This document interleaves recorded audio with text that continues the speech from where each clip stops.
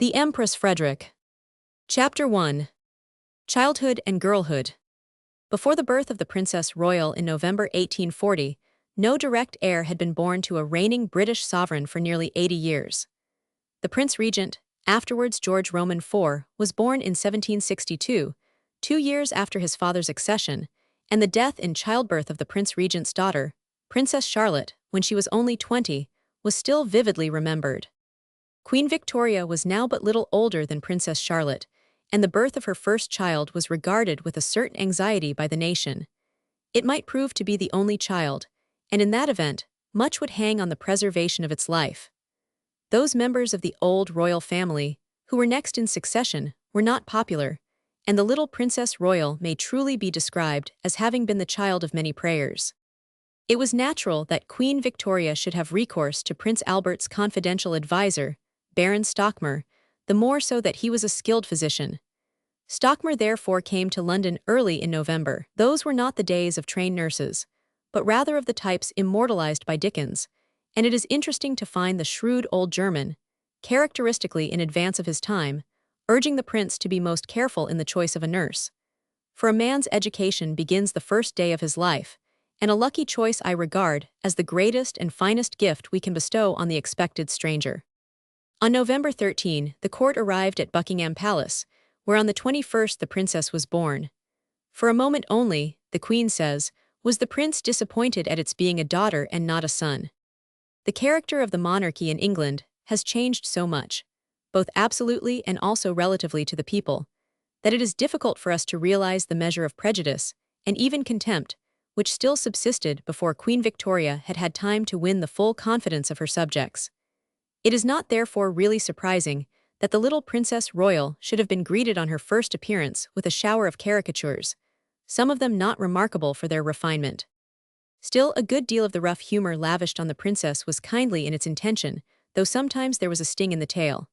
For instance, Melbourne, the Prime Minister, was shown as nurse, proudly presenting the Princess Royal to John Bull. "I hope the caudle is to your liking, Mr. Bull. It must be quite a treat, for you have not had any for a long time." John Bull replies, "Well, to tell you the truth, Mother Melbourne, I think the caudle the best of it, for I had hoped for a boy." Melbourne's fatherly devotion to the Queen was indeed a piece of luck for the caricaturists of the day.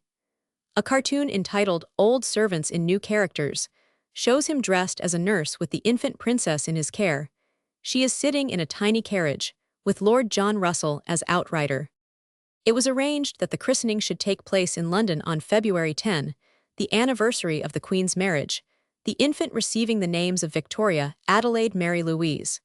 Even the christening of the Princess Royal inspired a long satirical poem. One verse ran, "This is the bishop, so bold and intrepid, making the water so nice and so tepid, to christen the baby, who stated, no doubt, her objection to taking it cold without." The sponsors were Prince Albert's brother, the Duke of Saxe-Coburg and Gotha, represented in his absence by the Duke of Wellington, the King of the Belgians, the Queen Dowager Adelaide, the Duchess of Gloucester, the Duchess of Kent, and the Duke of Sussex. Lord Melbourne remarked of the princess to the Queen next day, "How she looked about her, quite conscious that the stir was all about herself. This is the time the character is formed." The Prime Minister would have agreed with Stockmar's view that a man's education, and presumably also a woman's, begins with the first day of life. Prince Albert sent a vivid account of the ceremony to the venerable Dowager Duchess of Gotha. "The christening went off very well. Your little great-grandchild behaved with great propriety, and like a Christian. She was awake, but did not cry at all, and seemed to crow with immense satisfaction at the lights and brilliant uniforms, for she is very intelligent and observing. The ceremony took place at 6:30 p.m., and after it there was a dinner, and then we had some instrumental music. The health of the little one was drunk with great enthusiasm. The little girl bears the Saxon arms in the middle of the English, which looks very pretty." The Princess Royal, like her brothers and sisters, led an ideal childhood.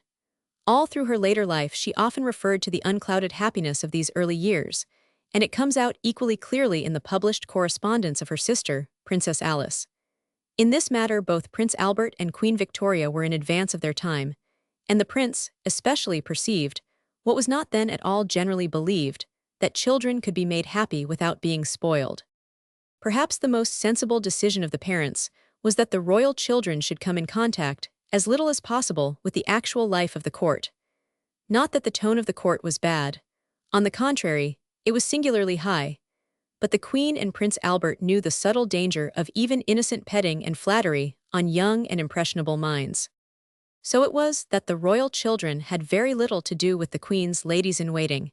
Indeed, they were only seen by them for a few moments after dinner at dessert, or when driving out with their parents. The Queen and the Prince entrusted the care of their sons and daughters exclusively to persons who possessed their whole confidence, and with whom they could be in constant direct communication.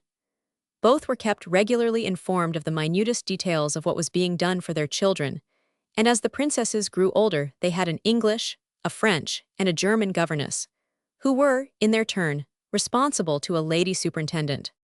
It has been the custom of late to speak as if the children of Queen Victoria had been overeducated and overstimulated.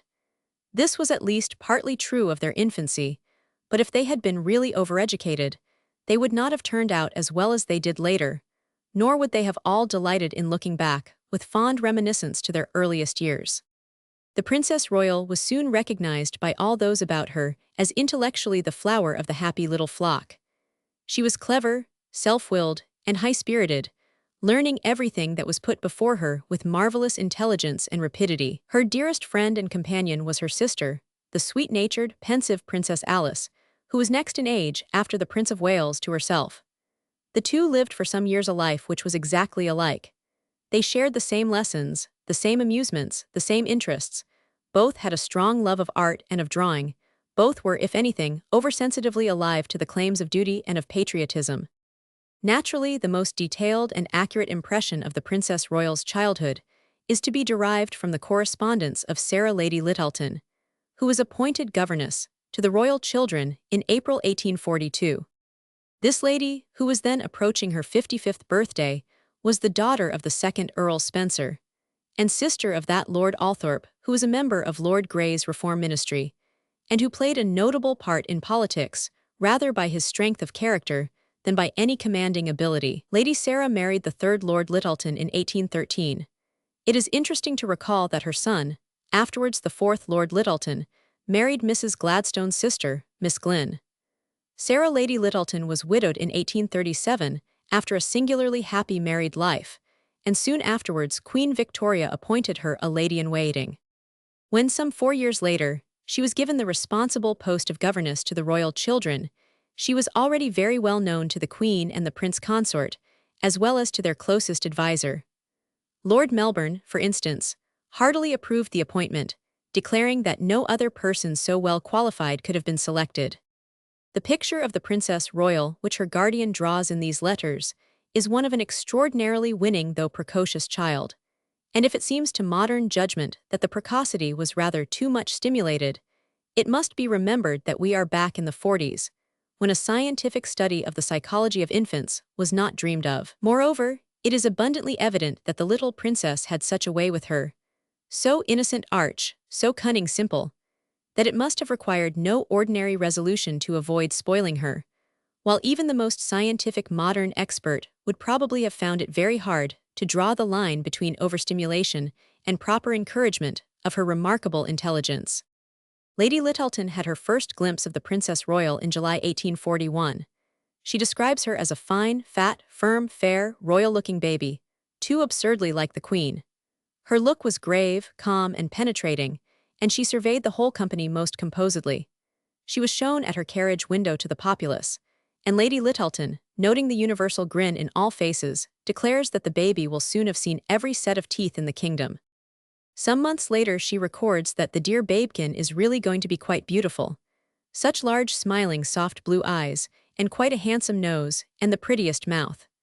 The child early acquired the appropriate pet name of Pussy, while she herself, finding Lady Lyttelton's name too large a mouthful, simplified it to Laddle. It may be here recorded that an absurd rumor had been circulated that the Princess Royal had been born blind, and it was this and other foolish gossip which first induced the Queen, at the suggestion of Prince Albert, to issue an official court circular, which has been continued ever since. The Queen had the baby constantly with her, and thought incessantly about her, with the result that the child was perhaps rather overwatched and overdoctored.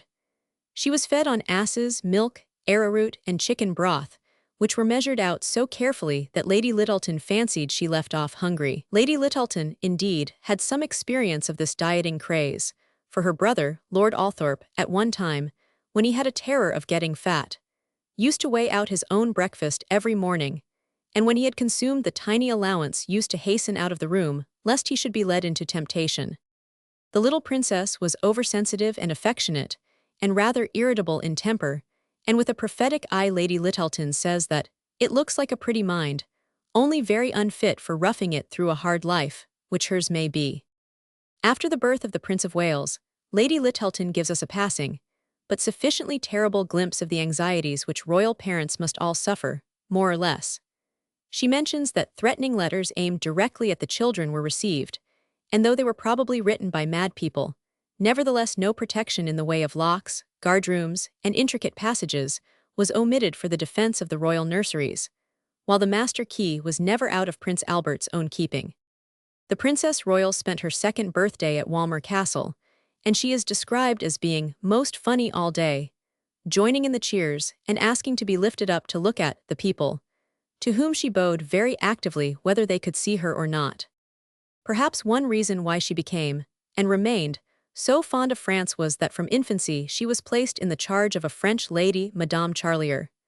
She was very advanced through all her childhood, especially in music and painting, yet she remained quite natural and simple in all her ways. She was only 3 years old when Prince Albert wrote to Stockmar, "The children in whose welfare you take so kindly an interest are making most favorable progress. The eldest, Pussy, is now quite a little personage. She speaks English and French with great fluency and choice of phrase. But to her parents she generally talked German. Our Poussette," the Queen writes a few weeks afterwards, "learns a verse of Lamartine by heart, which ends with Le tableau ci derrière mes pieds." To show how well she understood this difficult line, I must tell you the following bon mot. When she was riding on her pony, and looking at the cows and sheep, she turned to Madame Charlier and said, "Voilà le tableau qui ci derrière mes pieds." Is not this extraordinary for a child of 3 years? It is evident that the oral teaching of languages had very sensibly preceded that of books, for when the princess is 4 years and 3 months old, we hear that she is getting on very well with her lessons, but much is still to be done before she can read. In spite of her accomplishments, she was a very natural human child and could be naughty on occasion. Lady Lyttelton records about this time that the princess, after an hour's naughtiness, said she wished to speak to her, but instead of the expected penitence, she delivered herself as follows: "I am very sorry, Laddle, but I mean to be just as naughty next time," a threat which was followed by a long imprisonment. Perhaps the Princess Royal's happiest days were spent at Osborne, where she began going at the age of 5. There the royal children had a cottage, built on the Swiss model to themselves. It comprised a dining room, a kitchen, a storeroom, and a museum, and in it the princesses were encouraged to learn how to do household work and to direct the management of a small establishment. When in their Swiss cottage, each princess was allowed to choose her own occupation and to enjoy a certain liberty. Their parents used to be invited there as guests at meals which the Princess Royal and Princess Alice had themselves prepared. Years later, when they had both married to Germany, there were certain tunes which neither the Princess Royal nor Princess Alice could hear without tears rising to their eyes, so powerfully did the recollection of the happy birthdays and holidays they spent at Osborne remain with them. Not long before her death, Princess Alice wrote to her mother, "What a joyous childhood we had, and how greatly it was enhanced by dear sweet Papa, and by all your kindness to us." Many happy days were also spent by the princesses at Balmoral. In the Highlands, the restraints of court life were entirely thrown off, and the Queen encouraged her daughters to come into close contact with the poorer classes of their neighbors. Indeed, everything in reason was done to arouse their sympathies for the needy and the suffering. The Princess Royal showed even in her early childhood an astonishing power of vivid expression. For example, when she was about 5 1/2, she found mentioned in a history book the name of an ancient poet called Wace.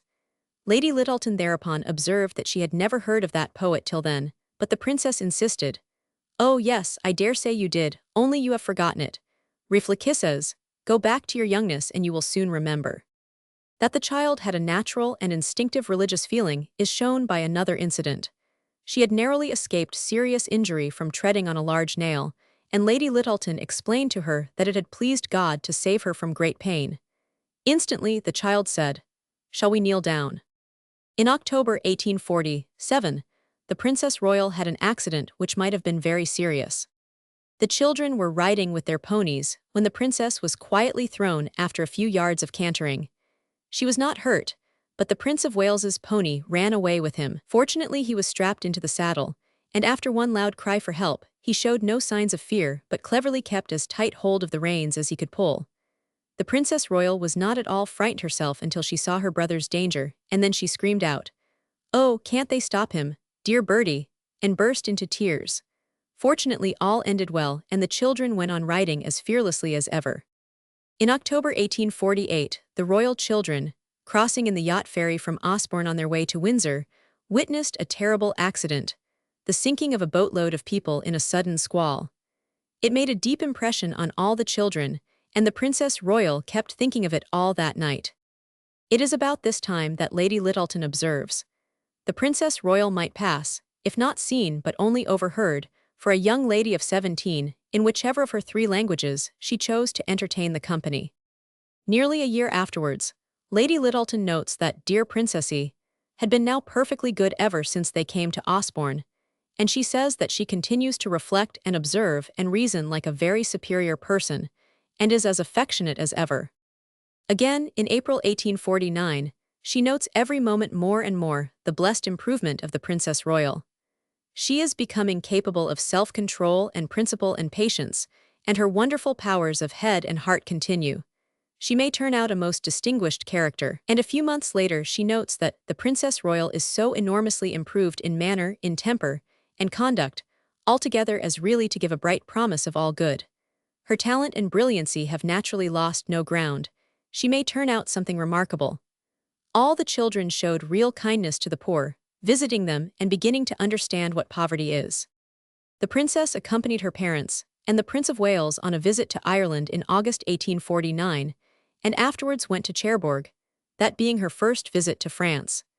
It was during that stay at Cherbourg that the curé of a neighboring village gave the young English princess a charming sketch done by one of his parishioners, a then unknown artist named Jean-François Millet. The Princess Royal and the Prince of Wales made their first official appearance in London on October 30, 1849, when they represented their mother, who was suffering from chickenpox, at the opening of the new coal exchange. The scene has been often described, notably by Miss Alcott, the author of Little Women, who was, however, naturally more interested in the prince than in his sister. Much to their delight, the children went from Westminster to the city in the state barge rowed by 26 watermen, and all London turned out to greet them. They were very wisely not allowed to attend the big public luncheon, but were given their lunch in a private room. Lady Littleton mentions that the gentleman who made the arrangements was so overcome by his loyal feelings at the sight of the children that he melted into tears and had to retire. In the summer before the princess's 10th birthday, Lady Littleton records, "Princess Royal standing by me today, as I was trying a few chords on the pianoforte, was pleased and pensive like her old self. I like chords, one can read them. They make one sometimes gay, sometimes sad. It used to be too much for me to like formerly." The year 1851 was memorable in the Princess Royal's life, for it was then that she first met her future husband.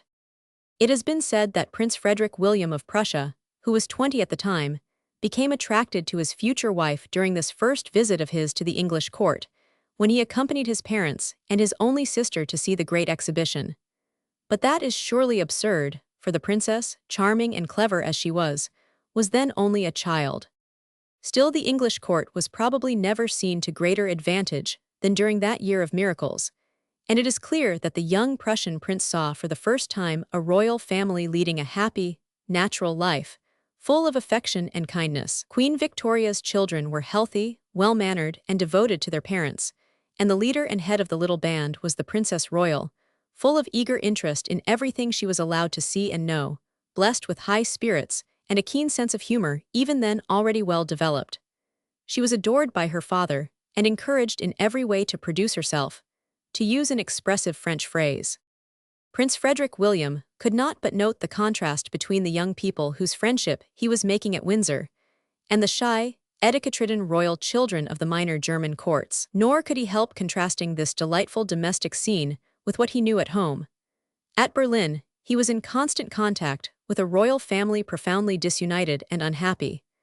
Only 3 years before his first visit to England, he had stood at the palace window and seen the first shot fired in the Revolution of 1848. Although the prince had a tenderly loved sister, he had spent a lonely, austere youth, for his parents, though outwardly on good terms, were in no sense united as Queen Victoria and Prince Albert were united. Indeed, it was an open secret that the Prince of Prussia had only one love in his life, Elise Radziwill. Prince Frederick William's sister was only a very little older than the Princess Royal. The two princesses formed on this visit a friendship destined never to be broken, and henceforth the royal children called the Prince and Princess of Prussia Uncle Prussia and Aunt Prussia. The Great Exhibition itself undoubtedly helped to strengthen Prince Frederick William's attraction to England. The Palace of Glass in Hyde Park absorbed the minds and thoughts of the whole royal family, if only because all those who were old enough to understand anything of public affairs were aware that the success or failure of the enterprise would seriously affect the position of Prince Albert in England. The feeling among the royal family is shown by a passage in a letter of Queen Victoria to Lady Lyttelton. Writing on May 1, the opening day of the exhibition, Her Majesty said, "The proudest and happiest day of, as you truly call it, my happy life. To see this great conception of my beloved husband's mind, to see this great thought and work, crowned with triumphant success in spite of difficulties and opposition of every imaginable kind, and of every effort to which jealousy and calumny could resort to cause its failure, has been an immense happiness to us both." Prince Frederick William, thoughtful beyond his years, and already under the spell of Prince Albert's kindly and affectionate interest, began to regard England as the model state, and took most significant pains to make himself better acquainted with her national life and polity. Even on this comparatively short visit, he found time to make an excursion to the industrial north. On his return to Bonn University, his admiration for England by no means waned, and his English tutor, Mr. Perry, gives us an interesting glimpse of the thoroughness with which he set to work to increase his knowledge.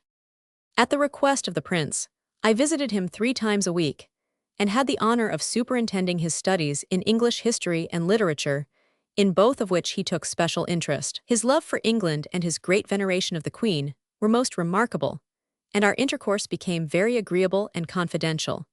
He manifested the keenest interest for all that I was able to tell him of England's political and social life, and when our more serious studies were over, we amused ourselves by writing imaginary letters to ministers and leading members of English society. It was in truth with England that Prince Frederick William fell in love on this memorable visit, not with the little Princess Royal, though he was undoubtedly attracted, as all the people round her were, by her winning charm and quick intelligence. The idea of a marriage between the two had, however, occurred to other people, as is shown by the fact that in the following year the Princess of Prussia desired to visit England with a view to suggesting it. But the prince's uncle, King Frederick William Roman IV, influenced by his pro-Russian consort, did not look on the proposal with favor, and it remained in abeyance, partly on account of the Princess Royal's youth, partly owing to the outbreak of the Crimean War. In large image, the Prince of Wales and the Princess Royal painted by command of the Queen. The Prince of Wales and the Princess Royal painted by command of the Queen. The Crimean War made an immense impression on the Princess Royal. For months, the Queen, the Prince, and the elder royal children thought and talked of nothing else. The children contributed drawings to be sold for the benefit of the war funds, and we know that the princess's emotions were deeply stirred by the thought of the sufferings of the wounded, and by the work of Florence Nightingale, which was followed with intense interest in the royal circle. The princess, in fact, was able at a most impressionable age to realize something of the horrors of war, and this was destined, as we shall see, to bear rich fruit. The war also led directly to the princess's first real sight of France. In August 1855, the Princess Royal and the Prince of Wales accompanied their parents on a state visit to the Emperor Napoleon Roman III and the Empress Eugenie. Of this visit, a story was told at the time which greatly delighted all the royal families of the continent. Much as Queen Victoria and Prince Albert were respected for their solid virtues, their artistic taste in matters of dress was considered to be not always infallible. It was feared at the French court that the princess royal would be dressed, not exactly unbecomingly, but in a style which would by no means harmonize with Parisian taste and Parisian surroundings. The question was how to beguile her parents into dressing the child in a suitable manner. In this difficulty, someone suggested a really brilliant stratagem. The height and other measurements of the princess royal were obtained, and a doll of exactly corresponding size was procured, provided with a large and exquisitely finished wardrobe, and dispatched to Buckingham Palace as an imperial gift to the princess. The expected then happened. Queen Victoria transferred most of the doll's wardrobe to her daughter, with the result that the princess appeared at her best, and everyone was pleased. The children stayed at the delightful country palace of St. Cloud, whence they drove in every day to see the sights of Paris. They were not, of course, present at evening entertainments, but an exception was made on the occasion of the great ball held in the Galeries des Glaces at Versailles, when they supped with the emperor and empress. They both became sincerely attached to the emperor, who was himself very fond of children. Indeed, his young guests enjoyed themselves so much that, according to an oft-quoted story, the Prince of Wales asked that his sister and himself might stay on after their parents had gone home, for there are 6 more of us at home and they don't want us. As to their conduct, Prince Albert wrote to the Duchess of Kent, "I am bound to praise the children greatly. They behaved extremely well and pleased everybody. The task was no easy one for them, but they discharged it without embarrassment and with natural simplicity." This visit laid the foundation of that strong affection and admiration for France and the French, which thenceforth characterized the Princess Royal. It was on this visit, too, that she conceived her enthusiastic adoration of the Empress Eugenie. Her character was now beginning to be formed, and it is the key to the tragedy of her life. For a cruel fate so ordered her future that, while she was made to pay the full penalty for her failings, her many lovable and generous qualities seemed often to find none but the most grudging recognition. During the whole of her life, the Princess Royal had a peculiarity which only belongs to the generous-hearted and impulsive.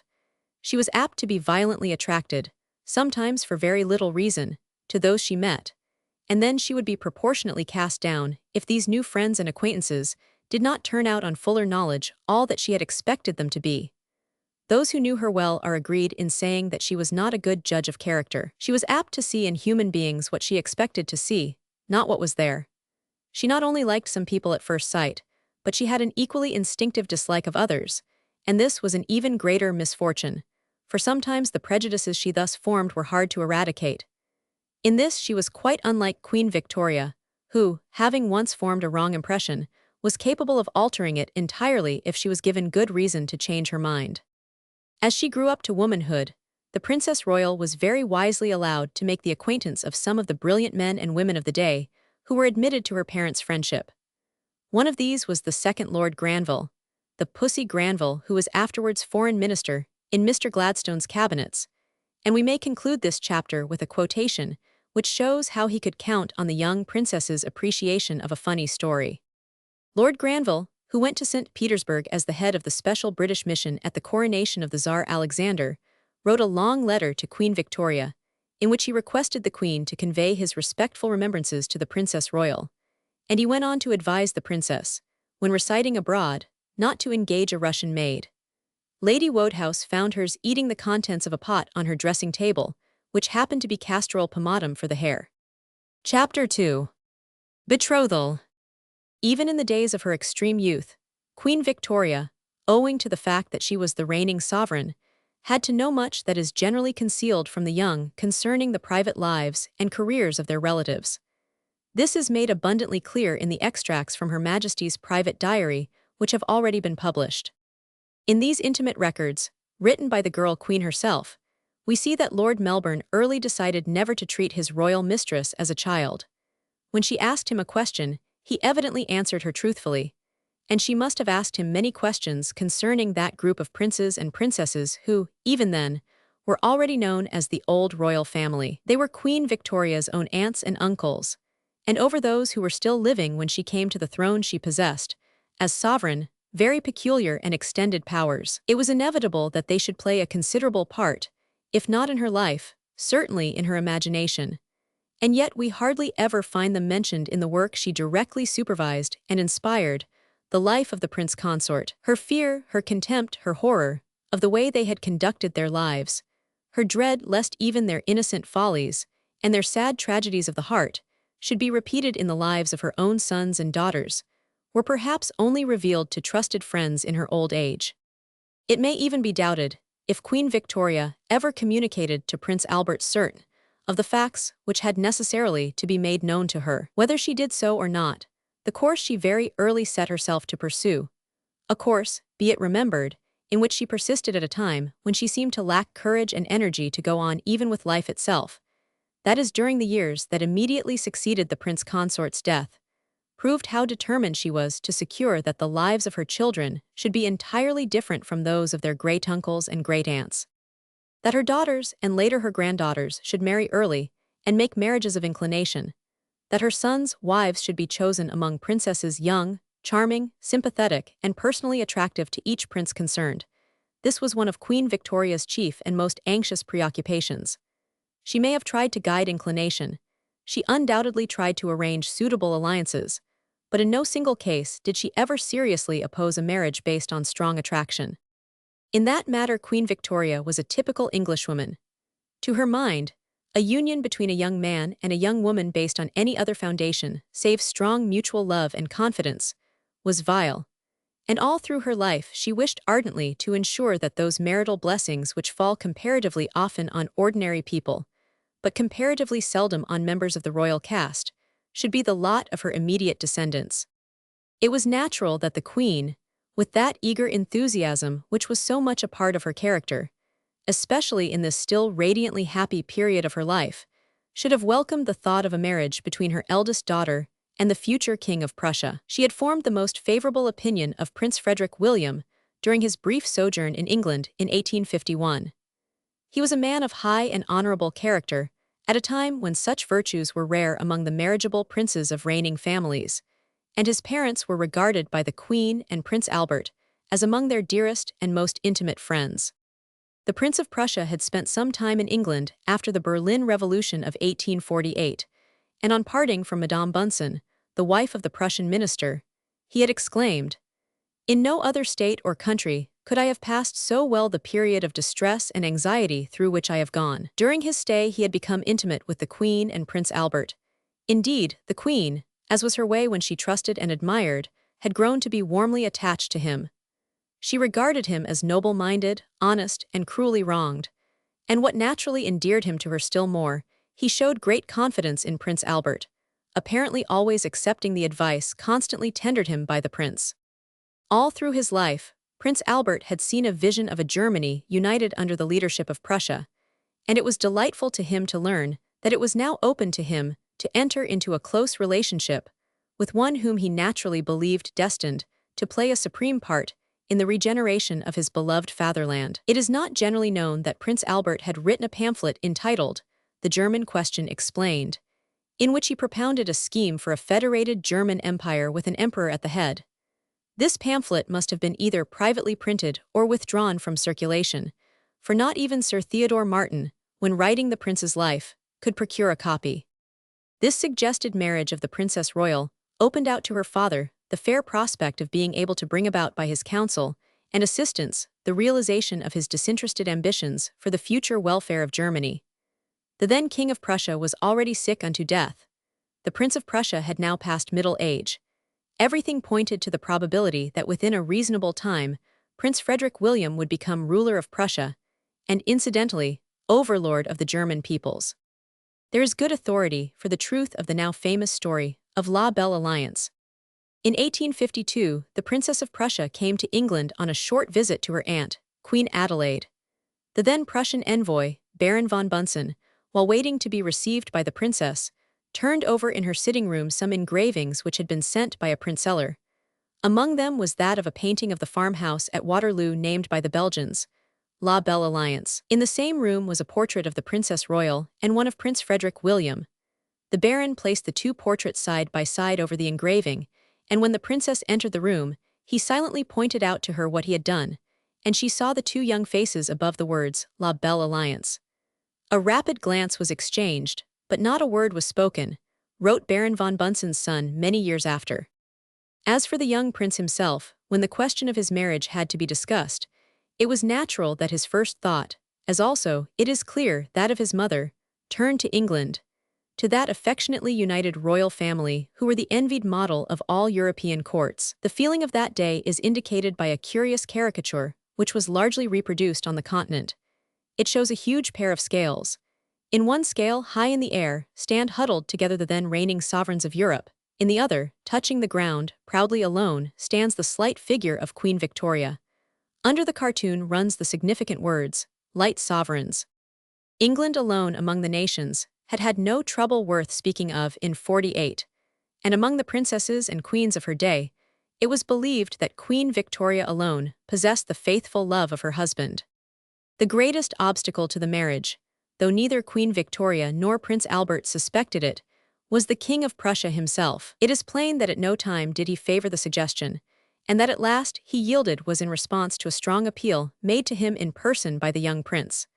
But even so, the king desired the matter to be kept secret as long as possible. He did not even tell his queen, and his own immediate circle and household only heard of the betrothal when it was being widely rumored in the German newspapers. General von Gerlach came to the king one day with a sheet of the Cologne Gazette and indignantly complained of the absurd reports that were being spread about. It is said that the young prince was going on to England from Ostend for the purpose of proposing for the hand of an English princess. The king laughed aloud and observed, "Well, yes, and it is really the case," to the amazement and consternation of von Gerlach. While the matter was being thus discussed at Berlin, the Princess Royal was kept in absolute ignorance. But the Crimean War and the subsequent visit to France had quickened her sensibilities, turned her from a child into a woman, and made her in a measure ready for the event which was about to occur. It should, however, be plainly said, the more so because later historians have blamed Queen Victoria and Prince Albert in the matter, that neither of her parents was willing even to consider the idea of any immediate betrothal. On the contrary, they wished that the two young people should meet in an easy, friendly fashion, and thus have a real opportunity of becoming well acquainted the one with the other. Prince Frederick William of Prussia arrived at Balmoral on September 14, 1855.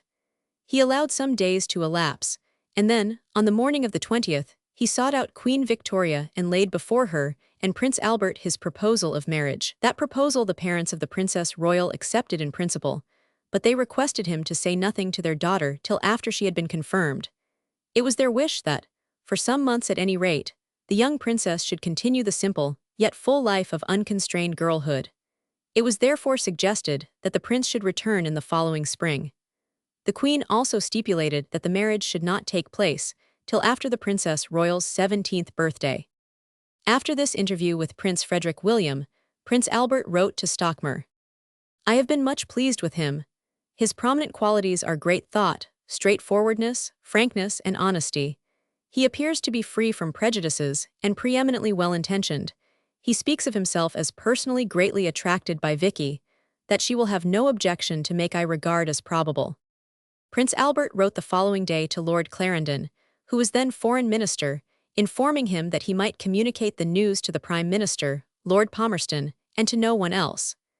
Pam was pleased to approve, declaring that the marriage would be in the interest, not only of the two countries, but of Europe in general. Queen Victoria did not fail to communicate the interesting secret to her beloved uncle, King Leopold, observing that her wishes on the subject of the future marriage of her daughter had been realized in the most gratifying and satisfactory manner.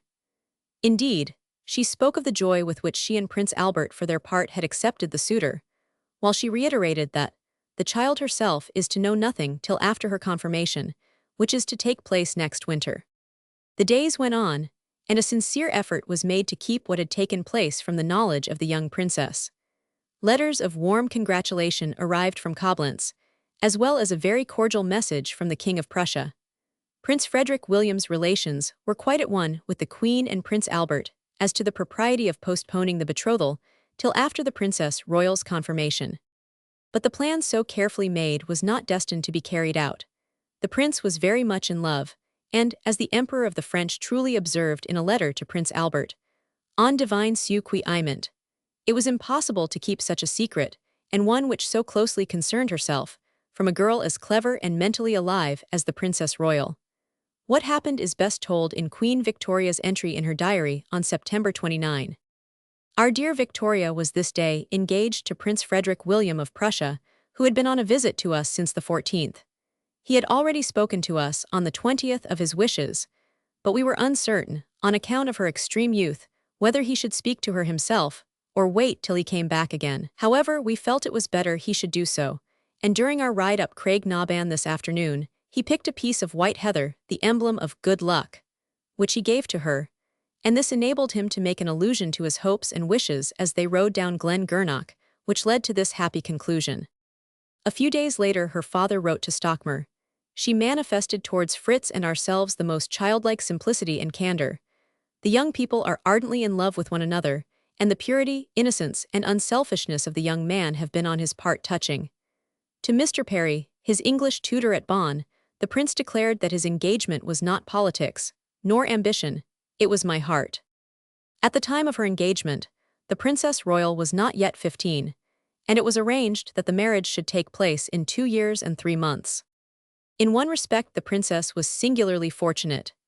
In the majority of royal marriages, the bride has not only to make her home in a country where everything will be foreign to her, but she is sometimes even ignorant of the language, manners, and customs which she will have henceforth to adopt as her own. The Princess Royal, however, had to undergo no such sudden initiation. To her Germany was in truth a second fatherland, if only as the birthplace of her beloved father. She had been as familiar with the German as with the English language from her birth, constantly writing long letters to German relations and friends, and keeping up, to give but one instance, a close correspondence with her parents' trusted friend, Baron Stockmar, who had for her the greatest affection and admiration. In a letter quoted in his memoirs, Stockmar says, "From her youth upwards I have been fond of her, have always expected great things of her, and taken all pains to be of service to her. I think her to be exceptionally gifted in some things, even to the point of genius." This familiarity with the German language was very well as a foundation, but Prince Albert considered that there was much to build on it. The whole of the princess's education was now arranged solely with a view to the life she was to lead as wife of the Prussian heir presumptive. In addition to giving her, for an hour every day, special instruction in German political and legal institutions and sociology, Prince Albert made her henceforth his intellectual companion, preparing her, as if she was destined to be a reigning sovereign rather than a queen consort.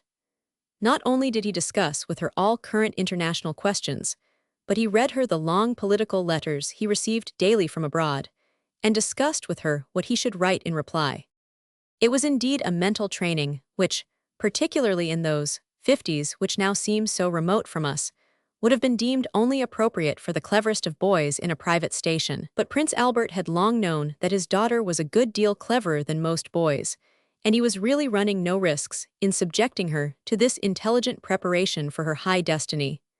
As much as he could, he taught her himself, and such teaching as was entrusted to others he supervised with conscientious care. In one of his letters to his future son-in-law, the prince wrote, "Vicky is learning many and various things.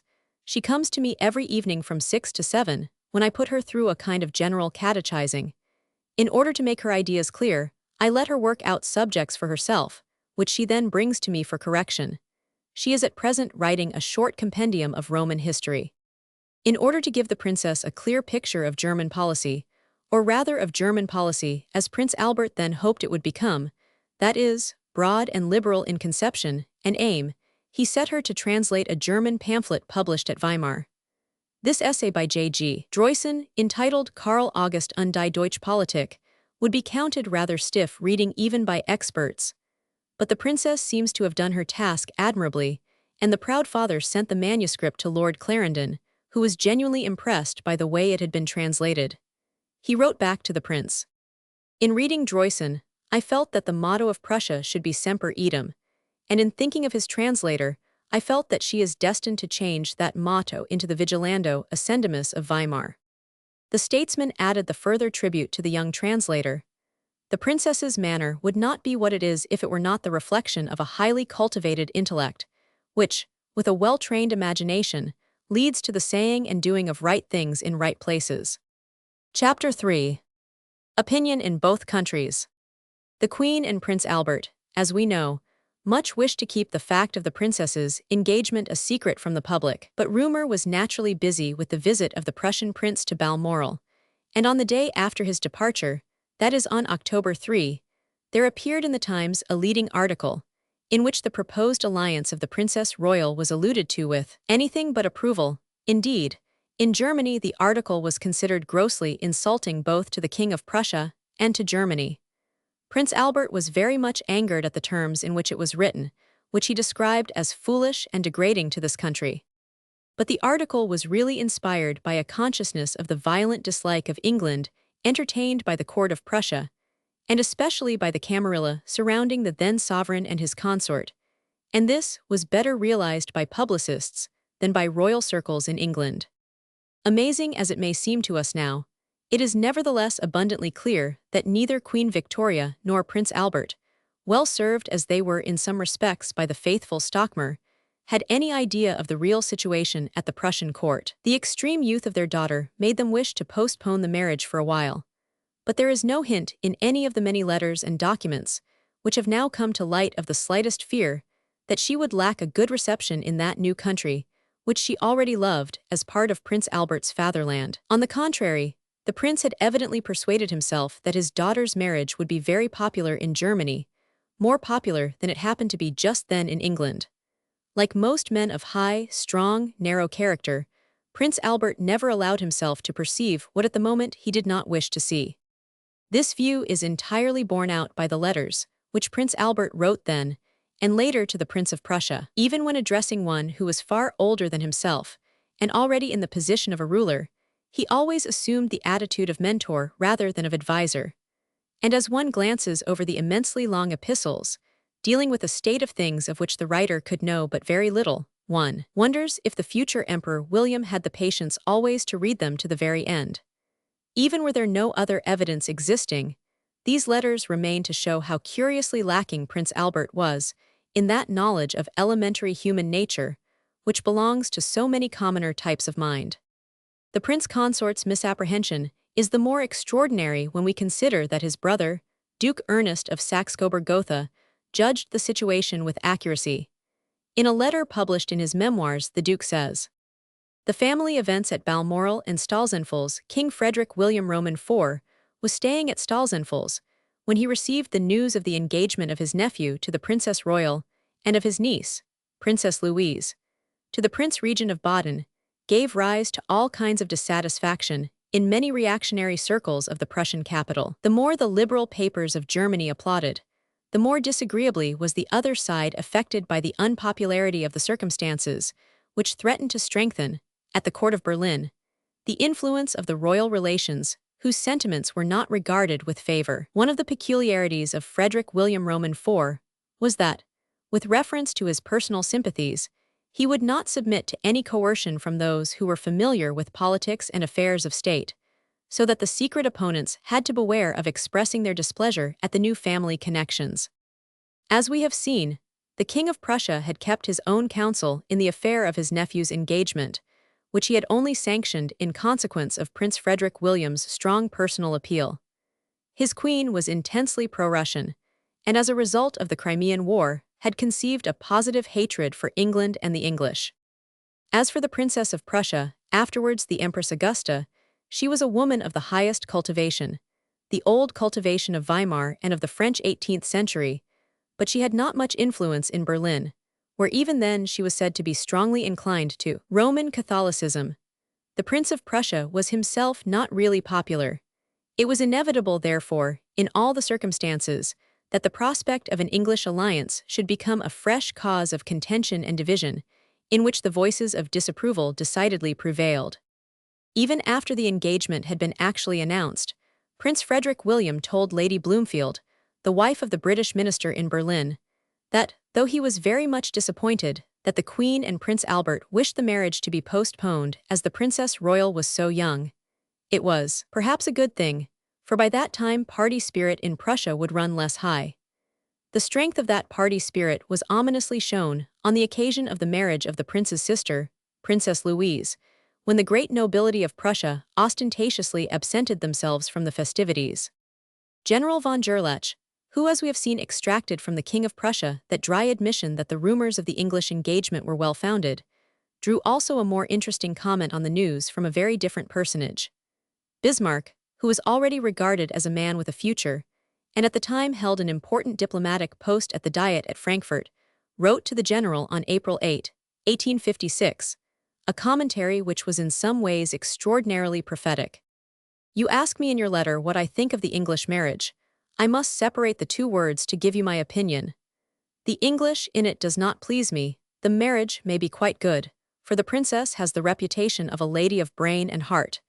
If the princess can leave the Englishwoman at home and become a Prussian, then she may be a blessing to the country. If our future queen on the Prussian throne remains the least bit English, then I see our court surrounded by English influence, and yet us, and the many other future sons-in-law of Her Gracious Majesty, receiving no notice in England save when the opposition in Parliament runs down our royal family and country. On the other hand, with us, British influence will find a fruitful soil in the noted admiration of the German Michael, for lords and guineas, in the Anglomania of papers, sportsmen, country gentlemen, and see every Berliner feels exalted when a real English jockey from Hart or Lichtwald speaks to him and gives him an opportunity of breaking the Queen's English on a wheel. What will it be like when the first lady in the land is an Englishwoman? Not less interesting in their way are the comments which Prince Albert's brother, Duke Ernest, made on his niece's betrothal. The royal house of Prussia has long afforded in its genealogical history a singular spectacle of waverings between the West and East of Europe.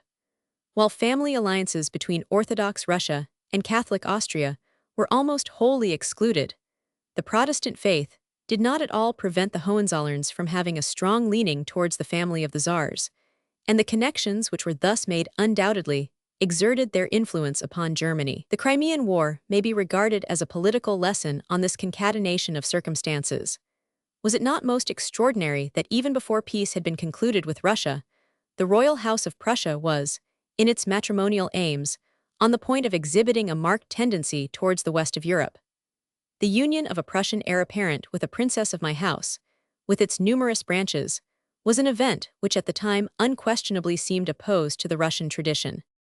If we remember how at the end of the war everyone looked upon my brother as the active force against Russia, though at the beginning this was by no means clear, the marriage of a Prussian prince who was destined to the succession with a daughter of the Queen of England necessarily possessed a decided political character. My brother, however, loved his eldest daughter too well to be influenced entirely by political considerations in respect of her marriage, and I often had an opportunity of observing that the chief wish of his heart for many years had been to see his favorite child occupy some exalted position. With paternal ambition, he was wont to picture to himself his promising daughter, whose abilities had been early developed, upon a lofty throne, but more than all, I know that he was anxious to make her also truly happy. The Prince of Prussia, above all other scions of reigning houses, afforded the greatest hopes for the future. There was another court at which the news of the engagement was regarded with mixed feelings. The Emperor Napoleon at first received the Anglo-Prussian alliance almost with dismay. He feared that, by strengthening Prussian influence, it would have the effect of weakening, and possibly destroying, the French understanding with England. But he allowed himself to be reassured by Lord Clarendon, who declared that Queen Victoria's affection for the House of Prussia was private and personal, and had nothing to do with politics. Prince Frederick William, returning by way of Paris as a successful suitor, had brought the emperor a letter from the Queen, and to it Napoleon replied, rather coldly, "We like the prince very much, and I do not doubt that he will make the princess happy, for he seems to me to possess every characteristic quality belonging to his age and rank. We endeavored to make his stay here as pleasant as possible, but I found his thoughts were always either at Osborne or at Windsor." It was on this visit of the prince's that the Empress Eugenie made the following comments in a letter to an intimate friend, which, in view of those later events in which Moltke played so great a part, possess a pathetic significance. The prince is a tall, handsome man, almost a head taller than the emperor. He is slim and fair, with a light yellow mustache, in fact, a Teuton such as Tacitus described, chivalrously polite, and not without a resemblance to Hamlet. His companion, Herr von Moltke, or some such name, is a man of few words, but nothing less than a dreamer, always on the alert and surprising one by the most telling remarks. The Germans are an imposing race. Louis says it is the race of the future. Bah, nous n'en sommes pas encore là. There was also a neighboring sovereign to whose opinion all those who appreciate the complex dynastic relations of that period will be inclined to attach importance. This was the King of the Belgians. Though he was in no sense the noble, selfless human being Queen Victoria took him to be, King Leopold was nevertheless a very shrewd judge of human nature, and had evidently seen enough of the Princess Royal to note certain peculiarities in her character, which had escaped the loving, partial eyes of her parents. This is clearly shown in a letter written by Queen Victoria in the December of 1856. In this letter there is a passage, prefaced by "Now one word about Vicky," in which the Queen protests that she has never seen her daughter take any predilection to a person which was not motived by a certain amiability, goodness, or distinction of some kind or other. She goes on to say, "You need be under no apprehension whatever on this subject, and she has moreover great tact and esprit de conduite." This surely makes it clear that King Leopold was aware of the sudden fancies which the Princess Royal, even at that early age, often showed to those who attracted her, and that for no sufficient reason. Probably in this case, he was thinking of the Princess Royal's passionate attachment to the Empress Eugenie, an attachment which lasted all through her youth, and which perhaps had more justification for it than some other of her enthusiasms for individuals. In England, at any rate at first, the news of the engagement was received rather coldly, almost as if it was a mesalliance, though the knowledge that it was really a love match did much to reconcile public opinion. The following passage from a letter written by Mr. Cobden, at this time the triumphant protagonist of the Anti-Corn Law League, reflects as well as anything the general feeling that the bridegroom was indeed a lucky fellow. It is generally thought that the young Prince Frederick William of Prussia is to be married to our Princess Royal. I was dining tete-a-tete with Mr. Buchanan, the American minister, a few days ago, who had dined the day before at the Queen's table, and sat next to the Princess Royal. He was in raptures about her, and said she was the most charming girl he had ever met. All life and spirit, full of frolic and fun, with an excellent head, and a heart as big as a mountain, those were his words. Another friend of mine, Colonel Fitzmayer, dined with the Queen last week, and in writing to me a description of the company, he says that when the Princess Royal smiles, it makes one feel as if additional light were thrown upon the scene. So I should judge that this said prince is a lucky fellow, and I trust he will make a good husband. If not, although a man of peace, I shall consider it a casus belli. To the bride's parents, if not to herself and her betrothed, the fact that the marriage negotiations were not quite pleasantly conducted must have been not only painful but astonishing. It was actually suggested that the ceremony should take place in Berlin, but Queen Victoria very properly scouted the proposal, which was really in the circumstances disagreeably like an insult. She wrote in her emphatic, italicizing way to Lord Clarendon, the Foreign Secretary.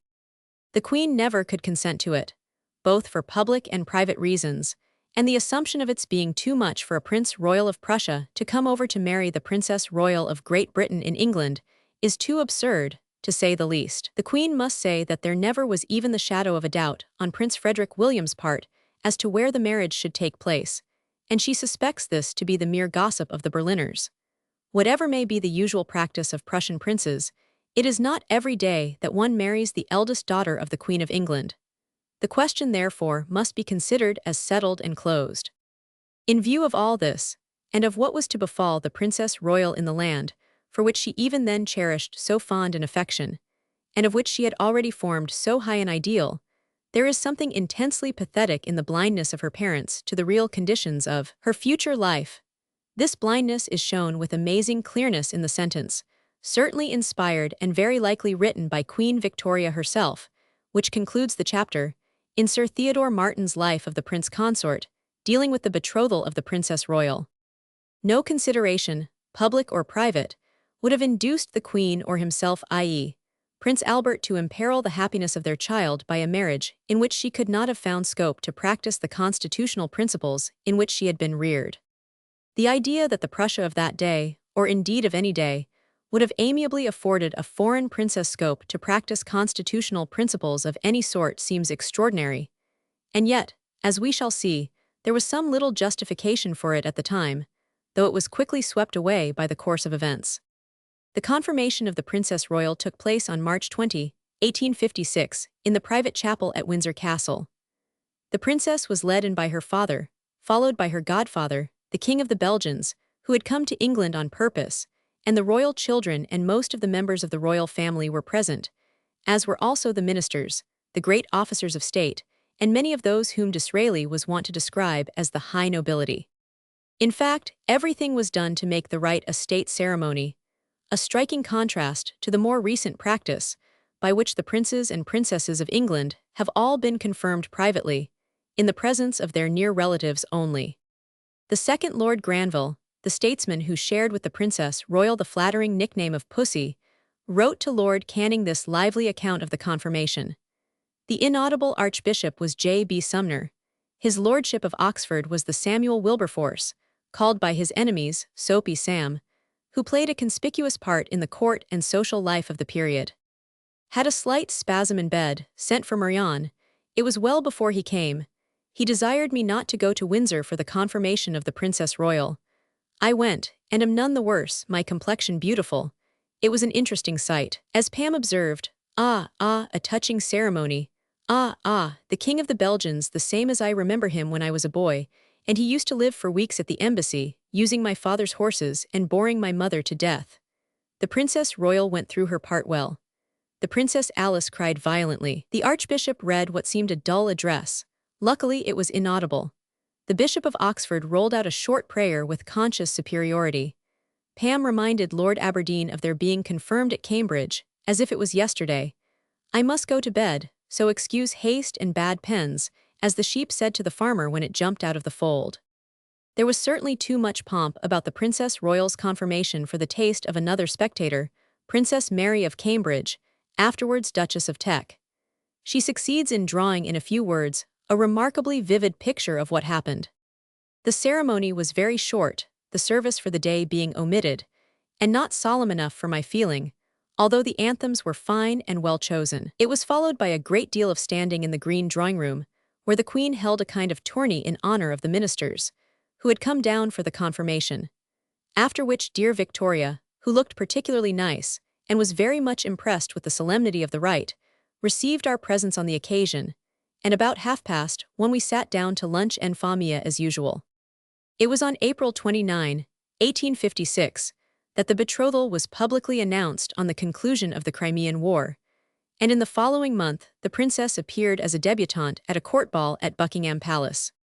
This spring Fritz of Prussia, as his future father-in-law called him, came to pay a long visit to his fiancée. It is curious that Queen Victoria, in spite of her strong belief in love as the only right foundation for an engagement, had by no means the English notion of discreetly leaving the young people a good deal alone together. On the contrary, she seems to have entirely adopted the continental practice of chaperonage. A passage in a letter written by her to King Leopold shows that she was always with them, and that she naturally found it very boring, but she endured it because she thought it was her duty. Prince Frederick William was still in England when in June the Princess Royal met with rather a terrifying accident, which is worthy of mention because it showed how strong was her character and how high her physical courage. The princess was sealing a letter at her writing table, when suddenly the sealing wax flamed out and the flames caught her muslin sleeve. Her English governess, Miss Hildyard, was fortunately seated close to her, and her music mistress, Mrs. Anderson, was also in the room, giving Princess Alice a lesson. They sprang at once to the princess's assistance and beat out the flames with a hearthrug, but not before her right arm had been severely burned from below the elbow to the shoulder. She showed the greatest self-possession and presence of mind, her first words being, "Send for Papa, and do not tell Mamma till he has been told." The Princess Royal had a long engagement, probably the longest that any lady of her rank has had, at least in modern times, but the months as they went by were fully occupied with her father's sedulous preparation of her intellect, as well as with the more frivolous preparations of her trousseau. In May 1857, Parliament voted for the princess a dowry of £40,000 and an annuity of £4,000, a provision which does not now seem to have erred on the side of generosity. But it must be remembered that what economists call the purchasing power of the sovereign was considerably greater then than now, and to find the modern equivalent of these sums, one would have to add probably as much as 25%. Prince Frederick William, attended by Count Molk, paid another visit to England in June, and made his first public appearance with the princess at the Manchester Art Exhibition. The young couple seemed to have corresponded on quite the old-fashioned voluminous scale. After the prince had gone home again in August, Moltke writes to his wife that the princess had written a letter of 40 pages to the prince, and he adds the sarcastic comment, "How the news must have accumulated." Whatever the aide-de-camp may have thought, the prince himself was certainly a happy lover in his own characteristically serious way. We find him a few months later writing to his French tutor, the Swiss pastor Godet, a long and moving letter, in which he alludes very frankly to the difficulties which even then surrounded his position. Then, going on to speak of his coming marriage, he says, "Yes, if you knew my betrothed you would, I am sure, thoroughly understand my choice, and you would realize that I am truly happy. I can but bless and thank God to have given me the happiness of finding in her everything which ensures the true union of hearts, and repose and common home life. For I do not care, as you know, for the world, which I find empty and with very little happiness in it." The 17th birthday of the Princess Royal, the last she was to spend with her family before her marriage, was saddened by the death of Queen Victoria's half-brother, Prince Leiningen. The royal family were all extremely fond of him, especially the Princess Royal, to whom he had ever shown himself a most affectionate and kindly uncle. This was the first time the princess had come in close contact with death, and it made the more impression on her owing to the passionate grief which her grandmother, the Duchess of Kent, showed at the loss of her only son. The wedding had now been fixed for January 25, 1858, and already in October the bride had taken leave of those places in Balmoral which were dear to her. Of this Prince Albert writes to the widowed Duchess of Gotha, "Vicky suffers from the feeling that all those places she visits she must look upon for the last time as her home. The Maid of Orleans with her Joan says to you an everlasting farewell often comes into my mind." And in another letter, "The departure from here will be heavy for all of us, particularly for Vicky who is going away for good, and the good Highland people who love her so much say, 'I suppose we shall never see you again,' which naturally upsets her." These rather sentimental farewells had been going on for a long time. Queen Victoria, in a letter a fortnight before the wedding, says that her daughter had had ever since January 1857 a succession of emotions and leave-takings which would be most trying to anyone, but particularly so to so young a girl with such powerful feelings. The loving mother goes on to say that she is much improved in self-control, and is so clever and sensible that her parents can talk to her of anything. Her other parent, in a letter to his grandmother, spoke of the frightful gap which the separation forever of this dear daughter would make in the family circle, and then, with his characteristic optimism, he adds that in Germany people seem ready to welcome her with the greatest friendliness. Here perhaps is the place to consider what sort of a country was the Germany, whither Prince Albert was sending his cherished daughter as future queen. To begin with, it was not yet Germany at all, it was Prussia. We are well accustomed in the 20th century to regard Germany as one of the great powers of Europe, with her enormous army and her expanding navy and mercantile marine, with all else for which the fatherland stands in science, letters, and industry.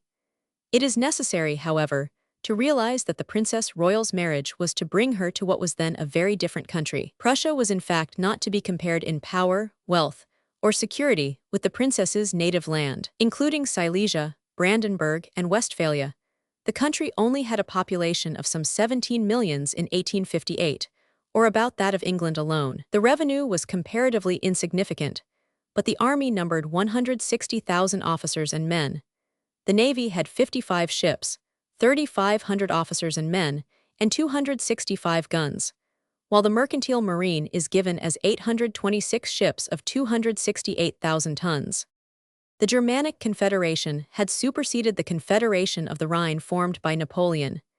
It included Austria, as well as Prussia and the various German states, and by the nature of its constitution, it was weak where it should have been strong. The jealousy felt by Austria for the hegemony of Prussia among the smaller German states, and the internal jealousies of those states among themselves, almost doomed the Confederation to impotence. Indeed, the primary object of the Confederation, namely, the maintenance of the external security of the states, was in constant danger, owing partly to the complicated regulations for voting in the Diet, partly to a military system which was full of compromises and certain to produce, on the outbreak of war, a maximum of confusion and a minimum of efficiency.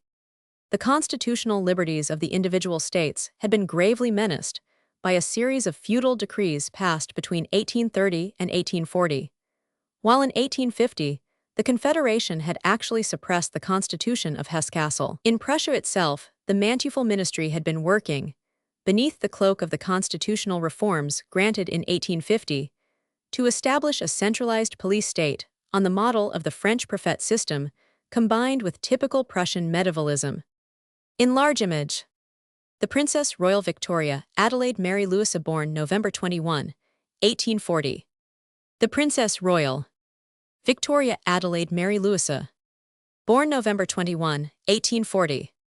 It was in 1847 that King Frederick William Roman IV uttered the famous words that he would never allow a piece of written parchment to be placed, like a second providence, between God in heaven and his country. Now the Constitution of only 2 years later did seem to be such a piece of written parchment, but this was only in appearance, because it did not settle by organic laws the crucial questions of political liberty, but left them in practice to the chambers which it called into existence.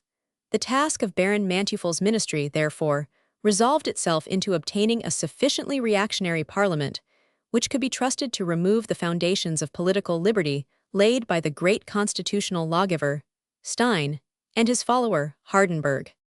It was not till 1855, 3 years before the Princess Royal's marriage, that a thoroughly servile chamber was obtained. The two principal reforms effected by Stein, namely, the localizing of the administration and the independence of officials, were abolished, and the administration was carefully centralized on the French model, and the whole official class was made dependent upon the government.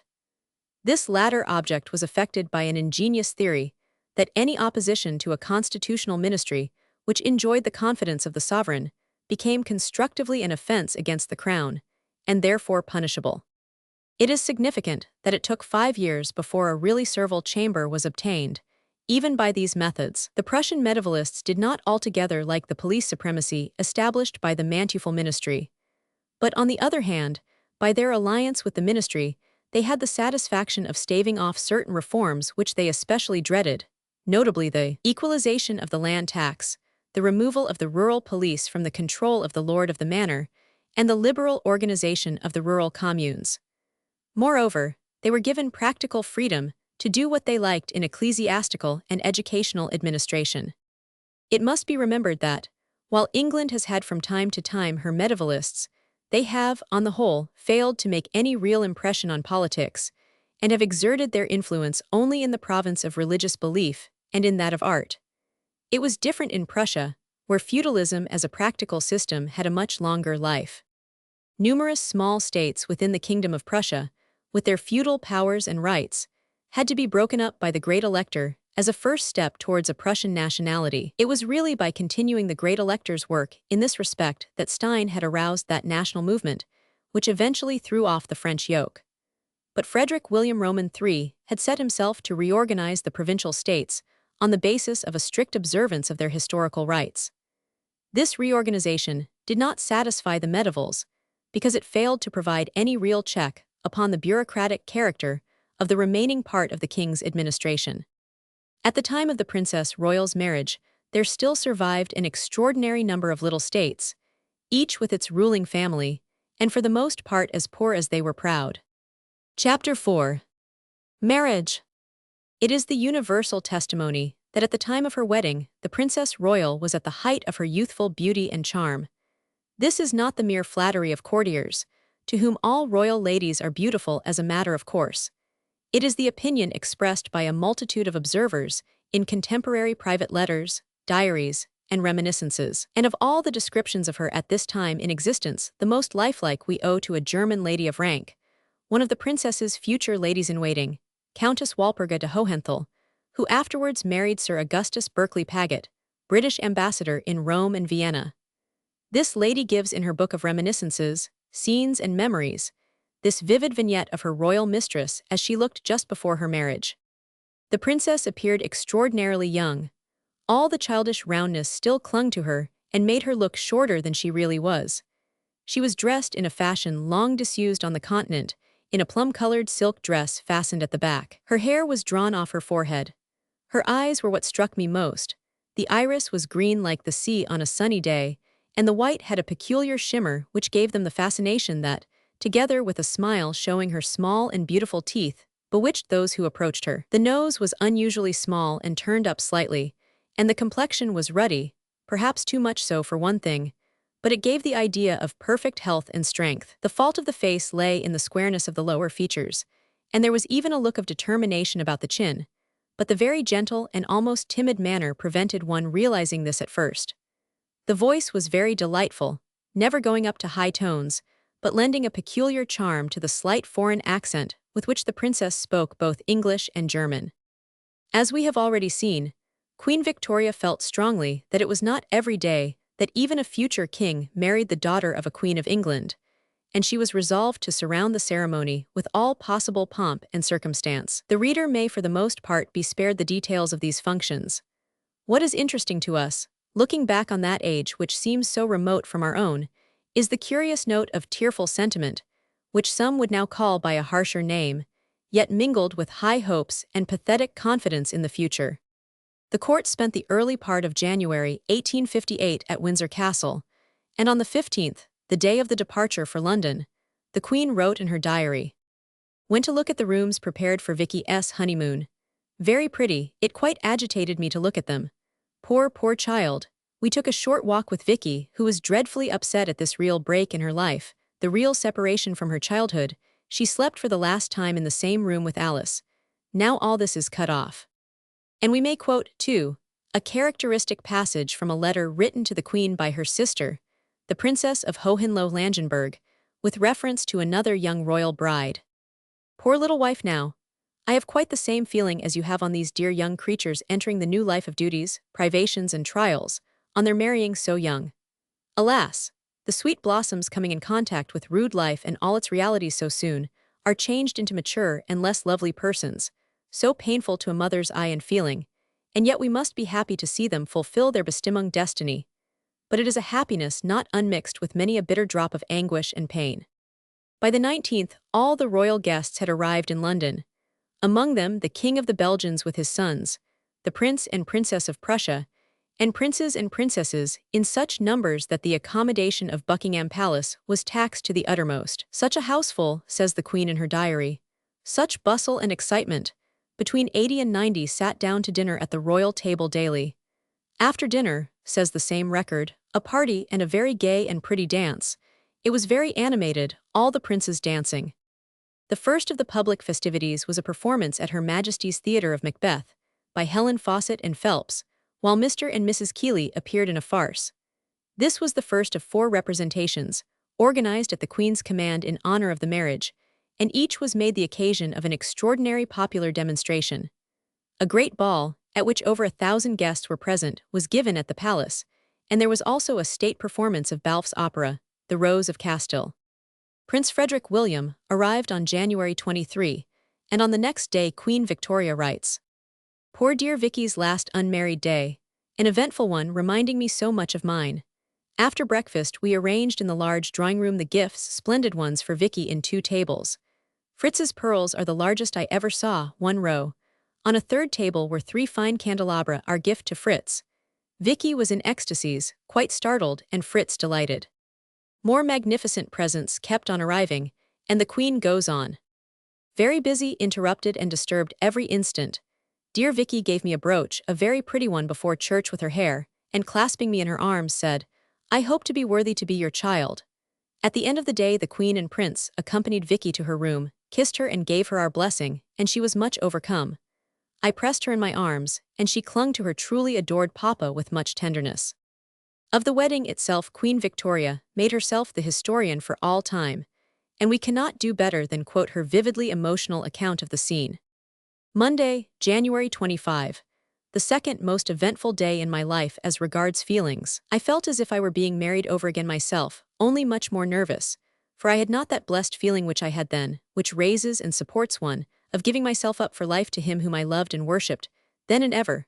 Got up, and while dressing, dearest Vicky came to see me, looking well and composed and in a fine quiet frame of mind. She had slept more soundly and better than before. This relieved me greatly. Gave her a pretty book called The Bridal Offering. Before the procession started for the Chapel Royal at St. James's Palace, The queen and the princess were daguerreotyped together with Prince Albert, but says the queen, "I trembled so, my likeness has come out indistinct." Her Majesty continues. Then came the time to go. The sun was shining brightly. Thousands had been out since very early, shouting, bells ringing, and see Albert and Uncle, in field marshal's uniform with batons, and the two eldest boys went first. Then the three girls in pink satin trimmed with Newport lace, Alice with a wreath, and the two others with only bouquets in their hair of cornflowers, the favorite flower of Queen Louise of Prussia, and of all her children and descendants, and marguerites. Next the four boys in Highland dress. The flourish of trumpets and cheering of thousands made my heart sink within me. Vicky was in the carriage with me, sitting opposite. At St. James's took her into a dressing room prettily arranged, where were Uncle, Albert, and the 8 bridesmaids, who looked charming in white tulle, with wreaths and bouquets of pink roses and white heather. Then the procession was formed, just as at my marriage, only how small the old royal family has become. Mamma last before me, then Lord Palmerston with the sword of state, then Bertie and Alfred. I with the 2 little boys on either side, which they say had a most touching effect, and the 3 girls behind. The effect was very solemn and impressive as we passed through the rooms, down the staircase, and across a covered-in court. The chapel, though too small, looked extremely imposing and well, full as it was of so many elegantly dressed ladies, uniforms, and see the archbishop and see at the altar, and on either side of it the royal personages. Behind me Mamma and the Cambridges, the girls and little boys near me, and opposite me the dear Princess of Prussia and the foreign princes behind her. Bertie and Afai not far from the princess, a little before the others. The drums and trumpets played marches, and the organ played others as the procession approached and entered. There was a pause between each, but not a very long one, and the effect was thrilling and striking, as you heard the music gradually coming nearer and nearer. Fritz looked pale and much agitated, but behaved with the greatest self-possession, bowing to us, and then kneeling down in a most devotional manner. Then came the bride's procession, and our darling Flower looked very touching and lovely, with such an innocent, confident, and serious expression, her veil hanging back over her shoulders, walking between her beloved father and dearest Uncle Leopold, who had been at her christening and confirmation. My last fear of being overcome vanished on seeing Vicky's quiet, calm, and composed manner. It was beautiful to see her kneeling with Fritz, their hands joined, and the train borne by 8 young ladies, who looked like a cloud of maidens hovering round her as they knelt near her. Dearest Albert took her by the hand to give her away. The music was very fine, the archbishop very nervous, Fritz spoke very plainly. Vicky too. The archbishop omitted some of the passages. Sarah Lady Lyttelton too noted the calm and rather serious, though happy and loving, expression of the princess's look and manner. Not a bit of bridal missiness and flutter. Another eyewitness of the scene supplies a moving touch. The light of happiness in the eyes of the bride appealed to the most reserved among the spectators, and an audible "God bless you" passed from mouth to mouth along the line. The Queen's description proceeds. When the ceremony was over, we both embraced Vicky tenderly, but she shed not one tear, and then she kissed her grandmamma and I Fritz. She then went up to her new parents, and we crossed over to the dear Prince and Princess of Prussia, who were both much moved, Albert shaking hands with them, and I kissing both and pressing their hands with a most happy feeling. My heart was so full. Then the bride and bridegroom left hand in hand, followed by the supporters, the wedding march by Mendelssohn being played, and we all went up to the throne room to sign the register. Here general congratulations, shaking hands with all the relations. I felt so moved, so overjoyed and relieved, that I could have embraced everybody. The young couple drove off to Windsor for a honeymoon of only 2 days, as was then the custom with royal personages. We dined, says Queen Victoria, en famille, but I felt so lost without Vicky. In the evening, however, there came a messenger from Windsor with a letter from the bride, containing the news that the Eton boys had dragged the carriage of the prince and princess from the railway station to the castle, and that they had been welcomed by immense crowds and with the greatest enthusiasm. All London, too, was illuminated, and there were great rejoicings in the streets. The Duke of Buccleuch made it his business to mingle with the humblest people in the crowds, and he afterwards greatly pleased the Queen with his account of their simple, hearty enthusiasm. Of those 2 days at Windsor, the bride, 36 years later when she was already a widow, spoke to her old friend Bishop Boyd Carpenter. She received the bishop in the red brocade drawing-room which overlooks the Long Walk, a room which awakened memories. "We spent," she said, "our honeymoon at Windsor. This room was one of those we occupied. It was our private sitting room. I remember how we sat here, two young innocent things, almost too shy to talk to one another. The court moved to Windsor on the 27th, and on the following day the bridegroom was invested with the Order of the Garter. On the 29th the court returned to town, and in the evening the Queen and Prince Albert, and the bridal pair, went in state to Her Majesty's Theatre. The audience demanded the national anthem twice before and once after the play, 2 additional verses appropriate to the occasion being added. Prince Frederick William led his bride to the front of the royal box, and they stood to receive the acclamations of the house. On January 30, the Queen held a drawing room, at which there were no presentations, only congratulations, and the princess wore her wedding dress and train. In the evening the 8 bridesmaids with their respective parents came, but though there were no young men, they all danced till midnight. The dreaded separation was fast approaching.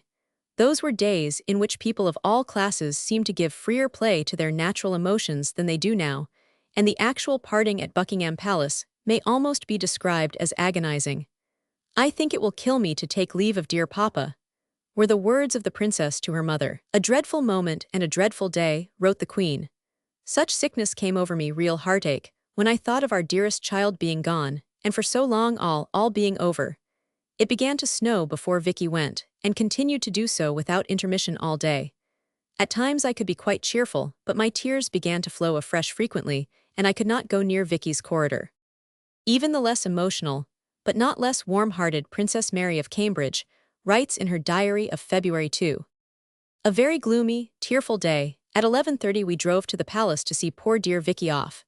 It was our intention to wait downstairs, but we were sent for, and found dear Victoria the Queen surrounded by a number of crying relations in the Queen's closet. It was a sad, a trying scene. We all accompanied her to the carriage, and after bidding her adieu, Mama and I hurried to one of the front rooms to see her drive up the Mall. There exists a private photograph, or rather a daguerreotype, taken of the Princess Royal that morning, her face unrecognizable, swollen with tears. It may be imagined how delighted the populace were when they saw that, though it was snowing hard, their princess had chosen an open carriage for her drive through the London she even then loved so well, and went on loving to the very end. The route taken was through the Mall, Fleet Street, Cheapside, and over London Bridge, and in spite of the terrible weather enormous crowds gathered to see the last of the bride. The stalwart draymen of Barclay and Perkins' brewery shouted out to the bridegroom in menacing tones, "Be kind to her, or we'll have her back." The princess was accompanied by her father and her 2 elder brothers, and at Gravesend, where the royal yacht, the Victoria and Albert, was waiting to take her and her bridegroom across the channel, the scene was again most affecting. The prince consort was deeply moved, but he was determined to appear composed, and he kept his look of serenity. Not so the Prince of Wales and Prince Alfred. They wept openly, and their example was followed by many, for there was something profoundly moving in this departure of the daughter of England, as Cobden had called her, for a country of which the great majority of Englishmen and Englishwomen at that time knew little or nothing. Perhaps the general feeling among the educated classes of the England of that day is best reflected in a leading article in the Times, which said, "We only trust and pray that the policy of England and of Prussia may never present any painful alternatives to the princess now about to leave our shores, that she will never be called on to forget the land of her birth, education, and religion, and that, should the occasion ever occur, she may have the wisdom to render what is due both to her new and her old country. There is no European state, but what changes and is still susceptible of change, nor is this change wholly by any internal law of development. We influence one another. England, indeed, has ever been jealous of foreign influence, and she would be the last to repudiate the honor of influencing her neighbors. For our part, we are confident enough of our country to think an English princess a gain to a Prussian court, but not so confident to deny that we may be mutually benefited, and Europe through us, by a greater cordiality and better acquaintance than has hitherto been between the 2 countries. Chapter 5.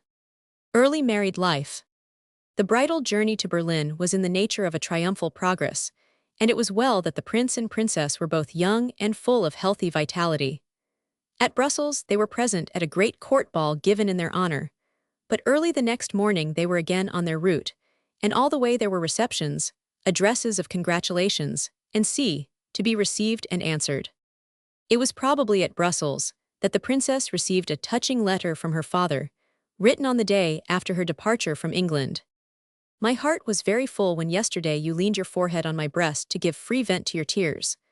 I am not of a demonstrative nature, and therefore you can hardly know how dear you have always been to me, and what a void you have left behind in my heart.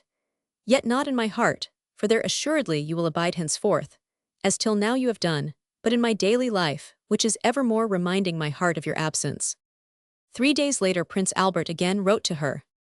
Thank God, everything apparently goes on to a wish, and you seem to gain golden opinions in your favor, which naturally gives us extreme pleasure, both because we love you, and because this touches our parental pride. But what has given us most pleasure of all was the letter, so overflowing with affection, which you wrote while yet on board the yacht. Poor child, well did I feel the bitterness of your sorrow, and would so fain have soothed it, but excepting my own sorrow, I had nothing to give, and that would only have had the effect of augmenting yours. To Stockmar, whose son, Baron Ernest Stockmar, was appointed treasurer to the Princess Royal on her marriage, he wrote, throughout all this agitated, serious, and very trying time, the good child has behaved quite admirably, and to the mingled admiration and surprise of everyone. She was so natural, so childlike, so dignified and firm in her whole bearing and demeanor, that one might well believe in a higher inspiration. I shall not forget that your son has proved himself in all ways extremely useful, and takes and holds his ground, which, among the Berliners, is no easy matter. The progress to Berlin was, at any rate, by no means dull. It was marked by plenty of incident, sometimes not of a pleasant nature. For instance, when the bridal pair were entertained at a great court banquet at Hanover, whether by malice, or more probably by sheer stupidity, the feast was spread on the very gold dinner service, which had been a subject of dispute between Queen Victoria and King Ernest, a dispute which had been decided by the English law officers of the Crown in favor of Hanover. The Princess Royal, who knew all about the affair, felt deeply hurt, but she did not allow this to be noticed except by her intimate entourage. In Magdeburg Cathedral, the crowd became so obstreperous in their eager desire to see the princess that shreds of her gown, a dress of tartan velvet, were actually torn off her back. Just before Potsdam was reached, the famous Field Marshal Rangel, who had played so great a part in the Revolution of 1848, jumped into the train. After he had complimented the royal bride, he sat down on a seat on which had been placed an enormous apple tart, which had just been presented to the princess at Wittenberg, a town noted for its pastry. Fortunately, the old soldier took the accident in good part, and joined in the hearty laughter, which accompanied the efforts of the princess and her ladies to clean his uniform. The whole of the Prussian royal family assembled at Potsdam to greet the bride and bridegroom, who made their state entry into Berlin on February 8. It was a fine day, but the cold was of an intensity never before experienced by the princess. Nevertheless, she and her ladies were all in low court dresses, and by her express wish, the windows of the state carriages were kept down, so that the eager populace might be the better able to see inside. The drive lasted 2 hours and ended at the Old Schloss, where the prince and princess found once more the whole of the Prussian royal family assembled, headed by the then king and his queen. As the queen embraced the bride, she observed coldly, "Are you not frozen?" The princess replied with a smile, "I have only one warm place, and that is my heart." It is a curious fact that on that night of the state entry into Berlin, when every house, and especially every palace and embassy, was brilliantly illuminated, the English legation alone remained in darkness. This was simply because the gas company had undertaken to do more than it could accomplish, for gas had never been used for public illumination in Berlin before that night. Still, the circumstance was long remembered by the more superstitious of the Berliners. The youthful bride made a very favorable impression on those who saw her on that first day in Berlin. Her manner was singularly quiet and self-possessed, and she found a kind and suitable word to say to everyone. Yet, even so, feeling ran so high in Prussian society, and especially at the court, that Lord and Lady Bloomfield, the then English minister and his wife, made a point of avoiding the Princess Royal, so desirous were they of giving no cause of offense to the king and queen. Meanwhile, the loving parents in London were kept busy in reading the accounts, which poured in on them from every quarter, of their daughter's reception in their new home. Thus, Queen Victoria's sister, the Princess of Hohenlohe-Langenburg, writes from Berlin on February 17. You know of everything that is going on, and how much she the Princess Royal is admired, and deserves so to be. The enthusiasm and interest shown are beyond everything. Never was a princess in this country received as she is. That shows where the sympathies turn to, certainly not towards the North Pole. This was perhaps a little too couleur de rose, and when Prince Frederick William telegraphed to his parents-in-law, "The whole royal family is enchanted with my wife," Prince Albert's dry comment, in writing to his daughter, was that the telegraph must have been amazed at the message. Nor did the anxious father fail to seize the opportunity for a little sermon. In this same letter, dated February 11, he writes to the princess, "You have now entered upon your new home, and been received and welcomed on all sides with the greatest friendship and cordiality. This kindly and trustful advance of a whole nation towards an entire stranger must have kindled and confirmed within you the determination to show yourself in every way worthy of such feelings, and to reciprocate and requite them by the steadfast resolution to dedicate the whole energies of your life to this people of your new home. And you have received from heaven the happy task of effecting this object by making your husband truly happy, and of doing him at the same time the best service, by aiding him to maintain and to increase the love of his countrymen. That you have everywhere made so favorable an impression has given intense happiness to me as a father. Let me express my fullest admiration of the way in which, possessed exclusively by the duty which you had to fulfill, you have kept down and overcome your own little personal troubles, perhaps also many feelings of sorrow not yet healed.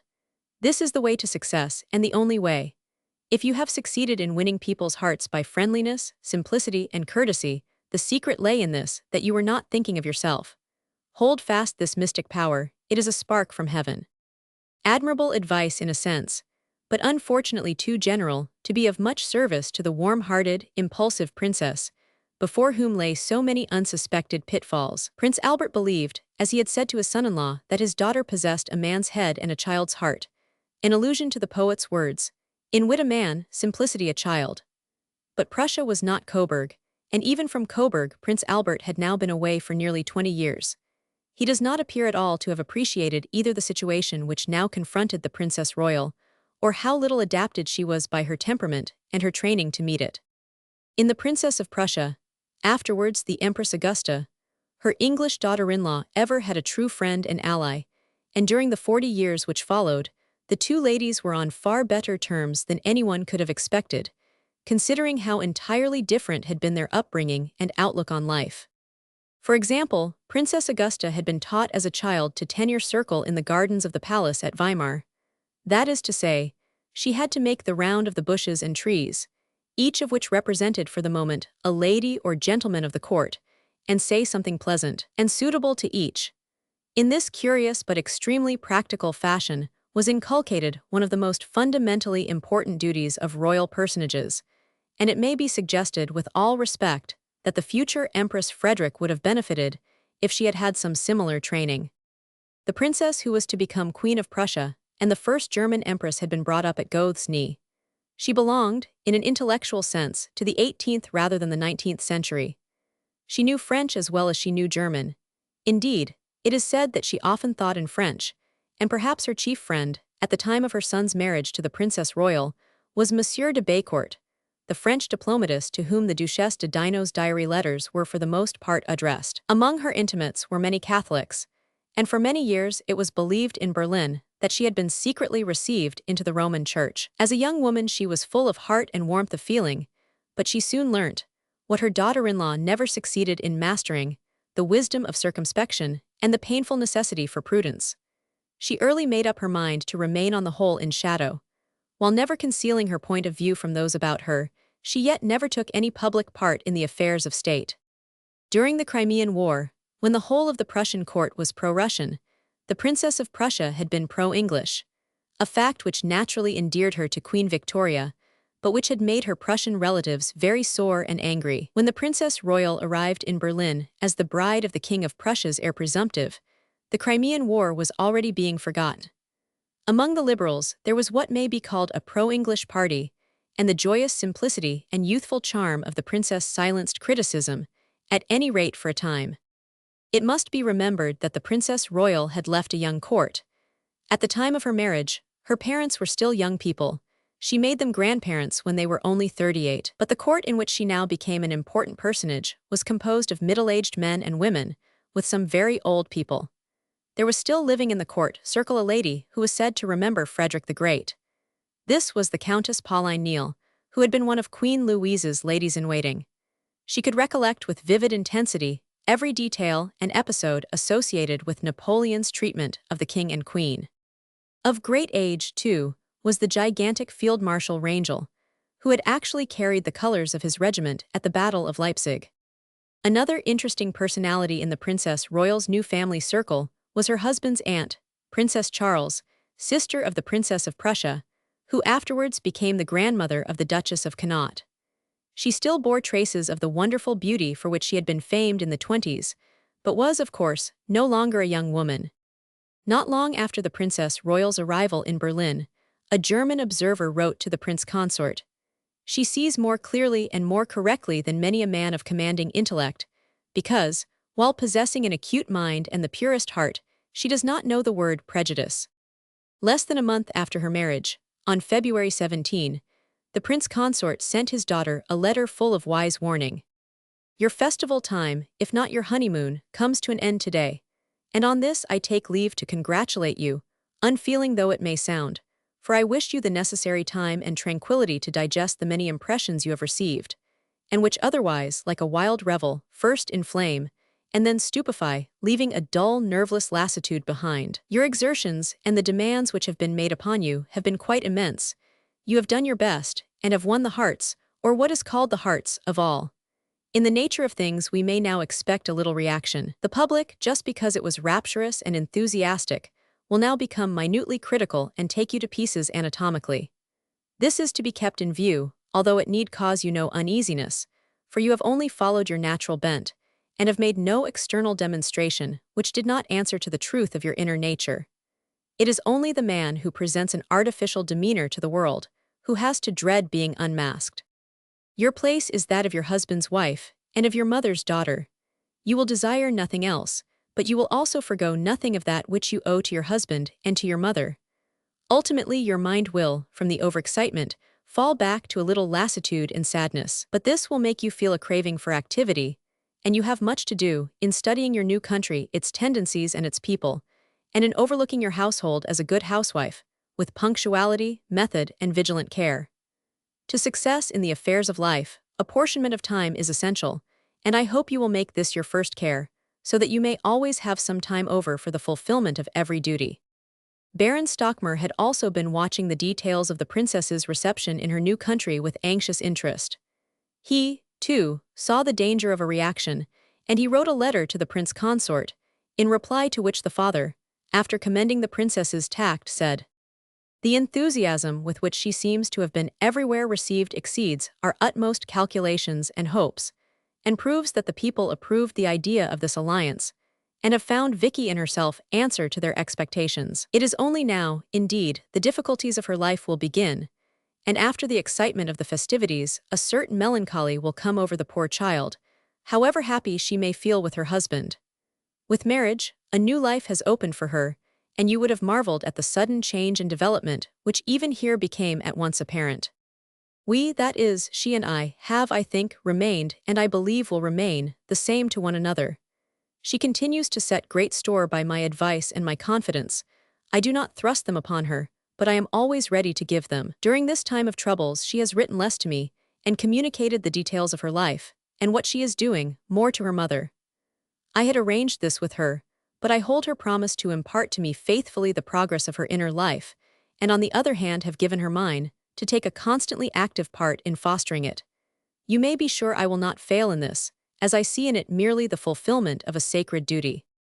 What you say about an early visit had already been running in my head, and I will frankly explain what we think on this subject.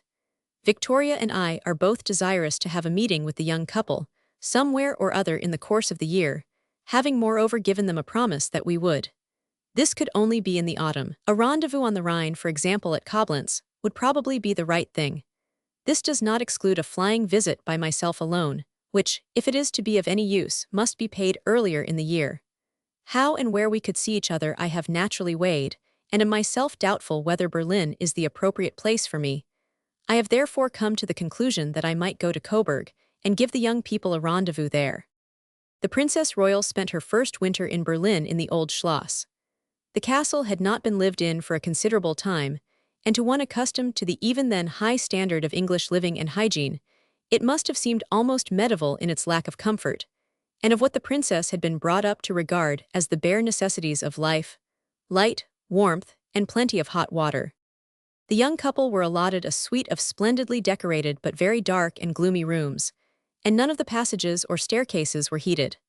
The princess, who had always been encouraged to turn her quick mind to practical matters, and who delighted in creating and in making, found her way blocked at every turn owing to the fact that nothing could be done in the old Schloss without the direct permission of the king. Not only was Frederick William Roman IV in a very bad and mentally peculiar state of health, but to him and to his queen any attempt to change or modify anything in the ancient pile of buildings where his predecessor had lived savored of sacrilege. To give one instance, King Frederick William Roman III had died in the very suite of rooms allotted to the prince and princess, and his children had piously preserved the death chamber, as it was still called, in exactly the same state as it was on the day of his death. This room was situated next to the princess's boudoir, and every time she went to her bedroom or dressing room she was obliged to pass through it. The old Schloss was widely believed to be haunted, not only by the White Lady, but by other ghosts, and the door between the Princess Royal's boudoir and the death chamber would sometimes open by itself. One winter evening, the princess and one of her ladies were sitting together in the boudoir. The lady, who was reading aloud, raised her eyes and suddenly saw the door of the death chamber, which was covered like the walls with blue silk, open noiselessly as if pushed by an invisible hand. She stopped reading abruptly. The princess asked nervously, "What has happened? Do you see anything?" The lady answered, "Nothing, ma'am," and getting up shut the door. But it would be absurd to suppose that the princess allowed the ungraciousness of the king and the material discomforts which surrounded her at this time to cloud the beginning of a singularly happy married life. She threw herself with eager zest into her husband's interests, and for the time she seemed completely merged in him. Having regard to the mental equipment and demands of the princess, it is obvious that she found in her husband great intellectual gifts. The theory that the prince was wholly influenced by his wife, who took the lead in all, cannot be maintained.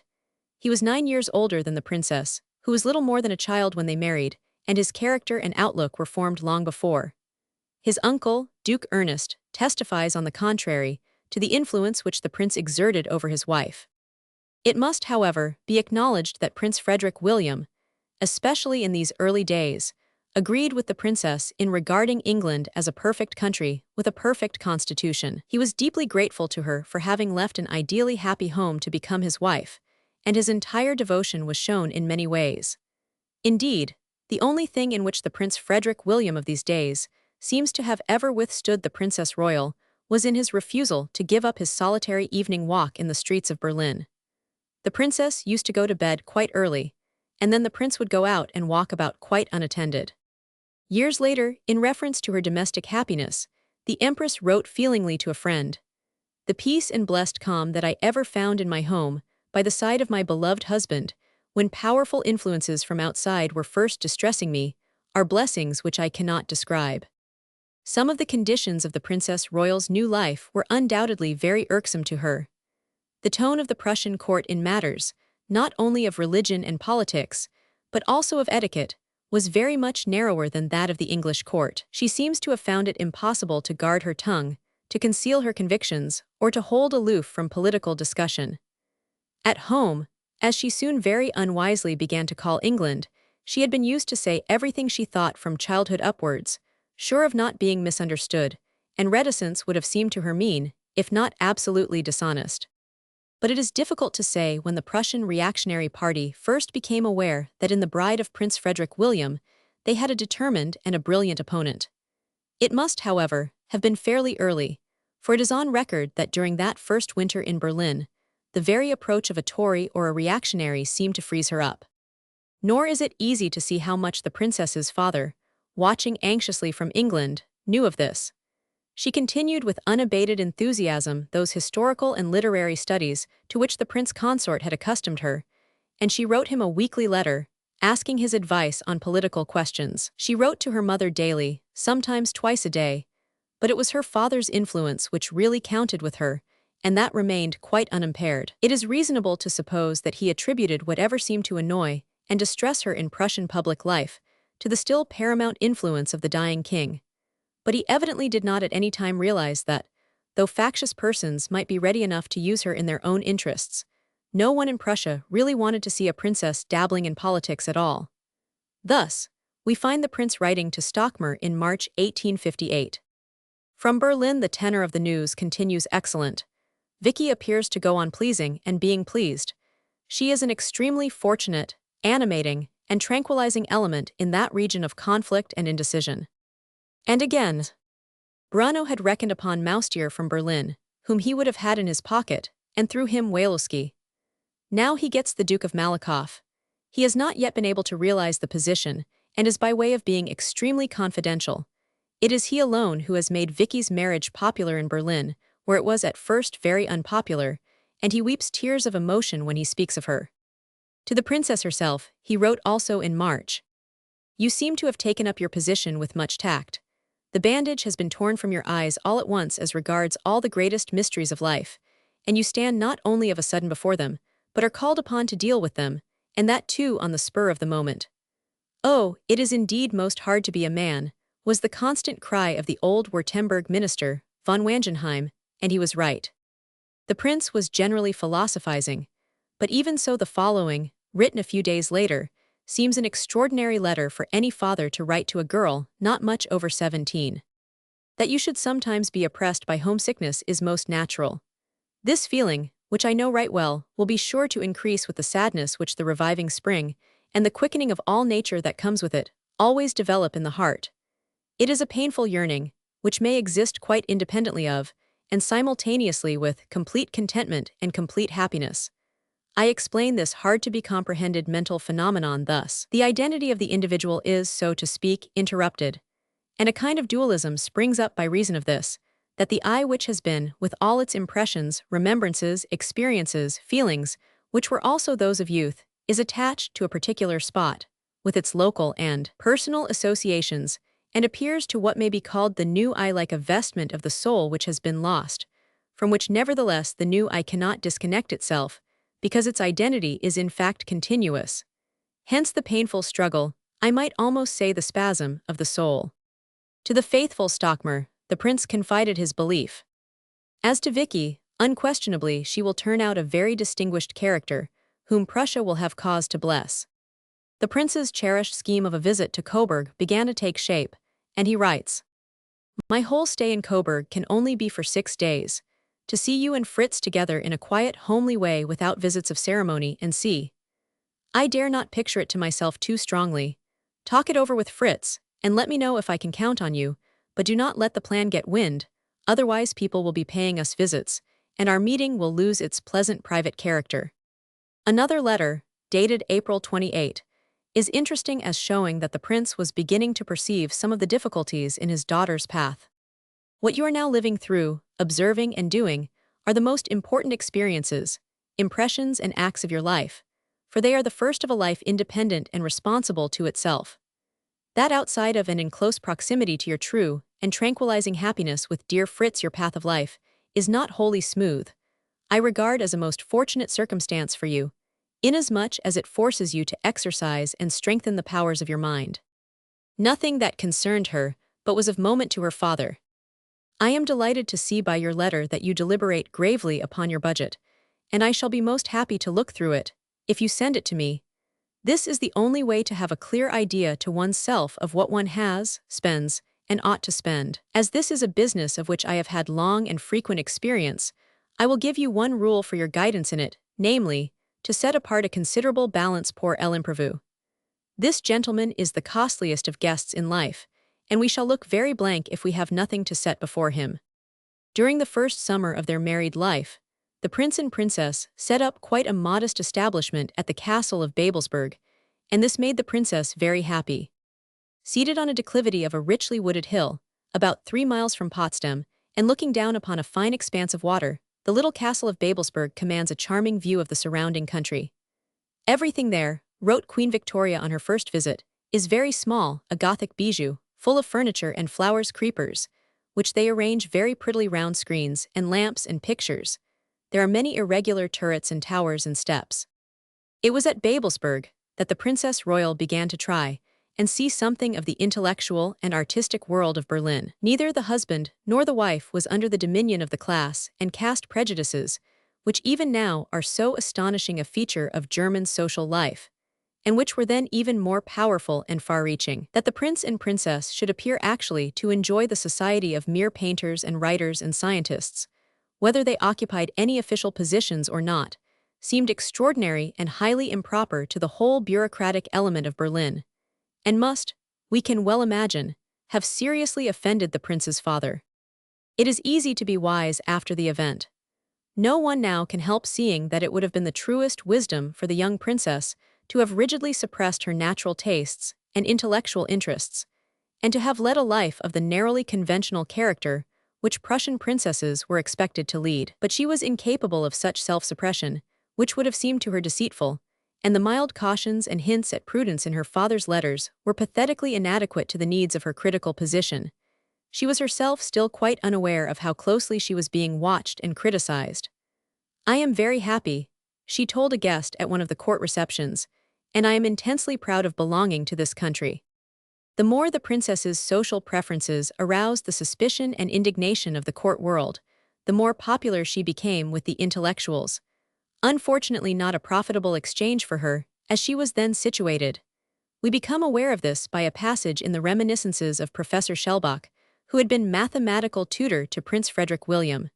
He writes, "The first words which the princess addressed to me with the greatest kindness were, 'I love mathematics, physics, and chemistry.' I was much pleased, for I saw that the prince must have given her a pleasant account of me. Under the direction of her highly cultivated father, who had himself studied it, Princess Victoria had become acquainted with natural science, and had even received her first teaching from such famous men as Faraday and Hoffmann. Our beloved princess soon revealed her love for art and science, as well as her pleasure in setting problems of her own. Her Royal Highness at first tried to go on with her studies in physics and mathematics under my direction, but soon, her artistic work took up the remainder of time which the requirements of court life left to her. Early in June Prince Albert carried out his plan of visiting his daughter and son-in-law, but it was at Babelsberg, not at Coburg, as he had hoped. He was able to report to Queen Victoria, "The relation between the young people is all that can be desired. I have had long talks with them both, singly and together, which gave me the greatest satisfaction."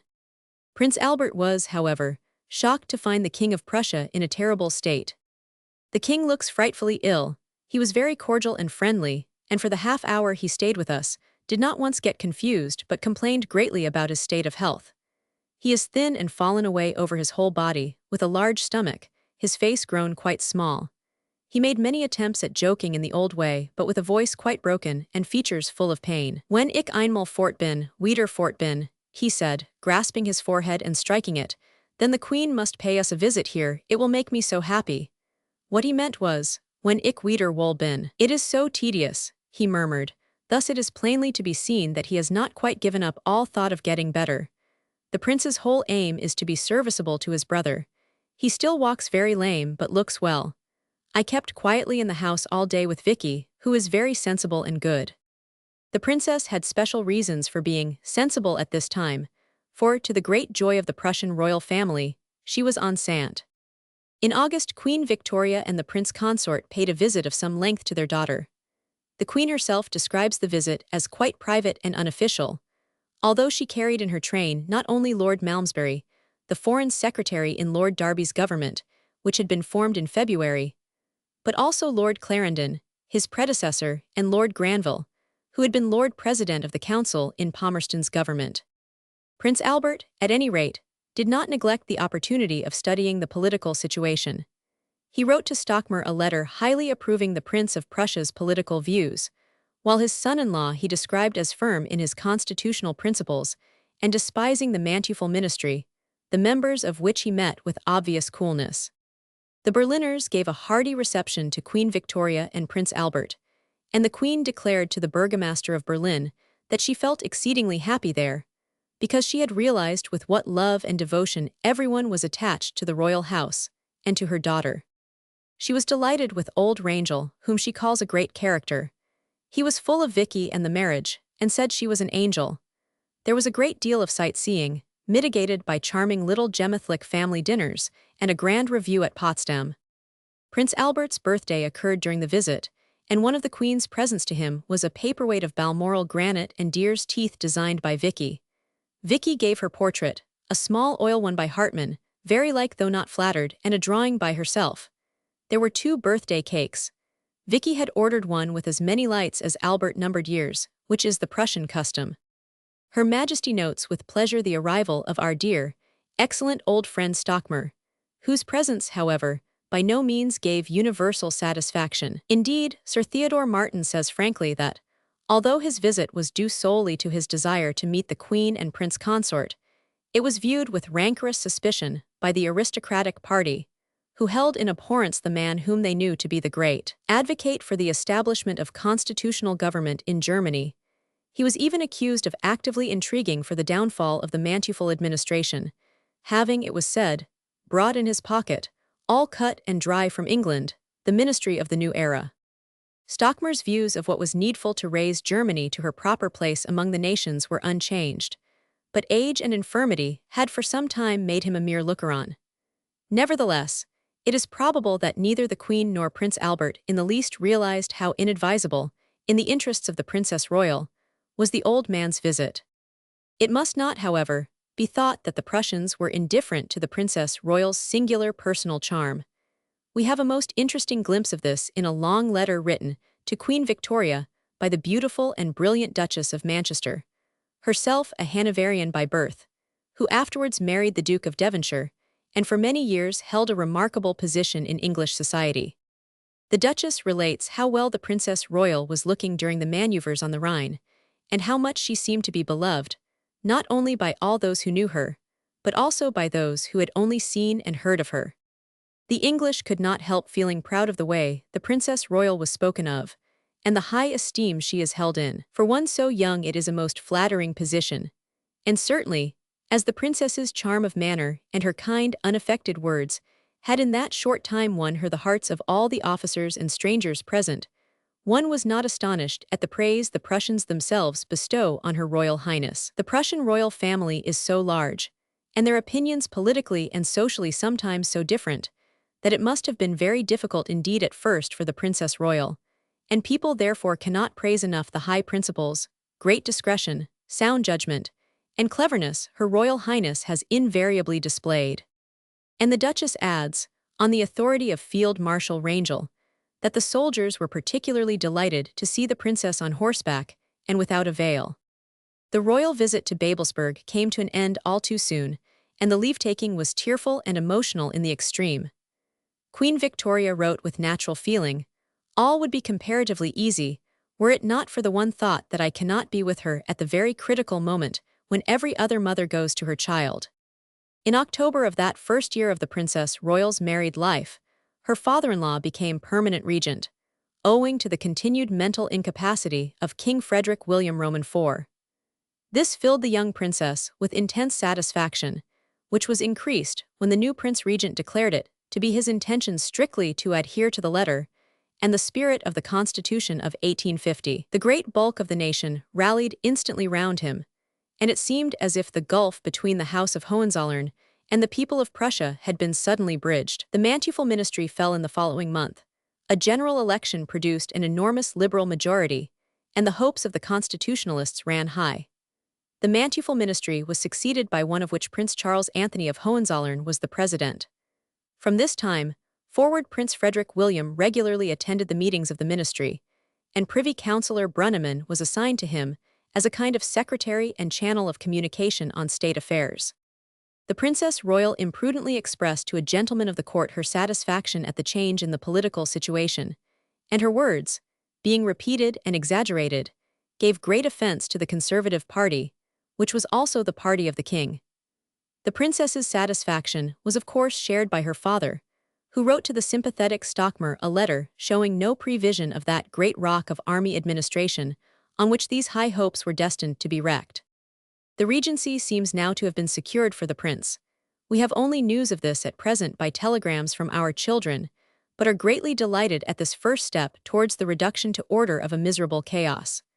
Will the prince have the courage to surround himself with honorable and patriotic men?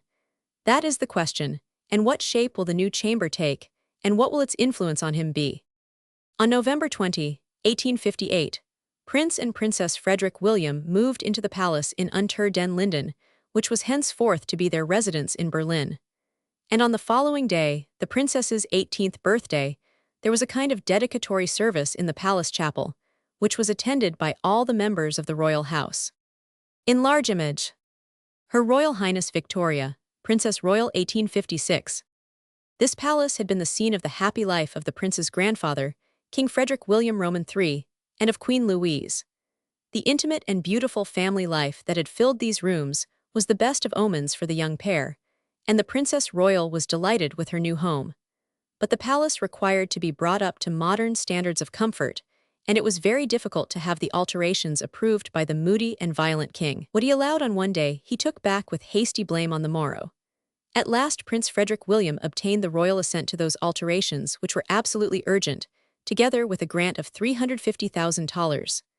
Among other improvements was added an 8-cornered Gedenkhal, or memory hall, in which were placed the numerous wedding presents of the young pair, and to these, from time to time, were added other rare and beautiful objects. Chapter 6. Birth of Prince William. On January 27, 1859, Berlin was on the tiptoe of expectation. The custom is that 101 guns announce the birth of a prince, and only 21 that of a princess, and as in Prussia the Salic law still obtains, it may easily be imagined with what anxiety the Berliners counted the successive discharges. There was indeed no need to wait for the whole tale of the 101 guns, for the firing of the 22nd was enough to spread the glad news. The story goes that when old Field Marshal Rangel, Papa Rangel as the Berliners affectionately called him, left the palace, the populace crowded round him and demanded to know what he could tell them. "Children," he answered, "all is well. It is as fine and sturdy a recruit as one could wish." It soon became known, however, that all had not gone well with the young mother and her child. There had been one of those unfortunate mishaps, the exact truth of which it is always so difficult to disentangle, but the following account, we believe, represents what actually happened. It had been Queen Victoria's wish that the princess should be attended in her confinement by Dr. Martin, her English doctor, as well as the German court physicians. About 8 o'clock in the morning of January 27, one of the latter wrote to his English colleague, asking him to come at once to the palace. But the servant to whom the letter was entrusted, instead of taking it to Dr. Martin's house, put it in the post, and it never reached him till the afternoon. To that fact, the Princess Royal's friends always attributed the circumstances, which resulted in the weakness of the infant's left arm. Be that as it may, both mother and baby were for a time in imminent danger. No anesthetic was administered, and the princess with characteristic courage looked up to her husband, who held her in his arms the whole time, and asked him to forgive her for being impatient. None of those about her thought her strength would hold out, and one of the German doctors actually said in her presence that he thought she would die, and her baby too. But at last her ordeal came to an end, and to her intense joy she was told that she had given birth to a fine healthy boy. The news of the birth of their first grandchild was quickly flashed to the anxious parents at Windsor. "A boy," ran the telegram, and Queen Victoria characteristically replied, "Is it a fine boy?" But it was not till the following day, so Prince Albert told Stockmar, that the courier brought our first information of the severe suffering which poor Vicky had undergone, and of the great danger in which the child's life had hovered for a time. To King Leopold the prince wrote, "The danger for the child and the sufferings for the mother were serious. Poor Fritz and the prince and princess must have undergone terrible anxiety, as they had no hope of the birth of a living child, and their joy over a strong, healthy boy is therefore all the greater." On the evening of the baby's birth, the Prince Regent, also a grandfather for the first time, held a reception of which we have a vivid description from the pen of the dramatist Gustav zu Putlitz, then a member of the Prussian Landtag, and afterwards Chamberlain to Princess Frederick William. He says, "It was like a great family festival. Everyone hurried there with congratulations, and when the young father, beaming with happiness, appeared, the rejoicings increased. This delight is shared by all classes of society, and is a testimony to the extent of the popularity of the prince and princess." Prince Frederick William received on January 29 the congratulations of the Prussian chambers, to which he made the following reply: "I thank you very heartily for the interest you have shown in the joyful event, which is of such consequence to my family and to the country. If God should preserve my son's life, it shall be my chief endeavor to bring him up in the opinions and sentiments which bind me to the fatherland. It is nearly a year today since I told you how deeply moved I was by the universal sympathy which was exhibited towards me, as a young married man, by the country as a whole. This sympathy it was which made the princess, my wife, who had left her home to come to a new fatherland, realize those ties of affection which have now, owing to the birth of the son, become unbreakable. May God therefore bless our efforts to bring up our son to be worthy of the love which has been thus early manifested towards him. The princess, to whom I was able to communicate your intention, desires me to express her most sincere thanks. The christening was fixed for March 5, but neither of the parents of the princess could be present. I don't think I ever felt so bitterly disappointed, wrote the queen to Uncle Leopold. It almost breaks my heart, and then it is an occasion so gratifying to both nations and brings them so much together that it is peculiarly mortifying. However, the queen consoled herself by doing all she could to mark the importance of the occasion. She sent a formal mission to represent her and the prince consort at the christening, consisting of Lord Raglan, the son of the victor of the Alma, Inkerman and Balaclava, and Captain afterwards Lord de Rose, equerry to Prince Albert. They were both old friends of the princess, to whom her father wrote. I was certain that the presence of Lord Raglan and Captain de Rose would give you pleasure. Ours will come when they return, and we can put questions to them. My first will be, has the princess gone out and does she begin to enjoy the air, to which alone she can look for regaining strength and health? Or is she in the way to grow weak and watery by being baked like a bit of pastry in hot rooms? My second, is she grown? I will spare you my others. Your description of the prince's kindness and loving sympathy for you makes me very happy.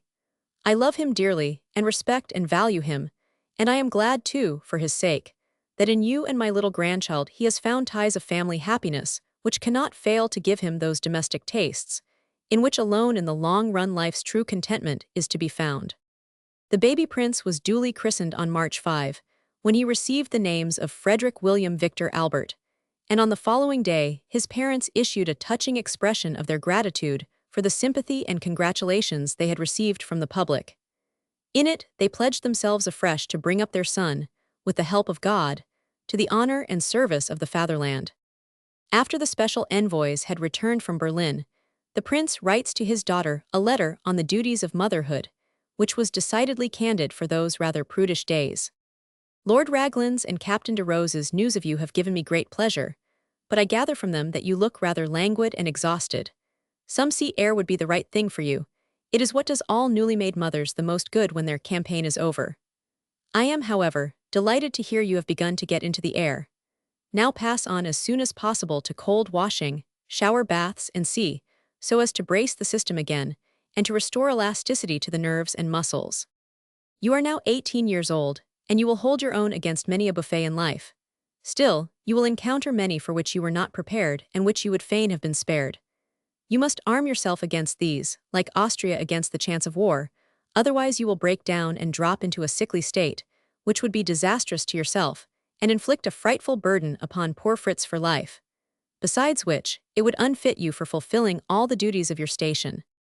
In reference to having children, the French proverb says, Le premier pour la sainte, le second pour la beauté, le troisième gate tout. But England proves that the last part of the saying is not true, and health and beauty, those two great blessings, are only injured where the wife does not make zealous use of the intervals to repair the exhaustion, undoubtedly great, of the body, and to strengthen it both for what it has gone and what it has to go through, and where also the intervals are not sufficiently long to leave the body the necessary time to recruit.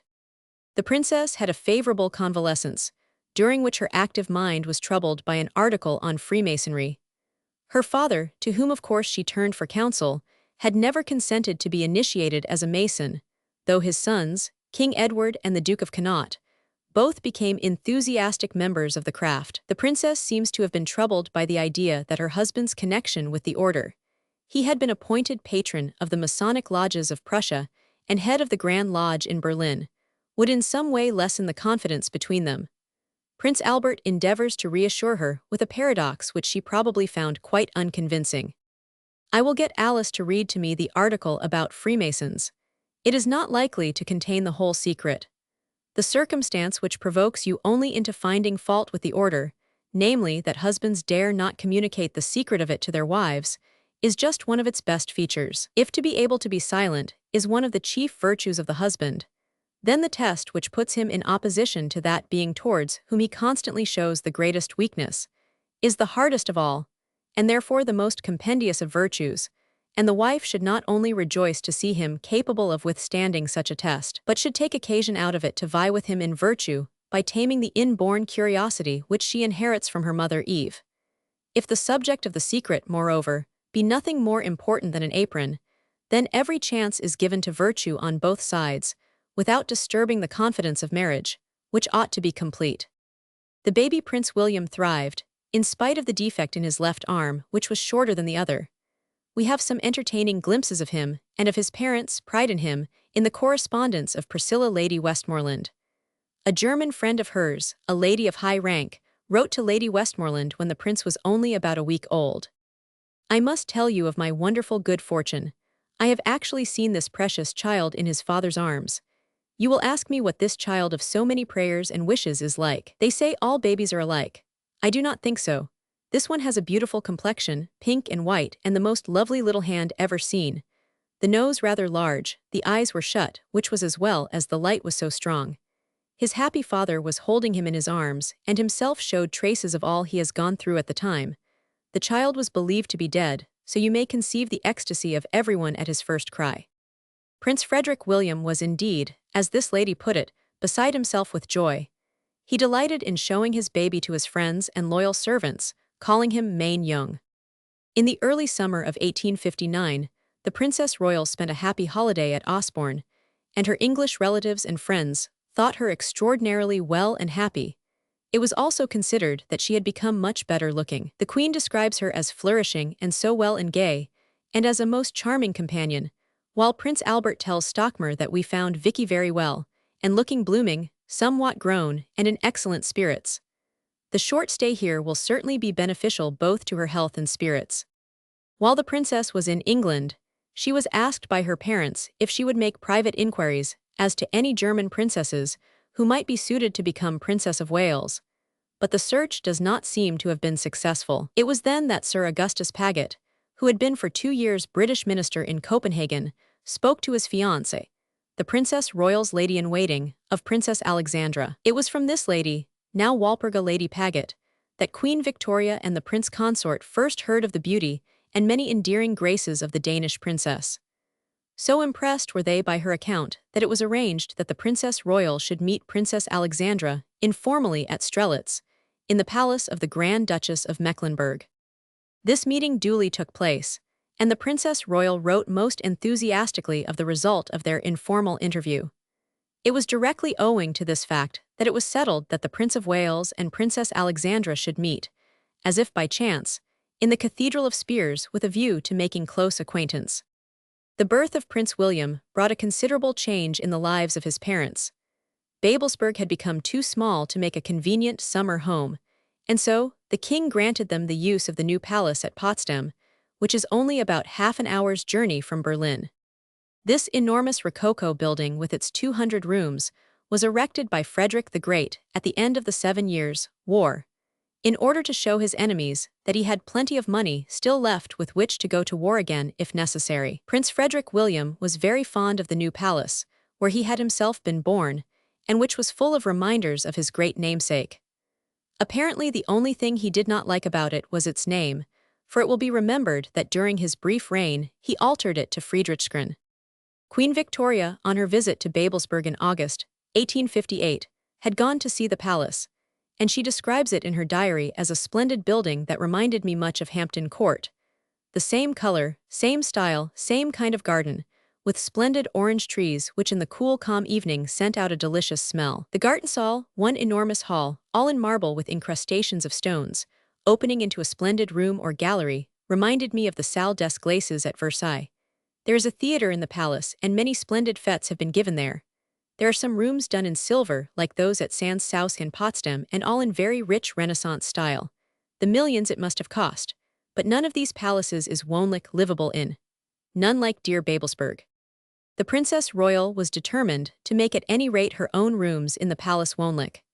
After the fashion of the period, she surrounded herself with portraits of her relations and with paintings of her various beloved English homes. There were endless souvenirs of her childhood scattered about in her rooms, souvenirs of her Christmases and of birthdays, little gifts presented to her as a child and young girl by her grandmother, by her Aunt Gloucester, and by all those who had surrounded her during the days of her happy youth. It is curious to reflect that, 20 years after the Princess Royal first took up her residence there, an English visitor was to write, "Without Carlyle's Frederick the Great, Potsdam would be a collection of mere dead walls enclosing a number of costly objects. Illuminated by the book, each room, each garden wall thrills with human interest." But when the Princess Royal first went there to make the new palace her home for a part of each year, it might much more truly have been described as an arid and dusty waste, and that though it was surrounded by many waters, the gardens were very stiff, indeed ugly, but the princess's active, creative mind saw their possibilities, and under her fostering hand and taste, they were transformed and made to yield the utmost of beauty and delight. The new palace henceforth became associated, in the minds of all those who were truly attached to the princess, with all that was best and most peaceful in her life. It was there that she was able to set the example of that helpful and happy country life which she had learned to value in England, and it was not long before its simple domestic character became known far and wide, and exercised an influence the extent of which it is impossible to estimate. The prince and princess had a farm at Bornstedt, not far off, and there the prince delighted to become for the time a simple farmer, managing himself all the details of the crops and the laborers, while the princess occupied herself with the poultry and her model dairy. It may, indeed, be doubted whether the prince and princess found the farm a very good investment financially, but that was of small importance compared with the spiritual refreshment which they derived from this close periodical contact with the simple, natural gifts of Mother Earth. Among the neighboring villagers, too, they found plenty of scope for the exercise of an intelligent philanthropy in gradually modifying the primitive ideas then prevalent on sanitation and in caring for the children and the old people. The prince would himself sometimes teach in the village schools. A pretty story is told that one day, when he was questioning a class, he asked a little girl to what kingdom his watch chain and a flower in his buttonhole respectively belonged, and when she had answered correctly, he went on to ask, "To what kingdom do I belong?" And the child replied, "To the kingdom of heaven." In June 1859, the war between Austria and the allied French and Sardinian armies, culminating in the defeat of the Austrians at Solferino, brought natural anxieties to the princess. The Prince Regent, while declaring the neutrality of Prussia, nevertheless ordered a mobilization of the army for the protection of Germany, and Major General Prince Frederick William, commanding the 1st Infantry Brigade of Guards, was appointed to the command of the 1st Infantry Division of Guards. Though the princess, thus early in her married life, showed by her quietude that she was a true soldier's wife, it was a great relief to her when the threatened danger was over, and the mobilization rescinded on the conclusion of the Peace of Villafranca in July. Prince Frederick William's promotion to command a division was then confirmed by his father. The political situation, however, remained difficult, and Prince Albert and his daughter watched it with anxious concern. The following passage in a letter of his dated September is no doubt in reply to some comments of hers on the position of Prussia and Germany in view of the rising agitation for unity in Italy. "I am for Prussia's hegemony, still Germany is for me first in importance, Prussia as Prussia second. Prussia will become the chief if she stand at the head of Germany. If she merely seek to drag Germany down to herself, she will not herself ascend. She must therefore be magnanimous, act as one with the German nation in a self-sacrificing spirit, prove that she is not bent on aggrandizement, and then she will gain preeminence, and keep it." And he goes on to point the moral in the sacrifices which Sardinia had already made for the Italian idea. In November, the Princess Royal paid a visit to England with her husband, in time to celebrate the Prince of Wales's birthday on the 9th, and Prince Albert tells Stockmar, "We find the Princess Royal looking extremely well, and in the highest spirits, infinitely lively, loving, and mentally active. In knowledge of the world she has made great progress." The visit lasted till December 3, and Prince Albert wrote to the Dowager Duchess of Coburg that Prince Frederick William has delighted us much.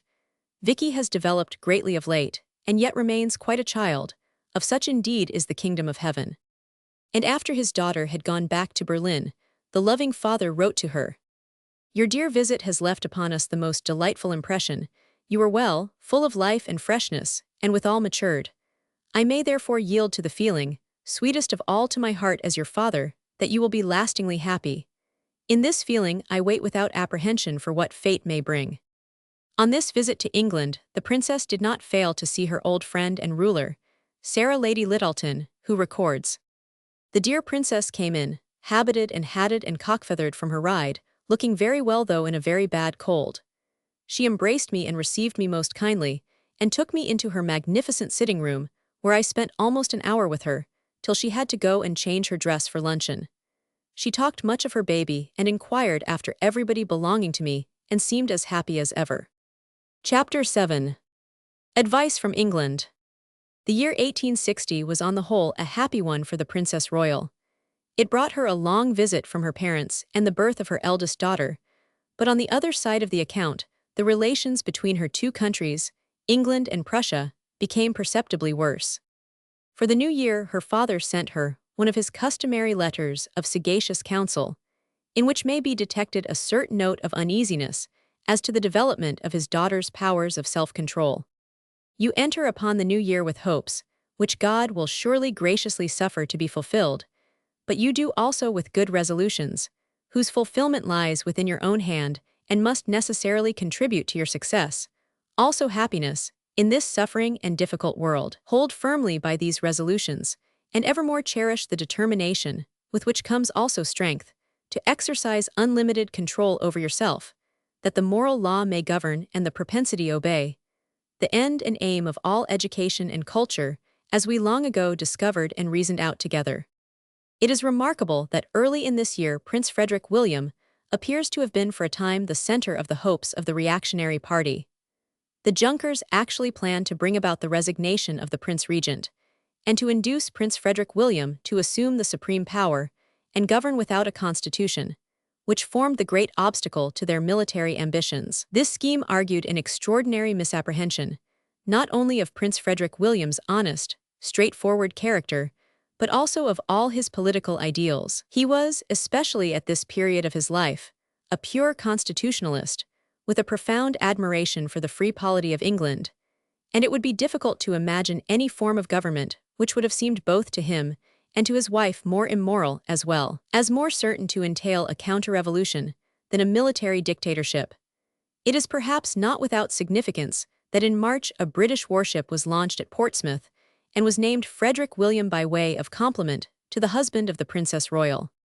In June there was a parade at the Königsberg garrison, at which the Prince Regent said to his son, "Fritz, I appoint you to the 1st Infantry Regiment, the oldest corps in the service," and about a month afterwards the young commander was promoted to the rank of lieutenant general. The Princess Royal's eldest daughter was born on July 24, and was christened Victoria Augusta Charlotte, being known as Princess Charlotte till her marriage in 1878 to the hereditary Prince of Saxe-Meiningen. Queen Victoria records the news of the baby's birth in her usual vivid style. "Soon after we sat down to breakfast came a telegram from Fritz. Vicky had got a daughter at 8 and both were well. What joy, children jumping about, everyone delighted, so thankful and relieved." Only the day before there had come a letter from the Princess Royal, containing the intelligence that Prince Louis of Hesse was ardently desirous of paying his addresses to Princess Alice, the Princess Royal's much-loved sister and companion of her childhood. To this, Prince Albert refers in writing to his daughter. "Only 2 words of hearty joy can I offer to the dear newly made mother, and these come from an overflowing heart. The little daughter is a kindly gift from heaven, that will, as I trust, procure for you many a happy hour in the days to come. The telegraph speaks only of your doing well. May this be so in the fullest sense. Upon the subject of your last interesting and most important letter, I have replied to Fritz, who will communicate to you as much of my answer as is good for you under present circumstances. Alice is very grateful for your love and kindness to her, and the young man behaves in a manner truly admirable." A few days later, the anxious father writes to the young mother, one of his curious medical homilies. "I hope you are very quiet, and keep this well in mind, that although you are well and feel yourself well, the body has to take on a new conformation, and the nervous system a new life. Only rest of brain, heart, and body, along with good nourishment, and its assimilation by regular undisturbed digestion, can restore the animal forces. My physiological treatise should not bore you, for it is always good to keep the great principles in view, in accordance with which we have to regulate our actions. But it was not all physiological treatise that was dispatched from Osborne to Berlin. The prince has an amusing reference to the busy importance with which the little Princess Beatrice, who was then 3¼ years old, regarded the arrival of her first niece. The little girl must be a darling. Little maidens are much prettier than boys. I advise her to model herself after her Aunt Beatrice. That excellent lady has now not a moment to spare. I have no time, she says, when she is asked for anything. I must write letters to my niece. It will make you laugh if I tell you that I have christened a black mare Aya as Black Nurse. I lately asked the groom what was the horse's name, which I had forgotten. Heya was the answer. What? I asked. We spell it hey, why hey. You should call your Westphalian nurse, hey, why hey. It had been arranged that the Queen and Prince Albert should pay their visit to their daughter and son-in-law at Coburg at the end of September. By a most unfortunate chance, there had occurred about the middle of the month one of those incidents which are sometimes, when mishandled by officialdom and magnified by offended national pride, allowed to exercise an influence ludicrously disproportionate to their real triviality. The MacDonald affair, as it was called, at one moment threatened to bring about a serious breach between England and Prussia, and as it was unquestionably one of the causes of the dislike and suspicion with which the Princess Royal was to be regarded by a section of the Prussians, it is worthwhile to record it in some detail. A Scottish gentleman, a certain Captain MacDonald, had a dispute about a seat in a railway carriage at Bonn. He knew no German, was ignorant of Prussian law, and very likely behaved, or was considered by the authorities to have behaved, in an autocratic manner. However that may be, he was not only ejected from the carriage but was committed to prison, where he remained from September 12 to 18. On the 18th he was tried and fined $20 in costs. The English residents at Bonn warmly espoused his cause, and Captain MacDonald seems, apart from the original dispute, to have had reason to complain of violence used to him and also of his treatment while in prison. It was also particularly unfortunate that at the trial the Staatsprocurator, or public prosecutor, should have denounced the behavior when abroad of English people generally. The English residing and traveling, he said, are notorious for the rudeness, impudence, and boorish arrogance of their conduct. This accusation, whether well-founded or not, naturally seemed to English lawyers and the English public a piece of gratuitous irrelevance, intended merely to excite prejudice against Captain MacDonald. It is impossible now to apportion the blame for the way in which the incident was allowed to embitter public opinion in both countries. The affair dragged on for months. Indeed, it was not finally disposed of till the following May. There were questions in Parliament, Lord Palmerston was extremely angry, and an article in the Times served to pour oil on the flame. In the circumstances, the incident inevitably rather dashed the joy of the happy family party at Coburg. The Queen conferred with Lord John Russell, then Foreign Secretary, whom she had brought with her, and she alludes in her journal to the ejection and imprisonment, unfairly, it seems, of a Captain MacDonald, and the subsequent offensive behavior of the authorities. It has led to ill blood and much correspondence, but Lord John is very reasonable about it, and not inclined to do anything rash. These foreign governments are very arbitrary and violent, and are people apt to give offense, and to pay no regard to the laws of the country. The Queen and Prince Albert arrived at Coburg on September 25, and the Princess Royal delighted in visiting with her father the scenes of his boyhood. She went with the guns to a drive of wild boars, and almost every day there was an expedition to some interesting place in all the relief of incognito. One day Prince Albert had a narrow escape. He was alone in an open carriage when the horses ran away. With great presence of mind, he jumped out, and happily got off with nothing worse than a few cuts and bruises. Gustav Freytag, the distinguished German novelist and dramatist, was received, and the Queen records that there was much conversation with him after dinner. As we shall see later, Freytag was admitted to the confidence of the Princess Royal and her husband, and he repaid their kindness in strange fashion. It was on this visit that the Queen saw her eldest grandchild for the first time. Writing on September 25, she says, "Our darling grandchild was brought. Such a little love. He came walking in at Mrs. Hobbs's, his nurse's hand, in a little white dress with black bows, and was so good. He is a fine, fat child with a beautiful white soft skin, very fine shoulders and limbs, and a very dear face like Vicky and Fritz and also Louise of Baden. He has Fritz's eyes and Vicky's mouth and very fair curly hair. We felt so happy to see him at last. This was the beginning of an enduring friendship between grandmother and grandson, and no one with any historical imagination can help recalling the last scene of that friendship, when this fine little boy, grown to be a mighty emperor, hastened to share the grief of the English people at the deathbed of their great queen. The queen was evidently much attracted by the already characteristic energy of the little prince, for there are references to him all through her records of this visit. Dear little William came to me as he does every morning. He is such a darling, so intelligent. Dear little Wilhelm as usual with me before dinner, a darling child. The dear little boy is so intelligent and pretty, so good and affectionate. Had a last visit from dear Stockmer. Towards the end of his stay, dear little William came in and played about the room. The darling little boy with us for nearly an hour, running about so dearly and merrily. At Cologne our darling little William was brought into our carriage to bid goodbye. I felt the parting deeply. Prince Albert wrote to the Duchess of Kent, "Your great-grandson is a very pretty, clever child, a compound of both parents, just as it should be." Mrs. Georgina Hobbs, the nurse mentioned above, first went to Germany as a maid in the service of the Princess Royal on her marriage, and was afterwards promoted to be chief nurse to the royal children. Prince William and his brother and sisters were devotedly attached to Hobbsie, as they called her, and it was from Hobbsie that they learnt English, for their parents always talked German to one another.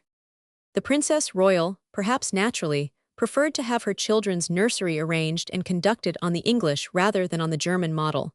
But who can doubt that in this, as in other matters of even less importance, she would have done better to have studied the susceptibilities of her adopted country.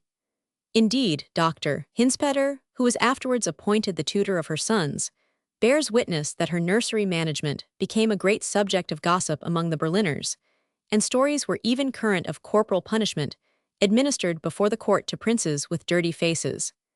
It is true that Dr. Hinspeter describes these stories as mythical, but the fact that they were circulated and believed helps to account for the princess's growing unpopularity. At this period Prince Albert was seriously disturbed by the attacks which the Times was constantly making on Prussia and everything Prussian.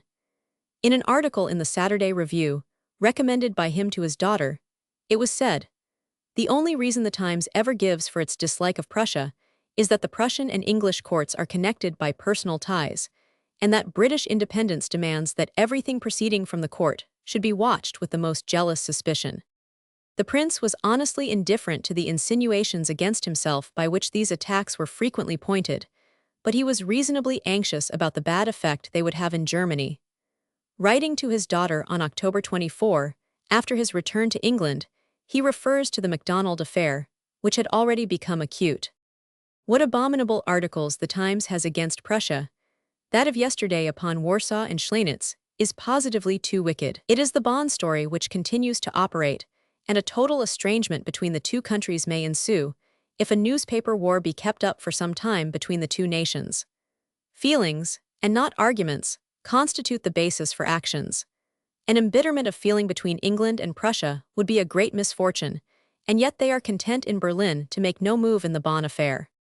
It was only too true that the Prussian government was in no hurry to settle the MacDonald affair. The bitterness which it engendered did not die out till long after its formal termination in May of the following year, and undoubtedly it contributed far more than was suspected at the time to increase the delicacy and difficulty of the Princess Royal's position. It was actually thought in Germany that she inspired the attacks in the British press. This attitude of the English newspapers preys upon the Princess Royal's spirits and materially affects her position in Prussia, so wrote Lord Clarendon. This autumn and winter Prince Albert, in spite of many political and other anxieties and a sharp attack of illness, faithfully continued to instruct his daughter in the art of government. It does not seem ever to have crossed his mind that such instruction, though admirable in itself, was ill-advised in view of his pupil's position. The ideal woman in Prussia was then, and still is to a large extent, one who, conscious of her intellectual inferiority, contents herself with managing her household and children. If this view obtained with regard to women in private stations, much more was it considered to be the duty of princesses of the royal house to abstain from any active interest in public affairs. But either Prince Albert did not appreciate this, or it is possible that he thought his daughter to be freed by her exceptional ability from the ordinary restrictions and limitations of her rank. There is yet a third possibility, that he did not altogether trust his son-in-law's political judgment, and was anxious to give him, in the troublous times that seemed impending, an helpmeet who could influence him in the right, that is in the Coburg direction. Whatever may have been the reason, the prince certainly continued to the end of his life to cultivate his daughter's knowledge and grasp of public affairs. In December 1860, the prince consort received from Berlin a memorandum upon the advantages of a law of ministerial responsibility. Its object was to remove the apprehensions entertained in high quarters at the Prussian court as to the expediency of a measure of this kind. This memorandum was the work of the Princess Royal, and it is easy to imagine what a storm of indignation would have arisen in Prussia if by any accident or indiscretion the knowledge that the princess had written such a paper had leaked out. Still, it was undoubtedly an able piece of work. Sir Theodore Martin says that it would have been remarkable as the work of an experienced statesman, and, as the fruit of the liberal political views in which the prince had been at pains to train its author, it must have filled his mind with the happiest auguries for her fulfillment of the great career which lay before her. It would have delighted your heart to read it, were his words in writing to Baron Stockmar. To his daughter he sent a long and flattering reply beginning, "It is remarkably clear and complete, and does you the greatest credit. I agree with every word of it, and feel sure it must convince everyone who is open to conviction from sound logic, and prepared to follow what sound logic dictates." This pathetic faith in the potency of logic in political affairs is hard to reconcile with the prince consort's earlier and sounder dictum that feelings, not arguments, constitute the basis for actions. It is evident from the rest of the letter that the princess had laid it down, that the responsibility of his advisers does not in fact impair the monarch's dignity and importance, but is really for him the best of safeguards. She had gone on to discuss the proposition that the patriarchal relation in which the monarchs of old were supposed to stand towards their people was preferable to the constitutional system, which interposes the minister between the sovereign and his subjects. Her father's comments on this would have seemed to many Prussians most heretical doctrine to be imparted to their future queen. The patriarchal relation, he says, is pretty much like the idyllic life of the Arcadian shepherds, a figure of speech and not much more. It was the fashionable phrase of an historical transition period. Monarchy in the days of Attila, of Charlemagne, of the Hohenstaufen, of the Austrian emperors, of Louis I, Roman XII, Roman XIII, Roman XIV, Roman XV, and c. was as little like a patriarchal relation as anything could be. On the contrary, it was sovereignty based upon spoliation, war, murder, oppression, and massacre. That relation was sedulously developed in the small German states, whose rulers were little more than great landed proprietors, during a short period in the 18th century, and was cherished out of a sentimental feeling. It then gave way before the Voltairean philosophy during the reigns of Frederick Roman II, Joseph Roman II, Louis Roman XVI, and c. was turned topsy-turvy by the French Revolution, and finally extinguished in the military despotism of Napoleon. The prince went on to say that in the Great War of Liberation, the people and their princes stood by one another in struggling for the establishment of civic freedom, first against the foreign oppressor, and then as citizens in their own country. And the treaties of 1815, as well as the appeal to the people in 1813, decreed constitutional government in every country. The charter was granted in France, and special constitutions were promised in all the states. Even to Poland the promise of one was made, although there, as well as in Prussia and Austria, that promise was not kept. Then came the Holy Alliance and introduced reaction into Germany, France, Spain, and Italy, by dint of sword and Congress, in 1817–1823. Once more the patriarchal relation was fostered with the sentimentalism of the Kotzebue school, and the betrayed peoples were required to become good children, because the princes styled themselves good fathers. The July Revolution, and all that has taken place since then, sufficiently demonstrate that the peoples neither will nor can play the part of children. As for the personal government of absolute sovereigns, Prince Albert declared that to be a pure illusion. Nowhere does history present us with such cases of government, by ministers and favorites, as in the most absolute monarchies, because nowhere can the minister play so safe a game. A court cabal is the only thing he has to fear, and he is well skilled in the ways by which this is to be strangled. History is full of examples. Recent instances have occurred where the personal discredit into which the sovereign has fallen makes the maintenance of the monarchy, not as a form of government, but as an effective state machine, all but impossible. When, as in the case of the King of Naples, this result has arisen, all that people are able to say in defense is, he was surrounded by a bad set, he was badly advised, he did not know the state the country was in. To what purpose, then, is personal government, if a man in his own person knows nothing and learns nothing? The sovereign should give himself no trouble, said the prince in conclusion, about details, but exercise a broad and general supervision, and see to the settlement of the principles on which action is to be based. This he can, nay, must do, where he has responsible ministers, who are under the necessity of obtaining his sanction to the system which they pursue and intend to uphold in Parliament. This the personally ruling sovereign cannot do, because he is smothered in details, does not see the wood for the trees, and has no occasion to come to an agreement with his ministers about principles and systems, which to both him and them can only appear to be a great burden and superfluous nuisance. How these doctrines would have been regarded by probably the majority of Prussians appears from another letter which the prince wrote a fortnight later. His daughter had sent him an article from the conservative Zeitung, and on it he comments. The article expresses in plain terms the view that monarchy as an institution has, for that party, a value only so long as it is based upon arbitrary will. And so these people arrive at precisely the same confession of faith as the Red Democrats, by reason of which a republic is certain to prove neither more nor less than an arbitrary despotism. Freedom and order, which are set up as political antitheses, are, on the contrary, in fact, synonymous, and the necessary consequences of legality. The majesty of the law is an idea which upon the continent is not yet comprehended, probably because people cannot realize to themselves a dead thing as the supreme power, and seek for personal power in government or people. And yet virtue and morality are also dead things, which nevertheless have a prerogative and a vocation to govern living men, divine laws, upon which our human laws ought to be molded. Christmas brought the customary exchange of loving gifts. Prince Louis of Hesse, now the betrothed of Princess Alice, joined the family circle in England, and Prince Albert writes to his daughter in Berlin. Oh, if you, with Fritz and the children, were only with us. Louis was an accession. He is a very dear good fellow, who pleases us better and better daily. In my abstraction I call him Fritz. Your Fritz must not take it amiss, for it is only the personification of a beloved, newly bestowed, full-grown son. But to return to the dear Christmas festival, your gifts which were there have caused the highest delight, and those we have yet to expect will be looked for with impatience. To the latter belong Wilhelm's bust, Fritz's boar's head, for which in the meantime I beg you will give the lucky huntsman my hearty thanks. Wilhelm shall be placed in the light you wish when he issues, I hope unbroken from his dusty box. The album, which arrived yesterday morning, is very precious to us, as it enables us to live altogether beside you, in imagination.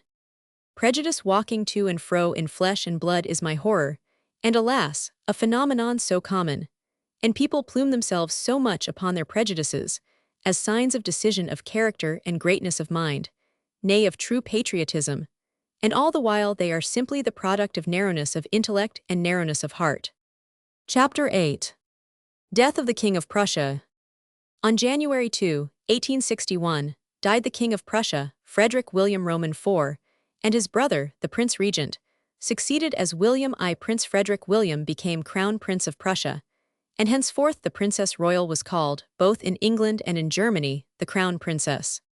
In the letters of Queen Victoria there is a most impressive account, written by the Princess Royal, and there published for the first time, of the death of the King of Prussia. The event moved her the more deeply because, not only was she present at the deathbed, but it was really her first sight of death. The king had been ailing so long that those about him had ceased to be specially anxious. On Monday evening, December 31, the Prince and Princess Frederick William were sitting at tea with the Prince Regent and the Princess of Prussia, when there was brought bad news from Sanssouci, but still nothing to make them particularly uneasy. In the middle of the night, or rather early next morning, they were called up with the intelligence that all hope for the king had been abandoned. Without waiting for any kind of carriage, although, as the princess notes, there were 12 degrees of cold realmer, she and Prince Frederick William hurried on foot to the Prince of Prussia's palace, From thence they went in a special train to Potsdam. There they found the king dying, and the members of the royal family standing round watching the death struggle. The painful scene went on till 5 the next afternoon, when Prince Frederick William wisely sent the princess off to bed. At 1 o'clock in the morning of January 2, they were again called, with the news that the king had not many minutes more to live. The letter in which all these facts are recorded is a remarkable composition, especially when it is remembered that the writer was only 20. We may be sure that any thought of literary effect was far from her, and yet no one, reading it now after the lapse of so many years, can be insensible to the poignancy of this simple, unstudied, almost artless description of the scene in the death chamber. The dim lamp. The silence broken only by the crackling of the fire and the death rattle. The Queen, Elizabeth, continually wiping the perspiration from the dying man's forehead. But the letter also shows how really noble was the new crown princess's outlook on life. She speaks with the warmest affection of her parents-in-law. May God bless and preserve them, and may theirs be a long and happy reign. And she goes on to describe the king as he lay dead, peaceful and quiet like a sleeping child. She could hardly bring herself to believe that this was really death, that which I had so often shuddered at and felt afraid of. There was nothing dreadful or appalling, only a heavenly calm and peace. The crown princess also speaks with deep feeling for the Queen Dowager, who had never really liked her, and who, as we know, had been in sympathy so pro-Russian all through the Crimean War. But this grief brought the two together as perhaps nothing else could have done, and the princess says, "She was so kind to me, kinder than she has ever been yet, and said I was like her own child and a comfort to her." Prince Albert was evidently greatly moved by his daughter's letter. In his reply, he reminds her that, in one of the most impressive experiences of life, she was now older than himself. The more frequently you look upon the body, the stronger will be your conviction that yonder casing is not the man, yea, that it is scarcely conceivable how it can have been. In seeing and observing the approach of death, as you have been called upon to do, you have become older in experience than myself. I have never seen anyone die. To Stockmar the prince wrote that the princess, now crown princess, has in the late trying time at Berlin again behaved quite admirably, and receives on all sides the most entire recognition. That same eventful January of 1861, the princess lost two firm and loyal friends in Lord and Lady Bloomfield. She parted with them with great regret, and presented to Lady Bloomfield a bust of little Prince William done by herself. At that time, it must indeed have seemed to the crown princess as if all her own, and her husband's hopes and aspirations for a full and useful public life were about to be amply fulfilled. The new king had not only always been an affectionate father to his only son and heir, but he had also been marked among the princes of his time for his liberal opinions and English sympathies. Third anniversary of the crown princess's marriage came very soon after the death of the old king, and writing on that day to her mother, she said, "Every time our dear wedding day returns I feel so happy and thankful, and live every moment of that blessed and never to be forgotten day over again in thought. I love to dwell on every minute of the day. Not a hope has been disappointed, not an expectation that has not been realized, and much more, that few can say, and I am thankful as I ought to be." Soon after the accession of William I, Herr Max Dunker was formally attached to the Crown Prince as a channel of communication in state matters. Dunker had been professor of history at the universities of Halle and Tübingen, and had also obtained some practical experience of politics as a member of the Frankfurt and Erfurt Diet, and as a Prussian deputy.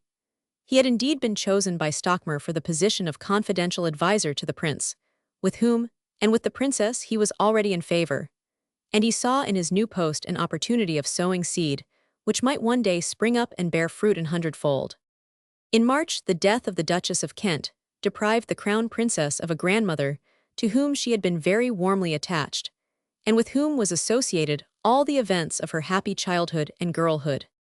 On receiving the unexpected news, for the Duchess of Kent had only been really ill a few hours, the princess started for England, not entirely with the approval of her father-in-law. The prince consort, who in this matter of his daughter's relations to her father-in-law always showed exceptional tact, wrote and thanked the king. "Her stay here has been a great comfort and delight to us in our sorrow and bereavement, and we are truly grateful for it." The problem of the Schleswig-Holstein duchies and the unfortunate MacDonald affair combined to draw England and Prussia still further apart. It is true that the latter was formally settled in May, but the bad feeling it created was not appeased. Lord Palmerston said in the House that the conduct of the Prussian government had been a blunder as well as a crime, while the Prussian foreign minister, Baron von Schleunitz, then on the eve of his retirement, retaliated with a stiff rejoinder. A leading article in the Times, backing up Palmerston's view, is described by Prince Albert, in a letter to Berlin, as studiedly insulting. At the same time, the prince saw clearly that Schleunitz had made a mistake in mixing up the MacDonald affair with la haute politique. In Germany, the idea of the state in the abstract is a thing divine. Here it means the freedom of the individual citizen. And he goes on to say that the feeling in England ought to teach Prussia that mere talk will not do. Prussia has been always talking of being the only natural and real ally of England, but since 1815, she has taken no part in any European question. Prussia sets up a claim to stand at the head of Germany, but she is not German in her conduct. The Zollverein was the only really German action to which she can point. She leads Germany, not upon the path of liberty and constitutional development, which Germany, Prussia included, requires and desires. I can imagine that with the high military pretensions to which she has laid claim for the last 45 years, she suffers under an oppressive consciousness that her army is the only one which during this long period has not been called into action. I repeat, however, that a large, liberal, generous policy is the preliminary condition for an alliance with England, for hegemony in Germany, and for her military renown. In large image. His Royal Highness Prince Frederick William of Prussia, painted at Buckingham Palace, June 1857, by Winterhalter. His Royal Highness Prince Frederick William of Prussia, painted at Buckingham Palace, June 1857, by Winterhalter. These were the views with which the Crown Princess was steadily indoctrinated. It is possible that she found them a little too cool and impartially objective for her patriotism, but if so, there is no trace of such disagreement in Prince Albert's correspondence. It was fortunate that Prussian opinion was at this time distracted by the thought of the coming coronation of the new king.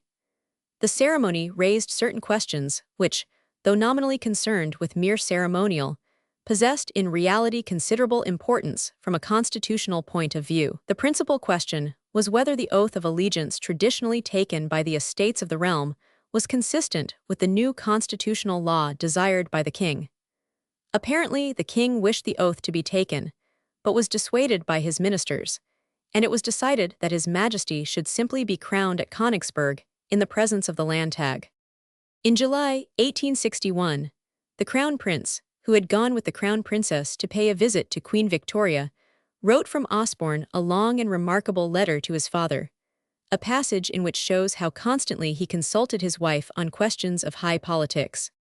The Crown Prince begs the king not to regard the coronation with repugnance on account of the omission of the oath of allegiance. He describes the act of assuming the crown as a despotic act, and as solemn proof that the crown is not conferred by any earthly power, in spite of the prerogatives abandoned in 1848. He goes on to argue that the ceremony will compel the great powers to show deference to Prussia by sending ambassadors, and that therefore it ought to take place in Berlin. In this way it would exhibit the development of Prussia. Frederick I, by being crowned at Königsberg, marked the beginning of a new era for the state, but now a coronation at Berlin would mark the new future which opened out for Prussia as the defender of the united German territories. The Crown Prince advised that the king and queen should go to Königsberg before the coronation in Berlin, either to receive the oath of allegiance or to hold a great reception, and then he goes on. I have ventured, dear father, to express my opinion quite frankly, though you may perhaps be surprised by my strong inclination for the coronation ceremony. The fact is simply that I have often calmly discussed this with Vicky as the only desirable conclusion, when I saw the increasing difficulties arising in your mind with reference to the oath of allegiance. These opinions of the Crown Prince, in which his wife evidently concurred, would hardly have been approved by Prince Albert. They show the future Emperor Frederick in a new light, no longer as the liberal constitutionalist, the firm admirer of England's free polity, but as the champion of the divine right of the Hohenzollerns, with a splendid vision of a united Germany under the military protection of Prussia. At the same time there is that qualifying sentence in which the Crown Prince refers to the plan of a coronation at Berlin, almost as if he and his wife had been driven to recommend it as the only solution of the king's difficulties regarding the oath of allegiance. The whole question becomes the more interesting in the light of a remarkable piece of dynastic history, which was revealed for the first time at the Jubilee celebrations of the Emperor William Roman II in June 1913.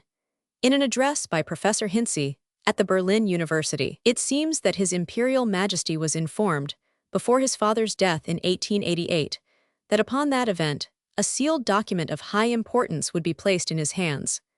When he read it, he found that it was the political testament of his great-uncle, King Frederick William Roman IV of Prussia, brother of the emperor who made united Germany. As its name implies, the paper contained King Frederick William's advice to his successors on the throne of Prussia. Part at least of these counsels was deemed to be possibly so seductive to sovereigns of a certain temperament that the Emperor William Roman II felt it his duty to commit the whole paper to the flames. The royal testator, who inherited from his mother, Queen Louise, an exceedingly exalted idea of the rights of the crown, recommended his successors to revoke the written constitution which he himself had granted his people. But he had a high sense of the obligations of his kingly word and of his royal oath, and accordingly he advised any of them who might take the step to take it before he had sworn to observe the constitution at his coronation. The emperors William I and Frederick Roman III seem to have been content with ignoring the testament. It was left for their successor, William Roman II, fearful lest it might one day tempt some young and inexperienced ruler into dangerous paths to destroy it. His apprehensions were curiously strong. He felt, he told Professor Hinze, as if he had a barrel of gunpowder in his house, and he knew no peace until he had got rid of the terrible document. We need not discuss here whether these apprehensions were well-founded. What is of the highest interest is the knowledge, thus come to light after so many years, of this extraordinary political testament. It had unquestionably been read at this time, July 1861, by the new King William I, and it is equally certain that it had not then been read by the Crown Prince and Crown Princess. Probably the knowledge of the document would have modified the views expressed in the Crown Prince's letter from Osborne. In any case, it seems so far to have influenced the new king that he rejected his son's advice and adhered to his decision in favor of a coronation at Königsberg, which duly took place there with all suitable pomp on October 18. Among the very few published letters of the Crown Princess is one which she wrote to her mother describing the ceremony. She modestly declares herself a very bad hand at descriptions, but no one who reads the letter now would possibly agree with that. On the contrary, she shows the same remarkably vivid and picturesque power of narration, of which we had an example in her account of the deathbed of King Frederick William Roman IV. The fact that the day chosen for the coronation was her husband's birthday gave the Crown Princess great pleasure, as also that an English artist, Mr. George Houseman Thomas, was commissioned to paint a picture entitled Homage of the Princess Royal at the Coronation of the King of Prussia. Lord Clarendon, who was the British special ambassador on the occasion, writing to Queen Victoria on the day after the coronation, observed that the great feature of the ceremony was the manner in which the Princess Royal did homage to the king. Lord Clarendon is at a loss for words to describe to your Majesty the exquisite grace and the intense emotion with which Her Royal Highness gave effect to her feelings on the occasion. Many an older as well as younger man than Lord Clarendon, who had not his interest in the Princess Royal, were quite as unable as himself to repress their emotion at that which was so touching, because so unaffected and sincere. Lord Granville also wrote to Prince Albert, one of the most graceful and touching sights ever seen was the princess's salute of the king. Lord Clarendon added in his letter to the Queen, not very prudently, if His Majesty had the mind, the judgment, and the foresight of the Princess Royal, there would be nothing to fear, and the example and influence of Prussia would soon be marvelously developed. Lord Clarendon has had the honor to hold a very long conversation with Her Royal Highness, and has been more than ever astonished at the statesmanlike and comprehensive views which she takes of the policy of Prussia, both internal and foreign, and of the duties of a constitutional king. Unfortunately, Prussia was far from desiring the wife of the heir apparent to entertain any views, statesmanlike or other, on either domestic or foreign policy. Lord Clarendon also told the Queen that the princess was appreciated and beloved by all classes. Every member of the royal family, he said, had spoken of her to him in terms of admiration, and through various channels, he had had opportunities of learning how strong was the feeling of educated and enlightened people towards her. There is significance in the English statesman's reference to educated and enlightened people. He must have been aware that the majority of Prussians of that day were neither educated nor enlightened in his sense of the words, and that the princess was really only appreciated by the small intellectual group who were flattered by the recognition which she and the crown prince bestowed on them. But Lord Clarendon was perhaps disposed to see everything en beau, for the crown princess mentions that the king and queen showed a marked cordiality to him, contrasting with the stiff etiquette observed in their reception of the other ambassadors.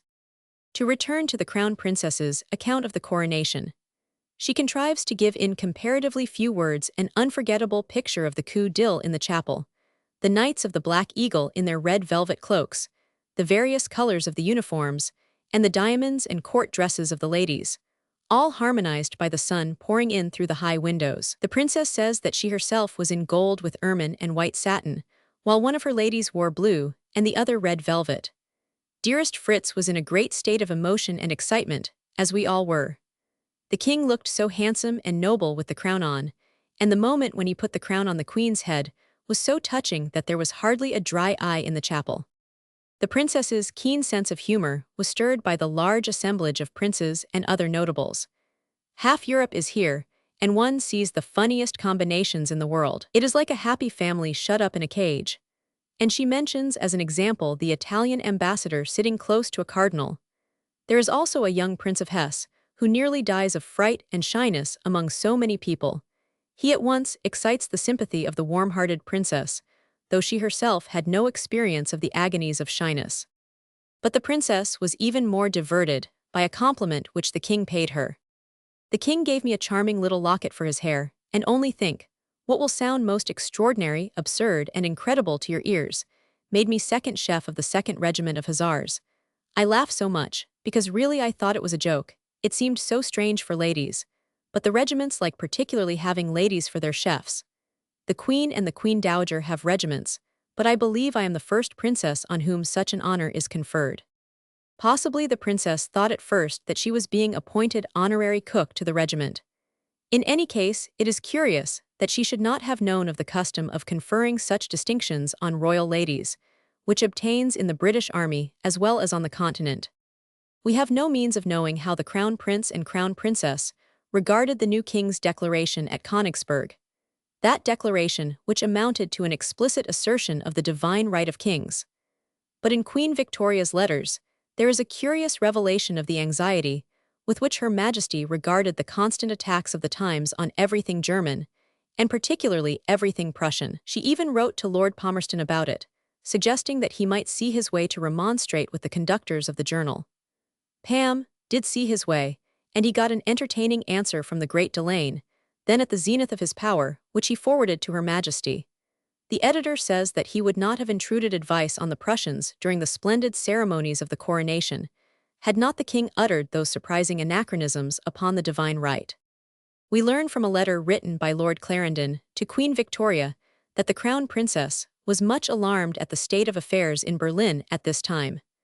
The king saw democracy and revolution in every symptom of opposition to his will. His ministers were mere clerks, content to register his decrees, and there was no one from whom he sought advice, or indeed who was capable or would have the moral courage to give it. The king would never accept the consequences of representative government or allow it to be a reality, though at the same time he would always religiously keep his word and never overturn the institutions he had sworn to maintain. Such was this experienced statesman's diagnosis of the situation, arrived at after an audience of the crown princess. The princess celebrated her 21st birthday on November 21, 1861.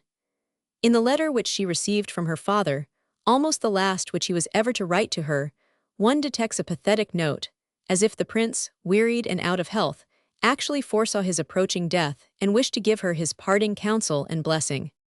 May your life, which has begun beautifully, expand still further to the good of others and the contentment of your own mind. True inward happiness is to be sought only in the internal consciousness of effort systematically directed to good and useful ends. Success indeed depends upon the blessing which the Most High sees meet to vouchsafe to our endeavors. May this success not fail you, and may your outward life leave you unhurt by the storms, to which the sad heart so often looks forward with a shrinking dread. Without the basis of health, it is impossible to rear anything stable. Therefore, see that you spare yourself now, so that at some future time you may be able to do more. The death of Prince Albert on December 14, 1861, at the age of 42, profoundly affected the lives of both his widow, on her now lonely throne, and his idolized daughter in Berlin. It is evident from Queen Victoria's correspondence that she was quite unprepared. Her letters to King Leopold, almost up to the last, are full of the most pathetic hopefulness, and she certainly wrote in the same vein of cheery optimism to Berlin. The blow fell therefore with all the more stunning effect on both mother and daughter. Indeed, it is hard to say which of the two felt more utterly crushed and broken-hearted. The crown princess, as we have seen, was much more her father's child than is usual in family life in any station. The tie between them was something deeper and stronger even than the natural affection of parent and daughter. He had sedulously formed her mind and tastes, and he had become the one counselor to whom she felt she could ever turn in any perplexity or trouble. Sure of his helpful understanding and sympathy, very soon after her marriage, in a letter to the Prince of Wales, she dwelt on their father as the master and leader ever to be respected. "You don't know," she wrote, "how one longs for a word from him when one is distant." Nor did the princess, like many daughters, allow her marriage to weaken this tie. Indeed, the thought of the physical distance between them seemed to bring them, if possible, spiritually nearer. For her mother, the princess felt the tenderest and most filial affection, writing to her every day, sometimes twice a day, about the little details of her personal life. But though she and her father only wrote to one another once a week, it was to him that she poured out her full self, the total of her varied interests in politics, literature, science, art, and philosophy. The citations already made in the preceding pages from the prince's letters to her show not only the many fields over which their correspondence ranged, but also the singular charm of their mutual confidence. It would be difficult to find in history a more touching and beautiful example of spiritual and intellectual communion between father and daughter. And now this great solace and stay of the princess's life is suddenly withdrawn from her, practically without any warning. If only she had known, even suspected, that there was danger, how she would have hurried to him. No one with any imagination and human sympathy can think of it without profound pity. During the first weeks which followed the receipt of the telegram announcing his death, the crown princess fell into a silent, listless state, only rousing herself to bursts of grief which were terrible to witness. The simple religious faith to which her mother turned could not, unfortunately, bring her the same consolation. In her extremity, it was on her husband that she leaned. He was untiringly patient and tender, though it must have been most painful for him to be told that she felt as if her life was over and she could never be happy again. It is surely true to say that in these difficult days, the crown prince revealed the essential nobility of his character quite as much as he did in the great spectacular moments of his life, on the stricken field, and in the glory of conquest. Many a husband would have shown a certain resentment at his wife's absorption in her father, but it is clear that the crown prince, far from feeling any such petty jealousy, brought his wife the truest consolation by understanding and himself sharing in her sorrow. He knew what a really remarkable man Prince Albert was. He had felt the charm of his personality and of his intellectual gifts. And so we find him looking back on this bereavement in a letter written some months later to his old tutor, M. Godet. Our whole life is, if such a thing be possible, increasing in happiness daily.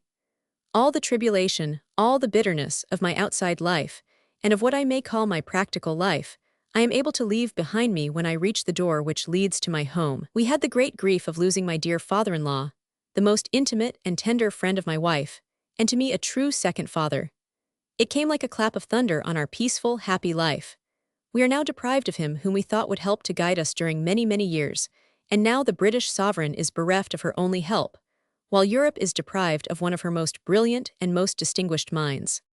It may reasonably be doubted whether to the crown princess the prolongation of her father's life would have been of great service.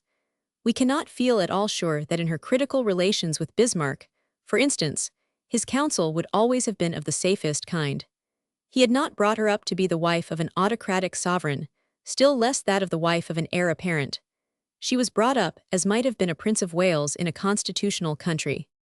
By an unfortunate irony of fate, all those who warmly and sincerely sympathized with the point of view of the prince consort, and of herself and the crown prince, were not Prussians. They were, in the phrase then generally used, Coburgers. This was preeminently the case with Stockmar, and in a less degree with Bunsen and other liberal Germans. The mere fact that they were not Prussians discounted any value their opinions might otherwise have had, both with the then King of Prussia and with those who surrounded him. Fortunately for the Crown Princess, the course of public events soon came to rouse her from her apathy and grief. Early in that same December which saw the death of the Prince Consort, the Prussian elections had resulted in large democratic gains, thus considerably weakening the ministry. In a memorandum addressed to the Crown Prince just before he left for England to attend the funeral of his father-in-law, Duncker prophesied the fall of the ministry, and for the first time suggested the plan of calling Bismarck to office. In his reports during the ministerial crisis which followed, Duncker warned both the Crown Prince and the Crown Princess of the danger of trying to govern at one time with the Liberals and at another with the Conservatives. He advocated a ministry composed of business rather than party men, who would know how to govern as Liberals on a conservative basis, and he again urged that Bismarck should be utilized to strengthen the ministry. The Crown Princess, after her bereavement, seemed to cling the more closely to the ties which bound her to the land of her birth and of her father's adoption, and this, as we shall see later, provoked a good deal of criticism in Berlin. She went to England as often as she could, or perhaps it would be truer to say as often as her father-in-law could be induced to give his permission. Her first visit after the Prince Consort's death was in March 1862. Princess Mary of Cambridge went to Windsor especially to see her cousin. She says, "We found her well and better in spirits than we expected. But it must have been a very sad and mournful time, for the Queen was rigid as stone, the picture of desolate misery, and everything reminded the Crown Princess of the father she had lost." In the following May, the Crown Prince, at the special request of Queen Victoria, represented his father at the Great Exhibition of 1862, but the Crown Princess, much to her regret, could not accompany him. He had served as chairman of the committee appointed to secure an adequate representation of German arts and industries, and had thus greatly promoted the success of the enterprise. The Crown Princess, however, went to England at the end of June to be present at the quiet wedding of her favorite sister, Princess Alice, to Prince Louis, afterwards Grand Duke of Hesse. It was solemnized at Osborne on July 1. On August 14, 1862, a second son, Prince Henry, destined to be Germany's sailor prince, was born. The choice of his name seems to have troubled his grandmother, Queen Augusta. She wrote to her son from Baden, "My dear Fritz, your first letter moved me deeply, because of your affectionate heart, and because of all the particulars it contained about our beloved Vicky. I certainly anticipated that your son would be called Albert, for that name, no matter whether it is more or less German, really ought to be handed down as a legacy from the never-to-be-forgotten grandfather, and I believe that Queen Victoria expected it too." As a matter of fact, the baby was christened Albert William Henry, but probably what Queen Augusta meant was that he ought to have been generally known as Prince Albert instead of Prince Henry. It might have been expected that the birth of 3 healthy children, 2 of whom were boys, would have, at least in a measure, disarmed the hostility with which the Crown Princess was regarded by a powerful section in Prussia. But these people were dissatisfied because the arrival of the children naturally strengthened the position of the princess, and they also feared that the princes in the direct line of succession to the throne would be brought up under English rather than Prussian influence. There was, it must be admitted, a certain justification for the belief that the Crown Princess had never really ceased to be an Englishwoman. In 1855, there had been presented to Prince Albert a remarkable young Englishman who was destined to play a considerable part in the life of the Crown Princess. This was Robert Morier, already well and affectionately known to Baron Stockmar, who even styled him his adopted son. It was natural that Prince Albert should take a warm interest in the young man who came to him with such credentials. Indeed, Morier was quickly made to understand that the prince wished him to prepare himself in every way for diplomatic work in Germany. And in January 1858, at the time of the royal marriage, Prince Albert did everything in his power to have Morier appointed attaché to the British Embassy in Berlin. Morier had another good friend in the Princess of Prussia, the Princess Royal's mother-in-law. She had known not only Morier but his distinguished father for many years, and it was her personal wish, which she expressed to Lord Clarendon, that the young man should be sent to Berlin in order that he might be of use to her son and her daughter-in-law. It need hardly be said that Morier was also on intimate terms with Ernest von Stockmar, who at the same time was appointed private secretary to the princess. Morier obtained the appointment, and it was the beginning of a lifelong intimacy with Prince Frederick William and the Princess Royal. He became and remained one of their most trusted friends and advisors, a fact which undoubtedly injured his diplomatic career. When many years later, it was proposed that Sir Robert Morier, as he had then become, should be appointed ambassador in Berlin, his name was the only one which was absolutely vetoed by the then all-powerful Bismarck. Probably because Morier had a remarkably strong and original personality, he at once aroused jealousy, dislike, and suspicion. He was even said to influence the then dying king, as afterwards he was supposed to influence King William through Queen Augusta and the Crown Prince through the Crown Princess. When one now reads the very frank letters written by Morier to English relations and friends, one cannot help feeling an uncomfortable suspicion that the contents of some of them may have gone back to Germany, perhaps in exaggerated and distorted versions, in spite of the great precautions taken to keep their contents secret. One observation in one of his letters certainly leaked out, namely, that his long experience of German little statesmen had taught him that, like certain plain middle-aged women, they delight in nothing so much as to talk with pretended indignation of attacks supposed to have been made upon their virtue. Such judgments, when barbed with a sufficient measure of truth, are apt to rankle.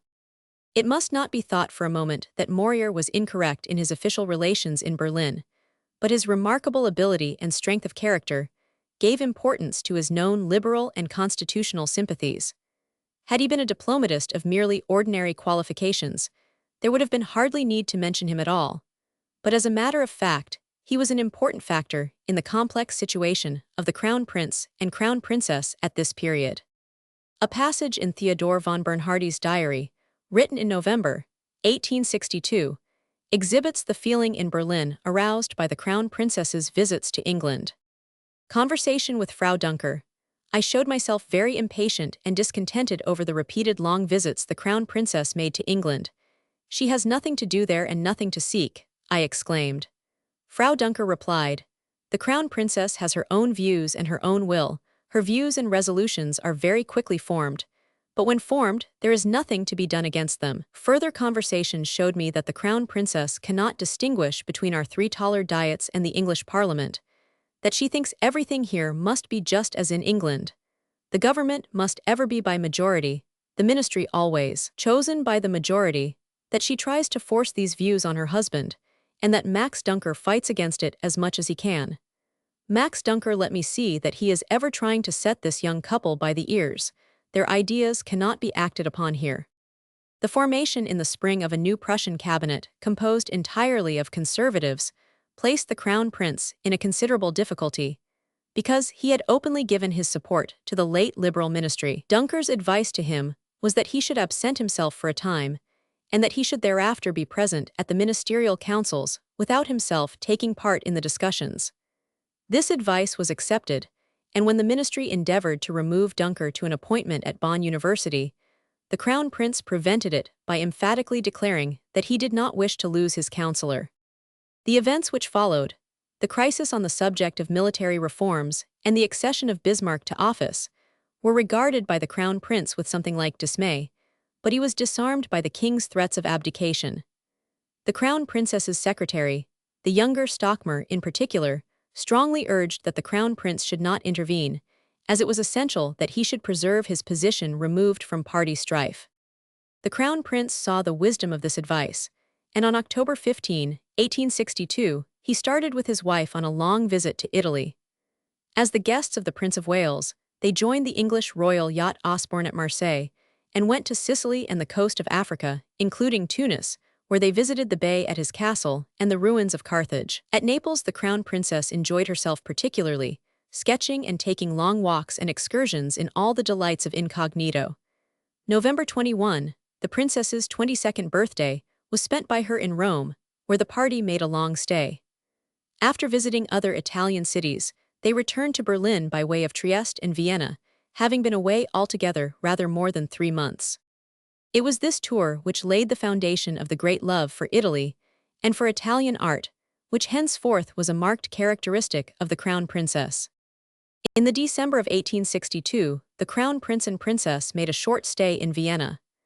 The American historian, Motley, was visiting Austria at the time, and it was characteristic of the princess that the only person, outside the imperial family, whom she desired to see was this brilliant writer. He gives a charming account of the interview in a letter to his mother.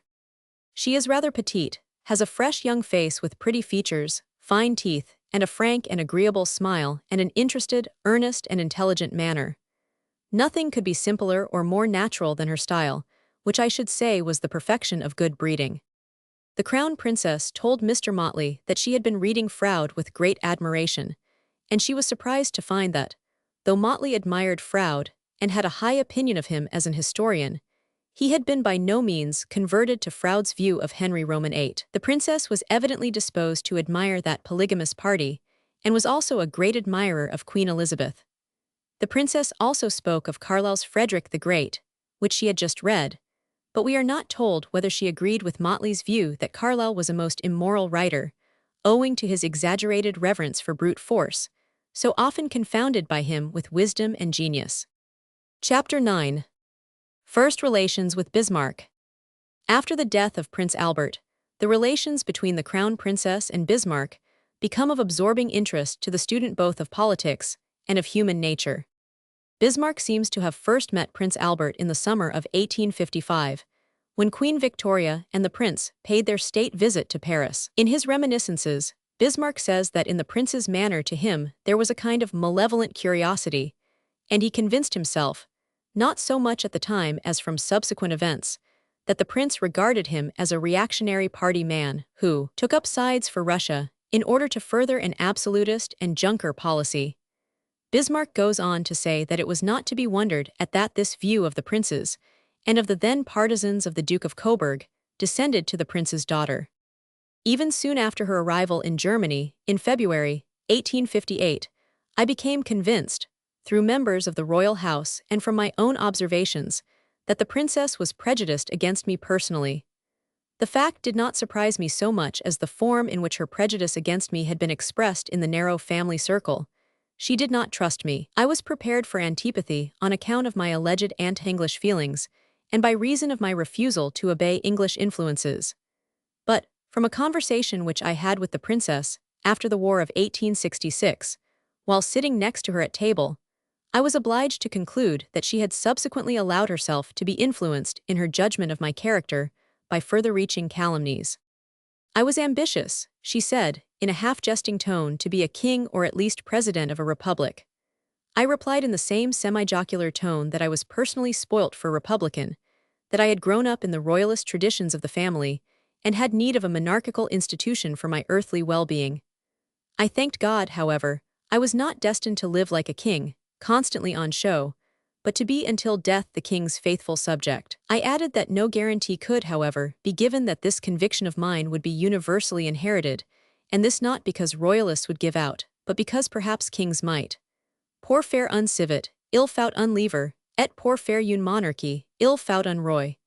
I could not answer for it that, for want of such, the next generation might not be republican. I further remarked that, in thus expressing myself, I was not free from anxiety at the idea of a change in the occupancy of the throne without a transference of the monarchical traditions to the successor. But the princess avoided every serious turn and kept up the jocular tone, as amiable and entertaining as ever. She rather gave me the impression that she wished to tease a political opponent. During the first years of my ministry, I frequently remarked in the course of similar conversation that the princess took pleasure in provoking my patriotic susceptibility by playful criticism of persons and matters. In this passage, we have evidently a perfectly frank expression of Bismarck's real feeling, and it gives an extraordinarily vivid picture of these two remarkable personalities, facing one another with watchful, guarded, measuring glance, like two duelists awaiting the signal for combat. That Bismarck to a great extent misunderstood the princess is plain enough, and indeed it would have been extraordinary if he had understood her, so different was she from any normal type of German lady. But there is abundant evidence that he did not underrate her intellectual ability, though it must have been a perpetual astonishment to him to find such mental powers in a woman, and there were even moments when the aims of the two, generally so wide apart, seemed actually to converge. It is curious to speculate how different the course of history might have been if the princess had added to her other qualities, that tact, prudence, and power of judging human character, which were surely alone wanting to make her one of the most remarkable women who have ever held her exalted rank. The greatest injustice which Bismarck did the princess lay in his suspicion, to use a mild term, of her German patriotism. The prince consort had consistently pursued the ideal of a union of the German states, under the leadership of Prussia, as the champion of German liberalism. Such a newborn Germany might, or might not, have become the ally of England. But the prince consort must certainly be acquitted of any Machiavellian designs for the benefit of his adopted country. The supreme end he had in view was undoubtedly the happiness and greatness of Germany, and both his wife and his daughter knew and shared his aims. From 1858 to 1861, the prince consort's influence in Prussian politics may almost be described as paramount. But the happy relations between England and Prussia were broken, partly by the inability of King William to share the liberalism of Queen Victoria and Prince Albert, which seemed to him positively anti-monarchical, partly by anti-Prussian feeling in England, and partly by the claim of the Prussian liberals to dictate to the crown on the question of army reorganization. Prince Albert did not live to see how completely his hopes had been shattered, and his premature death deprived his daughter of his counsel at the very moment when Bismarck came into office, in the full tide of Russophile reaction and Anglophobia. It is difficult to realize, in view of later events, how strong was the distrust which Bismarck inspired at the beginning of his accession to power. It was known that he desired an alliance with Napoleon Roman III, and it was even believed that he would be capable of ceding German territory to France. The trend of popular opinion was significantly shown on March 17, 1863, when the 50th anniversary of the proclamation, "To my people," was celebrated, and the foundation stone of a memorial to Frederick William Roman III was laid in Berlin. Nothing that the authorities could do to give distinction to the occasion was omitted.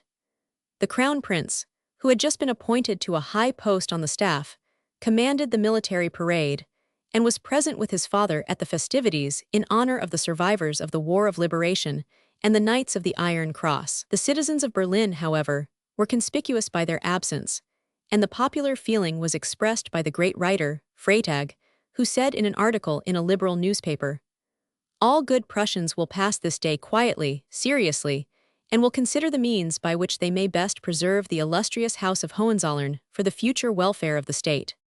The first real efforts made by Bismarck to alienate the king from the crown prince and princess date from the year 1863, just when the princess was beginning to recover her spirits and normal state of mental health. Every kind of calumny was spread, wrote Mourier, respecting the persons supposed to be the prince's friends. Spies were placed over him in the shape of aides-de-camp and chamberlains. Conversations were distorted and imagined, till the Danzig episode brought matters to a climax, and very nearly led to the transfer of the prince to a fortress. This episode, a speech delivered by the crown prince at Danzig, possessed all the importance that Mourier attributes to it, and it must be admitted that it was in the circumstances a highly imprudent utterance, for it dragged the differences between the crown prince and his father into the light of day. The speech was delivered to the municipality of Danzig on June 5, 1863. In it the crown prince referred to the variance which had occurred between the government and the people, by which he meant a new ordinance restricting the freedom of the press. This variance, he said, had occasioned him no small degree of surprise, and he added, "Of the proceedings which have brought it about I know nothing. I was absent. I have had no part in the deliberations which have produced this result." Although the crown prince went on to pay tribute to the noble and fatherly intentions and magnanimous sentiments of the king, nevertheless the speech naturally created a great sensation, not only in Germany, but in other countries too. A correspondence followed between the prince and his father, in which the former, while asking pardon for his action, offered to resign all his offices. Bismarck professes to have himself succeeded in making peace between the two, quoting to the king the text, "Deal tenderly with the boy Absalom," and urging that it was not advisable to make his heir apparent a martyr. Bismarck's own account of the circumstances which led up to the speech is significant for its emphasis on the dates. He says that the royal ordinance on the subject of the press appeared on June 1, that on June 2, the crown princess followed the prince to Gradance, and that on June 4, the prince wrote to the king expressing disapproval of the decree, complaining that he had not been summoned to the councils in which the step had been discussed, and enlarging on his view of his position as heir apparent. This obviously suggests, without exactly saying so in plain words, that the crown prince's speech on June 5 was inspired by his wife. But behind both the crown prince and the crown princess, Bismarck thought that he detected the hand of Morier, and yet it is on record that Morier had not seen the crown prince or had any kind of communication with him at the time, before or after, the Danzig episode. In fact, it is quite clear, from letters Morier wrote to Ernest von Stockmar, that both he and his German correspondent sincerely regretted the crown prince's action. The crown princess, however, seemed doomed to be associated with this unlucky speech. Not long after the affair was apparently settled, a remarkable and obviously inspired statement appeared in the Times to the following effect. While traveling on military duty, the prince allowed himself to assume an attitude antagonistic to the policy of the sovereign, and to call in question his measures. The least that he could do to atone for this grave offense was to retract his statements. This the king demanded of him by letter, adding that, if he refused, he would be deprived of his honors and offices. The prince, in concert, it is said, with Her Royal Highness the Princess, met this demand with a firm answer. He refused to retract anything, offered to resign his honors and commands, and craved leave to withdraw with his wife and family to some place where he would be free from suspicion of the least connection with the affairs of state. This letter is described as a remarkable performance, and it is added that the prince is to be congratulated on having a consort who not only shares his liberal views, but is also able to render him so much assistance in a momentous and critical juncture. It is not easy to conceive a more difficult position than that of the princely pair placed, without a single adviser, between a self-willed sovereign and a mischievous cabinet on the one hand, and an incensed people on the other. Naturally, this version of the affair, with its open reference to the influence of the crown princess, aroused fresh excitement. Ernest von Stockmar, the private secretary of the crown princess, was said to have communicated the substance of the statement to the Times. Who really did so has never been revealed. The unfortunate Stockmar, in any case, knew nothing of the matter. He would have given much to find out who was responsible. Indeed, this new complication to an already painful and suspicious affair so distressed Stockmar that he fell ill, and had to resign his position as secretary to the crown princess. This was for her a real misfortune, as even the most spiteful and prejudiced of her critics could not accuse the old baron's son and pupil of being anything but a sound and patriotic German. Bismarck was good enough to accept the crown prince's assertion that the statement was inserted in the Times entirely without his cognizance, and he thought it was inspired by Jeffkin. In fact, he attributed it to the same quarter to which, as he believed, the crown prince owed the bent of his political views, namely, the school of writers who extolled the English Constitution as a model to be imitated by other nations, without thoroughly comprehending it. What wonder, then, observed Bismarck, that the crown princess and her mother overlooked that peculiar character of the Prussian state, which renders its administration, by means of shifting parliamentary groups, a sheer impossibility. The party of progress were then daily anticipating victory in their struggle with prerogative, and naturally took every opportunity to place the situation in the light best calculated to influence female minds. In the following August, Bismarck says, the crown prince visited him at Gastein, and there, less under the sway of English influences, used the unreserved language of one who sees that he has done wrong and seeks to excuse himself on the score of the influences under which he had lain. This attitude, however, if it was ever really adopted, was certainly short-lived. A fresh difference broke out between the crown prince and the king on the subject of the former's attendance at cabinet councils, and on this point, the crown prince undoubtedly held firm. Bismarck prints his marginal notes on a memorandum sent by the crown prince to his father. In these notes, the whole constitutional position of the crown prince is discussed, but we are here only concerned with the following references to the crown princess. Especially necessary is it that the intermediary advisers, with whose aid alone His Royal Highness can be authorized to busy himself with the consideration of pending affairs of state, should be adherents, not of the opposition, but of the government, or at least impartial critics without intimate relations with the opposition in the Diet or the press. The question of discretion is that which presents most difficulty, especially in regard to our foreign relations, and must continue to do so until His Royal Highness and Her Royal Highness the Crown Princess have fully realized that in ruling houses the nearest of kin may yet be aliens and of necessity, and as in duty bound, represent other interests than the Prussian. It is hard that a frontier line should also be the line of demarcation between the interests of mother and daughter, of brother and sister, but to forget the fact is always perilous to the state. In the autumn of 1863, Queen Victoria was staying at Coburg. She sent for Mourier and had a long talk with him on the growing difficulties, which seemed to encompass the Crown Prince and Princess. The fact that Mourier ventured to hint that any appearance of interference on the part of England would be very prejudicial to the interests of their Royal Highnesses, and that a suspicion that the Crown Prince was being prompted from over the water would materially diminish in the eyes of the Liberal Party the value of his opposition, shows that there was something, even then, to be said for the feeling which Bismarck so sedulously fostered.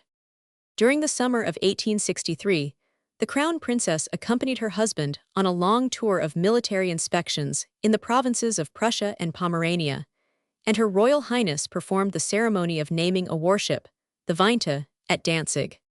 This tour caused a good deal of discomfort to the Crown Prince and Princess, for in most of the towns, they visited the municipal authorities ostentatiously refrained from celebrating the occasion. On the other hand, the populace as a rule received the royal pair with abundant loyalty.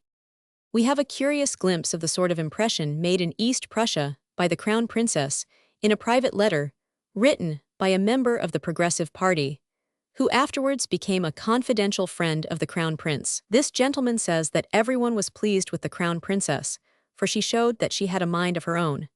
She informed a certain official that she read the Volkszeitung, the National Zeitung, and the Times every day, and that she agreed entirely with those newspapers. In the circumstances, an amazingly imprudent statement. It was, indeed, such a shock to the official that it reduced him to blank silence. The breach between the Crown and Parliament was not the only question with which Prussia was troubled at this time. The summer of 1863 was also marked by the attempt of Austria to take the solution of the German question into her own hands by initiating a scheme for reforming the federal constitution. The Emperor Francis Joseph invited the princes and the free cities of Germany to a conference at Frankfurt to discuss the reorganization of the Germanic Confederation. King William was inclined to accept this proposal, but Bismarck held other views, and a further invitation from the emperor that the king should send the Crown Prince to the Congress of Princes was also declined. Nevertheless, the Congress was held, and there was also held a sort of family gathering of what Bismarck would have designated the Coburgers at Coburg. Queen Victoria was there, and in August the Crown Princess joined her, quickly followed by the Crown Prince. Lord Granville, who was a close observer of the complicated intrigues of the Congress, wrote to Lord Stanley of Alderley, "The Princess Royal is very Prussian on this confederation question." The Crown Prince's views on the subject were expressed in a letter which he sent to his wife's uncle, Duke Ernest, early in September. From this letter it seems clear that, whereas at first he had been inclined to favor the Austrian move, he altered his views when Austria showed her hand by demanding from the Congress a simple vote of assent or dissent to her project of reform. He mentioned that he had asked the king for permission to be absent from the meetings of the cabinet, and indeed he paid with his family a long visit to Italy. From Italy the Crown Prince and Princess proceeded to England, and that, with visits to Brussels and Karlsruhe, took up the rest of the year. It must not, however, be thought that during this absence from Germany the Crown Prince and Princess ceased to take an interest in politics. On the contrary, they followed with the closest attention what was indeed a serious constitutional crisis in the autumn of 1863. In October, after they had started for Italy, the Crown Prince wrote to Bismarck, "I hope that, to use your own words, your efforts in the present difficult position of the constitutional life of our country may be successful, and may accomplish that which you yourself describe as the urgent and essential understanding with the national representatives. I am following the course of events with the deepest interest." The constitutional crisis turned on the rejection, by the upper house and the Crown, of the budget which had been adopted by the lower house. The king, as advised by Bismarck, was for governing without a constitution, but the Crown Prince, with his strong predisposition in favor of the English constitutional system, which had by this time been developed by Queen Victoria, could not help regarding his father's attitude as jeopardizing the security of the crown. The crown prince's position was particularly difficult because he was appealed to by all parties, by the liberals, who looked forward to the day when he would be king of Prussia as perhaps not very far distant, and by the conservatives, who adjured him to support the government on dynastic grounds. Of the two parties, the liberals appeared to have the best of it, for the prolonged absence of the crown prince and crown princess was naturally interpreted in Germany as indicating, if not their sympathy with the Liberal Party, at any rate their dislike of the existing government. But events were shaping themselves in such a way that the Danzig affair, with all that had led up to it and had followed it, was soon to be forgotten in a crisis of much greater moment, and one which brought to the crown prince his baptism of fire. It was during the visit of the crown prince and his family to England that King Frederick VII of Denmark, the last of his dynasty, died, and the question of the succession to the duchies of Schleswig-Holstein immediately became acute. Chapter 10. The War of the Duchies.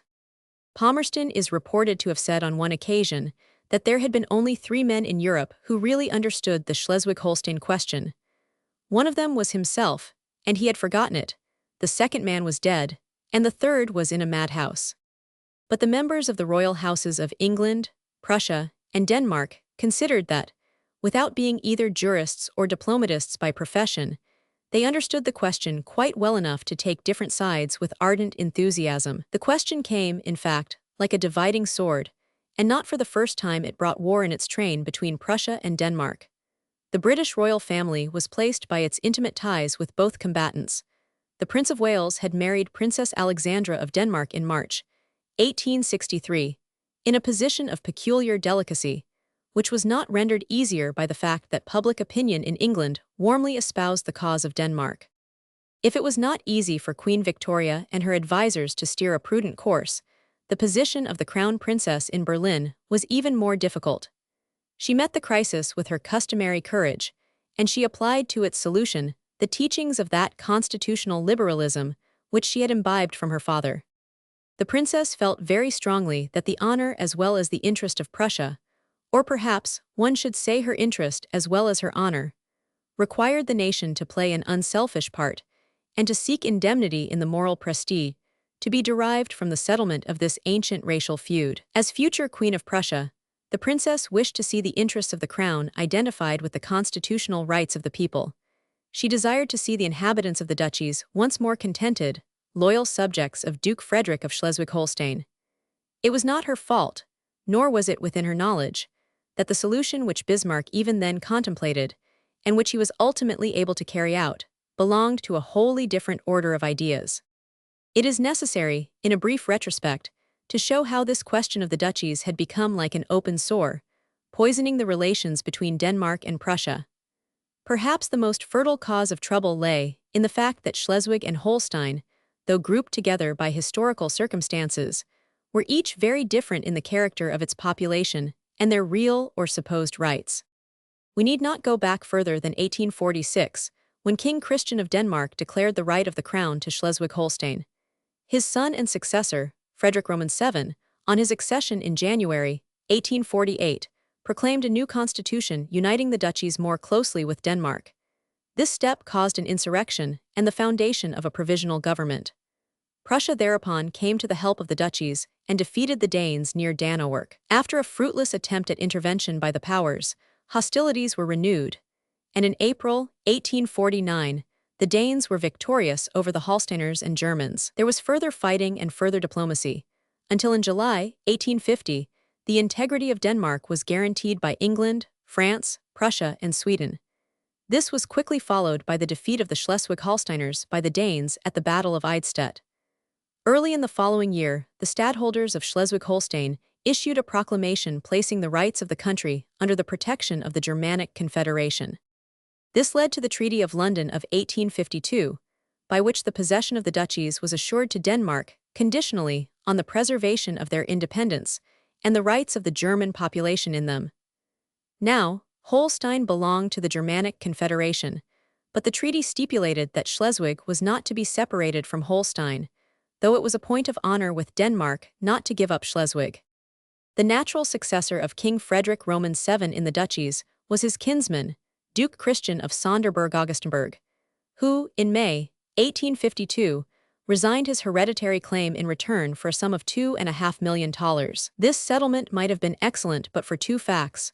First, that it had not received the assent of the Germanic Confederation, and secondly, that Duke Christian's two sons violently objected to it.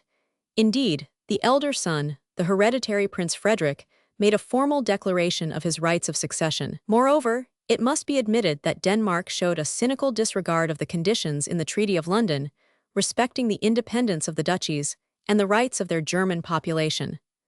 The Schleswig Assembly complained and protested, and even petitioned the Prussian Chamber of Deputies, who actually promised aid to the duchies. At last the crisis came in March 1863, when the King of Denmark granted to Holstein a new and independent constitution, but annexed Schleswig, which did not belong to the Germanic Confederation. Thereupon, the Confederation invited Denmark to withdraw this constitution. So far from doing so, however, the Danish parliament proceeded to ratify it only 2 days before the death of King Frederick Roman VII, whose successor, King Christian Roman IX, was forced on his accession, owing to a menacing uprising of popular feeling in Denmark, to sign the new constitution annexing Schleswig. In large image. Her Royal Highness Princess Frederick William of Prussia, married January 25, 1858. Her Royal Highness Princess Frederick William of Prussia, married January 25, 1858. The glove was thus thrown down for Germany to pick up. The hereditary Prince Frederick assumed by proclamation the government of the duchies, and appealed to the Germanic Confederation for the support of his rights. The majority of the German government sided with him, especially the Grand Duke Frederick of Baden, brother-in-law of the Crown Prince, while the lower house in Prussia declared by a large majority that the honor and interest of Germany demanded the recognition and active support of the hereditary prince. It will be evident from what has been said above that Prussia had plausible and even sound reasons for her intervention, the chief of which was the popular feeling prevailing in Schleswig. Now, it so happened that the Crown Prince and Princess had a strong personal as well as political interest in the question of duchies. The Crown Prince and the hereditary Prince Frederick were old friends. They had first met as fellow students at the University of Bonn. The hereditary prince had afterwards served in the 1st Regiment of the Prussian Guards. He had been often at the Prussian court, and the Crown Prince was the godfather of one of his children. Naturally, therefore, the Crown Prince and Princess were favorable to his claims. There is now no doubt that Bismarck had some time before resolved in principle on the annexation of the duchies, but of course he did not show his hand until it suited him, and above all, he studiously concealed his plans from the Crown Prince. Indeed, the Crown Prince's personal relations with Bismarck were at this time practically suspended, if only because he happened at the time to be in England, where, however, the prevailing sympathy with Denmark did not influence him or the Crown Princess. In a letter written to Dunker from Windsor in December, the prince says that he has daily defended the cause of my dear friend Duke Frederick, well backed up by my wife, who exhibits warm and absolutely German feelings in a most moving degree. The Crown Prince and Princess would certainly have recoiled with horror from Bismarck's secret design of annexing the duchies. How little they understood the minister's plans is curiously shown in the letter of the Crown Prince just referred to. He took the view that Prussia ought at once to occupy the duchies in order to establish the hereditary prince there. Bismarck, he says, hated the Augustenburg family and considered the national aspirations of Germany as revolutionary, desiring on the contrary to maintain the Treaty of London and strengthen Denmark. The Crown Prince in fact thought that Bismarck had been too late, and that his policy was opposed to the proper assertion of Prussia's position. Events now moved fast. The troops of the Germanic Confederation expelled the Danish troops from Holstein, and the hereditary prince was proclaimed throughout the duchy. The Augustenburg party, who were aware of the hostility of Bismarck to their candidate, endeavored to win over the King of Prussia through the medium of the Crown Prince, but ultimately, aided no doubt by certain imprudences on the part of the hereditary prince, Bismarck had his way. Both Austria and Prussia separated from the majority of the Diet, demanding that the King of Denmark should annul the new constitution annexing Schleswig, already mentioned, and announced that they would jointly manage the affairs of the two duchies.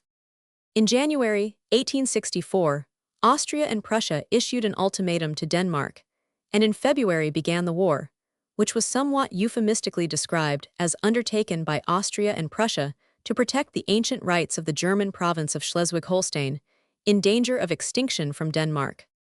It was considered essential in Berlin that a Prussian officer should be in command of the Allied troops, and this could only be effected by calling on the venerable Field Marshal von Rangel, as he alone was of superior rank to the officer at the head of the Austrian forces.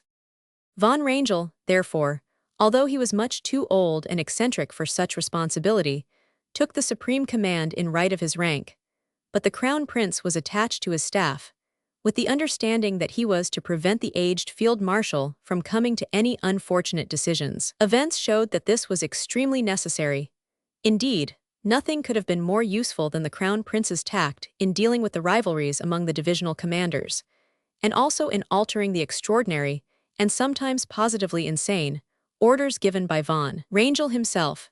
As a rule, the Crown Prince was able to persuade the old man to make the necessary alterations, but there were occasions on which he was compelled, on his own responsibility, either to suppress an order altogether or in some other way to prevent it from being carried out. The English royal family were deeply divided in their sympathies in this war, but the Crown Princess, as her husband had written to Dunker, was wholly German in her feelings. She wrote to her uncle in Coburn, "For the first time in my life, I regret not being a young man and not to be able to take the field against the Danes."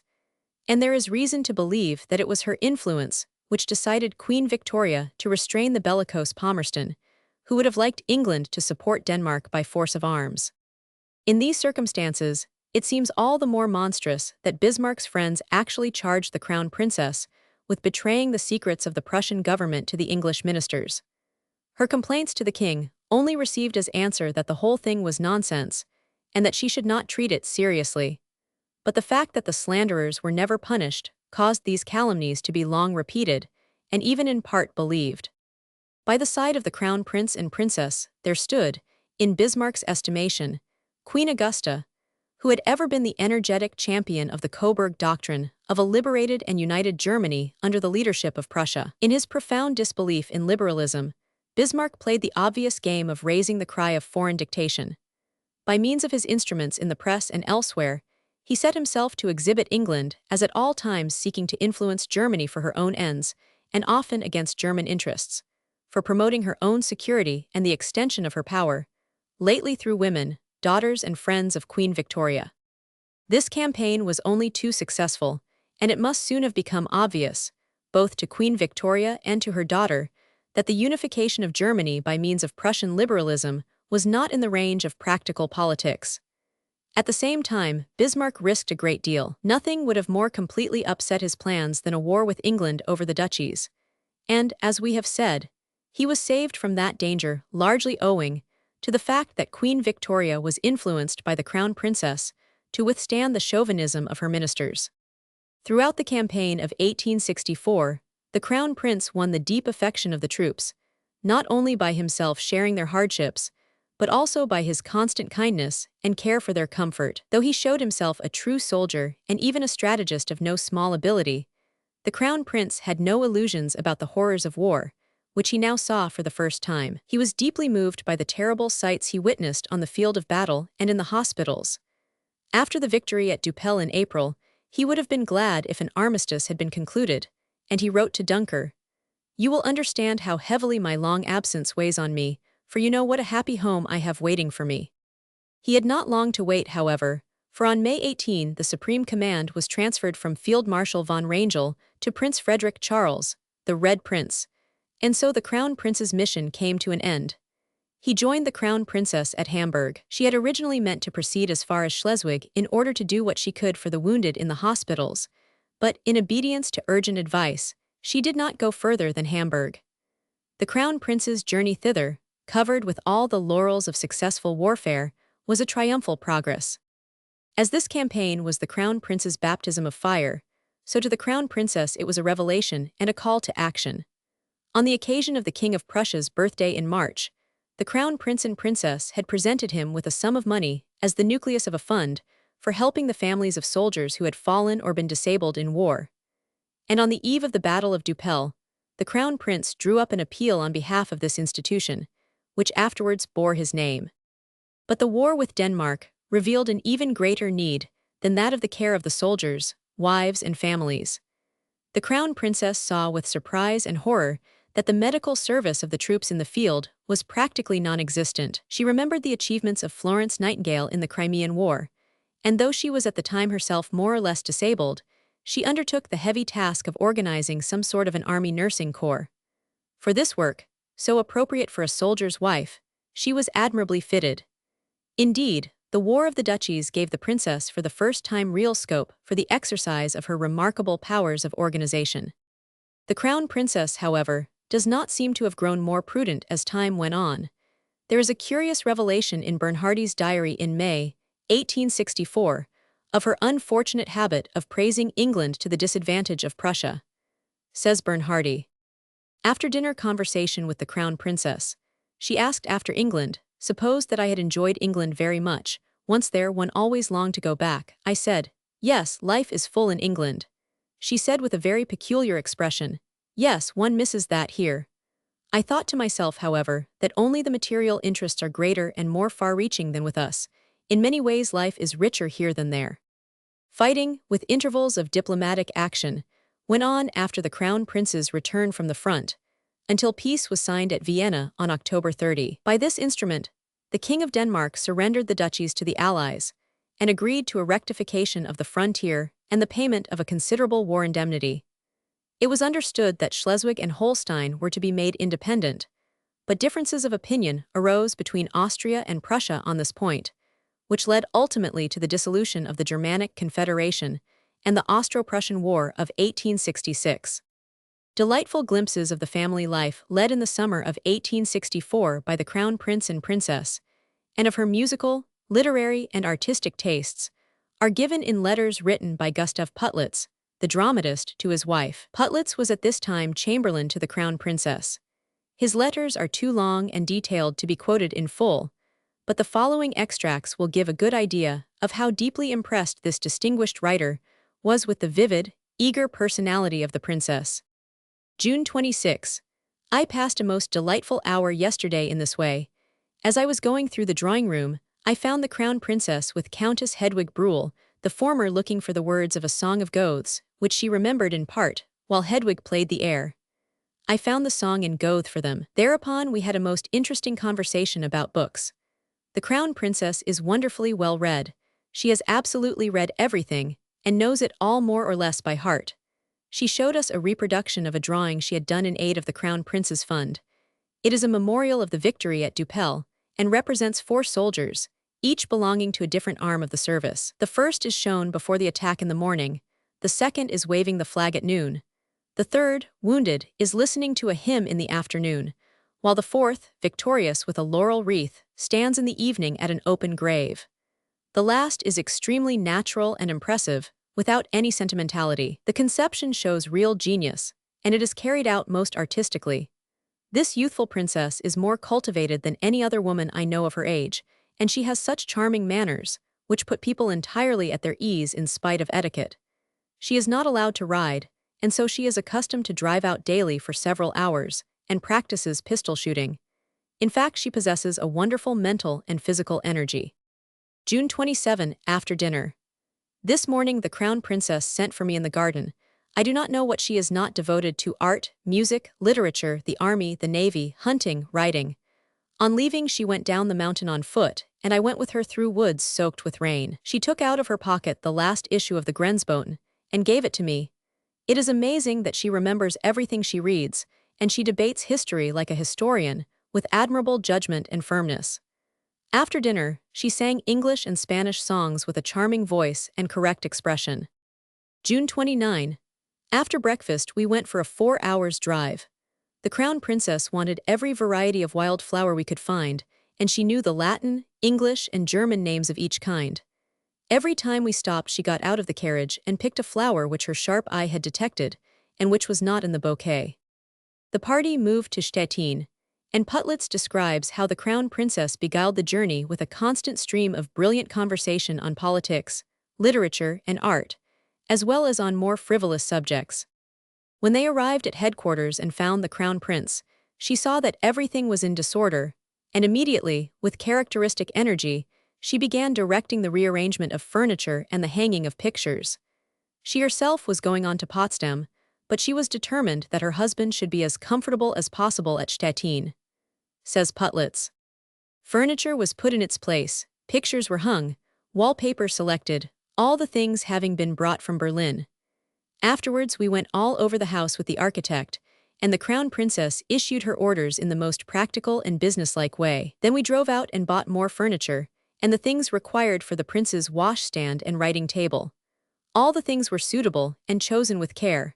We had an interesting conversation about English literature and drama. I am kept in perpetual astonishment by her natural behavior, so many-sided, and full of judgment and sense. When they arrived at the new palace, Putlitz happened to say that he had never seen more of it than the room where people wrote their names in the visitors' book. At once the princess showed him all over it.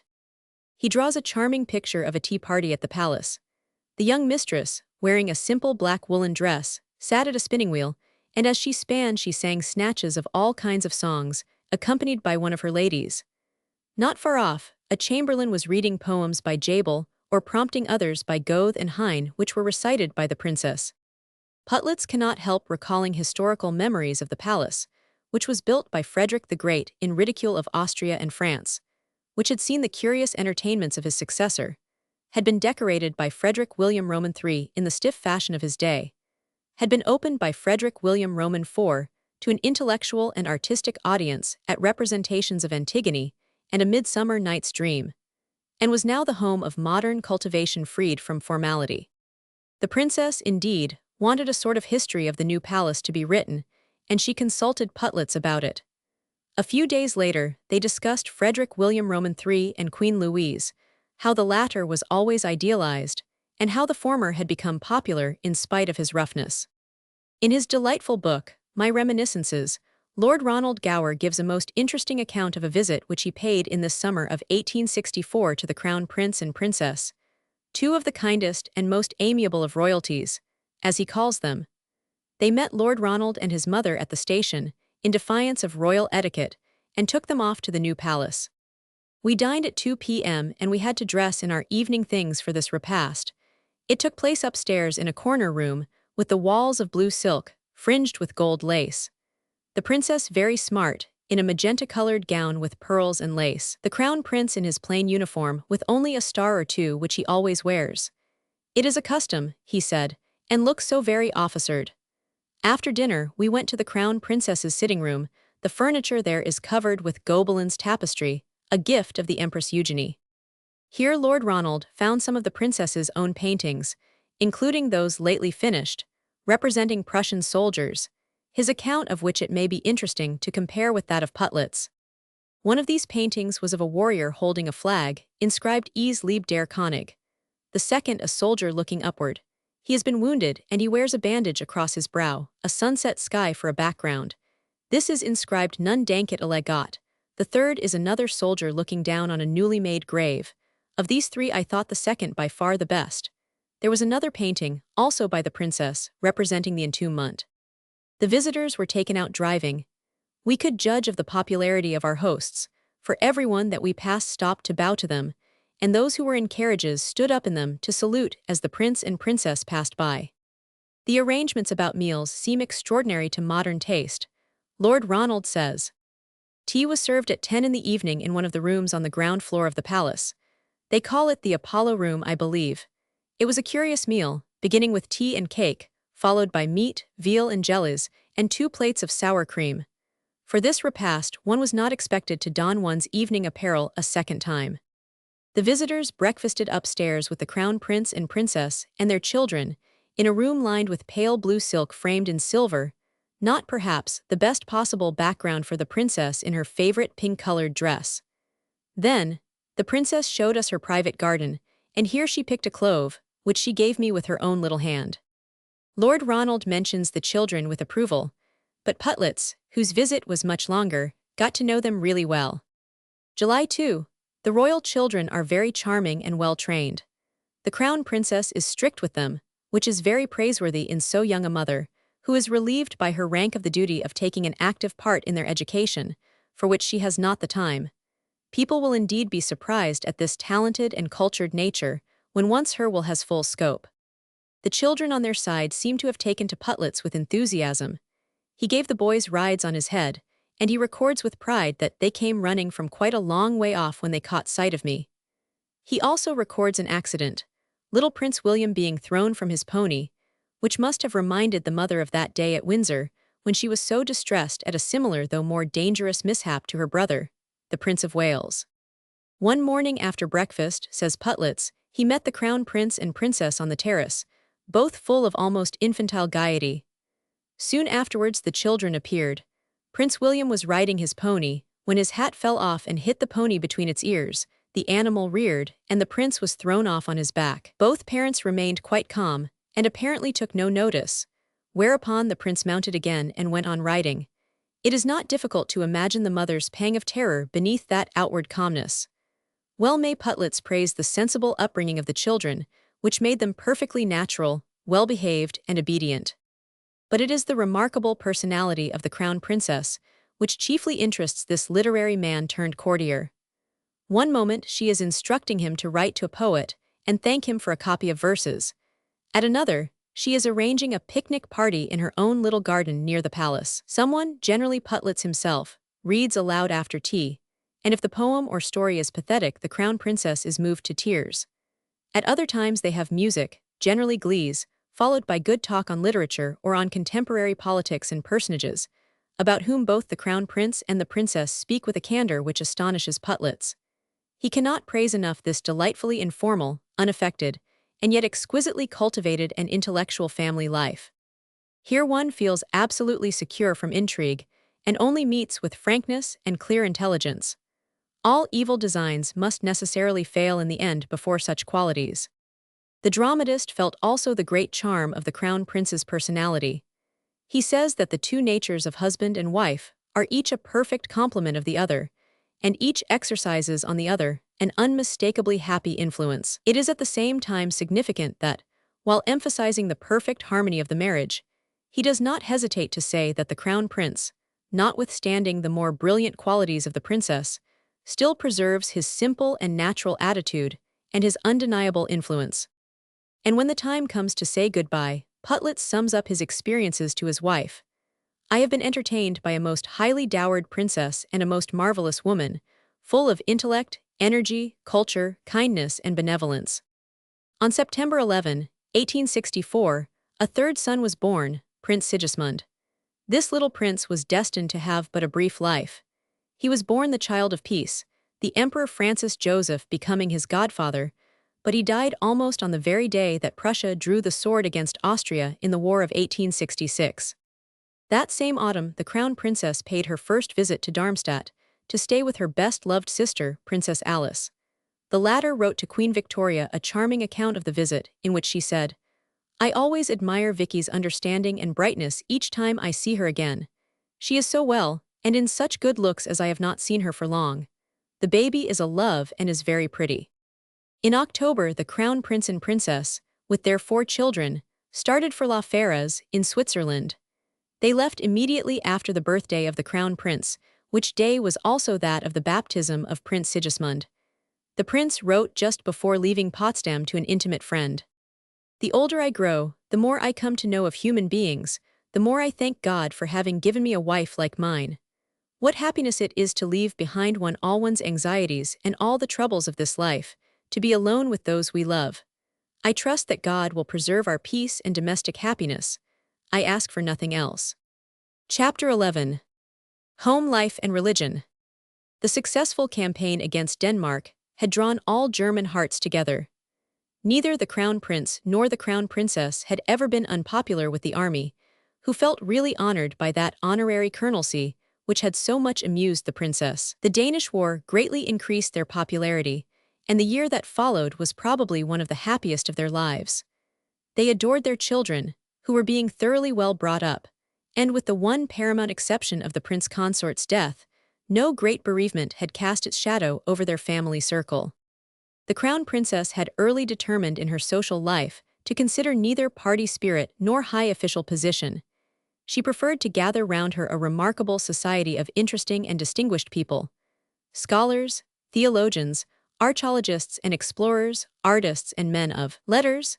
She was always passionately fond of music, and many a young performer owed his or her first introduction to the public at the winter concerts which she organized, while no British painter or writer of eminence ever came to Berlin without receiving an invitation to the new palace. One of the most striking testimonies to the Crown Princess's intellectual interests is to be found in a letter written to Charles Darwin in January 1865 by Sir Charles Lyell. The great geologist says that he had had an animated conversation on Darwinism with the Princess Royal, who is a worthy daughter of her father, in the reading of good books and thinking of what she reads. She was very much au fait at the Origin and Huxley's book, The Antiquity, and C&C, and with the Falbot museums which she lately saw in Switzerland. She said that, after twice reading you, she could not see her way as to the origin of four things, namely, the world, species, man, or the black and white races. Did one of the latter come from the other, or both from some common stock? And she asked me what I was doing, and I explained that, in recasting the principles, I had to give up the independent creation of each species. She said she fully understood my difficulty, for after your book, the old opinions had received a shake from which they never would recover. It may seem an intrusion on what should be sacred ground to touch on the religious belief of the Crown Princess, but it is a subject on which there have been a certain number of misstatements, and it may therefore be well to set forth plainly the material facts. The present generation perhaps hardly realizes what a period of intellectual ferment had set in just at the time when the princess's mind was most eagerly absorbing all that she could read and hear on the subject of religion and philosophy. She was 20 when essays and reviews appeared.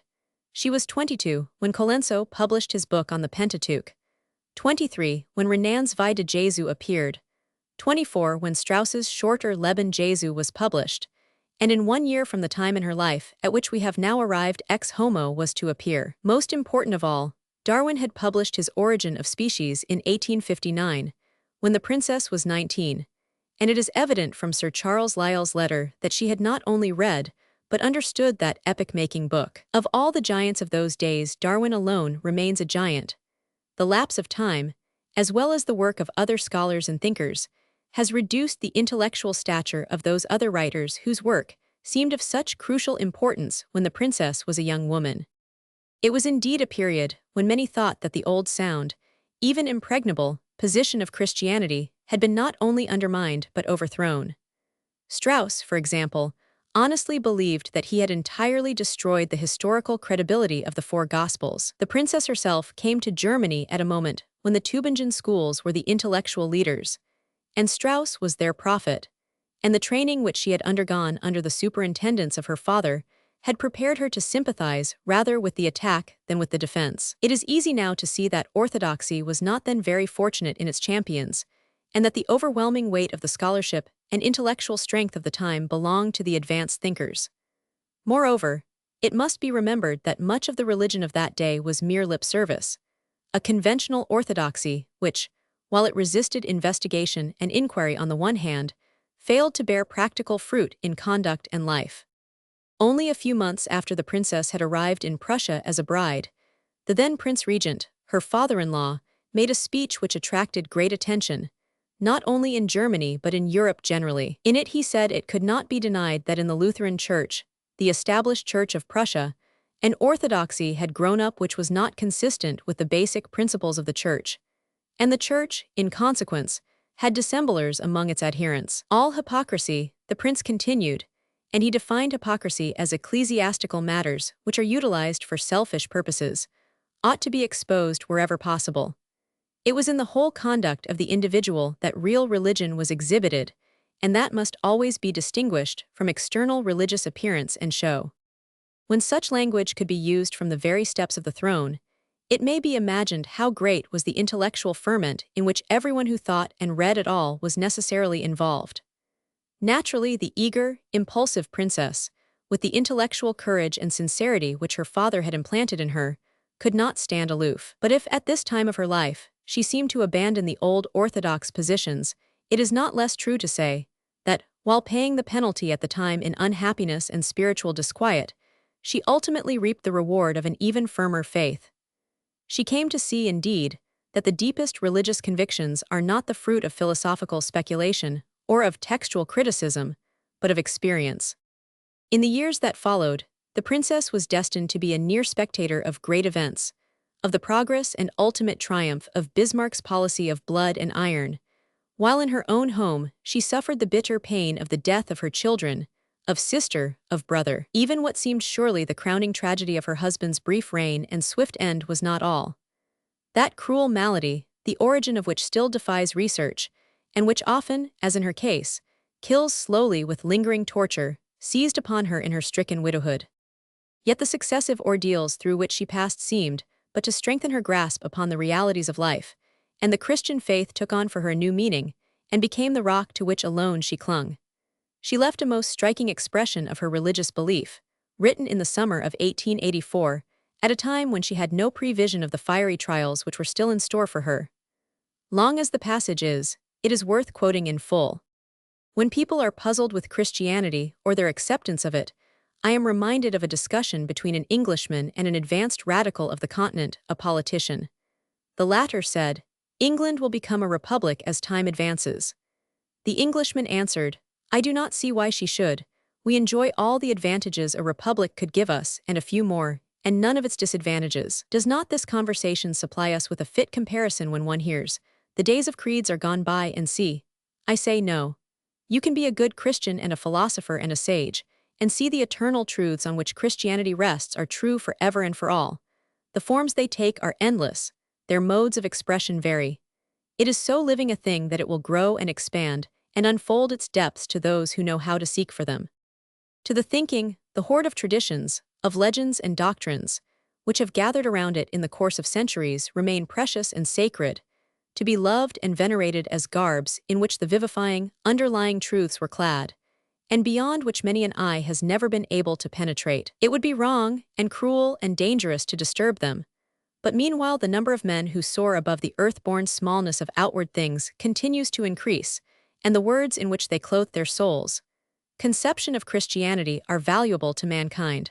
They are in advance of the rest of human beings, and can be teachers and leaders by their goodness and their wisdom. So were the prophets and the apostles in their day, and so are all great writers, poets, and thinkers. That the Church of England should now possess so many of these men is a blessing for the nation, and the best proof that the mission of the Church on earth has not come to an end. Side by side with this, we may quote some lines which brought the Empress Frederick comfort in her last hours of suffering. "All are stairs of the illimitable house of God, and men as men can reach no higher than the Son of God, the perfect head and pattern of mankind. The time is short, and this sufficeth us, to live and die by, and in him again."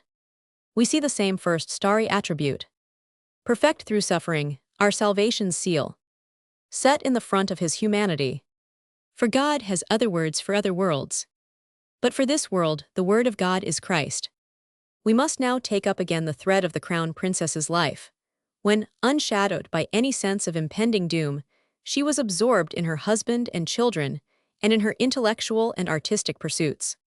Early in the year 1865, the crown princess had the joy of welcoming her sister, Princess Alice, on a visit to Berlin. Princess Alice wrote to the Queen, "Vicky is so dear, so loving, I feel it does me good. There is the reflection of Papa's great mind in her. He loved her so much and was so proud of her." And she adds a vivid little picture of the baby. "Sigismund is the greatest darling I have ever seen, so wonderfully strong and advanced for his age, with such fine color, always laughing, and so lively he nearly jumps out of our arms." It was a great pleasure to the crown princess when her husband was appointed to the curious office of protector of public museums. Thenceforward, they both took a very active part in the management of these institutions, and it was owing to their efforts that the old museum has but few rivals in Europe in completeness and arrangement. Prussia was then very backward in the practical application of art to industry, but the crown princess, who had seen how much her father had achieved in this direction in England, was determined to do all she could to secure a similar improvement in her adopted country. Early in 1865, she caused a memorandum to be drawn up setting forth the necessity of founding a school of applied art on the model of similar institutions in England. The movement, thus started by the Crown Princess, led eventually to the foundation of the Museum of Industrial Art at Berlin, which is connected with the School of Applied Art. It was largely due to the active support and interest of the Crown Prince and Princess that applied art not only found a home in Prussia, but in the course of time reached so high a pitch of excellence that other countries are now fain to learn from Germany. The Crown Prince and Princess also both suggested and themselves supervised the collection and arrangement of an exhibition of artistic objects in the Royal Armoury at Berlin. This, by showing Prussian craftsmen what had already been done, greatly promoted the development of applied art. But all was not sunshine during this peaceful, happy year, for during its course the Crown Princess lost the constant support and loyal help of Robert Moyer. Although the whole of his diplomatic career had been given up to Germany, although he had devoted himself entirely to the study of the political, social, and commercial conditions, and of the relations between Prussia and England, it was arranged that he should be transferred to Athens. Moyer parted with the Crown Prince and Princess on December 15, and it is on record that the princess wept bitterly on saying goodbye to him. Bismarck and his followers were proportionately delighted at getting rid of him. But their joy was premature, for the Athens appointment fell through, and Moyer was finally transferred to Darmstadt as charge d'affaires, a change due to the personal intervention of Queen Victoria. It must be remembered that Bismarck generally looked at things from a personal point of view. He had found by experience the value of secret agents, of whom he made constant use, and so he believed that everyone whom he disliked, whom he feared, whom he wished to conciliate, made use of them too. To his mind, Robert Moyer was a secret agent, and it was his great desire to isolate the Crown Prince and Princess from everyone who did not belong directly to his own party. While at Darmstadt, Moyer remained in touch with the Crown Prince and Princess, and it was he who advised the selection of Dr. Hinspeter as tutor to their eldest son, afterwards the Emperor William Roman II. Dr. Hinspeter, who had been a friend of Moyer for some time, was an authority on national economy and social reform, as well as a man of the highest personal character. In the summer of 1865, Frau Putlitz and her husband were the guests of the Crown Prince and Princess at Potsdam. This time, it is the wife who records her impressions in a series of letters to her sister. She was quite as fervent an admirer of the Crown Princess as Putlitz was, and her letters really supplement and complete his letters, for they supply the feminine point of view. Frau Putlitz was perhaps most impressed by the Crown Princess's versatility, the ease with which she could turn from a gay and smiling talk about bulbs, for instance, to the serious discussion of the profoundest subjects of philosophy. Naturally, this feminine observer notes the princess's style of dressing, which she greatly admires as being both simple and perfect. There is, she says, a charm about her whole presence which it is impossible to describe. Her way of speaking, too, was fascinating, and though she declared that her German had an English accent, Frau Putlitz found it delightfully soft. Shakespeare the princess frequently quoted, and one morning she read long passages with an expression which was warmly approved by the dramatist, Putlitz himself, who might be allowed to be a good judge. Frau Putlitz thought that the special charm of the princess consisted in her entire simplicity and naturalness, which was exemplified in her never uttering banal, used-up phrases. Of the children we have some glimpses. They are described as perfectly charming and very lively. The princess told Frau Putlitz how anxious she was to have Prince William educated away from home with other boys of his own age, and this intention, as we know, she afterwards carried out in the case of both Prince William and Prince Henry. Little Prince Sigismund is pronounced to be really a delightful child. The princess spoke with deep feeling of her father, whom she scarcely mentioned without tears, and she brought out all her souvenirs of him which she kept with loving care. We are also shown the princess among her books and pictures, the princess singing old Scottish ballads and English hymns, the princess painting flower pieces, and above all the princess as a gardener. Frau Putlitz compares the neatness of the princess's own little garden, laid out by herself, to that of a little jewel box.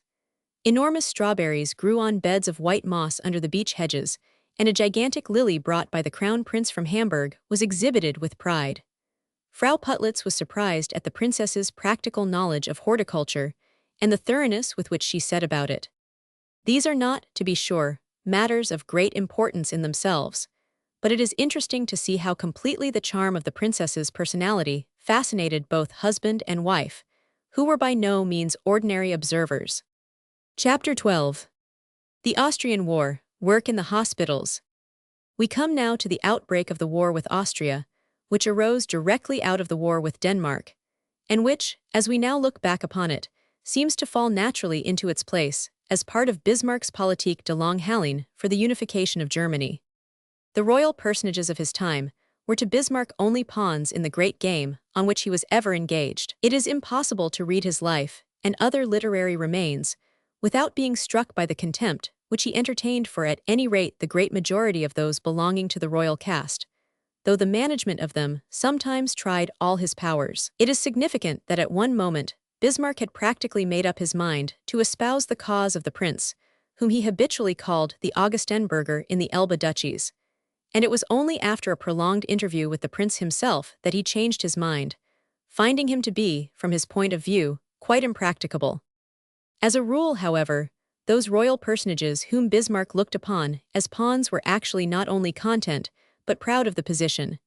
The capital exceptions were of course the crown prince and princess, who steadily resented and fought, sometimes successfully, against Bismarck's efforts to relegate them to a position in which they would not count at all. It is curious to observe how Bismarck always managed to turn to account even circumstances, which seemed at first sight most prejudicial to his designs. Thus, in June 1865, the budget, which included the payment of the bill for the Danish War, was rejected by the liberal deputies in the chamber, but it was this which enabled Bismarck to take the plunge and govern without the constitution. This rejection of the budget was followed by the Convention of Gastein in August, by which Austria was to have the temporary government of Holstein and Prussia that of Schleswig.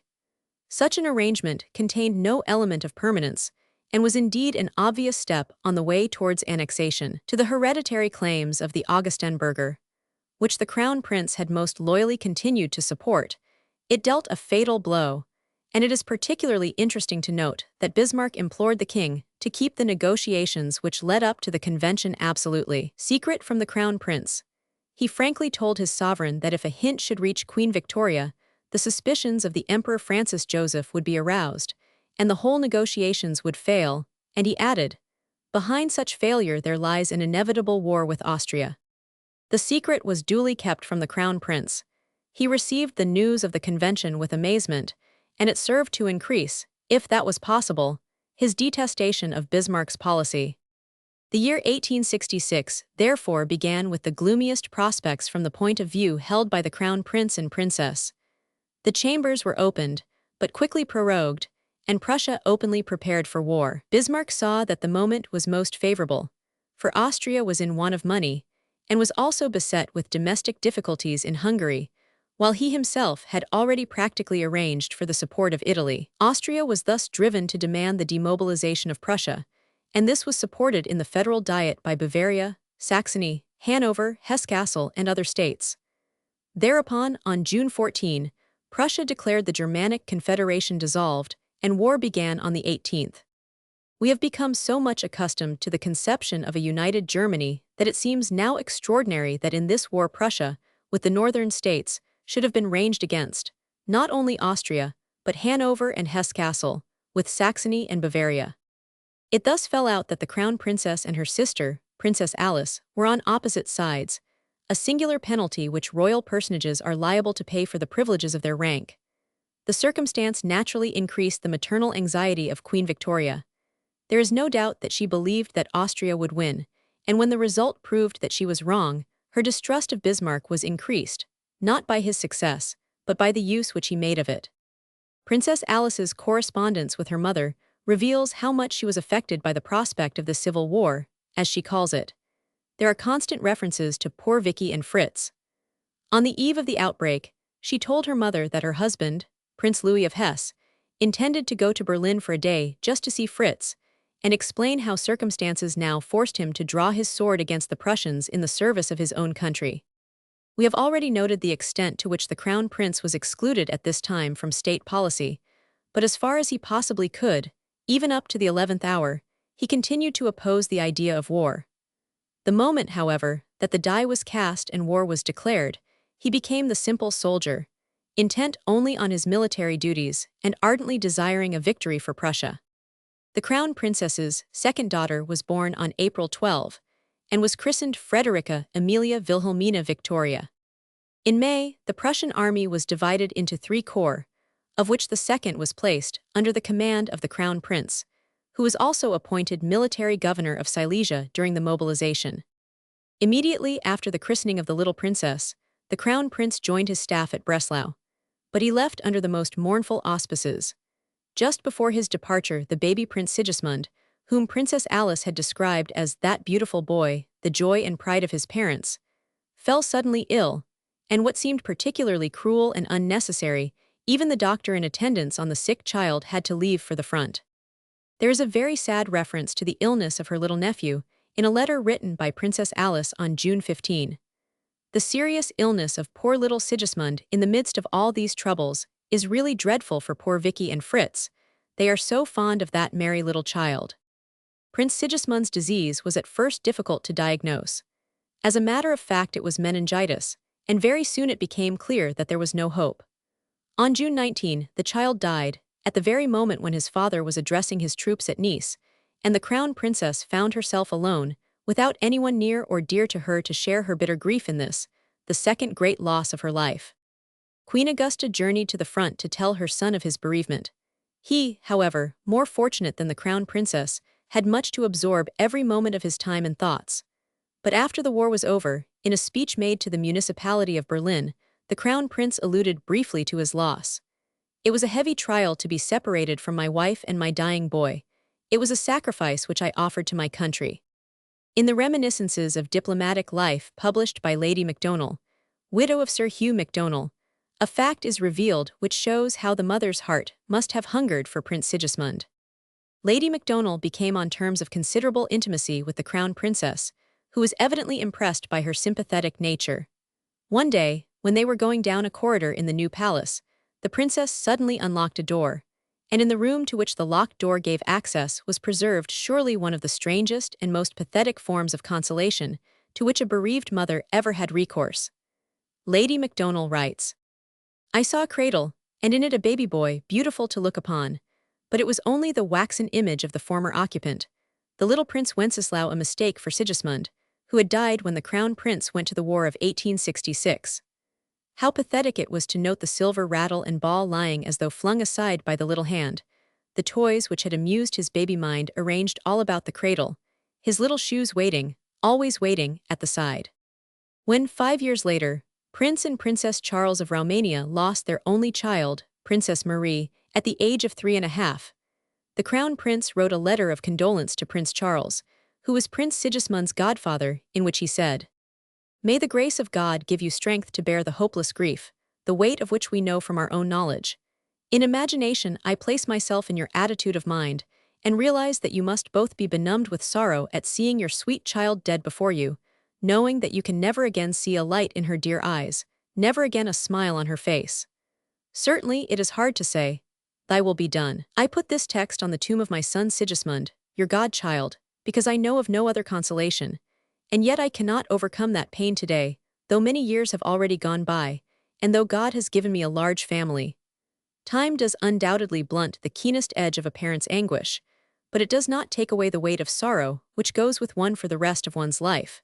That my wife is united with me in these sympathetic thoughts you know."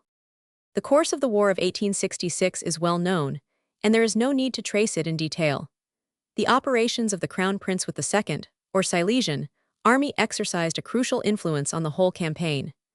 Field Marshal Count von Blumenthal, who, as chief of the staff, saw the whole of the operations, bears testimony to the brilliant strategic dispositions of the Crown Prince, which were particularly exhibited in the defeat of the Austrians at Nachod and the subsequent engagements. Von Blumenthal notes that the Crown Prince possessed not only an extraordinary power of self-control and coolness, but also, what is not always found even in the greatest military leaders, an instinctive perception of how much he could leave to subordinates, while himself keeping a firm hand on the general course of action.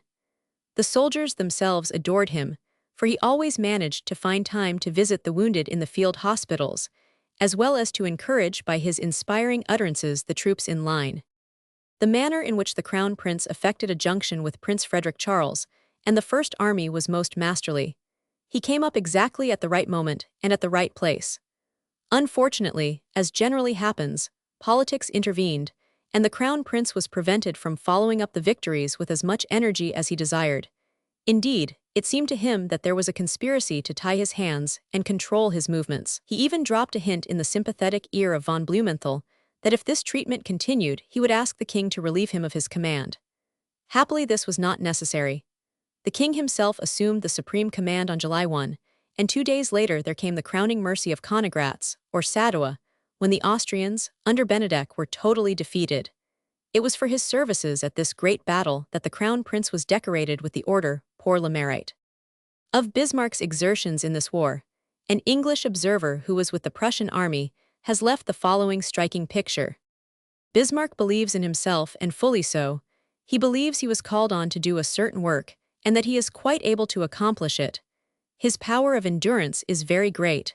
He often sits up night after night working hard. During this campaign he has never slept more than 3 hours out of the 24. This is less than the great Napoleon, who under similar circumstances took 4 hours sleep. But constantly continued work has had an effect upon him.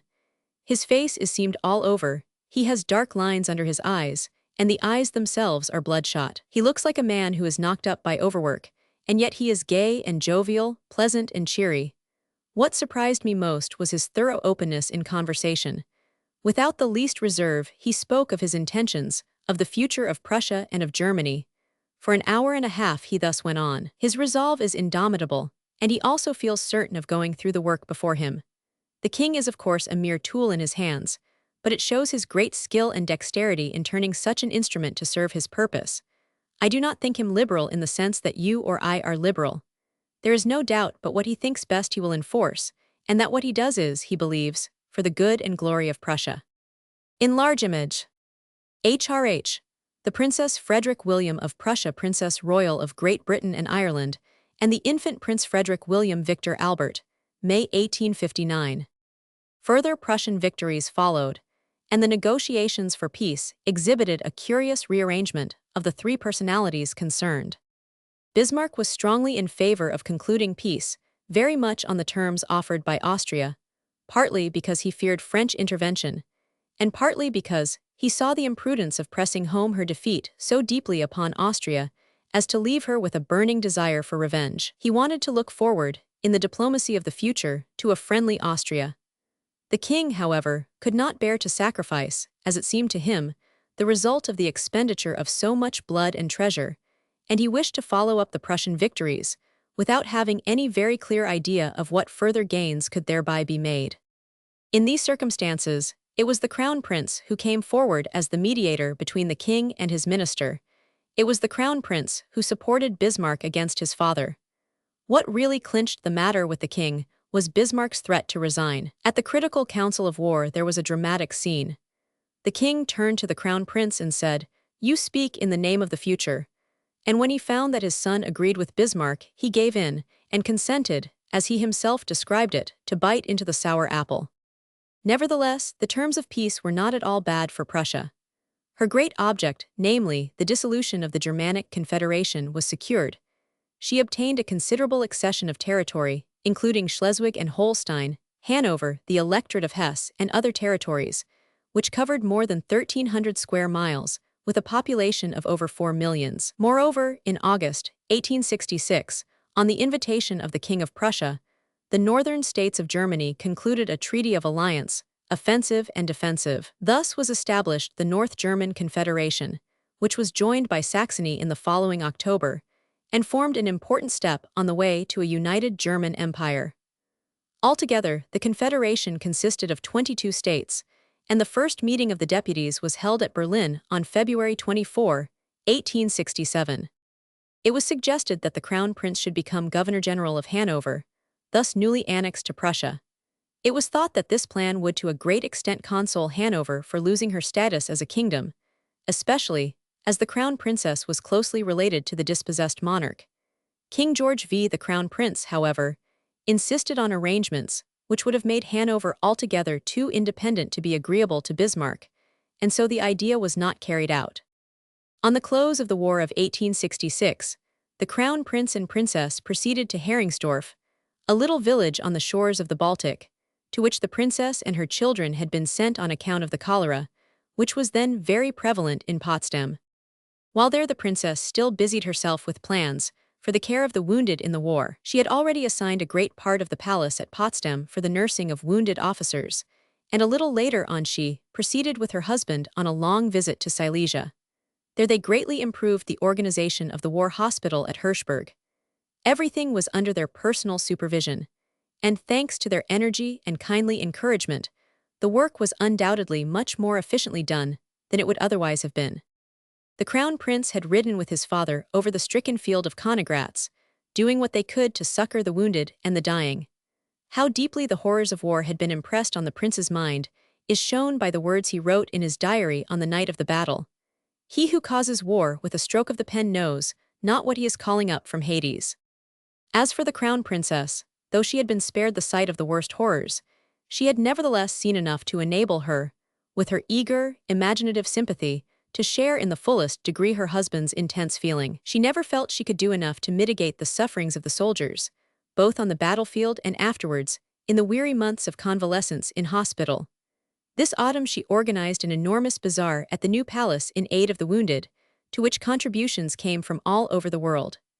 The Crown Prince himself went round collecting money for the soldiers, and the whole enterprise brought in a large sum for the fund. The years that followed up to the outbreak of the war with France were not very eventful. At the beginning of 1867, the Crown Prince and Princess stayed a while at Dover, where they met Princess Alice and her husband, who went back with them to stay for a few weeks in Berlin. They afterwards went together to Paris, at the invitation of the Emperor and Empress of the French, in order to visit the great international exhibition then being held there. The Crown Prince had served as president of the Prussian committee for the exhibition. Their stay in France gave great pleasure to the Crown Princess. The two sisters visited many philanthropic centers and made an exhaustive survey of French art. It was on this visit to Paris that the Crown Princess first conceived the idea of the School of Design in Berlin, which now bears her name, for she was greatly impressed by the imaginative fertility of the Parisian craftsmen and by the perfection of their work. The Crown Princess left Paris before her husband. Princess Alice wrote to her mother on June 9, "Dear Vicky is gone. She was so low the last days and dislikes going to parties so much just now that she was longing to get home. The King of Prussia wished them both to stop, but only Fritz remained. How sad these days will be for her, poor love. She was in such good looks. Everyone here is charmed with her." The Crown Prince had induced his father to visit the exhibition, and the king, who brought Bismarck with him, had a magnificent reception from the imperial court. The Crown Prince and Princess did not abate their interest in politics, and they certainly shared Bismarck's view at this time that an arrangement with France was in every way desirable in order to avert war and to consolidate the gains of 1866. In the autumn, a terrible scarcity, almost amounting to famine, in East Prussia afforded a fresh opportunity for the practical sympathy of the Crown Prince and Princess. Together, they organized a relief fund and relief works by which the sufferings of the population were much mitigated.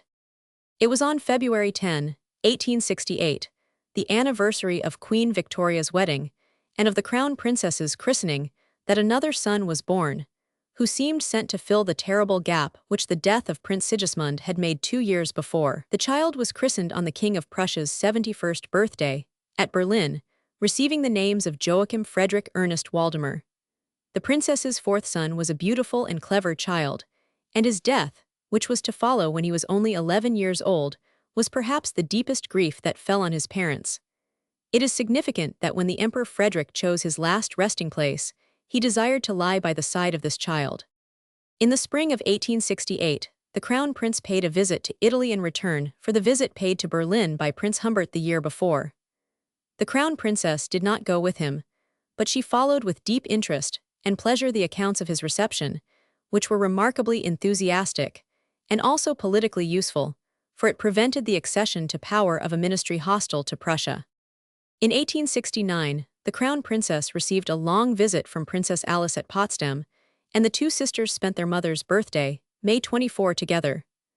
Princess Alice spoke in a letter to Queen Victoria of the delightful life, with "Dear Vicky, so quiet and pleasant, which reminds me in many things of our life in England in former happy days, and so much that we had Vicky has copied for her children. Yet we both always say to each other that no children were so happy, and so spoiled with all the enjoyments and comforts children can wish for, as we were. Again, on June 19, Vicky was very low yesterday. She has been so for the last week, and she told me much of what an awful time she went through in 1866 when dear Siggy Sigismund died. The little chapel is very peaceful and cheerful and full of flowers. We go there en passant nearly daily, and it seems to give dear Vicky pleasure to go there. The two sisters spent a happy time together at Cannes in the late autumn of 1869, while their respective husbands were abroad. The Crown Prince, with Prince Louis of Hesse, visited Vienna, Athens, Constantinople, and the Holy Land, and went on thence to Port Said for the opening of the Suez Canal. In Jerusalem, the Crown Prince took formal possession in the name of his father of the ruined convent of St. John, ceded by the Sultan for the erection of a German Protestant church. The two princes joined their wives at Cannes shortly before Christmas. On their way home, the Crown Prince and Princess spent a week in Paris, staying at an hotel. The Crown Princess was surprised to see how changed the Emperor Napoleon was since they had seen him last. She thought him ailing and dejected. In the course of conversation, the Emperor mentioned that he had a new minister, a certain M. Olivier. The Crown Prince and Princess returned to Berlin on the morning of the new year, 1870. The next time the Crown Prince met Napoleon Roman III was on the morning after the capitulation of Sedan.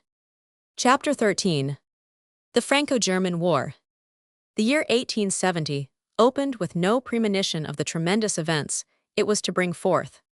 Princess Victoria had been born on the eve of the Austrian War in 1866, and now, on the eve of this yet greater struggle, on June 14, 1870, the Crown Princess gave birth to her third daughter, Princess Sophia Dorothea Ulrica Alice, who was destined to become Queen of the Hellenes. The candidature of Prince Leopold of Hohenzollern-Sigmaringen for the throne of Spain was announced on July 4, and after fruitless attempts at intervention by the Crown Princess's old friend, Lord Granville, then the British Foreign Minister, war was declared between France and Prussia on July 15.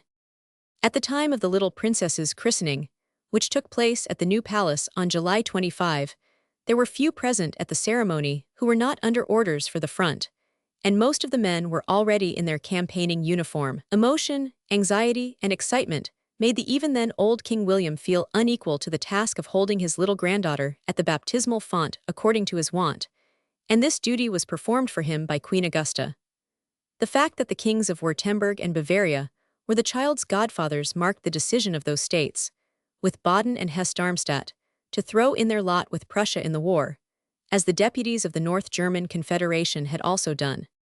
The christening was one of special splendor and solemnity, the two outstanding figures in the congregation being Bismarck, in his uniform of Major of Dragoons, and Field Marshal Rangel, now in his 89th year. Among the guests at the christening were Lord Ronald Gower and Billy Russell, the famous war correspondent. 2 or 3 days before, they had been received by the Crown Princess at the new palace, and Lord Ronald writes, "The princess expressed almost terror at the idea of the war, and was deeply affected at the sufferings it must bring with it. She feared the brutality of Bazaine and his soldiers, should they invade Germany."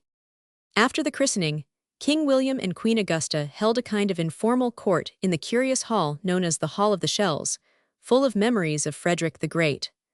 Early the next morning, the Crown Prince slipped away out of the palace to spare his wife the agony of parting. Even at such a moment as this, the Crown Princess's private and personal anxieties were embittered by circumstances which she was unable to modify or affect. Although England was not only ignorant, but was to remain, like the rest of the world, in ignorance for many years, of the falsification of the famous Ems telegram, sympathy with Germany as the supposed injured party in the quarrel was by no means universal. It is true that on the morrow of the declaration of war, the Times described it as unjust but premeditated, the greatest national crime that we have had the pain of recording since the days of the First French Revolution. Nevertheless, France by no means lacked sympathizers in England. Indeed, the Crown Princess was much distressed at the way in which her native country interpreted the obligation of neutrality.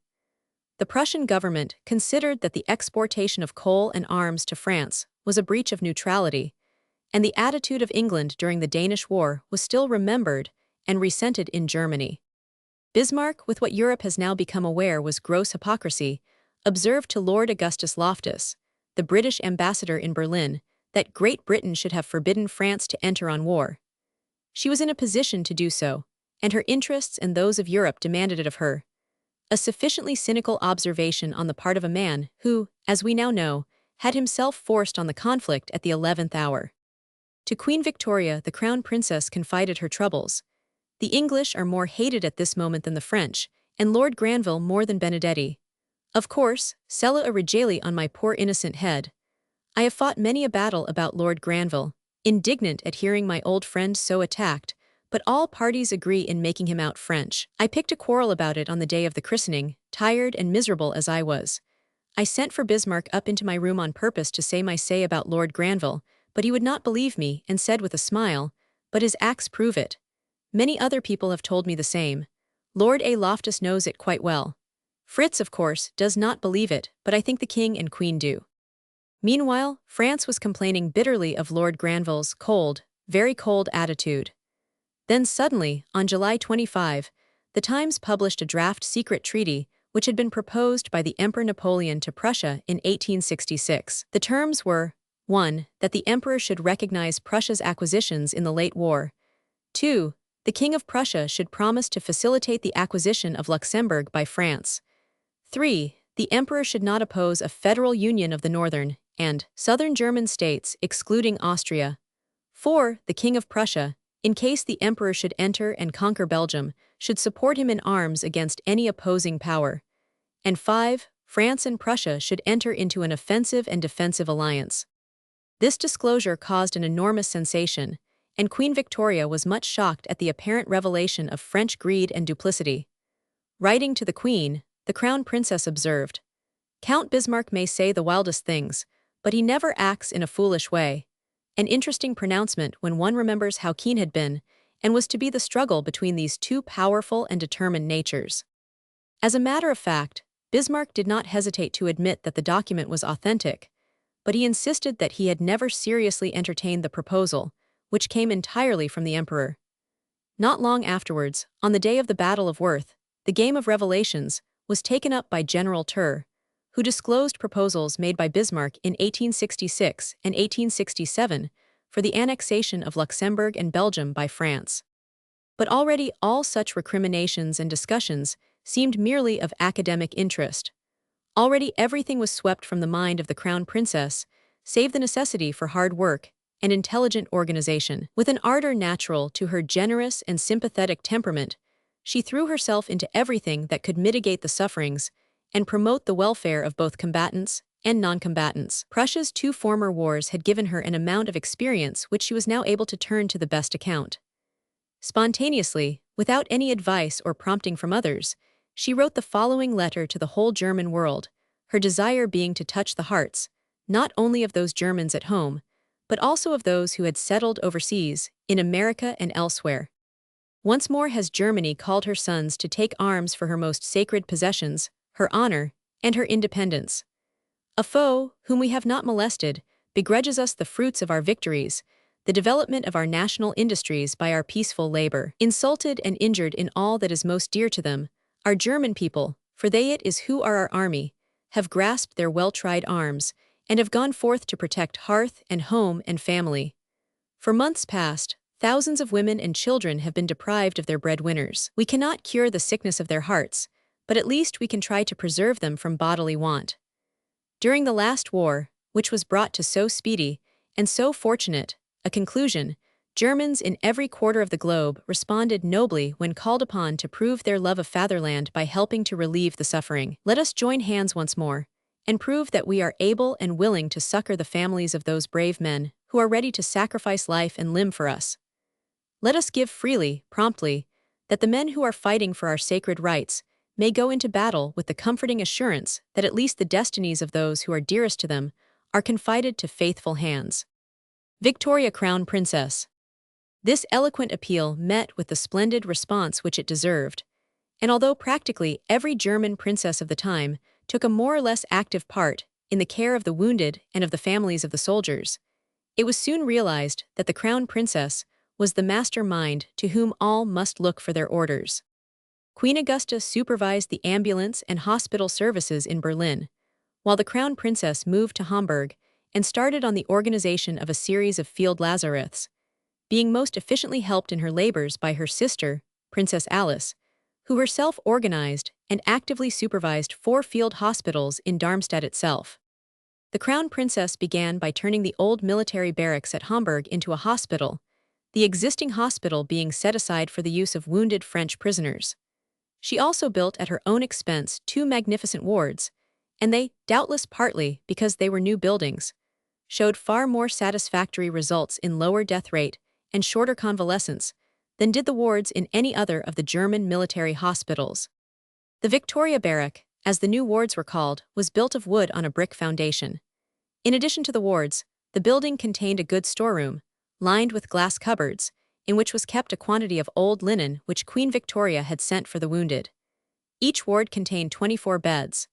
A feature which the German doctors and nurses regarded with decidedly mixed feelings was a system of ventilation, which enabled the whole building to be opened from end to end when required. By the Crown Princess's orders, the very simplest and plainest appliances compatible with health and comfort were used.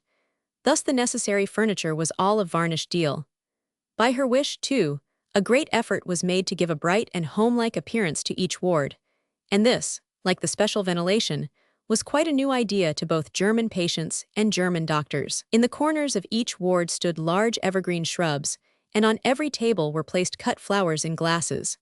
Whenever the Crown Princess received a personal gift of flowers, she immediately sent it off to the hospital, often bringing a bouquet and arranging it herself. Nothing in the Victoria Barrack was used which could conceal any dirt. For instance, the crockery was white and the glass plain. The Crown Princess attended the military hospitals daily.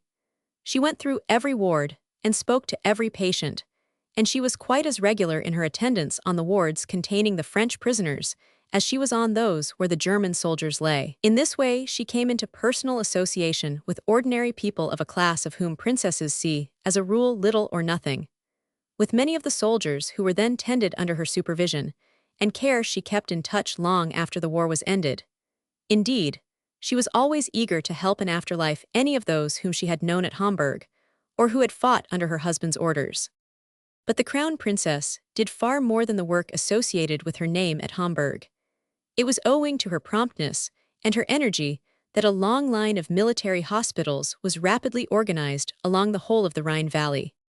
At the end of the campaign of 1866, the Crown Prince and Princess had founded the National Institution for Disabled Soldiers, and by the special order of the king, it was given the name of the Victoria Institution, because the Crown Princess had suggested and instigated its creation. At the close of 1871, this institution, again at her suggestion, was placed upon a wider footing and applied to the whole of Germany instead of only to Prussia. There is no need here to describe the course of the war itself.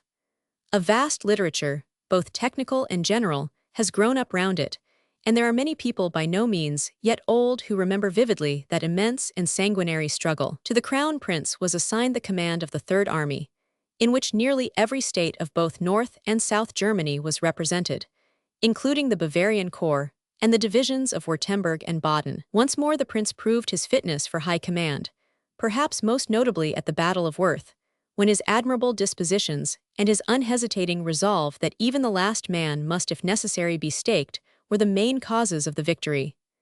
Yet the Crown Prince said to the great German writer, Freytag, who was with him in this early part of the war, "I hate this slaughter. I have never desired the honors of war, and would gladly have left such glory to others. Nevertheless, it is my hard fate to go from battlefield to battlefield, from one war to another, before ascending the throne of my ancestors."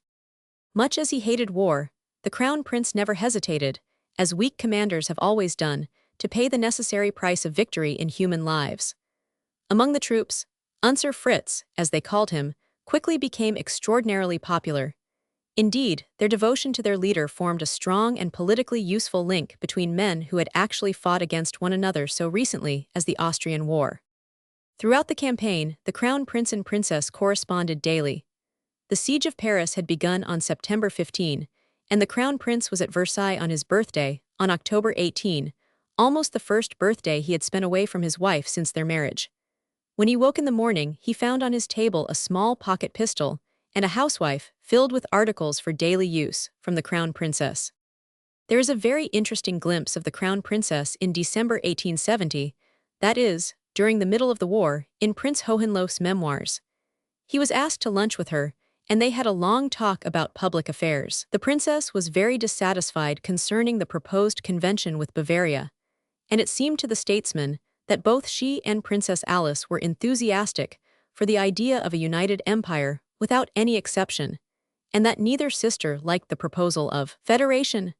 The Crown Princess listened attentively, however, to Hohenlohe's defense of the special nature and justification of the Bavarian claims, but it is evident that she agreed with her husband on the question of coercing the Bavarians, if it should be necessary.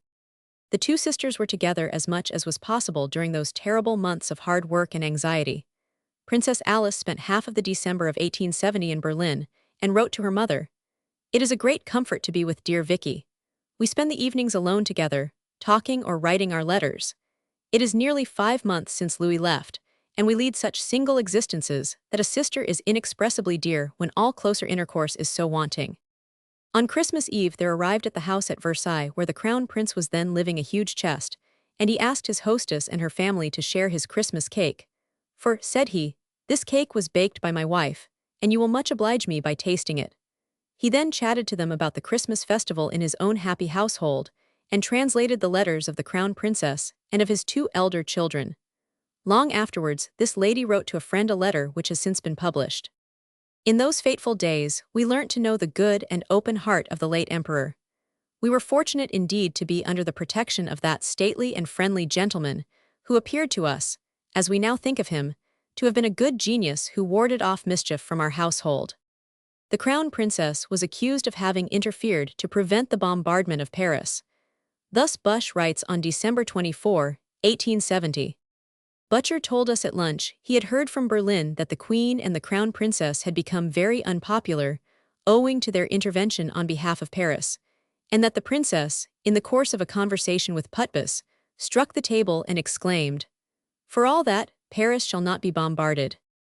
As a matter of fact, though both Moltke and the Crown Prince considered that the right tactics would be to starve out Paris by a strict investment, the bombardment, which was urged by Bismarck for political reasons, was delayed, not by any slackness on the part of the Third Army, but simply by insufficient preparation of the siege train in Berlin. The Crown Princess suffered bitterly from Bismarck.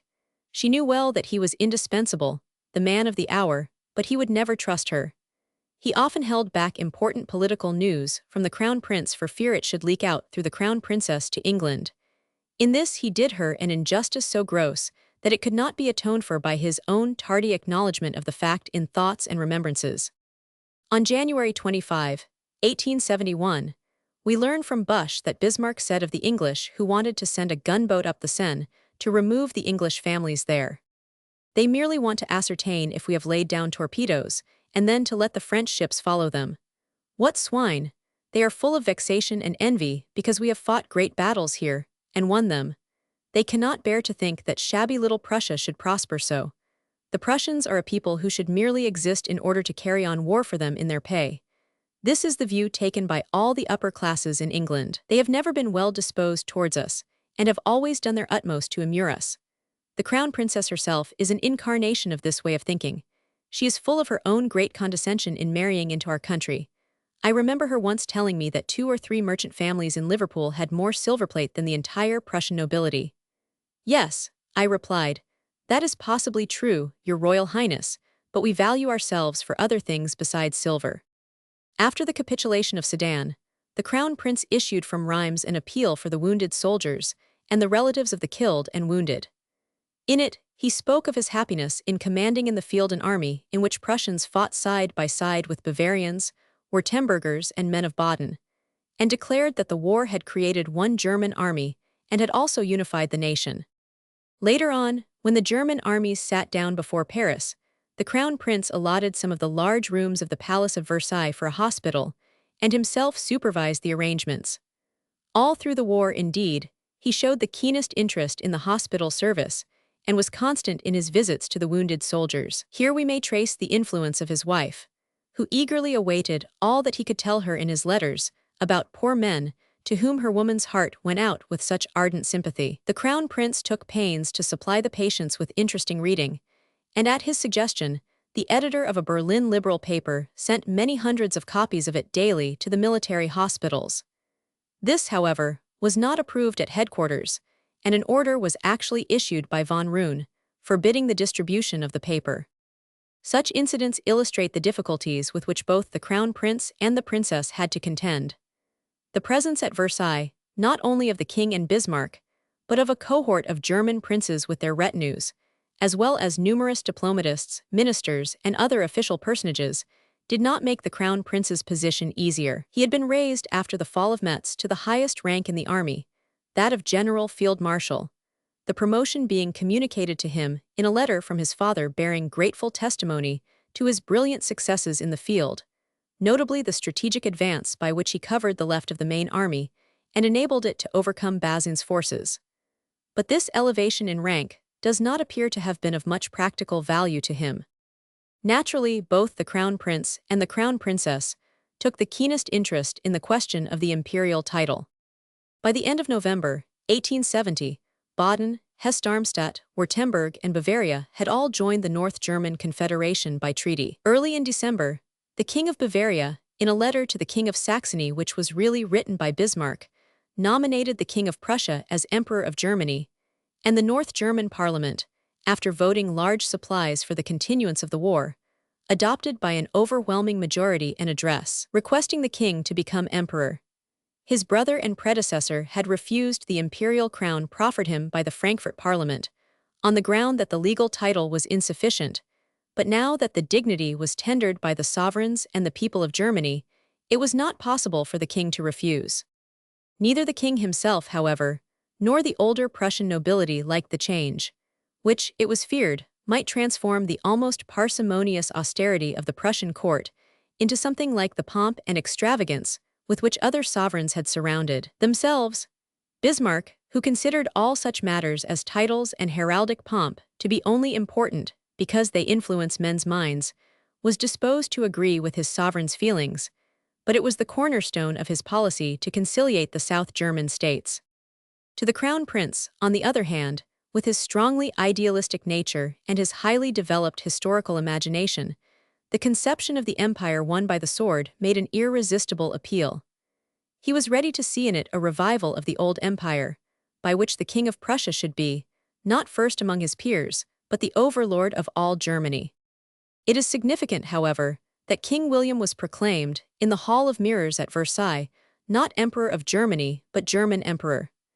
This was on January 18, 1871, the anniversary of the day on which the first King of Prussia had crowned himself at Königsberg. The Crown Prince supervised all the arrangements for the ceremony, and it was his idea to form a kind of trophy of the colors of the regiments, which had won glory at Worth and Weissenberg, Marslautour, Gravelotte, and Sedan. Before this trophy, the king pronounced the establishment of the German Empire. On the same day, by imperial rescript, the new emperor conferred on the Crown Prince, and on his successors as heir apparent, the title of Imperial Highness. The preliminaries of peace were not signed till February 26, and we have, in a letter written 2 days later by his friend, Herr Becken, an interesting glimpse of the feelings with which the Crown Prince regarded these great events, and also the reliance which he placed on the aid of his wife. The Crown Prince told Becken that he was fully conscious of the tremendous responsibility now incumbent on him. It was thrice as great as that which lay on him as Crown Prince of Prussia, but he did not shrink from it.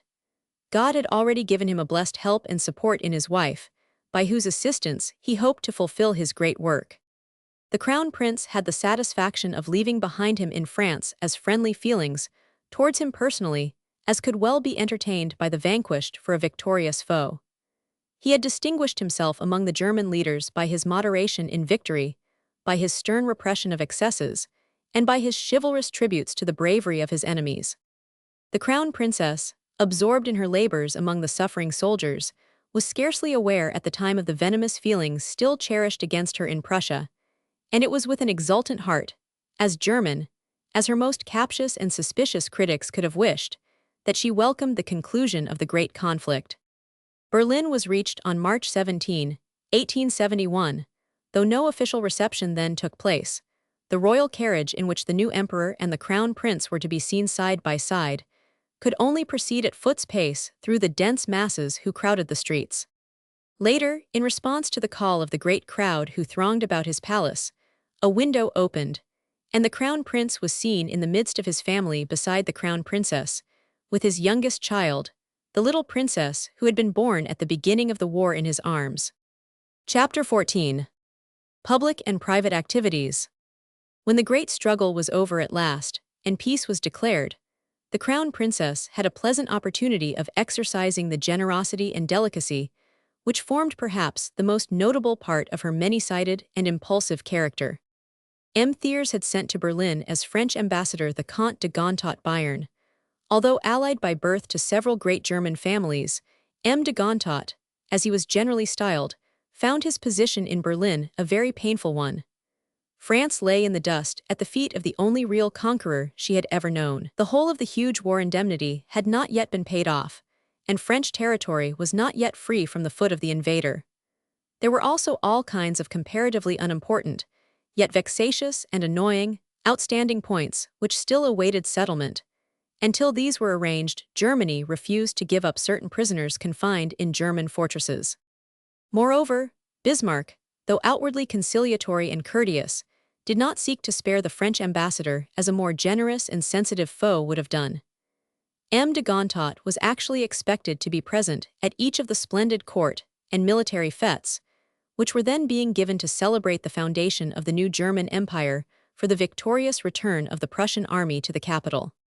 From the very beginning of his difficult task, the ambassador found firm and kind friends in the crown prince and princess. On the occasion of his first audience, the crown princess came forward with kindly, eager words, telling him that she and her husband had just read with the greatest pleasure the memoirs of his grandmother, that Duchess de Gontaut, who, as gouvernante of the royal children, played so great a part in the Revolution and later in the Restoration.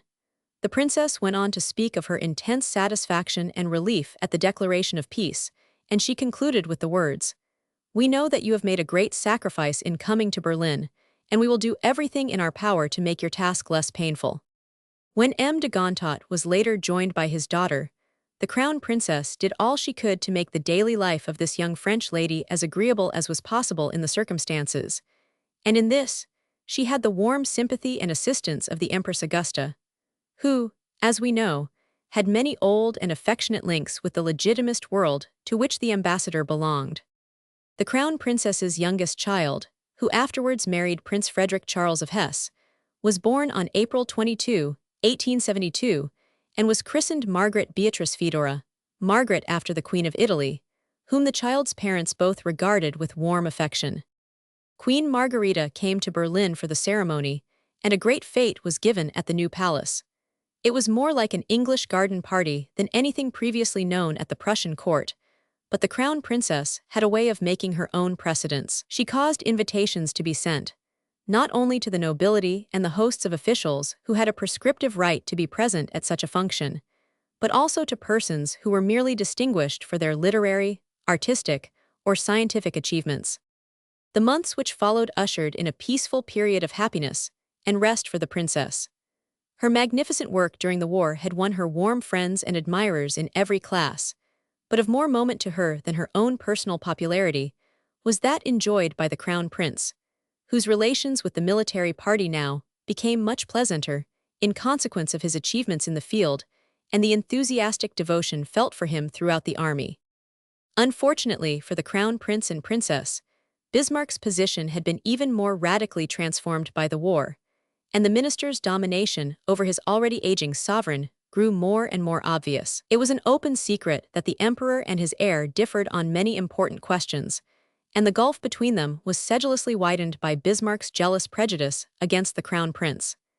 Incidents that would have been in ordinary circumstances too slight to mention now revealed, even to strangers, the friction which was symptomatic of deeper disagreement.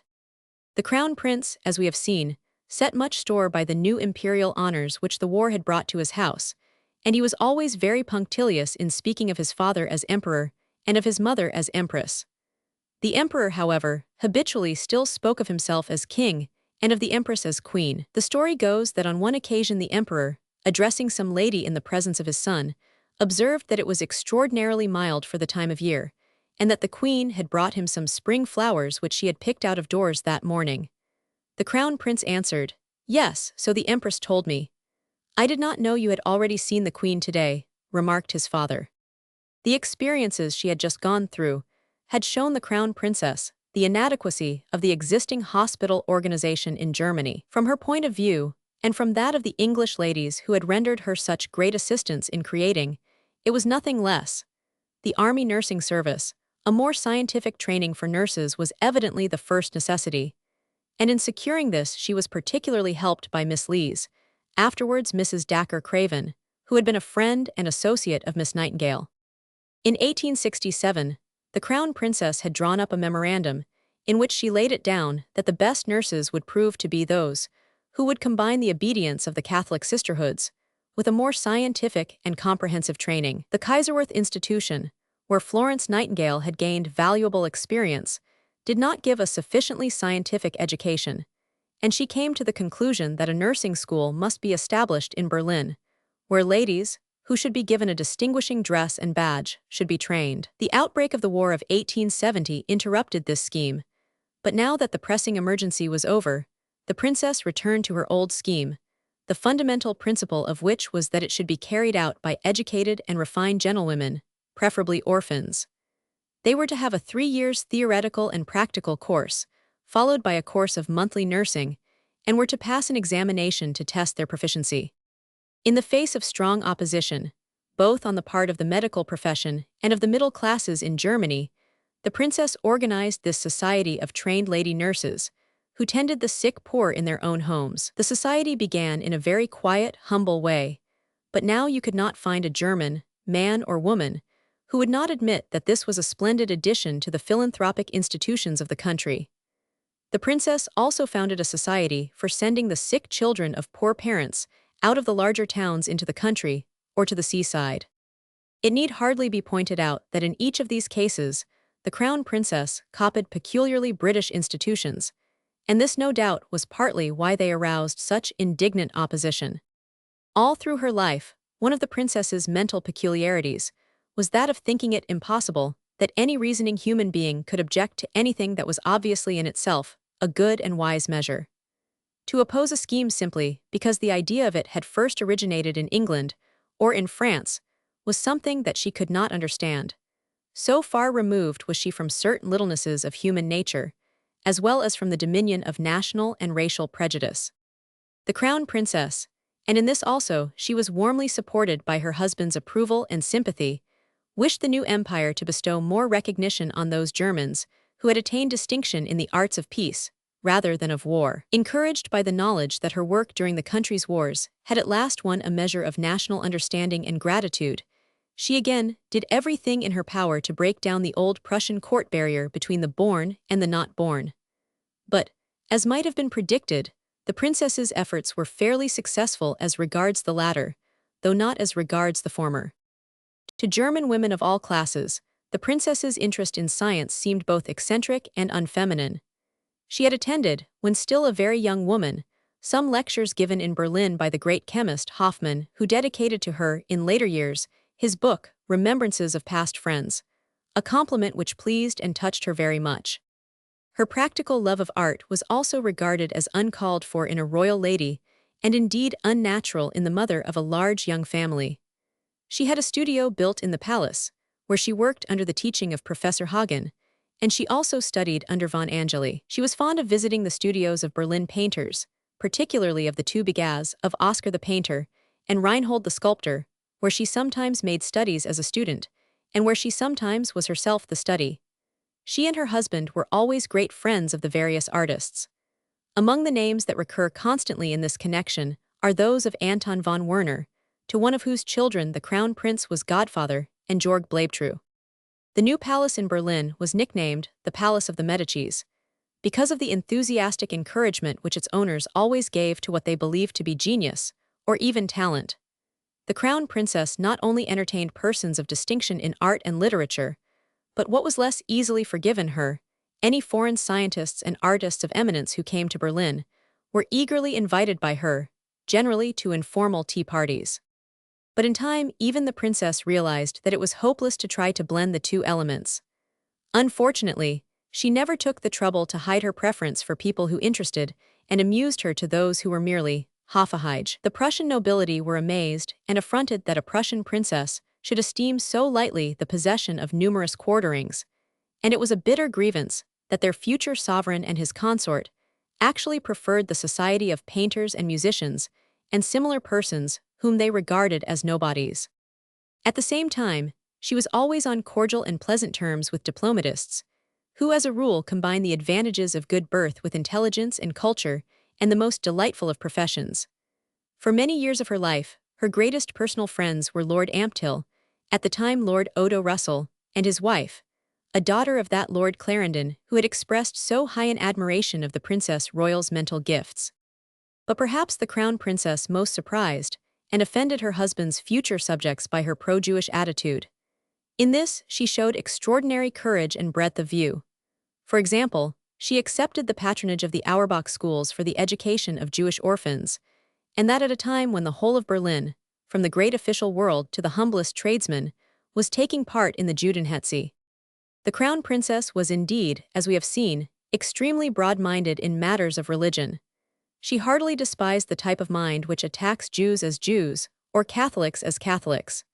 She showed this in March 1873, when she spoke strongly to Prince Hohenlohe about the hostile policy the Prussian government was then pursuing towards his church. She observed that in her opinion those called upon to govern should influence the education of the people, as that of itself would make them independent of the hierarchy, and she added, "I count upon the intelligence of the people, that is the great power."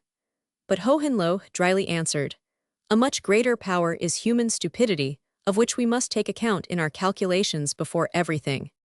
What we should call the middle classes were incensed by certain other activities of the future empress. From the very first, the Crown Princess had been ardently desirous of improving the position of the women of her adopted country. But the German woman of that day was quite content with the place she then held, both in the public esteem and in the consideration of her menfolk. The fact that in youth she was surrounded with an atmosphere of sentimental adoration made up, in her opinion, for the way she was treated in old age and in middle age. Even so, the efforts made by the Crown Princess in time bore fruit. They comprised the Victoria Lyceum, founded in June 1869 but placed, and here one reluctantly perceives a certain want of tact on the part of the foundress, under the direction of an English lady. There were also, under the special patronage of the Crown Princess, Fräulein Letzi's School for Girls of the Upper Classes and the Ledeverine. Other educational establishments, which owed much to her sympathy and direct encouragement, were the Victoria and Frederick William Institute and the Pestalozzi Froebel House, and these are only a few of the educational establishments in which she took an active and personal interest. Perhaps the most admirable of them all was the Victoria Fortbildungsschule, which gave girls the means of continuing their education after they had left school. In another matter, concerning the education of women, the Crown Princess was violently opposed to German public opinion. She was a firm believer in the value of gymnastic exercises and outdoor games for girls, and that at a time when they were practically unknown in Prussia. The first lawn tennis net ever seen in Germany was put up in the grounds of the new palace at Potsdam, and she was unceasing in her efforts to introduce gymnasiums into girls' schools. In the winter of 1872, the Crown Prince fell ill of an internal inflammation, and though the critical period was soon over, he took a long time to recover his strength. Margaretha von Poskinger reproduces in her life of him an extraordinary utterance said by the Rhenish courier to have been made by the Crown Prince to his wife at this time. "The doctors say that my illness is dangerous. As my father is old, and Prince William is still a minor, you may not improbably be called upon to act temporarily as regent. You must promise me to do nothing without Prince Bismarck, whose policy has lifted our house to a power and greatness of which we could not have dreamed. The interest of this is considerable if we could be sure that it was authentic, and not simply what the newspaper wished the public to believe that the Crown Prince had said. It may well be that Bismarck, who was in the habit of providing for every contingency, was alarmed by the Crown Prince's illness, and desired to consolidate his own position in the event of the Crown Princess becoming regent. After a long convalescence at Wiesbaden, the Crown Prince returned with his wife to Berlin in the spring of 1873. In the summer, they went to Vienna for the International Exhibition, and while there they called, quite without ceremony, on von Angeli, the painter. The Crown Princess invited him to come to Potsdam to paint her husband's portrait. He accepted the commission, and it was the beginning of a long friendship. Von Angeli speaks with enthusiasm of the simple and charming home life of the Crown Prince and Princess, who often entertained him. He notes that, while there was much talk of a literary, artistic, and scientific kind, politics and military matters were never referred to. For the Crown Princess, the painter had the highest admiration. Indeed, he says she was gifted with every adornment of mind and heart. She made such progress in painting that von Angeli declares himself proud to call himself her instructor. The Crown Prince took a keen interest in his wife's success, and was himself encouraged to begin working, both in charcoal and in color. As regarded the relations between England and Germany, the Crown Princess had an increasingly difficult part to play during the years that immediately succeeded the war. France and Germany, the former with far more reason, both considered that they had been badly treated by Great Britain during the conflict. Prince Bismarck either was, or pretended to be, watchful and apprehensive of the state of feeling in France, and Moltke, following his lead, spoke at a state banquet as if war might again be forced on Germany by France. Urged, as Bismarck and his friends believed, by the Crown Princess, but really by the advice of Lord Granville, Queen Victoria, in 1874, made a personal appeal to the German emperor. In her letter, after observing that England's sympathies would be with Germany in any difference with France, she added the significant qualification: unless there was an appearance on the part of Germany of an intention to avail herself of her greatly superior force to crush a beaten foe. In reviewing the life of the Empress Frederick as a whole, it must never be forgotten that the Emperor William was not expected to reach, as in fact he did, an extraordinary old age. After the Franco-Prussian War, everyone of any intelligence, from Bismarck downwards, attached great importance to the Crown Princess's views and feelings. They believed that she had established a commanding influence over her husband, and that the moment he succeeded to the throne she would be the real ruler. Accordingly, the further intervention of Queen Victoria in 1875, when a German attack on France appeared imminent, was the crowning offense of the British petticoats. Queen Victoria, as is well known, wrote a personal letter to the Tsar, who responded by going himself to Berlin. The British petticoats, it is true, had resented what appeared to be the act of aggression of France before the falsification of the Ems dispatch had been revealed, but they were angered by Bismarck's conspiracy with Russia in denouncing the Black Sea Treaty, and his opposition to a law of ministerial responsibility, which might have given the new empire a constitutional basis, showed the impossibility of any real political sympathy between the minister and the princess, who had been trained in the school of Prince Albert. The consequence of Queen Victoria's successful intervention was indeed far-reaching. The 10 years which followed were probably the most anxious of Bismarck's whole life. France, by the prompt payment of the indemnity and in other ways, had shown a most disquieting power of revival after the war. In addition, the understanding with Russia, which was the pivot of Bismarck's foreign policy, having been broken in his hands, he was obliged to recast his policy from the foundations. And though he succeeded in his immediate aims of separating England and France on the one hand, and France and Russia on the other, his resentment against the Crown Princess and her mother as the origin of all his troubles burned all the more fiercely. In large image, Frederick William Crown, Prince of Prussia after the Franco-Prussian War. Frederick William, Crown Prince of Prussia, after the Franco-Prussian War. After each quarrel, for quarrels there were, between the all-powerful minister and his future sovereign, a peace, or rather a truce, was generally patched up, and Bismarck would be invited to some kind of festivity at the Crown Prince's palace. A shrewd observer has recorded that on such occasions his manner to the Crown Princess was always courteous, but to the Crown Prince he was often curt to the verge of insolence. So intense was the feeling aroused among Bismarck and his followers, that the Crown Prince and Princess found life in Berlin almost intolerable, and they began spending a considerable portion of each year abroad. The many philanthropic, social, and political interests of the Crown Princess were never allowed to interfere with her family life and duties. Very soon after the war, both she and the Crown Prince began to give much anxious thought to the education and training of their eldest son. we have a significant glimpse of how the question moved the conscientious father in a passage in the Crown Prince's diary written on January 27, 1871, while he was still in the field. Today is my son William's 13th birthday. It is enough to frighten one to think what hopes already fill the head of this boy, and how we are responsible for the direction which we may give to his education. This education encounters so many difficulties owing to family considerations and the circumstances of the Berlin court.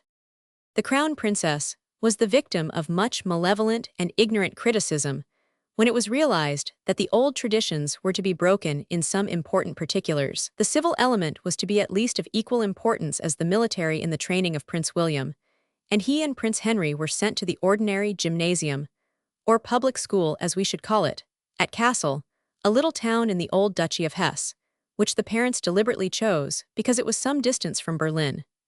The sanction of the Emperor William had to be obtained for this plan, and though he gave it, there can be little doubt that he really disapproved. This magnanimous resolve, heretofore unexampled in the annals of our reigning families, was indeed regarded with mixed feelings by the country generally. It was not, as was supposed by many, an English idea to send their heir to the throne to an ordinary school. The Prince of Wales had not been educated at all on those lines, and there was certainly no precedent in the royal house of Prussia. The plan was not without risks, but on the whole it succeeded admirably. By the special wish of the parents, the two princes were treated just like other boys. They were addressed as you, and were called Prince William and Prince Henry. No one, said an English newspaper correspondent, seeing these two simple, kindly-looking lads in their plain military frocks, sitting on a form at the castle gymnasium among the other pupils, would have guessed that they were the two young imperial princes. The princes had one privilege accorded them. They lived with their tutor, Dr. Hinspeter, but this circumstance certainly did nothing to reconcile Bismarck to the plan. Bismarck gives a significant account of his meeting with Hinspeter at a time when public opinion was busy with the Polish question, and the Alvensleben Convention aroused the indignation of the liberals in the Diet. Hinspeter was introduced to Bismarck at a gathering at the Crown Prince's, as he was in daily communication with the royalties, and gave himself out to be a man of conservative opinions. I ventured upon a conversation with him, in which I set forth my views of the Polish question, in the expectation that he would now and again find opportunity of giving expression to it. Some days later Hinspeter wrote to Bismarck that the Crown Princess had asked to know the subject of their long conversation. He had recounted it all to her, and had then reduced it to writing, and he sent Bismarck the memorandum with the request that he would examine it, and make any needful corrections. This was really courting a snub, which Bismarck hastened to administer, flatly refusing Hinspeter's request. The princess's English ideas prevailed in the physical education of her children, and in her care to occupy them with such innocent pursuits as gardening. But the mother's desire that her eldest son should not be too much under the glamour of military glory was defeated, partly by the boy's own firmness of character, partly by the events of history. The three great wars which culminated in the foundation of the German Empire, the Danish, the Austrian, and the French, covered the period of his boyhood, and his earliest recollections of his father were of a great soldier going forth to win the laurels of victory over the successive enemies of his country. The young prince in fact spent most of his impressionable years in the full influence of that hero worship for Frederick the Great which formed the strongest link between the father and the son, though it is plain that each admired his great forebear for different reasons. Chapter 15. The Crown Prince's Regency. In the January of 1874, the Crown Princess went to Russia to be present at the marriage of her brother, the Duke of Edinburgh, with the Grand Duchess Marie Alexandrovna. Unlike most royal personages, many of whom regard such functions as weddings as duties to be endured, the Crown Princess thoroughly enjoyed the experience. The Emperor Alexander was charmed with her cleverness and enthusiasm, and gave her a ruby bracelet, which she was fond of wearing to the end of her life. The princess had the pleasure of entertaining the Prince and Princess of Wales on their way home from St. Petersburg. It was the first time the Princess of Wales had appeared at the Prussian court since the War of the Duchies, and her wonderful beauty and charm of manner greatly impressed all those who were brought in contact with her. The Crown Princess gave a splendid fancy dress ball at the New Palace in February 1874. To some who were present, it recalled the costume ball given by Queen Victoria and Prince Albert at Buckingham Palace nearly 30 years before. The Crown Princess, who was devoted to Italy and to Italian art, decided that the entertainment should be known as the Venetian Fete.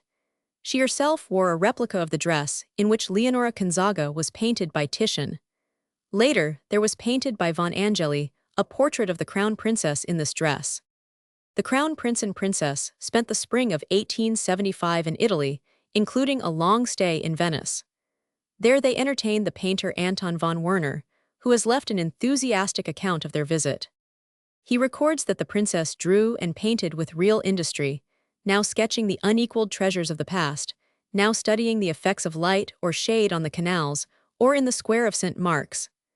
The painter was astonished, not only at the princess's powers of technique, but also at her artistic sympathy and feeling. She seemed to know intuitively what would make a fine sketch.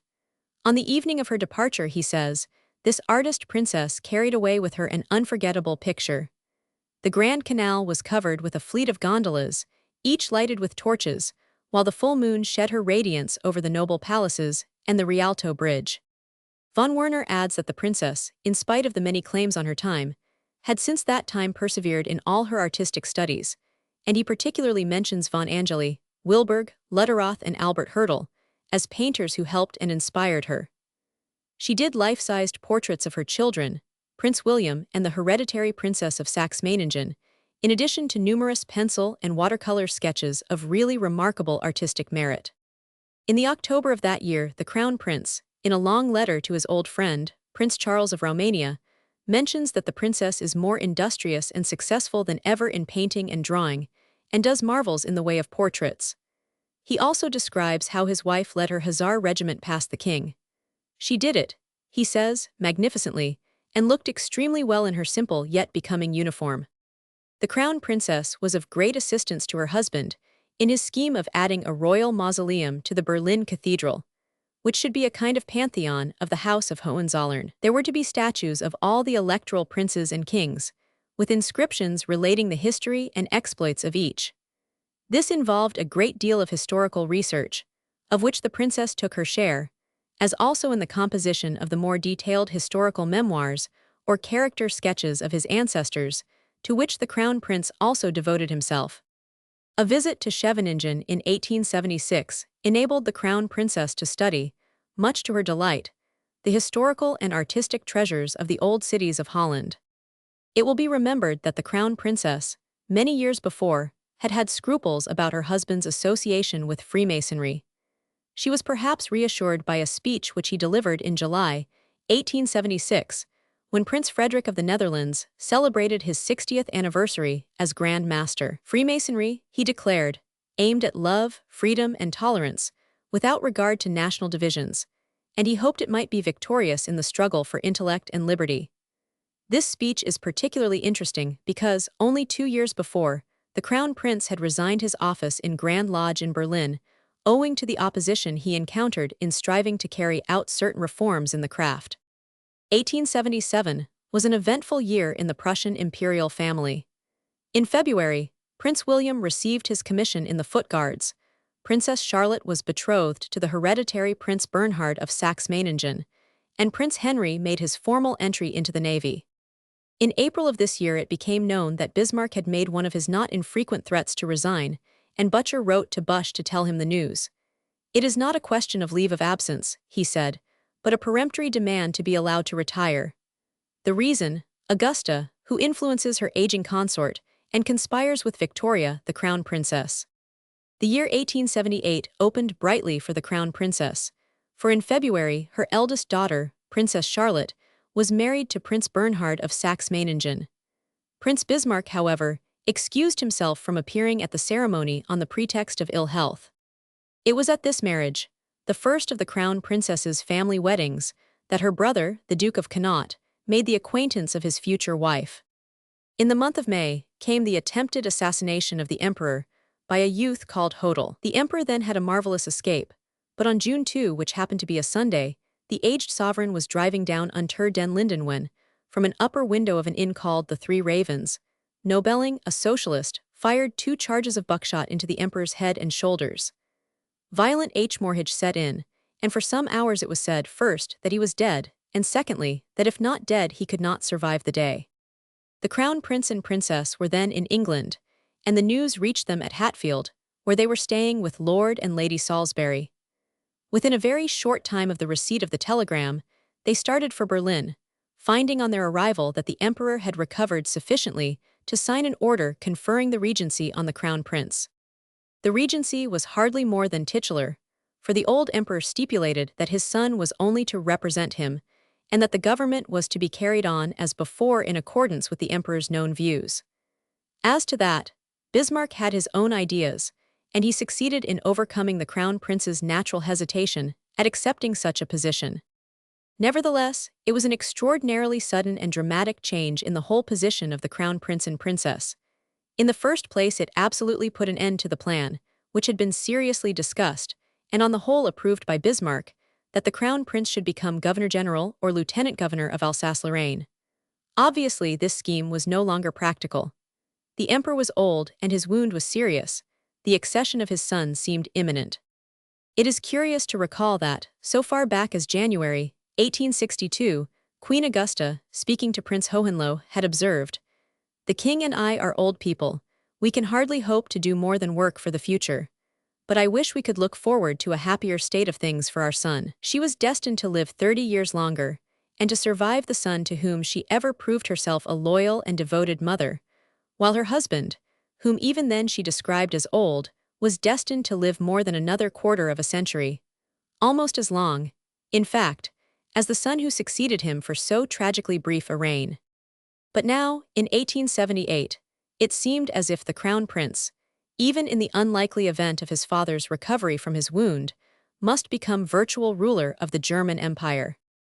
A very few days, however, made it clear that Bismarck was determined to allow the new regent as little authority as possible beyond that conferred by the signing of state documents, and that he was to have no practical influence on foreign politics. But fortune, then as always, seemed to single out Bismarck for special favor, for in the all-important matter of Russo-German relations, the crown prince was far easier to manage, insofar as any management of him was necessary, than the old emperor, who was fondly attached to his nephew, the Tsar Alexander Roman II. Those months, during which the crown prince exercised in theory a power which he certainly did not possess in reality, were among the most trying of all the trying months the crown princess ever passed through, the more so that the Berlin Congress, which she and the prince had gone to England to avoid, opened on June 13. Among those who sojourned in Berlin during those eventful days, and whose presence must have been a pleasure to the princess, were Lord and Lady Salisbury. But during the Congress, the crown prince and princess kept rigidly apart from even its social functions, the only exception being that the crown prince gave an official dinner in the king's name to the plenipotentiaries. The crown princess stayed out at Potsdam, while the empress refused to appear in any official way. She treated her son entirely as if he were already emperor. Most serious was the sharp division caused between the father and son by the decisions of the Congress. The crown prince, who had a lifelong dislike and suspicion of Russia and of Russian statecraft, was supposed to have favored England, and the old emperor, to the very end of his life, considered that Germany had not done as well at the Congress as she should have done. He ascribed the fact, probably most unfairly, to the crown prince instead of to Bismarck. Meanwhile, all kinds of gossip were rife as to the crown princess's efforts to influence her husband, for by the public at large, the regent was regarded as all-powerful. To give an example of how the princess was misunderstood and misjudged, when Hodel attacked the emperor, the latter declared that he did not wish the full severity of the law to be exercised. But when Nobeling's far more serious attempt at assassination followed, public opinion demanded that Hodel should be condemned to death. The crown prince, as regent, had to sign the death warrant, and it became known that he had told a personal friend how very painful it was to him to sign it.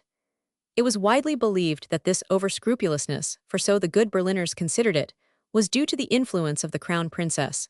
Yet as a matter of fact she had been, from the first, of opinion that Hodel, who had certainly meant to kill his sovereign, should be executed.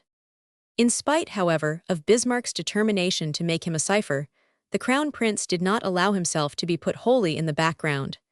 To the minister's great annoyance, he opened a personal correspondence with the new pope, Leo Roman XIII, in the hope of putting an end to the Kulturkampf. Though at the time it did not seem as though the prince had succeeded, it laid the foundations for the ultimate solution of the problem. The regent also appointed a certain Dr. Friedberg, a distinguished Jewish jurist who belonged to the Liberal Party, to a very high judicial post. Curiously enough, this was the only appointment the Crown Prince made which was not afterwards revoked. The Emperor William I retained Friedberg, but refused to bestow on him the Black Eagle even after he had served for 9 years in office.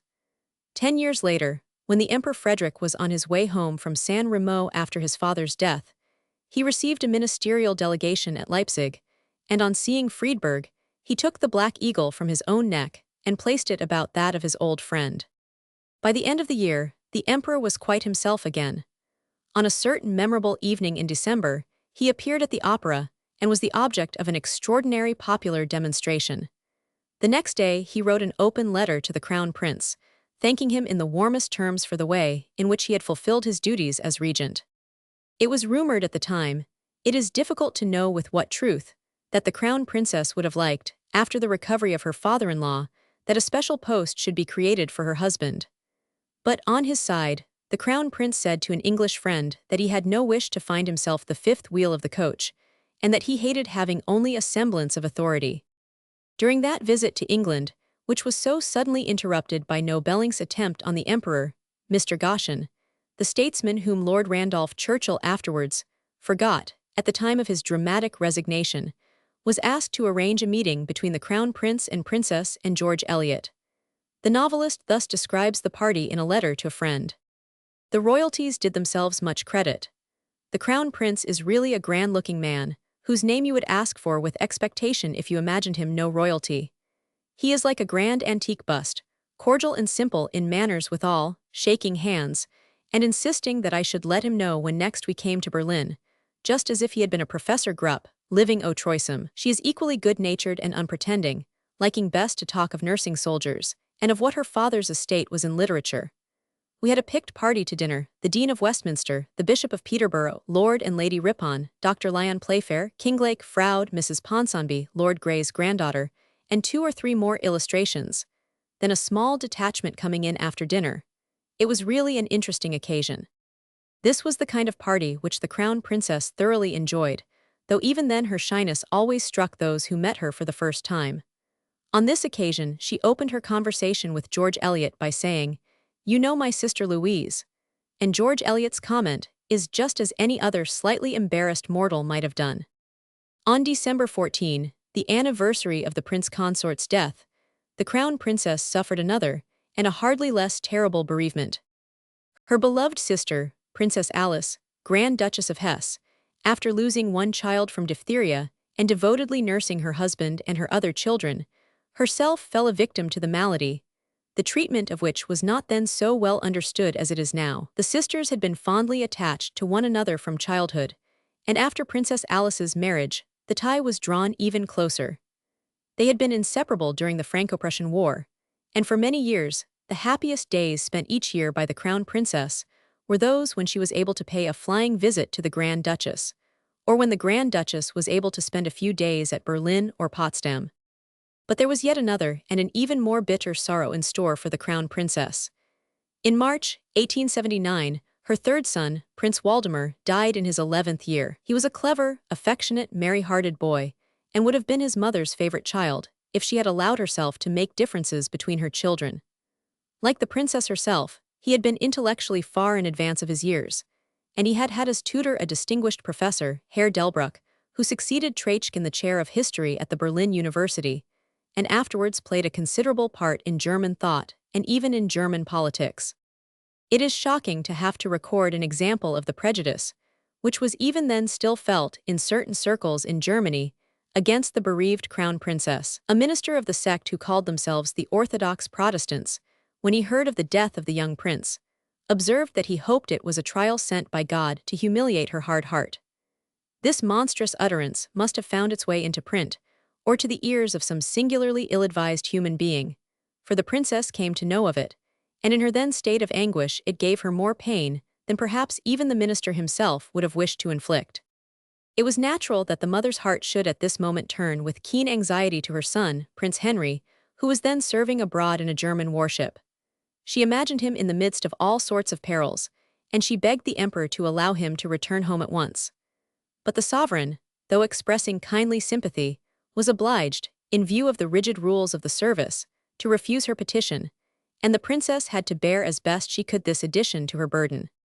At this time, the crown princess's relations with Bismarck had undergone some improvement. On February 23, 1879, Bismarck gave to Busch a most unflattering picture of the old emperor, but he described the crown princess as unaffected and sincere, like her husband, which her mother-in-law is not.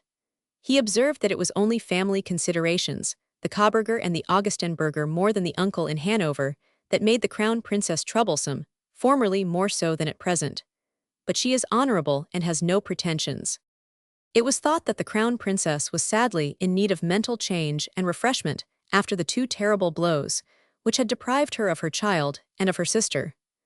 She, therefore, went to stay in Rome incognito during the April of 1880, being only attended by a lady-in-waiting and her chamberlain. To those of her English friends whom she happened to meet, she spoke constantly of her dead son, saying that he had been the most promising of her children, and that she felt as if she could never be resigned to her loss. In answer to a kindly suggestion that she had so many duties to perform that she would soon be taken out of herself, she said, "Ah, yes, there is much to do and one cannot sit down with one's sorrow, but the mother who has lost her child carries a heavy heart all her life."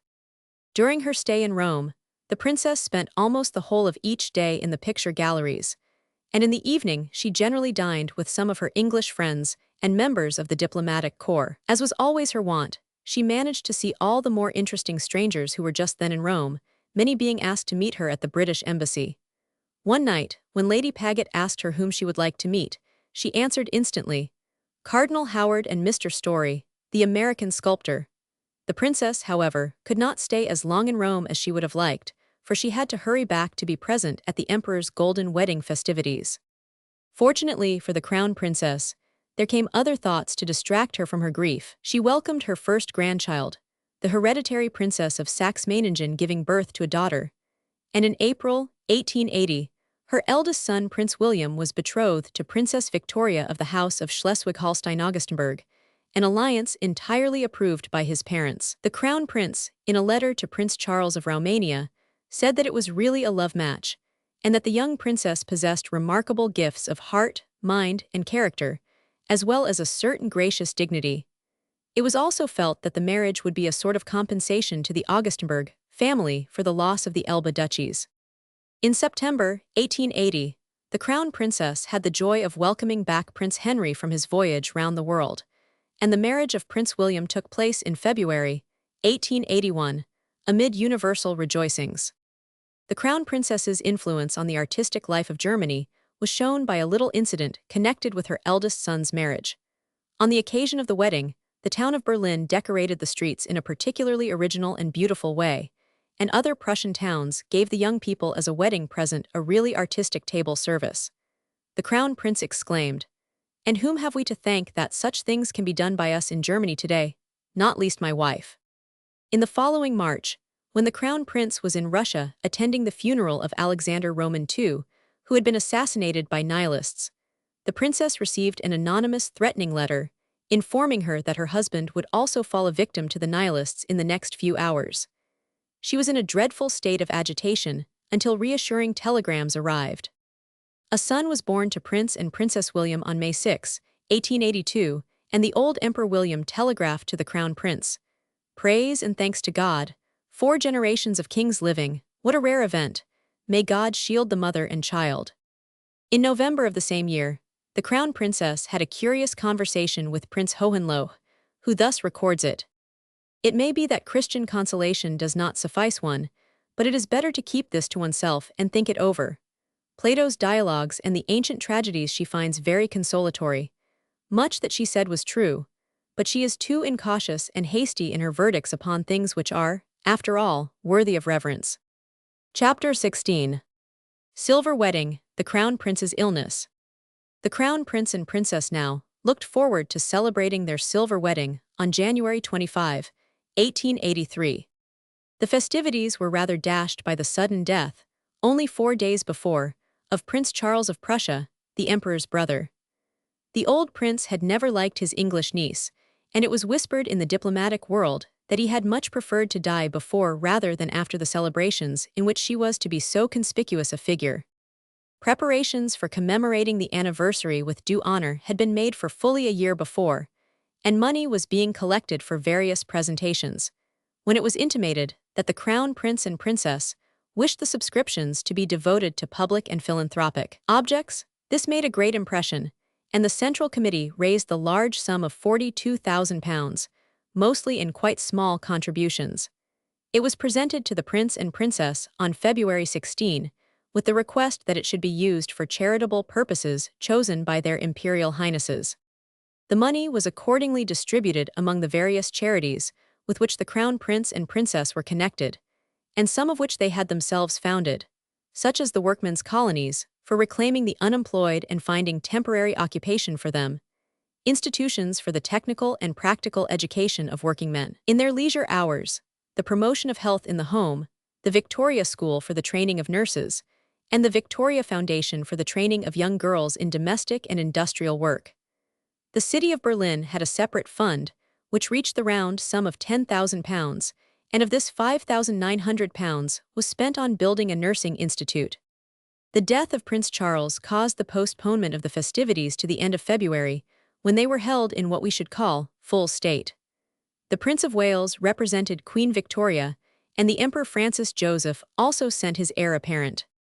The principal ceremony was both impressive and artistic, and there we can trace the influence of the Crown Princess. It consisted in a representation of the court of Queen Elizabeth, arranged by the artists of Berlin.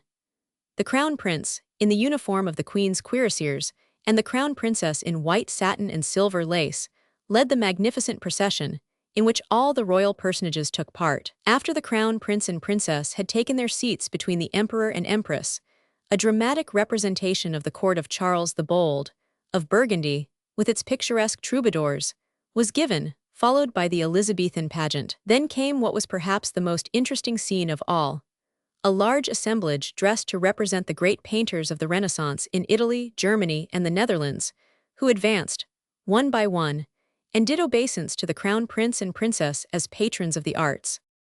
In May 1883, the princess paid a private visit to Paris.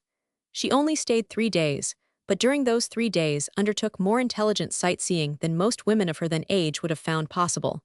She was entertained at luncheon by Lord Lyon, and at dinner at St. Germain by Prince Hohenlohe, who in his diary rather ungraciously observes, "Royal excursions with royal personages are not exactly among the pleasant things of life." During this visit, the princess said to a French friend that one of the lives she would have liked to lead would have been that of a little bourgeoise of the Rue Saint-Denis, going on high days and holidays to the Theatre Francais. The Crown Princess was now able to carry out her cherished project of building an English church dedicated to St. George in Berlin, largely with the £5,700, which was contributed in England for the silver wedding celebrations. The wisdom of this employment of the money subscribed may perhaps be doubted, for it can only have confirmed the idea prevailing in some quarters that the princess remained, and would always remain, an Englishwoman in all her feelings and sympathies. However, the laying of the foundation stone, which the Crown Princess performed herself in the spring of 1884, was carried out with considerable ceremony. The Crown Prince made a speech on the occasion, in which he recalled that King Frederick William Roman IV had assigned one of the rooms in the Palace of Montbijou to the use of the English congregation, and that the king's brother, the then emperor, actuated by the same feelings, had granted the land on which the church was to be built. The Crown Princess took the keenest interest in the building and followed the carrying out of the architect's plans in every detail. After the death of Field Marshal Baron von Manteuffel, Statthalter of Alsace-Lorraine, it was suggested that the Crown Prince might be his successor, but the old emperor refused to consider the notion, while being willing to consider the appointment of the young Prince William. It is said that the Crown Princess herself went to her father-in-law and begged him not to put so great an affront on her husband. The post was, therefore, conferred on Prince Hohenlohe. In the November of 1885, Matthew Arnold paid a visit to Germany in order to obtain information as to the German system of education. The Crown Princess was keenly interested in the inquiries he was making. With her usual energy, she went to considerable personal trouble in order to help him, and she arranged, among other things, that Mr. Arnold should make a short stay on Count Riedern's property, in the Mark of Brandenburg. In one of his letters, Arnold gives a charming account of a soiree at the new palace. The crown princess came round the circle, and I kissed her hand, as everyone here does when she holds it out. She talked to me a long time and said I must come and see her quietly, comfortably. A few days later he dined at the palace, the only other guest being Hoffmann, the great chemist. Arnold sat next the crown princess, who talked I may say all dinner. She is very able and well informed. A day or two later came a message asking him to tea with the crown princess. She was full of the Eastern question, as all of them here are. It is of so much importance to them. She talked, too, about Bismarck, Lord Ampthill, the Emperor, the Empress, the Queen, the Church, English politics, the German nation, everything and everybody indeed, except the Crown Prince and herself. Mr. Arnold was very anxious to meet the great Reichskanzler himself, but this was not easy, as the great man was reputed to be almost inaccessible. But the Crown Princess herself wrote and asked Bismarck to receive her compatriot. Matthew Arnold was struck by the lack in Berlin of what certainly exists in London and Paris, namely, an agreeable, cultivated society consisting mainly of upper-middle-class elements. He observed that in Berlin there was, in addition to the court, only groups of functionaries, of soldiers, and of professors. As may be gathered from much that has already appeared in this volume, the Crown Princess was ever pathetically anxious that England and Germany should be on the most friendly terms of confidence and affection. Consequently, she went through some days of considerable anxiety, in the spring and early summer of 1884, over the incident of Angra Pequena. When Lord Granville decided to recognize German sovereignty in this territory, the Crown Princess was quite as pleased in her way as Bismarck was. Lord Ampthill, in a letter to Lord Granville, observes, "The Crown Princess, who dined with us last night, was beyond measure happy at the general contentment and altered tone of the press." This Lord Ampthill, the Lord Odo Russell of former days, was a valued friend of the Crown Princess. She was always, naturally, on terms of friendship with her mother's representative in Berlin, but Lord Ampthill's appointment had given her special satisfaction.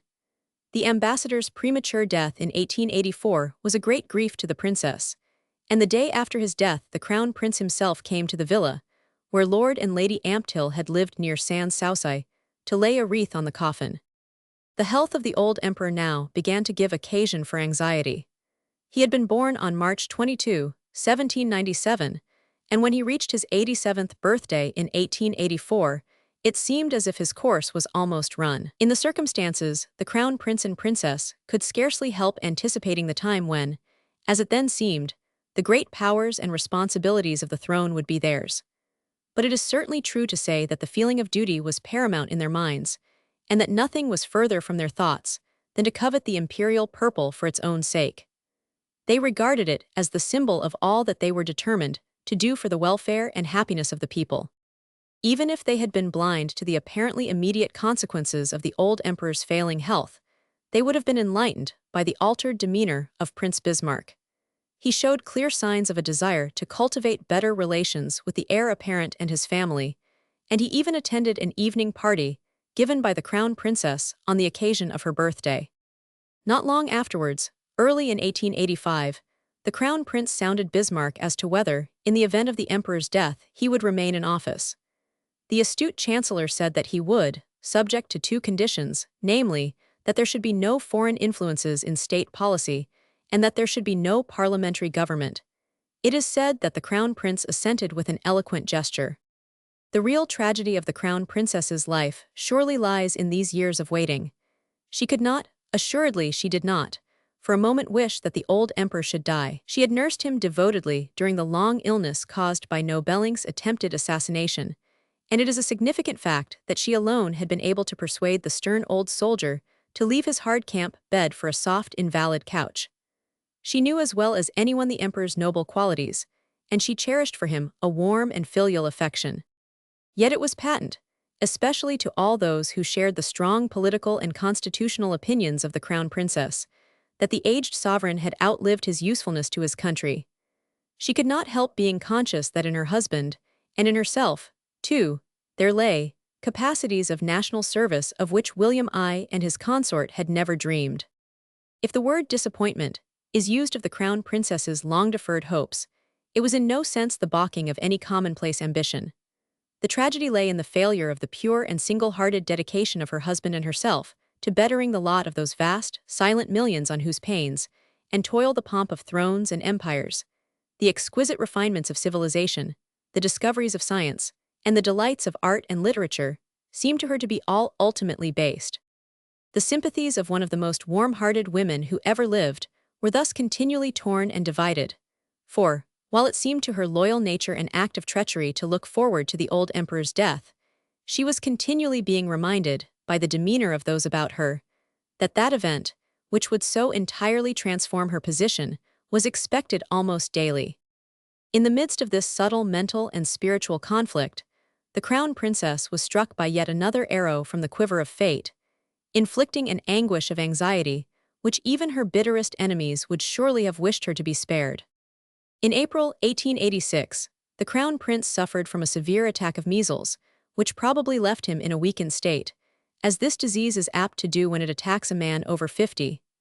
However, he was thought to have recovered sufficiently to visit the King and Queen of Italy on the Riviera in the autumn, and it was there, while out driving, that the prince caught a severe cold, which brought on an affection of the throat.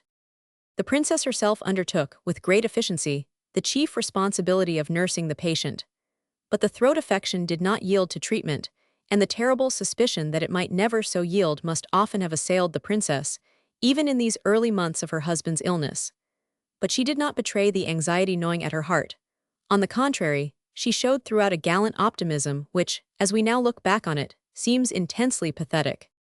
It was the more necessary that the princess should never for a moment relax her cheerfulness, because the patient himself soon began to suffer from periods of deep depression. To one friend, he even said that his time had already passed away, and the future belonged to his son. To another he declared that he had become an old man, and stood with one foot in the grave.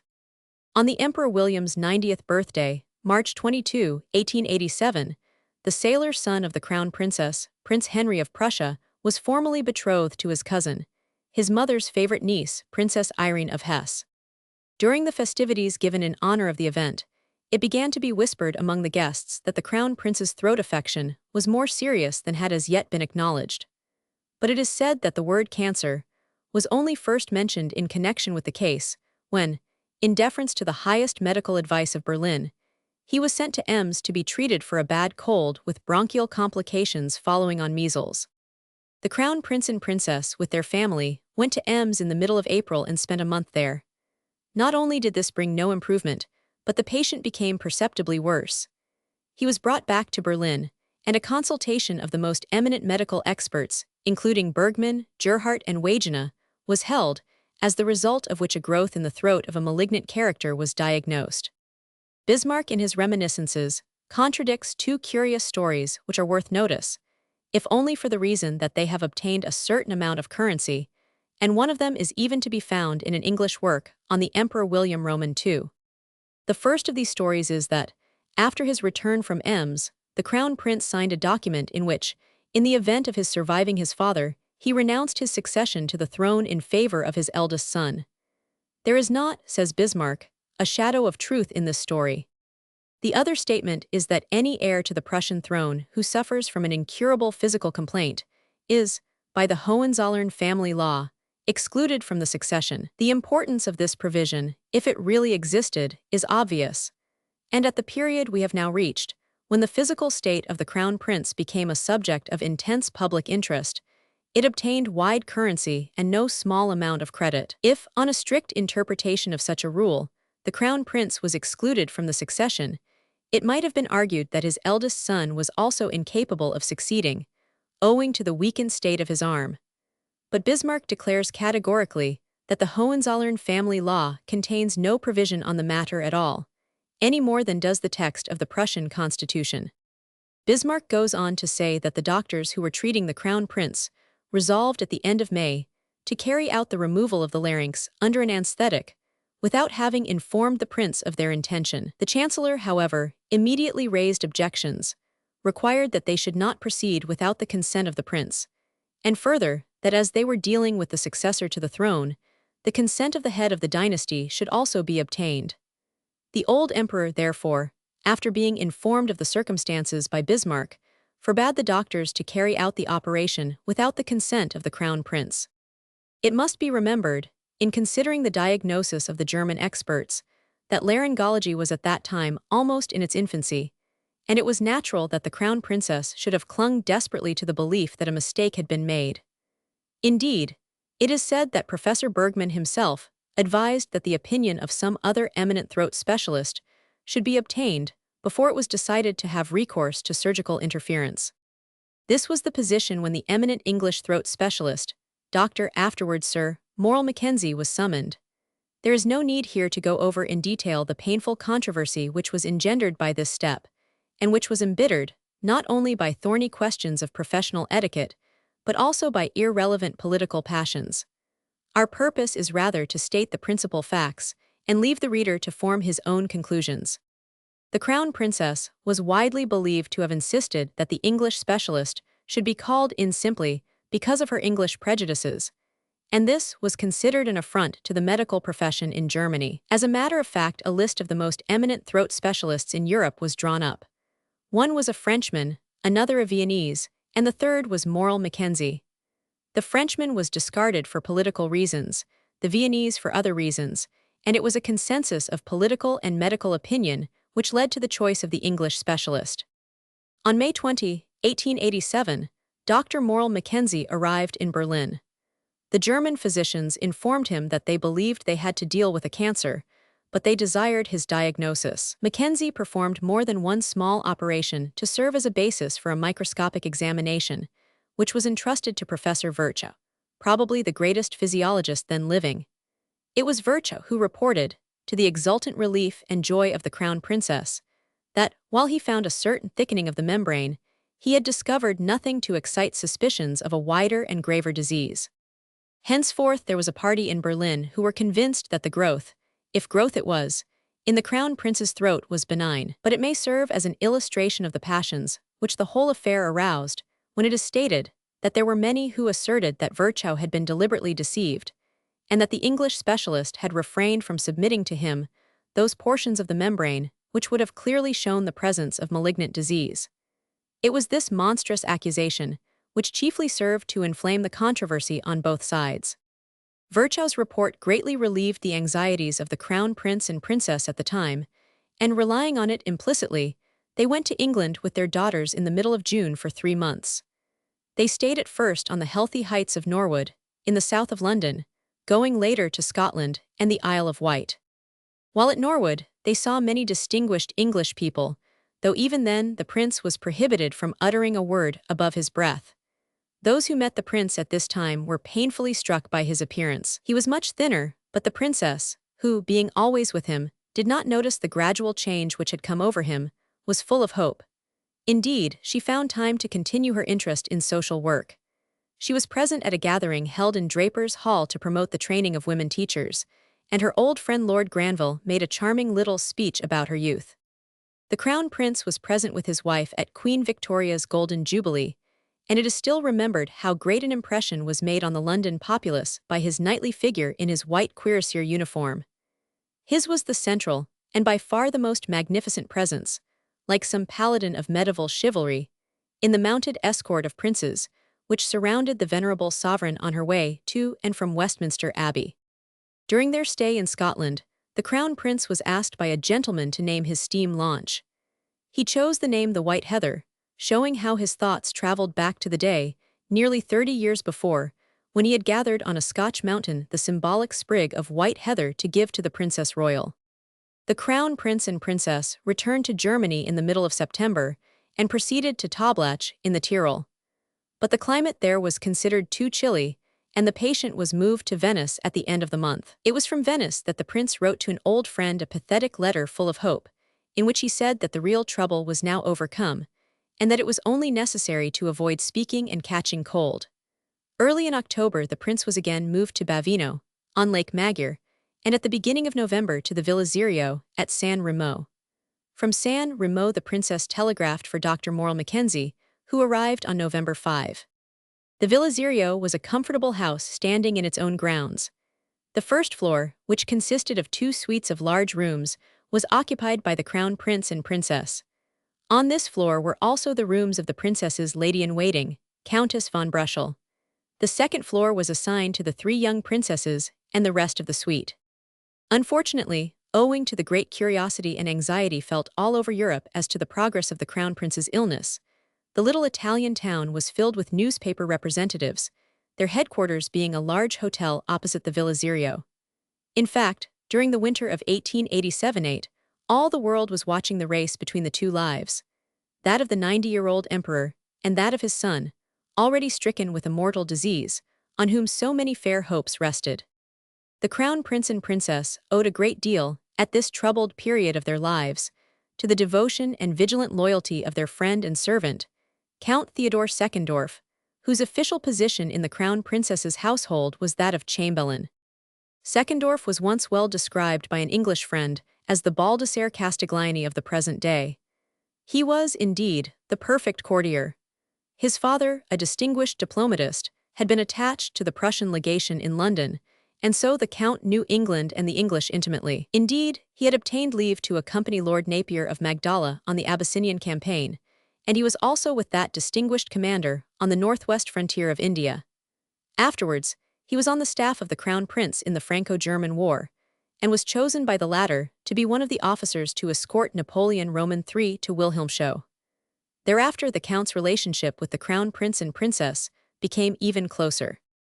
A man of fine literary and artistic taste, and a really good artist, Count Seckendorf spoke English, Italian, and French with ease and distinction, and he retained, what few men and women seem able to retain in the world of courts, a great simplicity of manner and absolute sincerity of nature. While patriotically devoted to his own country, he was also a true lover of England, and he always did everything that lay in his power to ease the often strained relations between the two nations. After the death of the Empress Frederick, Count Seckendorf continued in faithful and kindly touch with her native country. He organized the Loan Exhibition of British Art in Berlin as late as 1908, and his premature death, 2 years later, caused much sorrow to a large circle of attached friends in both London and Berlin. To return to the life at San Remo, in a letter written about this time, the Crown Princess says, "We are passing through a time of heavy trial, but the knowledge that the nation has not forgotten us, and that it hopes and sympathizes with us, is a perpetual source of comfort. If it be God's will, this confidence will remain the Crown Prince's most valued future possession, and be the greatest help to him in achieving his noble ideals. Who can tell how many days may yet be granted to him? But when we see him so virile and fresh, we can only trust to the strength of his constitution and believe that his health will not fail him in carrying out his duties, though even in the happiest circumstances, he will have to economize his strength and use his voice as little as possible." From San Remo, too, the Crown Prince wrote to his beloved French tutor a touching letter, in which occurs the following passage. "As to the life we are leading here, it could not be more intimate and more gemmetlik. First of all, my wife nurses me as might a true sister of charity, with a calm and knowledge truly admirable. Our daughters surround us with their loving tenderness, and the Riviera is a delightful climate and does us much good." Even then, the Crown Princess had not given up hope. Her husband still looked in good health, he slept well, and his appetite was excellent. On December 1, the princess herself wrote to M. Godet, "We are profoundly touched by the many proofs of sympathy which reach us from all sides. I cannot help feeling that it must make you very happy to know that all the care you took, in old days, in developing that pure and noble soul, has now brought to him these universal tributes of respect and confidence." Alas, even then the prince had heard from the physicians his sentence of death, which he received with the same stoicism he had shown on the field of battle. Christmas came, and was celebrated with characteristic kindliness by the prince, who arranged magnificent gifts for his wife and the little circle of intimate friends at San Remo. But his health steadily declined, and a sudden operation had to be performed early in January. Meanwhile, the aged emperor had caught a chill in the severe Berlin winter. His magnificent constitution was already enfeebled by age, and to his physical weakness were now added the distress and anxiety caused by the news from San Remo, which became continually more and more disquieting. The end soon came, and the stout old soldier sank and died on March 9, 1888, less than a fortnight before his 92nd birthday. Chapter 17. The 100 Days' Reign. On the morning of March 9, 1888, the Crown Prince was walking in the gardens of the Villa Zirio when a telegram was brought to him. He took it up with languid interest, but when he read the address, to His Imperial Majesty the Emperor Frederick William, there was no need to open the envelope, and it is said that his habitual self-control deserted him, and he burst into tears. A pathetic, and yet in its way a magnificent, scene followed in the great drawing-room on the ground floor of the villa. The households of the new emperor and empress had assembled there and stood in a circle waiting. Suddenly, the emperor appeared, and we have the following striking description from one who claims to have been a witness of what occurred. He had become handsome again, as in the radiant days of his youth. His beard, with a few silver streaks, glowed in the brilliant light cast by the chandelier. Tall and well-built, he dominated the entire company. His blue eyes were slightly misty. His delicate complexion, now heightened with a little color, seemed to show the real tranquility which had taken possession of his soul, and his mouth with the red lips had now that fascinating smile which characterized him. With a firm step he walked straight to a small table in the middle of the drawing-room, and wrote, for the tube in his throat prevented him from speaking, a few lines, which he signed. An officer read out the paper aloud. It was the announcement of the death of the Emperor William I, and of his own accession as Frederick Roman III. The emperor then walked towards the empress, made a long and reverent bow, paying full homage to his wife's devotion, and with a grave and tender gesture passed round her neck the ribbon of the Black Eagle. It is also recorded that the emperor walked up to Dr. Morrell Mackenzie, and after shaking him warmly by the hand, wrote for him the following words: "I thank you for having made me live long enough to recompense the valiant courage of my wife." The Emperor Frederick, with the Empress and their daughters, set out for Berlin on March 10, making what was then the swiftest journey in the records of continental travel. The only interruption, and that was very short, was to enable the emperor to receive the greetings of his old friend, King Humbert of Italy, who had himself traveled by forced marches for the purpose. Amid a terrible storm of sleet and snow, on the night of March 11, the imperial party entered Berlin.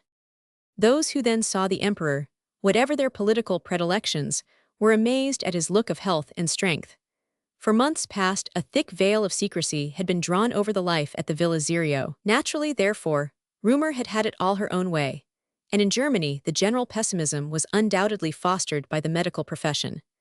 They had persuaded themselves that the emperor was already in articula mortis, and the empress was openly censured for bringing him back at all. It was even believed by many that he might very well die on the journey owing to the sudden transition from the warm, equable climate of San Remo to the biting cold of Berlin. The one certain fact which had been published was that he had undergone the operation of tracheotomy, and that he could not speak owing to the tube in his throat. But apart from that, to the general astonishment, the emperor was, or seemed to be, not very different from his normal condition. At once he took up the reins of power, granting audiences, and dealing for many hours every day with state affairs. Though the joy with which the friends of the new emperor and empress hailed their accession was dashed by the thought of how brief must be the new reign, yet it is abundantly evident that no such idea occurred to the empress herself, and that very fact seems to enhance the poignancy of the whole tragedy. At the beginning of the Emperor Frederick's reign, a distinguished German wrote to a friend, "The empress, as you have rightly judged, is making her way among the people. However brief her tenure of power will be, the more will the public at large perceive the truly astounding richness and resource, the practiced leadership, and the affectionate disposition of that rare creature. She is indefatigable, and gives a fresh indication of the grand aims she has in view each day." It is significant to note how all those who knew the empress even slightly welcomed the fact of the emperor's accession.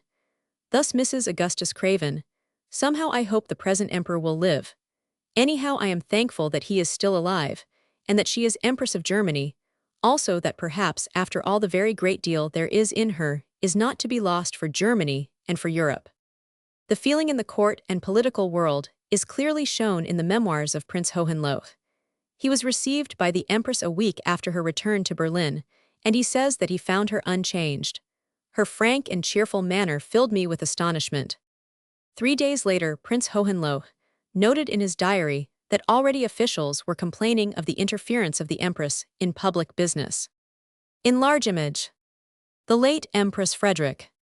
Bottcher told him that she had induced the emperor to refuse his signature to the anti-socialist bill, and that he had only given way after Bismarck had explained the matter to the Empress. The minister added that the emperor had little power of resistance to the influence of the Empress, and that she, again, was under the influence of certain advanced ladies.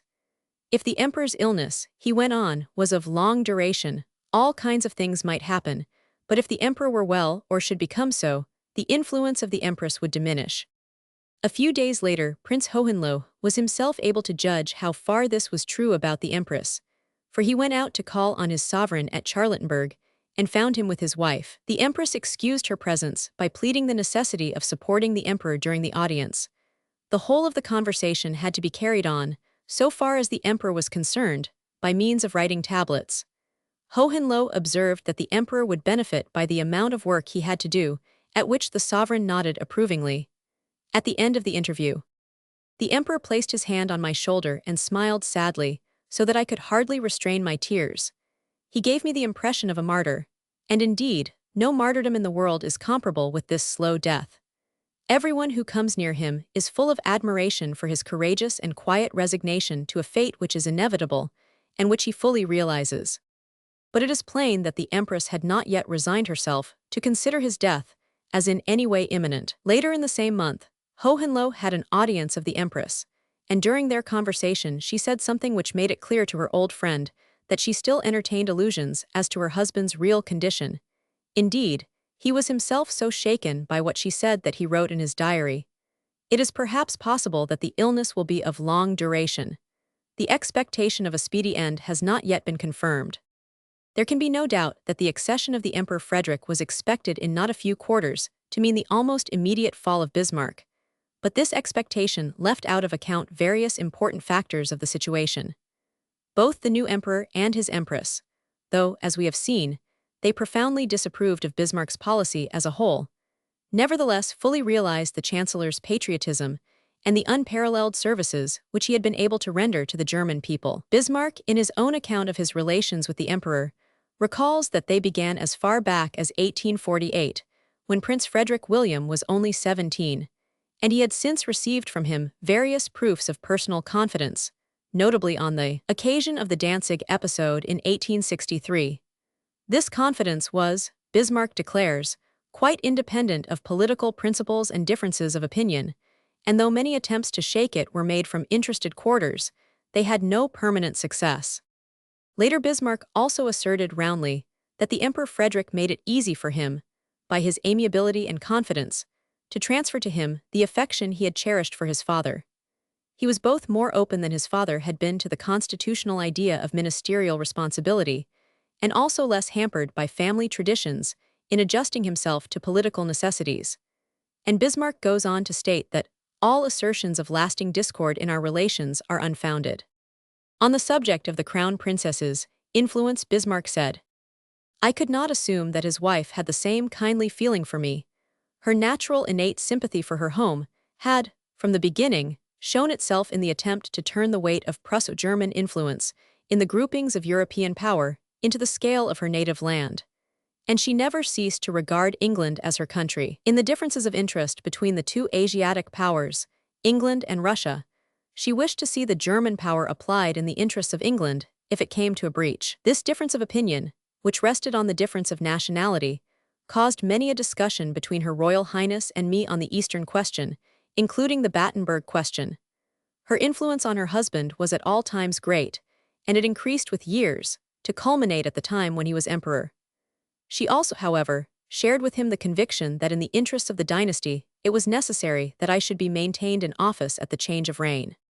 It is interesting here to recall that on August 31, 1870, after the Battle of Beaumont, Busch obtained from Bismarck the following opinion of the then Crown Prince: "Will be reasonable later on, and allow his ministers to govern more, and not put himself too much forward, and in general he will get rid of many bad habits that render old gentlemen of his trade sometimes rather troublesome." It is to be feared that this uncomplimentary allusion is to the old emperor. For the rest, he is unaffected and straightforward, but he does not care to work much, and is quite happy if he has plenty of money and amusements, and if the newspapers praise him.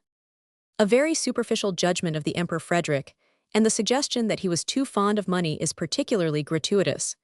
As a matter of fact, only the year before his accession, in 1887, A certain Frenchman, Ballardin by name, died, leaving the whole of his fortune, valued at several million francs, to the then crown prince. Ballardin appeared to have been so embittered by disputes with the French authorities that he determined to show his hatred and contempt for his native country by the novel method of bequeathing his property to the German crown prince, who, however, absolutely refused to accept even the smallest portion of the legacy. That is certainly not the action of a man who could be accused of a love of money.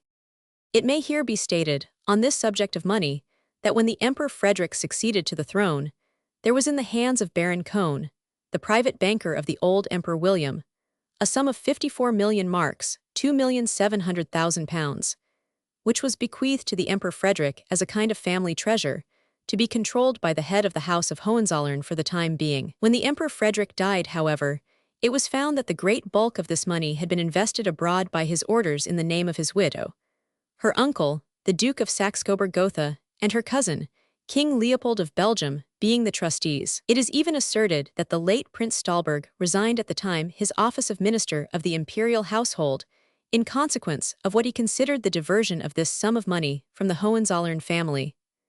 According to another version, however, only a portion of this money became the absolute property of the Empress, the remainder being hers for life, with power of appointment among her younger children.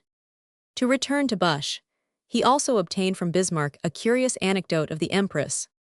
I took the liberty to ask further what sort of woman the crown princess was, and whether she had much influence over her husband.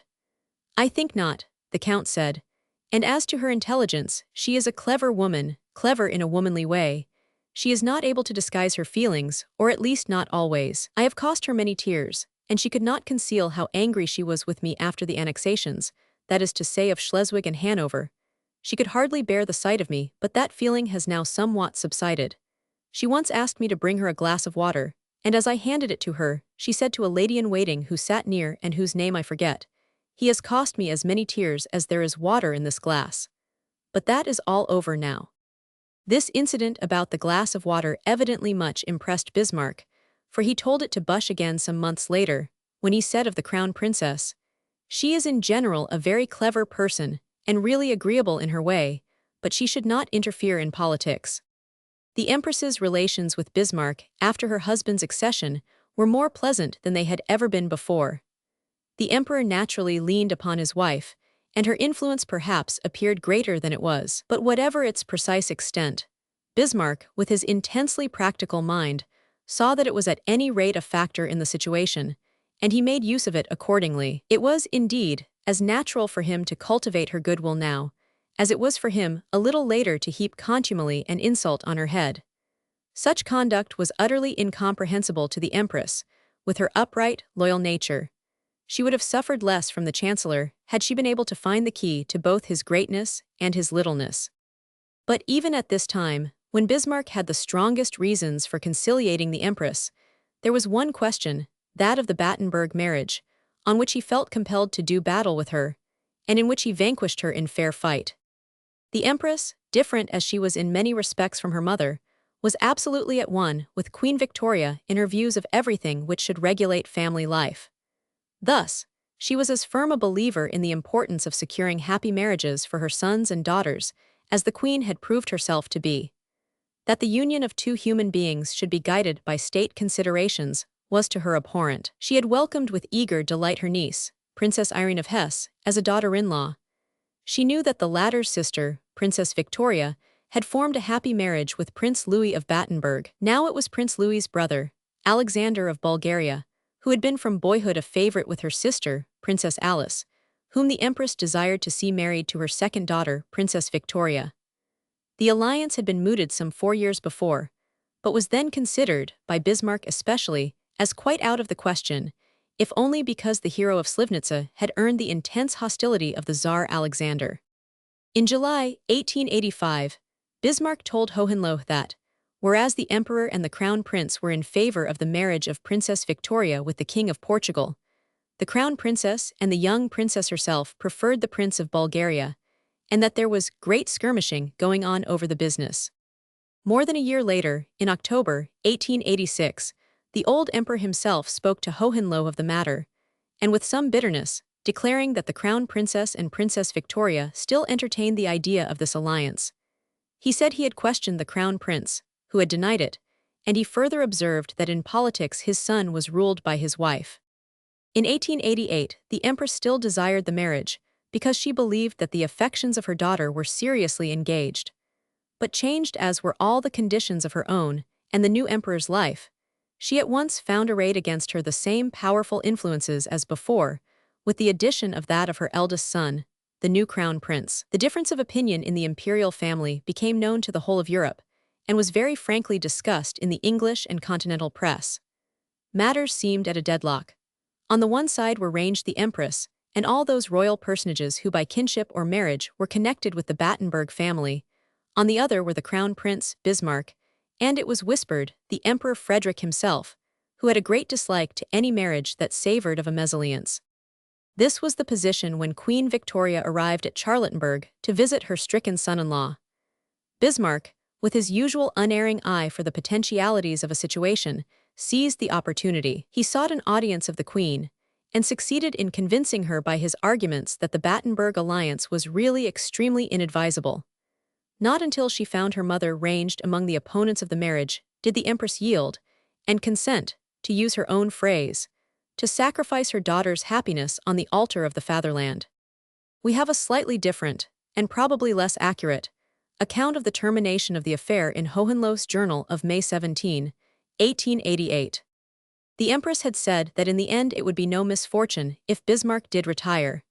This was at once retailed to him, whereupon the newspaper war. Mallet reported to Queen Victoria at Florence that it was very disadvantageous for English interests that the Queen should appear to interest herself in the Battenberg match. It would be well, more particularly in view of her impending visit to Berlin, to prevent people from thinking she favored the marriage. The English ministry also concurred in this. Thereupon Queen Victoria wrote a severe letter to her daughter, the Empress, and during her stay also she expounded her views in an energetic fashion, which produced unhappy and tearful scenes. The relations between Queen Victoria and the Imperial Chancellor have shaped very well. They were enchanted with each other. The Empress's belief that she had been fighting for her daughter's happiness added a special bitterness to her defeat at the hands of Bismarck. It may, however, be stated that the day came when the Empress Frederick acknowledged that she had been mistaken, at least to some extent, in the qualities which she had attributed to Alexander of Battenberg, and she lived to see her daughter make a happier marriage than the Battenberg alliance would probably have ever been. Not the least pathetic feature of the 100 Days' reign was the gallant persistence of the Empress in fulfilling the duties of her new station.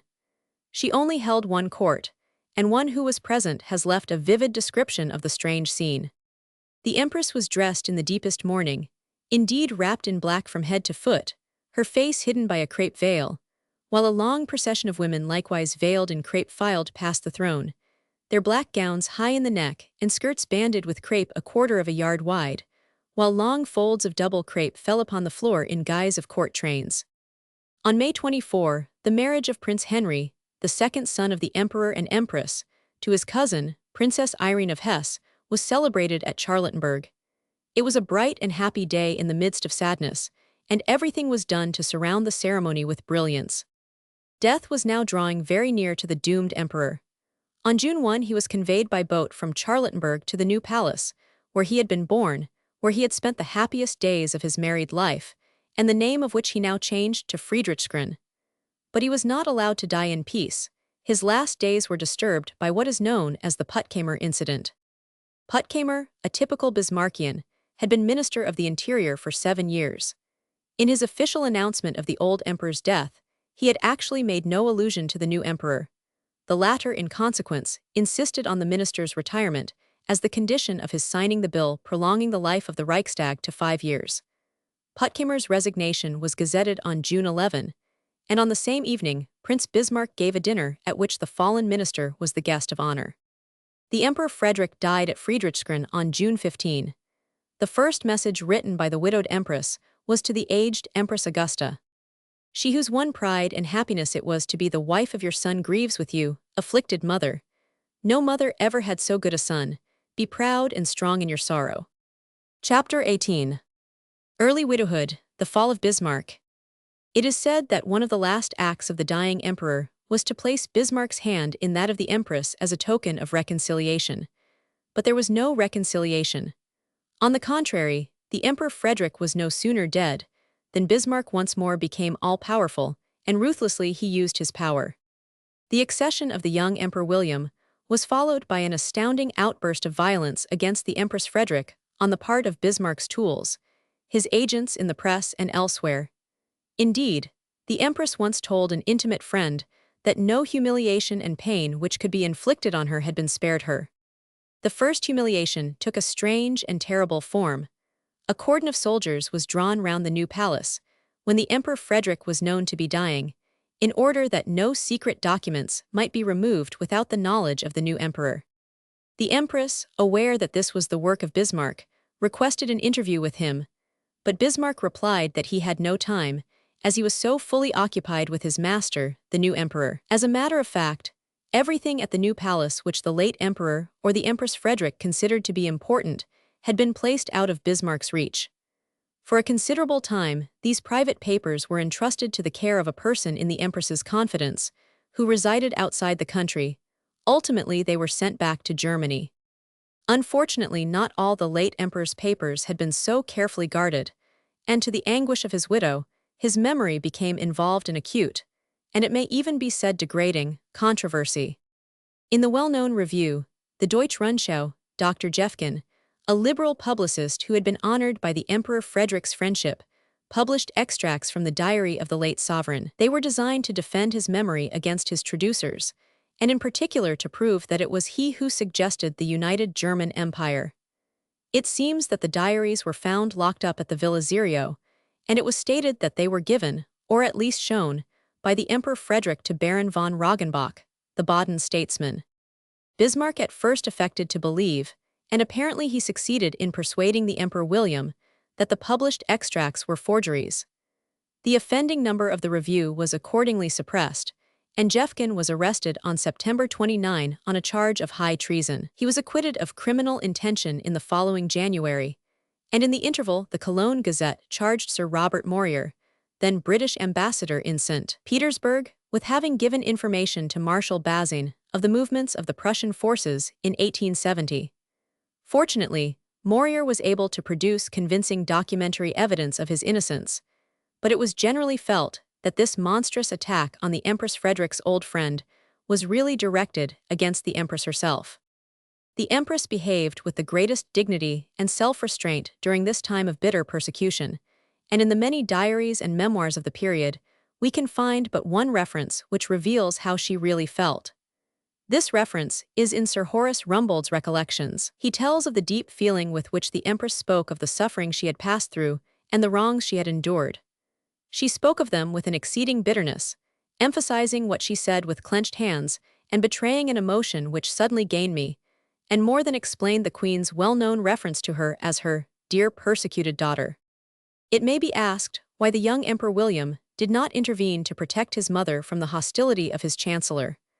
Unfortunately, there is no doubt that at this time there was an estrangement between mother and son. Years before, Bismarck had taken precautions to prevent the heir presumptive to the throne from imbibing the liberal principles of both his parents, and had caused him to spend the impressionable years of early manhood entirely under the influence of his grandfather, the old emperor, and the military glories of the new empire.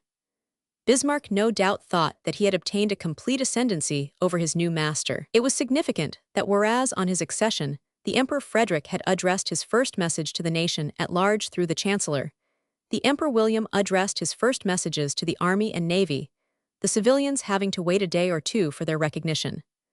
Another indication of the character of the new regime was afforded by the Emperor William's reversal of his father's decision to name the new palace Friedrichsgrün. These and other incidents show how the emperor began his reign under the domination of Bismarck, but it is pleasant to record that the estrangement from his mother, which the old chancellor undoubtedly fostered, was not of long duration. It is curious how seldom, among the many studies, criticisms, and estimates of the Emperor William Roman II, we find his extraordinary versatility attributed to the influence of heredity. And yet it is easy to see now that the Empress Frederick ought to have enjoyed much greater popularity in Germany than she did as a matter of fact enjoy at any time, if only because she was the mother of such a son. We can best perhaps realize the remarkable qualities which the Empress brought into the house of Hohenzollern by comparing her eldest son with his predecessors on the throne.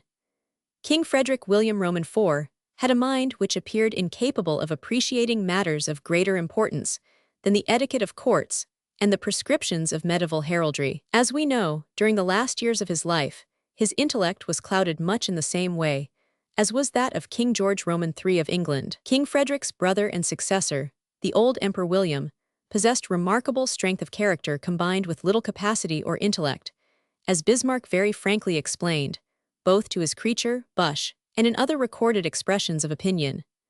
As for the Emperor William's father, the ill-fated Frederick, it was no doubt from him that the son derived that dash of romantic idealism characteristic of both monarchs. But undoubtedly, William Roman II was always much more the son of his mother than of his father, which seems, indeed, to be the rule in families of less exalted rank. We have seen how the Empress really received from her father the training of a man, and, it may be added, of an extremely versatile man. If fate had compelled her eldest son to earn his own living in a private station, it is extraordinary to think of the number of professions in any one of which he could have attained a competence, if not indeed high distinction. From his mother, rather than from his father, he inherited a great appetite for work and an extraordinary aptitude for detail.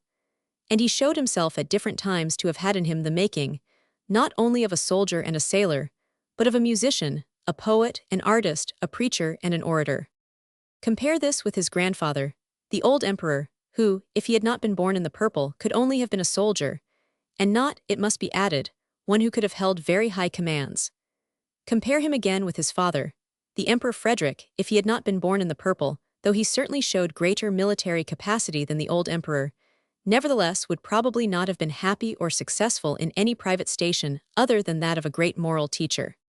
The Emperor William's affinity to his mother in character, temperament, and accomplishments becomes the more striking the more it is investigated.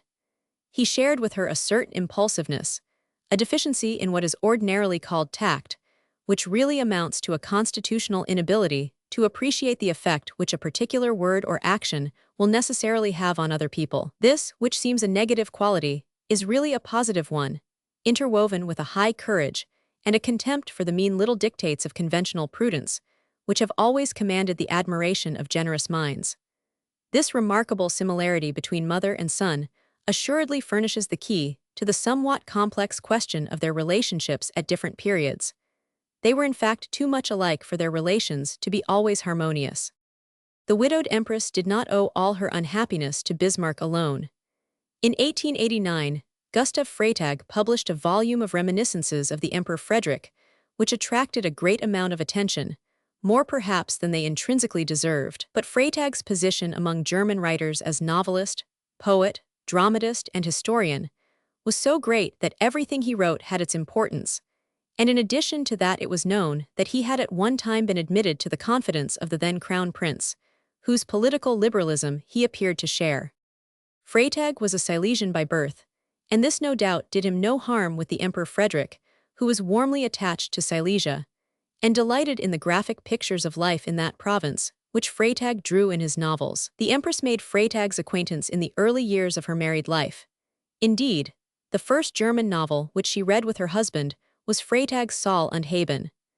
The novelist had been presented to the prince consort by his patron, Duke Ernest of Saxe-Coburg-Gotha, and it was natural in all the circumstances that the crown princess and her husband should have shown the great writer marked signs of favor.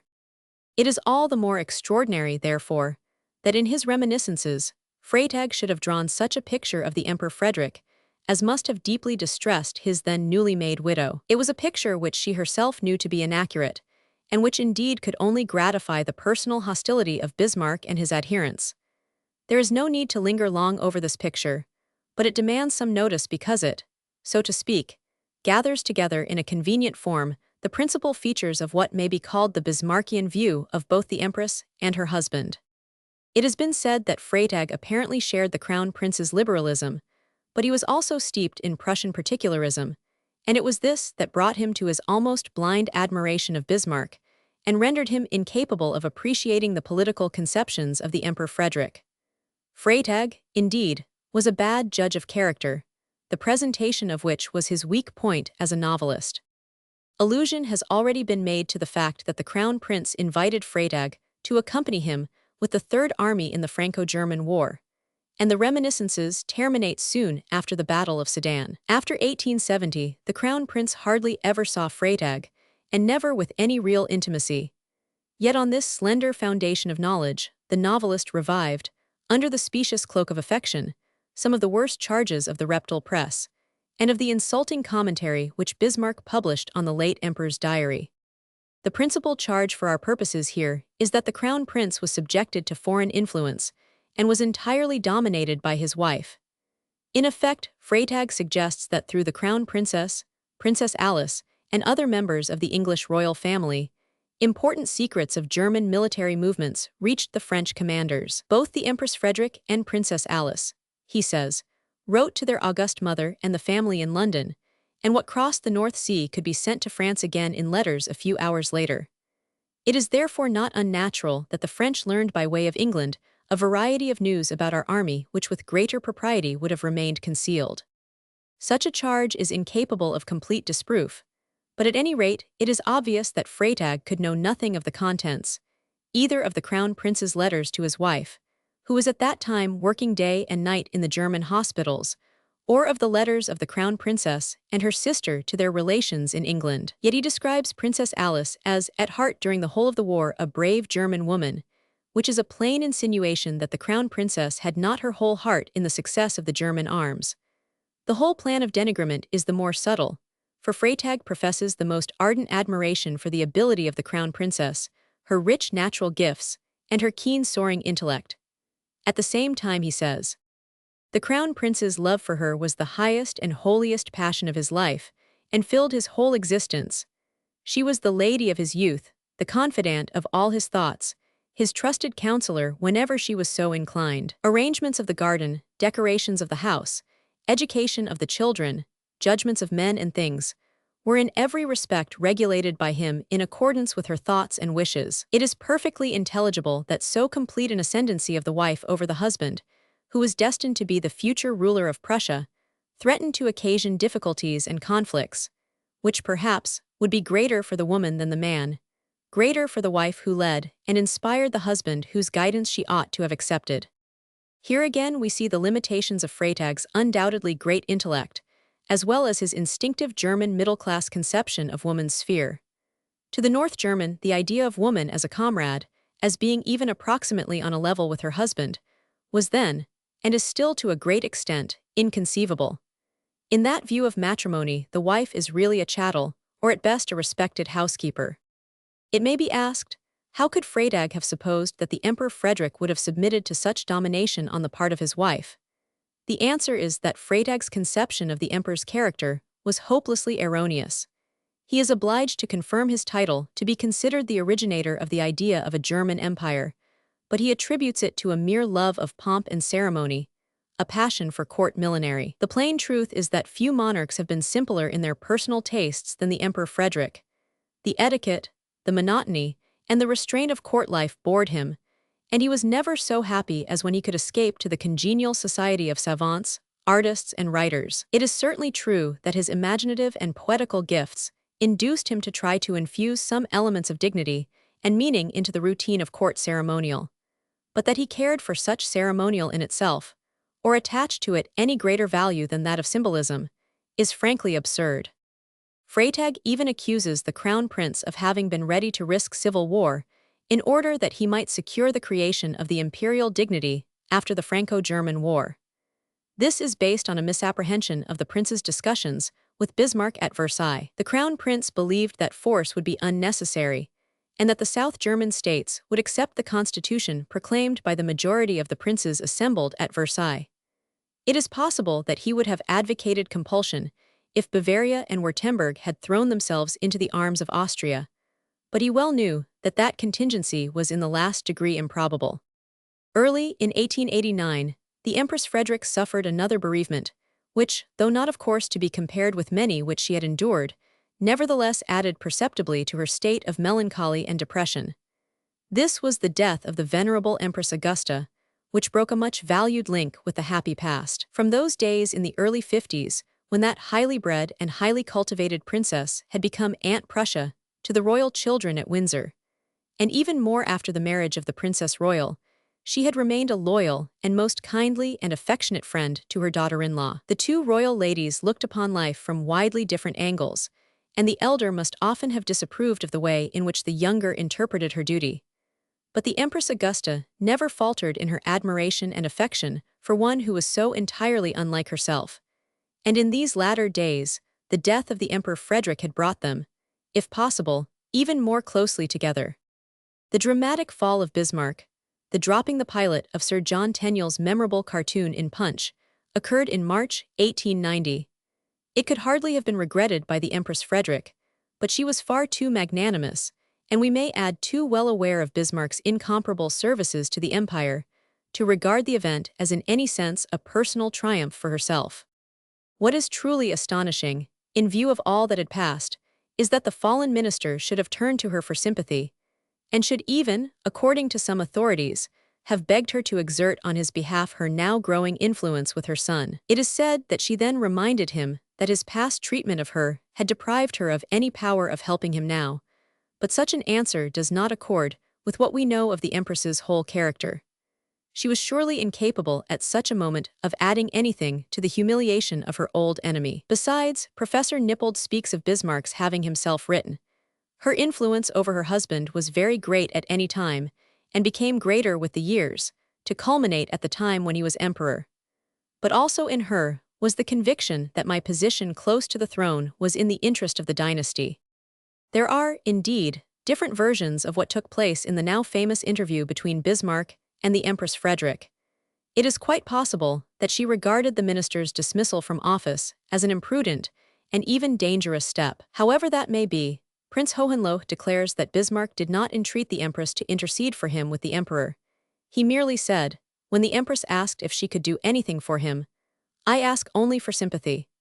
But he certainly did ask to be received by her in audience, although he must have vividly remembered the insolent message which he had sent her immediately after the Emperor Frederick's death, when she had requested him to come to her. A year later, at Hamburg, Prince Hohenlohe and the Empress Frederick had a long conversation over the Bismarck affair. She said she was not at all surprised at his dismissal, that Bismarck was of a combative nature and would never cease to fight. He could do nothing else. She talked of previous incidents, of Bismarck's groundless distrust of her, and of the Empress Augusta, and expressed the opinion that we had only to thank the old emperor's quiet gentleness for any success of Bismarck's. He was a very dangerous opponent, but not a Republican. He was too Prussian for that. But the Brandenburg Prussian noble was determined to rule, though it were with the king. Chapter 19. The planning of Friedrichshof, visit to Paris. The Empress's relations with her son improved after the fall of Bismarck. She was particularly touched by the many tributes which he paid to his father's memory, and she now felt encouraged to try and build up again the fragments of her tragically broken life. The Emperor William had placed at his mother's disposal the palace in Unter den Linden in Berlin, where the Emperor and Empress Frederick lived while they were crown prince and princess, as well as the Charlottenhof at Potsdam and the Schloss at Hamburg. Charlottenhof is in the royal grounds at Potsdam, at some distance from the new palace. It was built by Frederick William Roman IV in 1826, in imitation of a Pompeian villa, and in the grounds are fountains, statues, and bronzes which were brought from Herculaneum and Pompeii. As to Hamburg, the Empress had always been very fond of the place. She had often spent part of the summer at the old Schloss, and she valued its associations with the daughter of another British sovereign, for the delightful gardens to which Thackeray refers in The Four Georges were laid out by the Landgravine Elizabeth, daughter of George Roman III. When the Empress Frederick decided to build a house after her own heart, it was to the neighborhood of Hamburg that her thoughts naturally turned. Perhaps another reason which governed the choice of that neighborhood was the fact that the widowed Empress's beloved brother, King Edward, was so fond of the place, and for many years went there each year. Some account of Friedrichshof will be not only interesting, but really necessary for our purpose.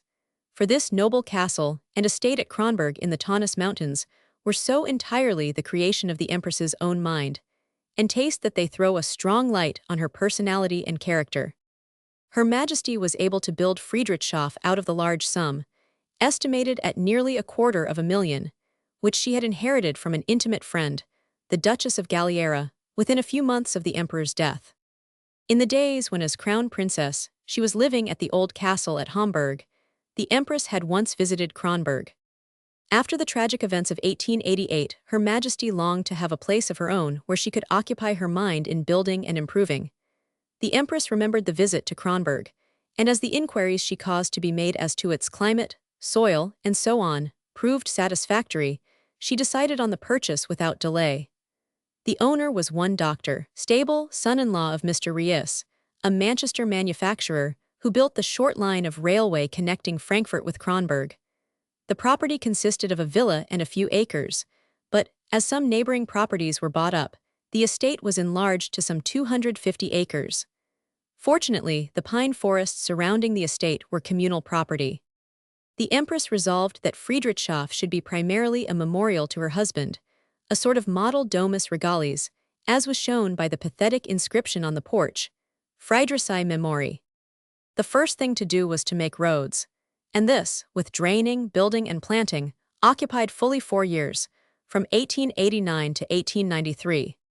The villa of Dr. Stable was practically demolished, and in its place rose a stately mansion in the style of the early 16th century. There are many examples of this style, which marks the period of transition from Gothic to Renaissance, to be found along the Rhine and throughout Hesse and Nassau. The Schloss itself and the stables, which are in the style of a Rhenish or Hessian farmhouse, as well as the outbuildings, were all designed by Herr Eichen, a famous Berlin architect, but the empress herself personally superintended the carrying out of all his plans. The empress's first idea was to call the place Friedrichsruhe, but it was pointed out that name might cause confusion with Prince Bismarck's estate in the north of Prussia. The name Friedrichshof was then suggested by Princess Victoria and finally adopted. The improved relations between the Emperor William and his mother were exhibited early in 1891. He was desirous of testing the real feeling of the Paris populace towards Germany, and so with his sanction, possibly even at his direct request, the Empress Frederick went to Paris. If her visit had been a success, there is no doubt that the emperor would have next proposed to visit Paris himself, as he had long been keenly desirous of doing. But the memories of the Franco-Prussian War were more lasting than the emperor imagined, and his mother's mission, so far as it was intended to improve Franco-German relations, was a failure. It was on February 19, 1891, that the Empress Frederick arrived in Paris. Her visit, though not technically of an official character, could not be called incognito, as she and her daughter, Princess Margaret, attended by a considerable suite, stayed at the German embassy. The general surprise in Paris was so marked that a communiqué was issued to the French press. In this, it was pointed out that the Empress, having consented to accept the position of patroness of an art exhibition about to be opened in Berlin, had asked some notable French artists to contribute paintings. A number of these, notably M. Bouguereau and M. Didel, had accepted, and she had felt bound to come to Paris and thank them personally. It was erroneously said, not only in the French but also in the German papers, that this was the first visit the Empress had paid to Paris since the Franco-Prussian War. This was not the case. She had been there 3 times, but on the previous occasions she had stayed at the Hotel Bristol and had traveled in real incognito. The first 3 or 4 days of her stay, whatever the public thought of the reason assigned for it, passed off well. The Empress visited a considerable number of studios and picture galleries, and she also made large purchases in some of the curiosity shops for which Paris has always been famous. The German ambassador gave a dinner party each evening in honor of his august guest, and many members of the diplomatic corps, notably Lord and Lady Lytton, were asked to meet her. Meanwhile, the German press, which had been kept beforehand completely in the dark as to the visit, was now devoting to it a great deal of not very kindly attention. It was hinted that the young emperor wished to effect a thorough reconciliation with France, and with this idea in view had asked his mother to tater Le Touraine. These hints aroused the susceptibilities of the Boulingist party. Much ill feeling had been awakened by the arbitrary suppression of the Ligue des Patriots, and long before the Empress's visit, a huge protest meeting had been arranged. The meeting was held, and inflammatory speeches were delivered in favor of La Revanche. But no insult of any sort was leveled at the imperial visitor. In fact, the Empress later testified to the perfect courtesy which she had received from every class of Frenchmen and Frenchwomen. It suddenly became known that twice, once alone with the German ambassador, and then, on another day, attended by a large suite, the Empress had driven out from Paris to view the ruins of the Palace of Saint Cloud, believed by the French to have been wantonly destroyed by the Prussians in 1870. The Empress also visited Versailles and the neighboring battlefields. The news of these excursions aroused very bitter feelings among many otherwise sober and sensible Parisians, to whom the memories of l'année terrible, and especially of the Prussian occupation of Versailles, were still painfully vivid. Their indignation was intensified when it became known that some ill-advised government official had directed that a laurel wreath placed at the foot of the monument to Henry Regnault, the greatest French painter of his generation, who was killed at Buzenval, in the last desperate sortie from Paris, should be removed on the occasion of the visit of the Empress to the Ministry of Fine Arts. This was indeed pouring oil on the fire. It was rumored that this special act of tactless stupidity would be the subject of an interpellation in the chamber. The depth of feeling aroused is illustrated by one fact, which did not, however, find its way into the press. All those painters who had accepted the Empress's invitation to exhibit at Berlin received each morning, till their acceptances were withdrawn, the following macabre visiting card. Henry Regnault, 69 E Battalion de Marque, 4 E Campagny, Buzenval. Meanwhile, the less responsible section of the Paris press had also added fuel to the flame by such headings as insults aux Francais, visites impériales à Saint Cloud at Versailles, N.C. The French government reluctantly informed the German ambassador that it would be advisable that the Empress, who had already prolonged her visit for several days longer than had at first been arranged, should leave Paris. On February 26, the following note was sent to the press.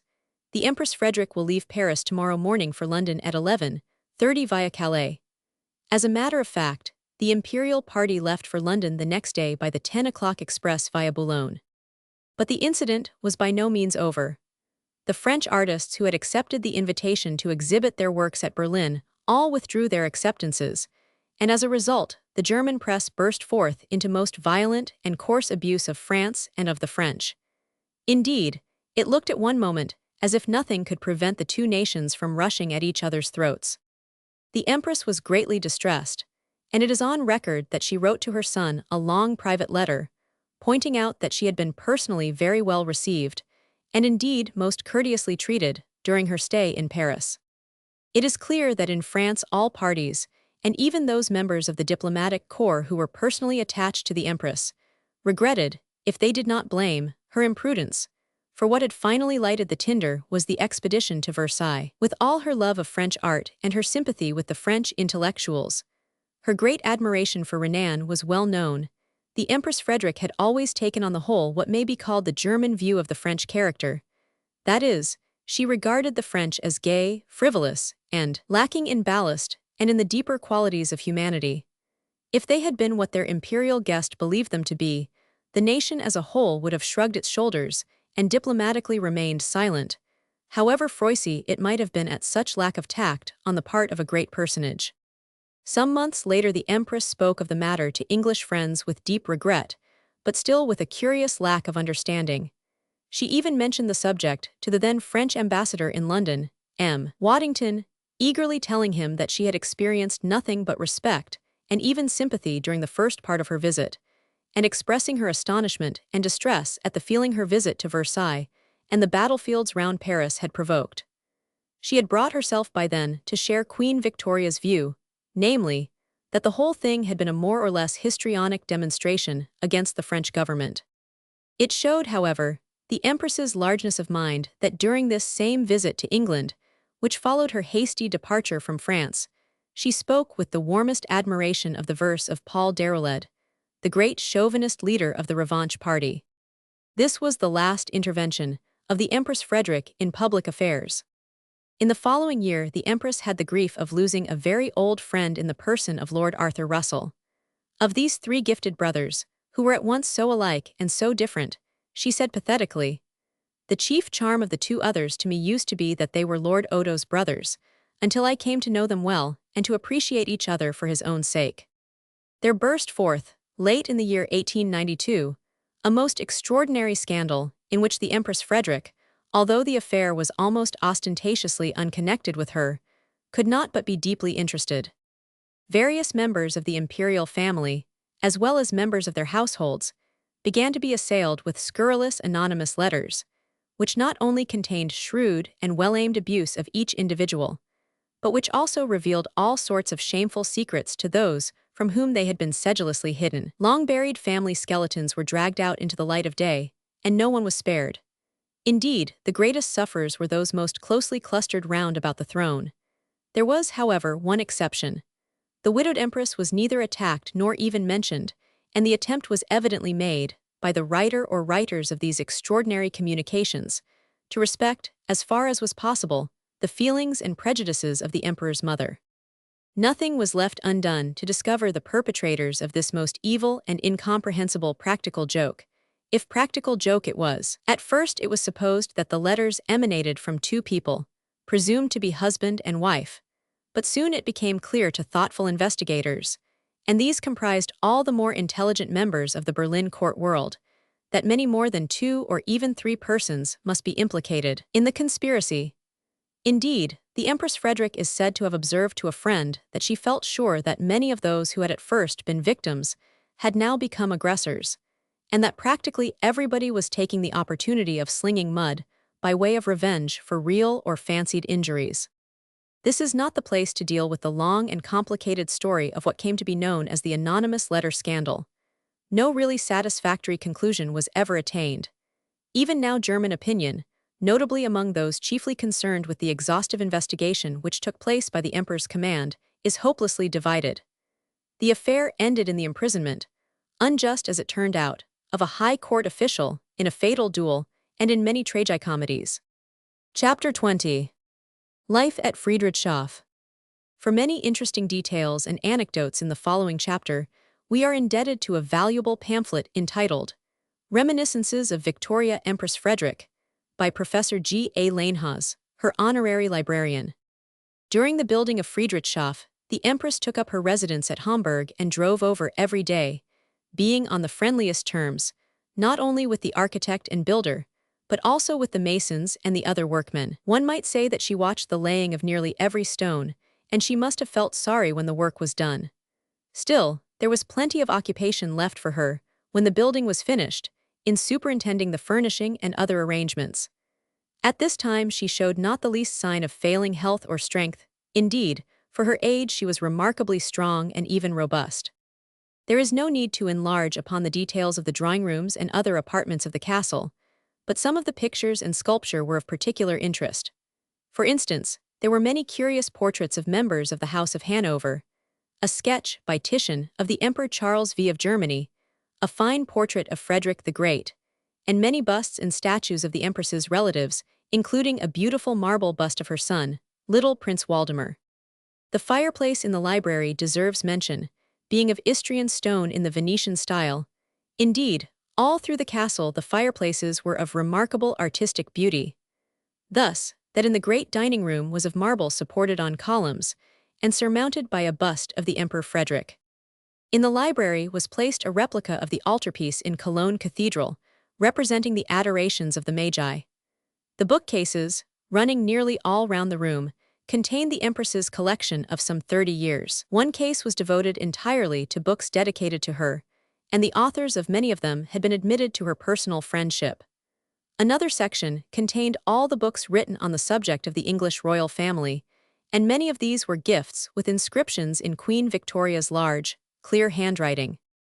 Every book in the library had been examined by the Empress, and many of them had been read and reread.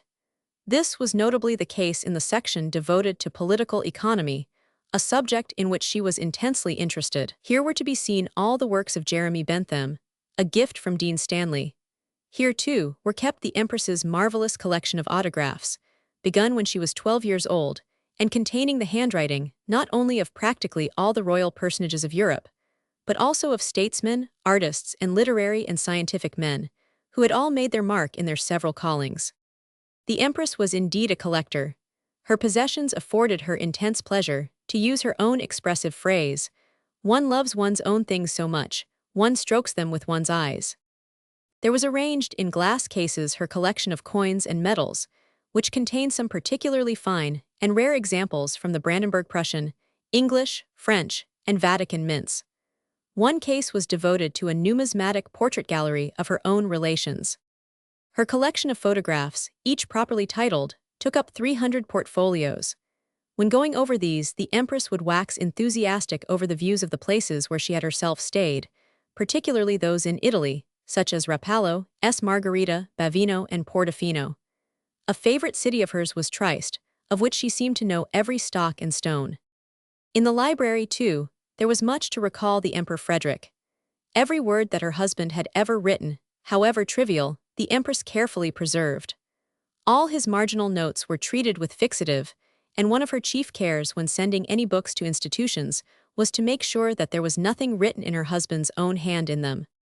In large image. The late Empress Frederick. The Empress was fond of collecting curiosities, bits of old oak, old sculpture, and silver, and she amused herself from time to time in bargaining for these things in cottages and dealers' shops. Nor was she superior to the familiar pride of the collector in displaying her treasures afterwards and explaining what bargains she had secured. The Empress, especially as a young woman, did not care very much for reading, though she was fond of being read aloud to, as are most royal personages. She was, however, passionately interested in books, and it is recorded that in her 10th year she spent all her pocket money on them. As she grew older, she read more, but she read in order to instruct herself rather than for pleasure. As a matter of course, she always read all those books published in her native country which made any stir, whether they were memoirs, books of exploration, essays, or novels. At 10:30 every morning, Sundays excepted, the Empress went into her library to work. She was an extremely rapid reader, and if her intellectual interests, science, theology, philosophy, history, literature, archaeology, art, economics, hygiene, may have seemed too discursive, there is abundant evidence to acquit her of dilettantism. She possessed in all these different branches a solid foundation of knowledge, which enabled her to understand and appreciate the discussions of experts. Like her brother, King Edward, she possessed in a high degree the truly royal gift of assimilating knowledge from conversation, and she had been so well grounded, so to speak, that whenever she talked with a specialist in any subject, she knew just what questions to ask. When reading a book, the Empress almost always made notes in the margin. This is interesting as showing how restlessly alive, and in a sense overstimulated, her brain must always have been. It is perhaps a fortunate thing during her long illness, for even then she never felt any wish to be idle or to sit alone and think of herself. In the grounds of Friedrichshof, Her Majesty was able to indulge to the full her love of gardening. Not only did she know the Latin names of every plant and flower, but she was a really practical gardener, able to design landscape schemes. The rosary, for instance, was her creation. About half an acre in extent, it resembled the rosary at Birkhall, on the Balmoral estate. It sloped gently upwards, divided into numerous little terraces, bearing double rows of half-standard roses, and it was bounded partly by a creeper-clad wall, and partly by trellis work over which roses were trained. In the flower-beds of her ordinary garden, Her Majesty showed her strong preference for old-fashioned English flowers. Indeed, throughout, she evidently aimed at reproducing the mingled beauty and repose so characteristic of English gardens. All kinds of trees, too, she planted, and many have the added interest of an iron tablet recording that it was planted by some royal or distinguished visitor. The Empress certainly had no lack of occupation and interest at Kronborg. She had always been fascinated by restoration and excavation work, and fortunately Kronborg possessed both an old castle and an old church, which she eagerly set herself to preserve for future generations. At the Old Burg, she found many ancient remains, such as arrowheads, keys, and sea, and most important of all, several Gothic iron Ofenplatte. She was interested in every detail. Once she spent a long time hunting for a passageway which she knew must be there because of the Pechnays, or slit in the wall through which boiling lead used to be poured in medieval sieges. When out riding, she always kept a keen lookout for survivals of the past. Thus, she was much interested in the iron crosses to be found in the Taunus, and she proposed to draw all the different kinds and publish a book about them. To the restoration of Kronborg Church, the Empress devoted an immense amount of personal trouble. 2 ministers and some important officials had to be approached before the order from the cabinet, was obtained, granting the necessary financial help. When it was at last issued, the Empress herself brought it to Kronborg, and arriving there in the evening, carried it the first thing in the morning to the pastor. Hardly a nail was put in the church without her knowledge. She studied and restudied for months the details of windows, doors, hinges, and her delight was great when under the whitewash she discovered some frescoes of the 15th century. A tablet was put up in the choir setting forth what the Empress had done for the restoration of the church, but here the truly modest nature of the woman showed itself. She had the tablet removed from the choir and refixed in a place high up where it is practically unseen. It is pleasant to look back on these comparatively happy years at Friedrichshof. The Empress as a rule dressed very simply in black.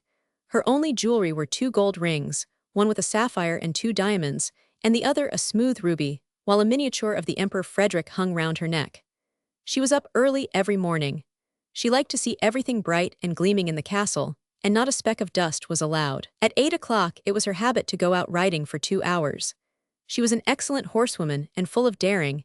Even when nearing 60, she still jumped difficult ditches and obstacles, and she always rode young and spirited animals. Once she was pushed against a wall by a frisky horse, and later, she had the more serious accident which some think brought about her final illness. But even in the worst weather she never gave up her morning ride.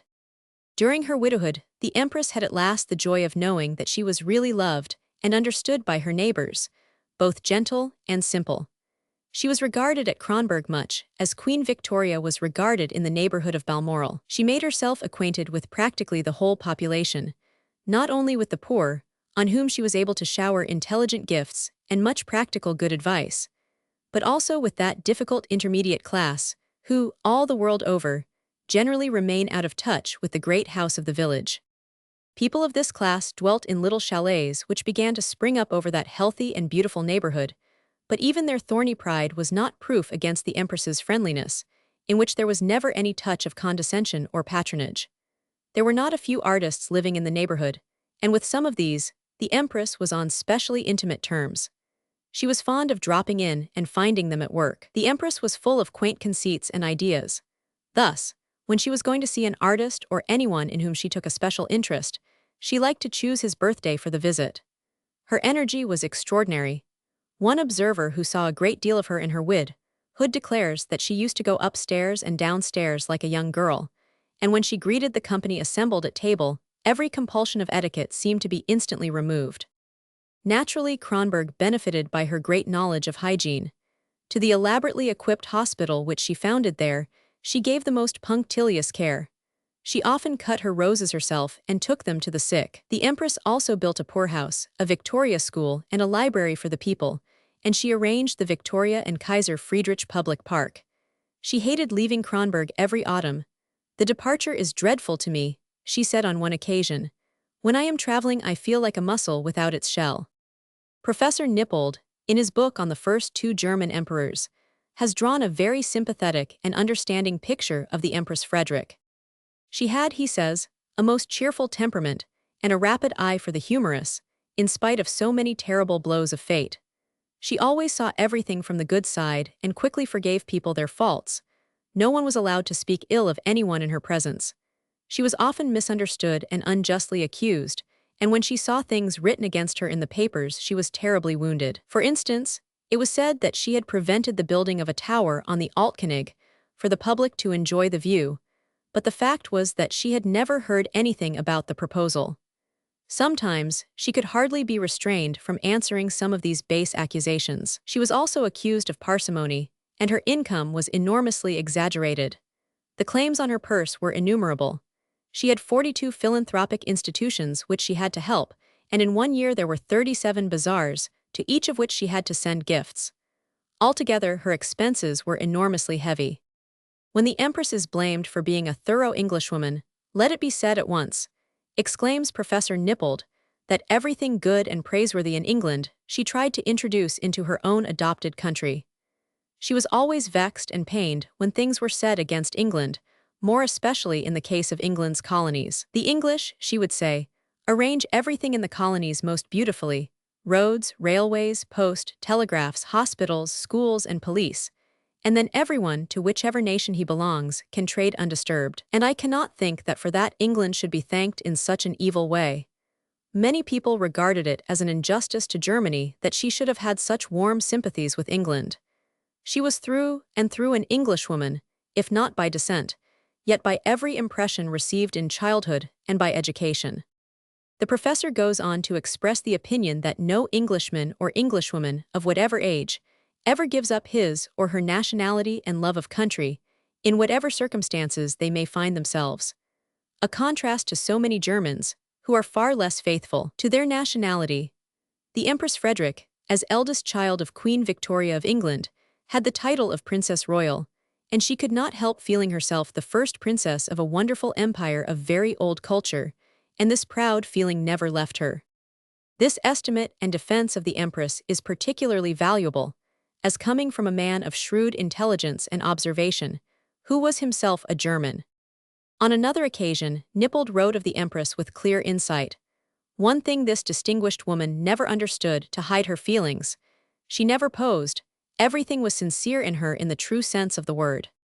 In her will the Empress left Professor Nippold a letter weight, which she had used every day, as a souvenir of a conversation they had had one evening in her study.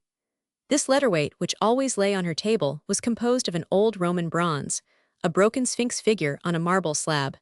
A ring bound this figure to the slab, and the inscription engraved was, "This stone was picked up by HRH Princess Elizabeth on the Walk of Frogmore, 1808.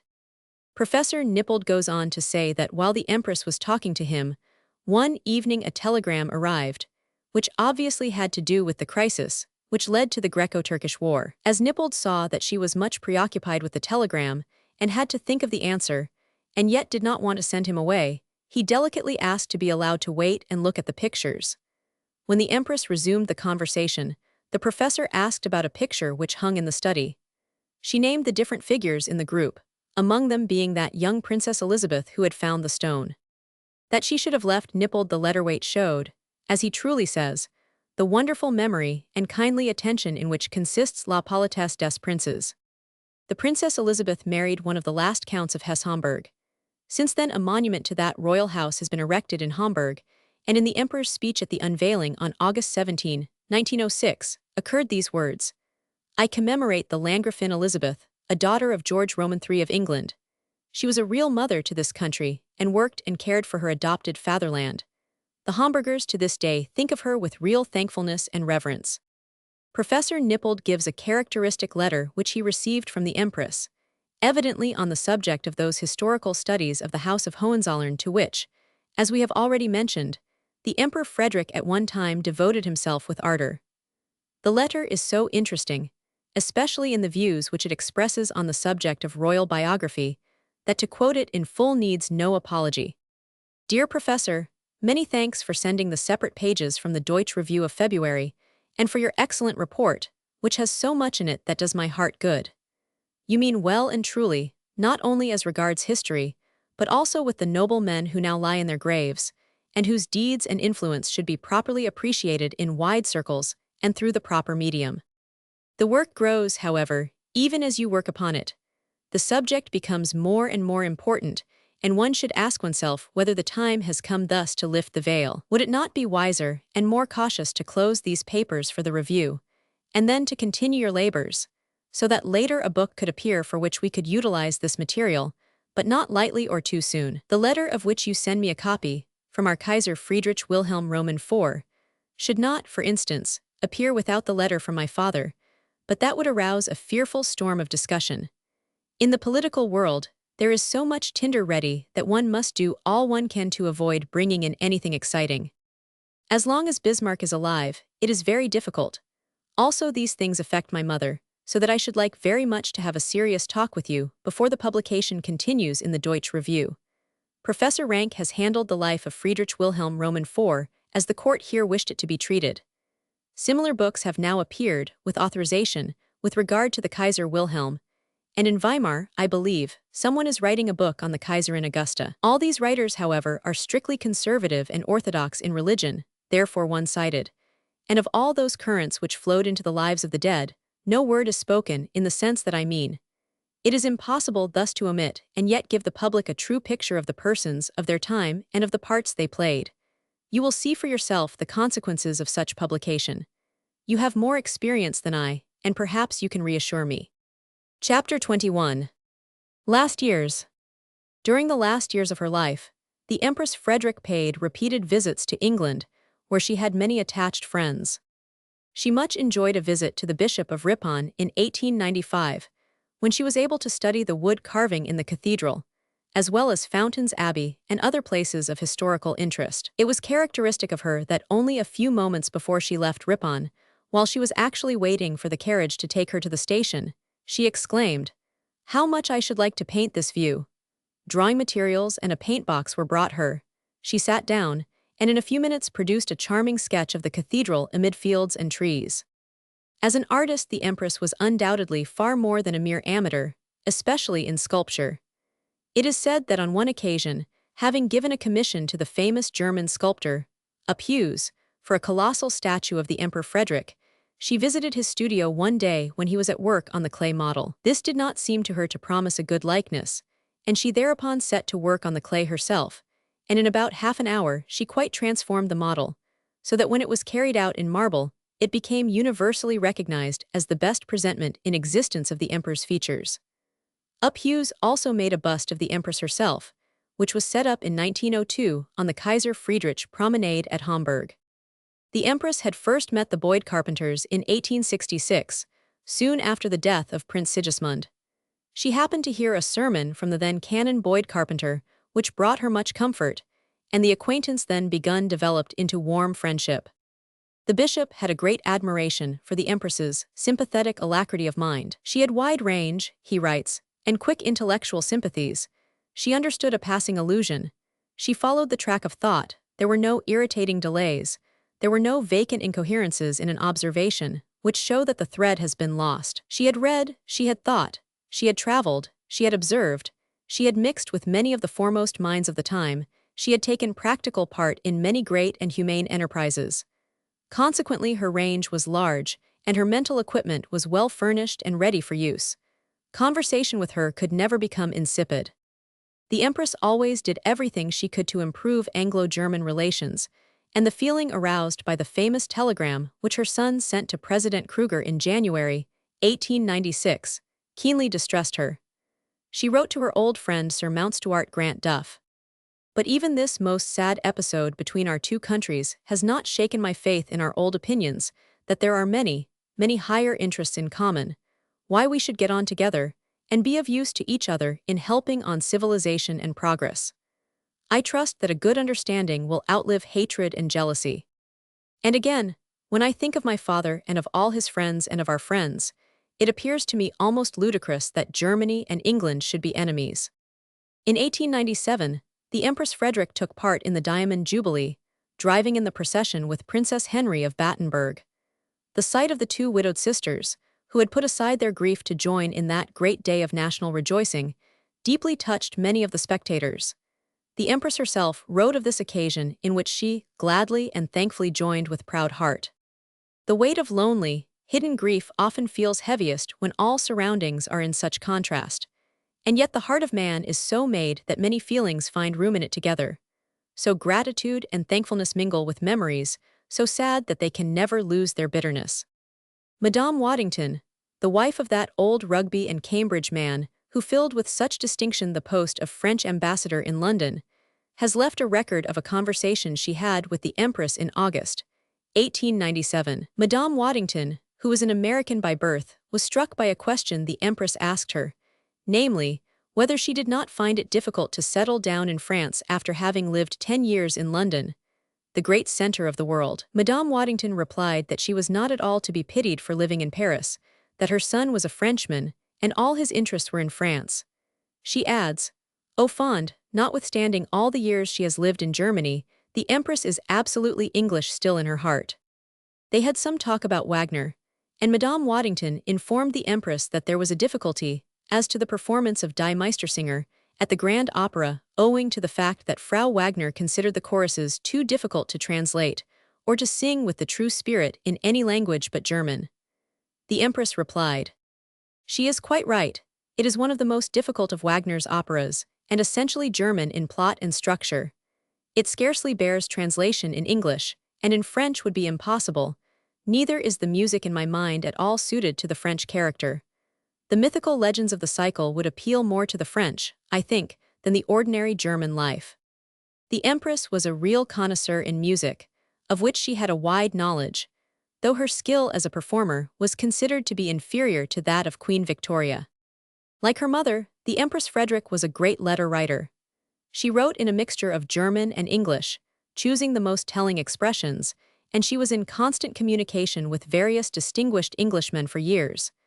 To them, she sent long and very frank letters about everything that interested her, especially foreign politics.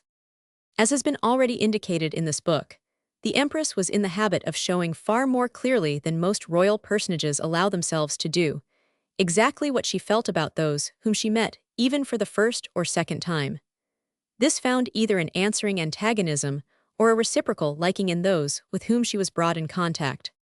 Many of the distinguished men whom she heartily admired speak of her, and that in their most secret letters and diaries, with an admiration approaching enthusiasm. But now and again comes a discordant note. Such may be found in Mr. G. W. Smalley's Anglo-American Memories. The old journalist describes her in a way which gives a far from pleasant impression of the Empress towards the end of her life. He was presented to her by the then Prince of Wales at Hamburg, and the first thing he noticed was that, though she was very like Queen Victoria, her manner was less simple and therefore had less authority. He also criticizes her dress, and observes that both the late queen and her eldest daughter showed an indifference to the art of personal adornment. Mr. Smalley admits that the Empress has a much greater vivacity than the Queen, but he thinks that this vivacity becomes restless, and that her mind can never be in repose. He says dryly that from her marriage and down to the day of the Emperor Frederick's death, she had lived in a dream world of her own creation, her belief being so strong, her conviction that she knew what was best for those about her so complete, that the facts had to adjust themselves as best they could to that belief and that conviction. As was the Empress's way when a stranger, and especially a foreigner, was presented to her, she at once began to talk of Mr. Smalley's country and of what she supposed would interest him. Instead of allowing him to say what he thought, she plunged directly into American topics, especially commenting on what she supposed to be the position of women in the United States. It soon became clear, or so he thought, that she had a correspondent in Chicago from whom she had derived her impressions. She talked with clearness, with energy and almost apostolic fervor, the voice penetrating rather than melodious. Mr. Smalley said to himself that all that she asserted might be true of Chicago, but of what else was it true? And he was evidently much nettled that she generalized from the Windy City to the rest of the United States.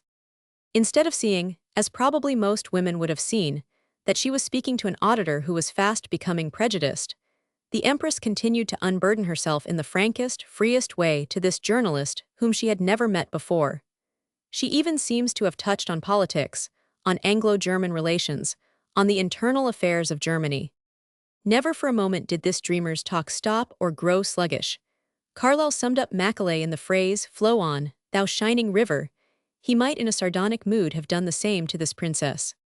It was an illuminating interview, declares Mr. Smalley, throwing light on events to come as well as on those of the past, and he goes on to explain that multitudes of Germans shared Bismarck's distrust of the crown princess and believed that she wanted to Anglicize Germany. He reiterates what has so often been said, that she told all comers that what Germany needed was parliamentary government as it was understood and practiced in England. In little things, as in great, she made no secret for her preference for what was English over what was German. Judgment was not her strong point, nor was tact.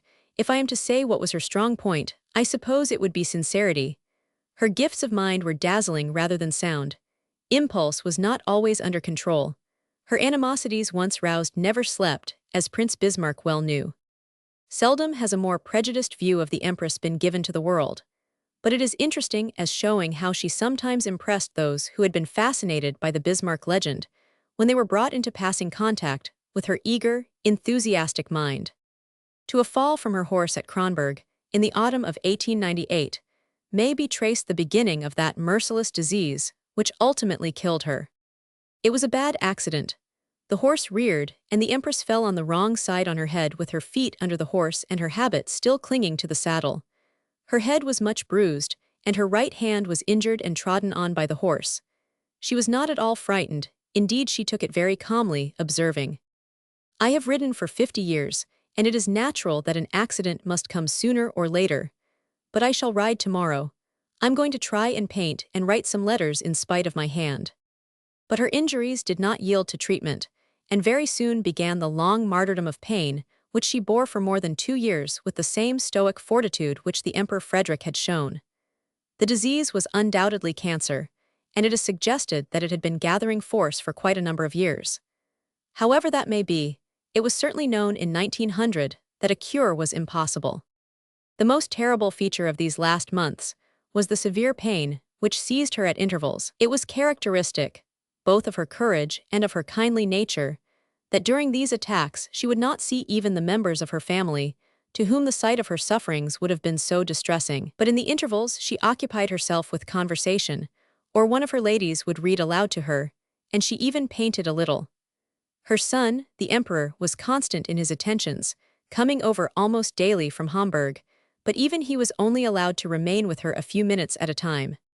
Physically, the patient had suffered a great change. Her cheeks, which had been round and apparently in the bloom of health, gradually became thin and sunken, and her face assumed that curious transparent paleness which is the unmistakable sign of approaching death. It is said that when the Empress received the news of Queen Victoria's death, in January 1901, she said to those about her, "I wish I were dead too." But for more than 6 months longer she bore with extraordinary fortitude the chronic suffering which the most able physicians were unable to relieve. Her consideration for those around her was constant. On one occasion, in a spasm of agony, she cried out loudly and seized the nurse's hand, then at once apologized. "I am so sorry, I am afraid I hurt you." The nurse said afterwards, "I have only been with the Empress for a week, but already she has filled me with higher ideals, and I am going back resolved to be a better nurse than ever." As long as it was possible, the Empress continued her painting and drawing, and to the very end, she was especially happy when she was able to work with some practical object in view, such as the laying out of a new rose garden or suggesting alterations in architectural plans. Her greatest pleasure, and she was intensely susceptible to happiness even during the last 6 sad months, was a visit from her eldest brother. When she was expecting King Edward, she supervised closely every little arrangement made for his comfort and convenience, and while doing so, she would be wheeled in her bath chair about the rooms he was to occupy. She felt most deeply the attacks which were then being made in Germany on England, and even on King Edward at the time of the Boer War. An article in the Vossische Zeitung, which observed that such attacks on a constitutional sovereign were unworthy of a great nation, gave her much satisfaction. King Edward paid his last visit to his sister at Kronborg in February 1901. A contemporary chronicler notes that everything was arranged to show that the visit was meant for the Empress Frederick and not for her son. This was doubtless by the wish of the emperor himself, for though he did all due honor to his uncle, meeting him at Frankfurt and conducting him across the lovely Taunus Valley to the very door of Friedrichshof, he took leave of King Edward at the threshold, so that the brother and sister might be alone at their first meeting. Among the last English visitors received by the Empress at Friedrichshof were her old friends, the Boyd Carpenters. This was in May 1901. They found her on their arrival lying on a couch in her beautiful garden, and the bishop was struck by her likeness to Queen Victoria, a likeness enhanced by the black dress and by the form of hat which she wore. The Empress rejoiced in the spring and in the color which was spreading everywhere through her garden. She still took a practical interest in everything concerning the beautiful home she had created. The bishop gives one instance: the great blue face of the clock, the tower of which dominated Friedrichshof, needed repainting. Before she decided what exact tint should be used, she caused slips of paper giving different shades of blue to be held up against the face of the clock. Then she made up her mind. Once, as they passed through the flower garden together, she quoted to the bishop the words, "The effectual prayer of a righteous man availeth much." Another time, looking round at the beauty of the trees she had planted, she said, "I feel like Moses on Pisgah, looking at the land of promise which I must not enter." When parting from Mrs. Boyd Carpenter, for whom she had a great regard, the Empress gave her a bracelet of her own, one she had often worn and with which she had affectionate associations. To the bishop she gave a seal which had belonged to Queen Victoria and which had been in the room when the Queen died. It commemorated a picnic in Scotland, in which the Queen, the Prince Consort, and Princess Alice had shared. The seal, mounted in silver and set in Aberdeen granite, was a cairngorm found by Prince Albert and Princess Alice on that day. The bishop remained with her a moment at the very last, and she said to him, "When I am gone, I want you to read the English burial service over me." And then she characteristically explained to him exactly what would have to be done to make this possible. When the end came 3 months later, thanks to the prompt acquiescence of the emperor, his mother's wishes were carried out. The empress became much worse at the beginning of August, and by the wish of her son, Canon Tainmouthshire was telegraphed for. He arrived at Friedrichshof on August 5, and in the presence of the emperor and the empress's daughters, the canon knelt down and offered some prayers from the office for the visitation of the sick. The whole sad scene, he says, was quite overpowering and far too sacred for him to describe. The dying empress was at first slightly conscious, and I could see a gentle movement of her lips as we said the Lord's Prayer. Towards 6 o'clock in the evening the canon was again summoned to the sick room. The sweet noble soul was just passing away. I said a few prayers at the bedside, concluding with the first 2 verses of that exquisite poem, "Now the labor's task is o'er." A butterfly flew into the room and hovered for a while over the dying empress, and when she had breathed her last it spread its wings and flew out into the free air again. The emperor desired Canon Tainmouthshire to arrange with Dr. Boyd Carpenter for a private funeral service to be held at Friedrichshof. On the following Sunday, the canon preached a funeral sermon in the English church at Hamburg.